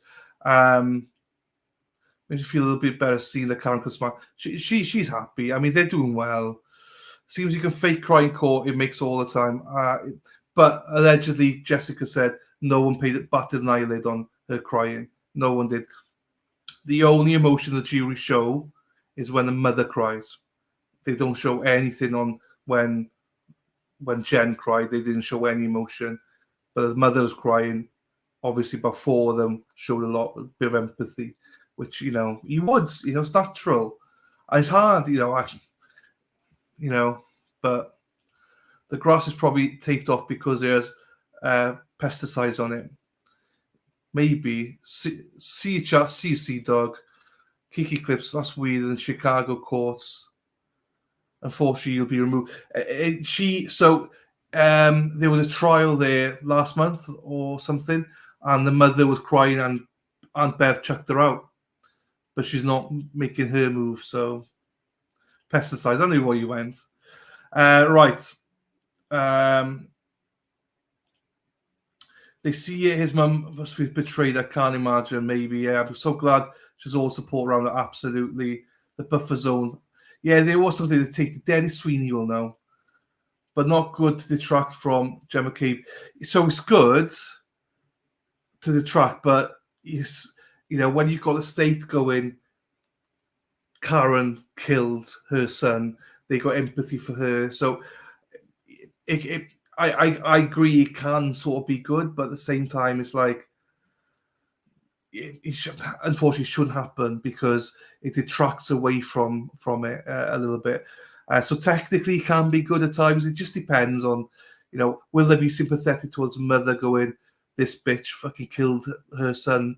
That's why. I'm not saying Karen's situation now, but that's why normally they don't allow, because it's prejudicial to the defendant, essentially, to have the victim's parents there crying and stuff. So it's a tough one, though. It's hard for them as well, pretending to cry, absolutely. Michael Chesney, that's the one. She couldn't cry in court. Yeah, there we are. That's the reason. So Judge Bev kicked his mother out, but not. But there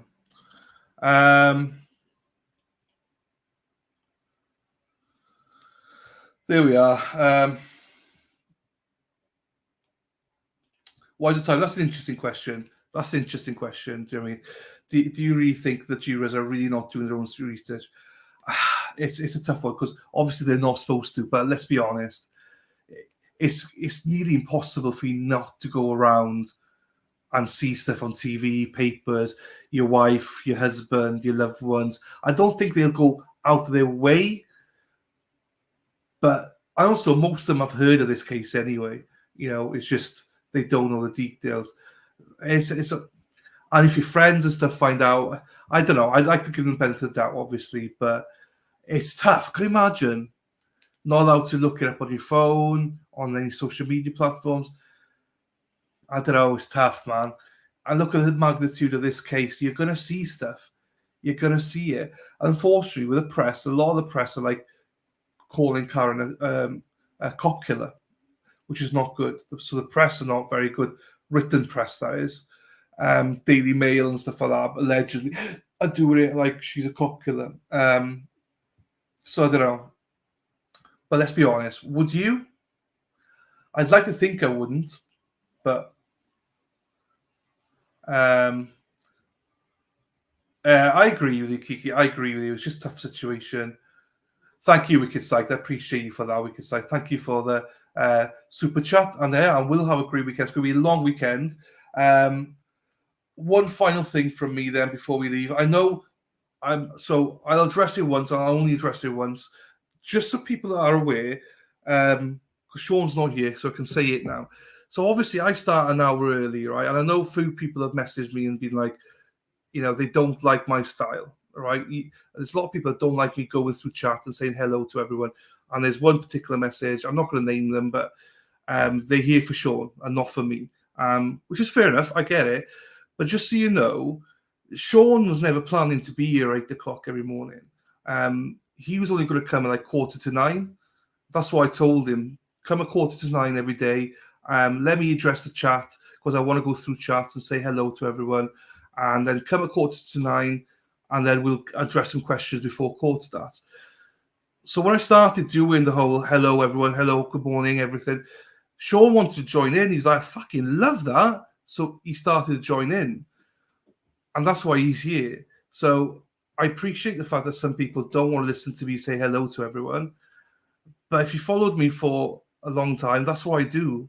I do it like that. So I understand you don't like it, but I want to say to people that don't like that, come back at like 9:15.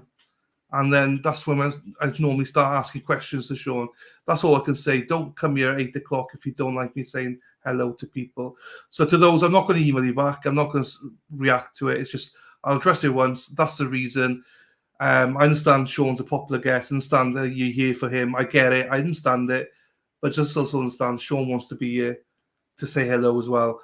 In a way, I wish he'd just come at 9:15 if that was the case. But he genuinely loves being here at 8 o'clock to say hello to everyone. And if he didn't, he wouldn't be here. So just to address that, I'm not going to address it again. As I say, I'm not going to apologize for it. It is who I am. I appreciate you here for Sean, but Sean also appreciates the way I do things as well, and he loves it. So no court on Monday, Christine. Tuesday we are back. So we will see you then, all right? Thank you, Tudley. As I say, I'm not addressing anymore. If you don't like me, you don't like me. I'm not going to do it. As I say, I'm not the person who did it. I know you're here. I'm not going to address you back. Thank you for the email. Thank you for the input. Just it's not my style. I know I'm going to lose some people for it, and that's fine. But come back at 9:15. You can ask your questions then. Right. Best D, what's up? Who's best? I think it's really nice. Thank you. And also, can I just say as well, sorry, I should also say, a lot of people have been very positive about it, saying they like it and stuff like that, enjoy it. So it's not, I'm only addressing the negative part of it. The ones that love it, I appreciate you. Still come along. Again, if I miss you, I apologize, but I really do try and say hello to everyone because I do appreciate you. But you got to remember, I've never had these kind of numbers before. It's huge. And I know that a lot of them because of Sean. So it's a balance, I know, but I love doing it. Then tell them to go to another channel. That's my way of saying that in a nice way, So Tuesday court, Christine. So come back Tuesday, 8 o'clock or 9 o'clock. Christine's not here the night before. It's so weird how certain people can't see certain comments from certain people. It's because they block you, you potty mouth. It's because you're a potty mouth. No, it's probably, you need to sure that you're on live comments, yeah? Make sure you're on live comments. Bethy, I agree. He's a lovely guy. This is his platform. Love the hellos and the goodbyes. Sweet Lundy door. Thank you, Sherry. I appreciate that. I do. I generally do appreciate you. Thank you. I look forward to my greetings with Dylan. Thank you very much. And also, just before I go, I get it. I'm not everyone's cup of tea. I get it. But it's all good. It's all good, though. It's all good. I'm looking on my... Yeah, you are absolutely clean. Are you drunk? I'm lip poking on my Lahone and on my boyfriend's iPad, and I know David hasn't blocked my boyfriend because my boyfriend hasn't ever commented. I think it's because you're not on live. Cheers, Erin. I love that so much. Hey, you'll tell that you're watching to him and not the other way around. There we are, exactly. Paddington, thanks, Murph.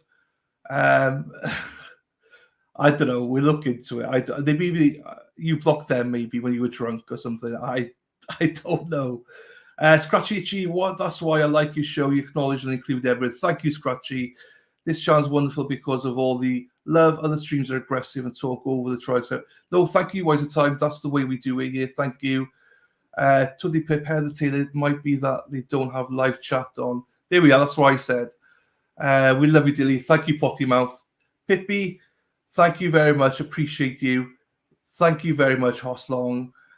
Canton is a Biden town. They don't want any corruption, heat that's coming. Tick, tick, boom. Lucky Jonathan's not here.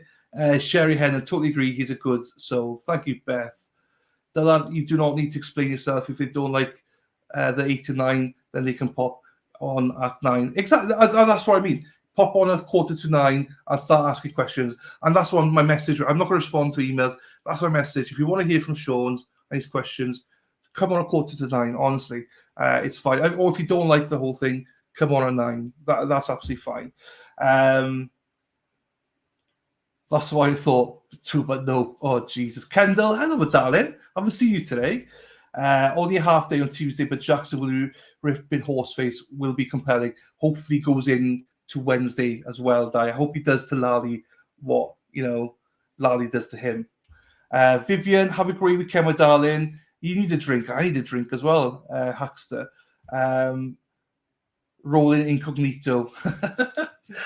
Those typos, you're awful. It's not just your potty mouth. Shop Mum, thank you, Dylan. I appreciate it. Thank you, Shop Mum, as well. Thank you. It's all good, cat people. It's honestly, it's all good. It's only a handful. It's only a handful of people. And they have their opinions. It's all gravy, baby. It's all good. Thank you all for being here. Hoslong, Lola. Heather Taylor, I wouldn't pimp. Have a great weekend, everyone. Right, that's me. I block no one. Di blocks no one. He swears too much to block anyone. Literally, Heather, Di is the equivalent of you. He's got a potty mouth as well. So I don't know. She can't see your tweets, Di. And Di's got some exclusive tweets. So hopefully, Di, let me know, Di, what days you're free next week. Hop on lunch breaks. Be good to have you on. Great to have your insight as well. Give Sean a break as well. So let me know, sir, and we'll have you on. We'll have you on every day if you want, Di. Whatever. Here's a link to Sean's as well. Thank you, Murph, legend. So go there. Right, I'm going to shut off now. I have got to shut off now. I know what's. Go. Wait a second. Heather, are you just on top chat? Yeah, no, she's not. Thank you, Monica. Oh, Ruka. Hello, Ruka. Hi, Ruka. Nice to see you. Well, hello, Ruka. Bye, Ruka. See you all at Sean's at 6. I'll double check or we'll keep Dilly forever. Double check quickly then. So, yes, Sean on the Gulf, 6 o'clock tonight. And it's going to be great. You see, my mods just kicked me out. They're like, just shut the fuck up and go. They're like, shut up. Stop the stream. So anyway, I'm going to go now. We'll end off with a Jefe. Let me just close Tom down. And he will be discussing everything this morning. The rest of you, I shall see you. LFA defense by lol Beth. Lower the mic. You see? Tis a mystery. Check on Tuesday. Fine. Everybody, thank you. Don't point. Yeah, I shouldn't do that, should I? Thank you very much. Get my brand up and take care. Good night. Take care. People, it's over. Elvis has left the building. It's done. Over.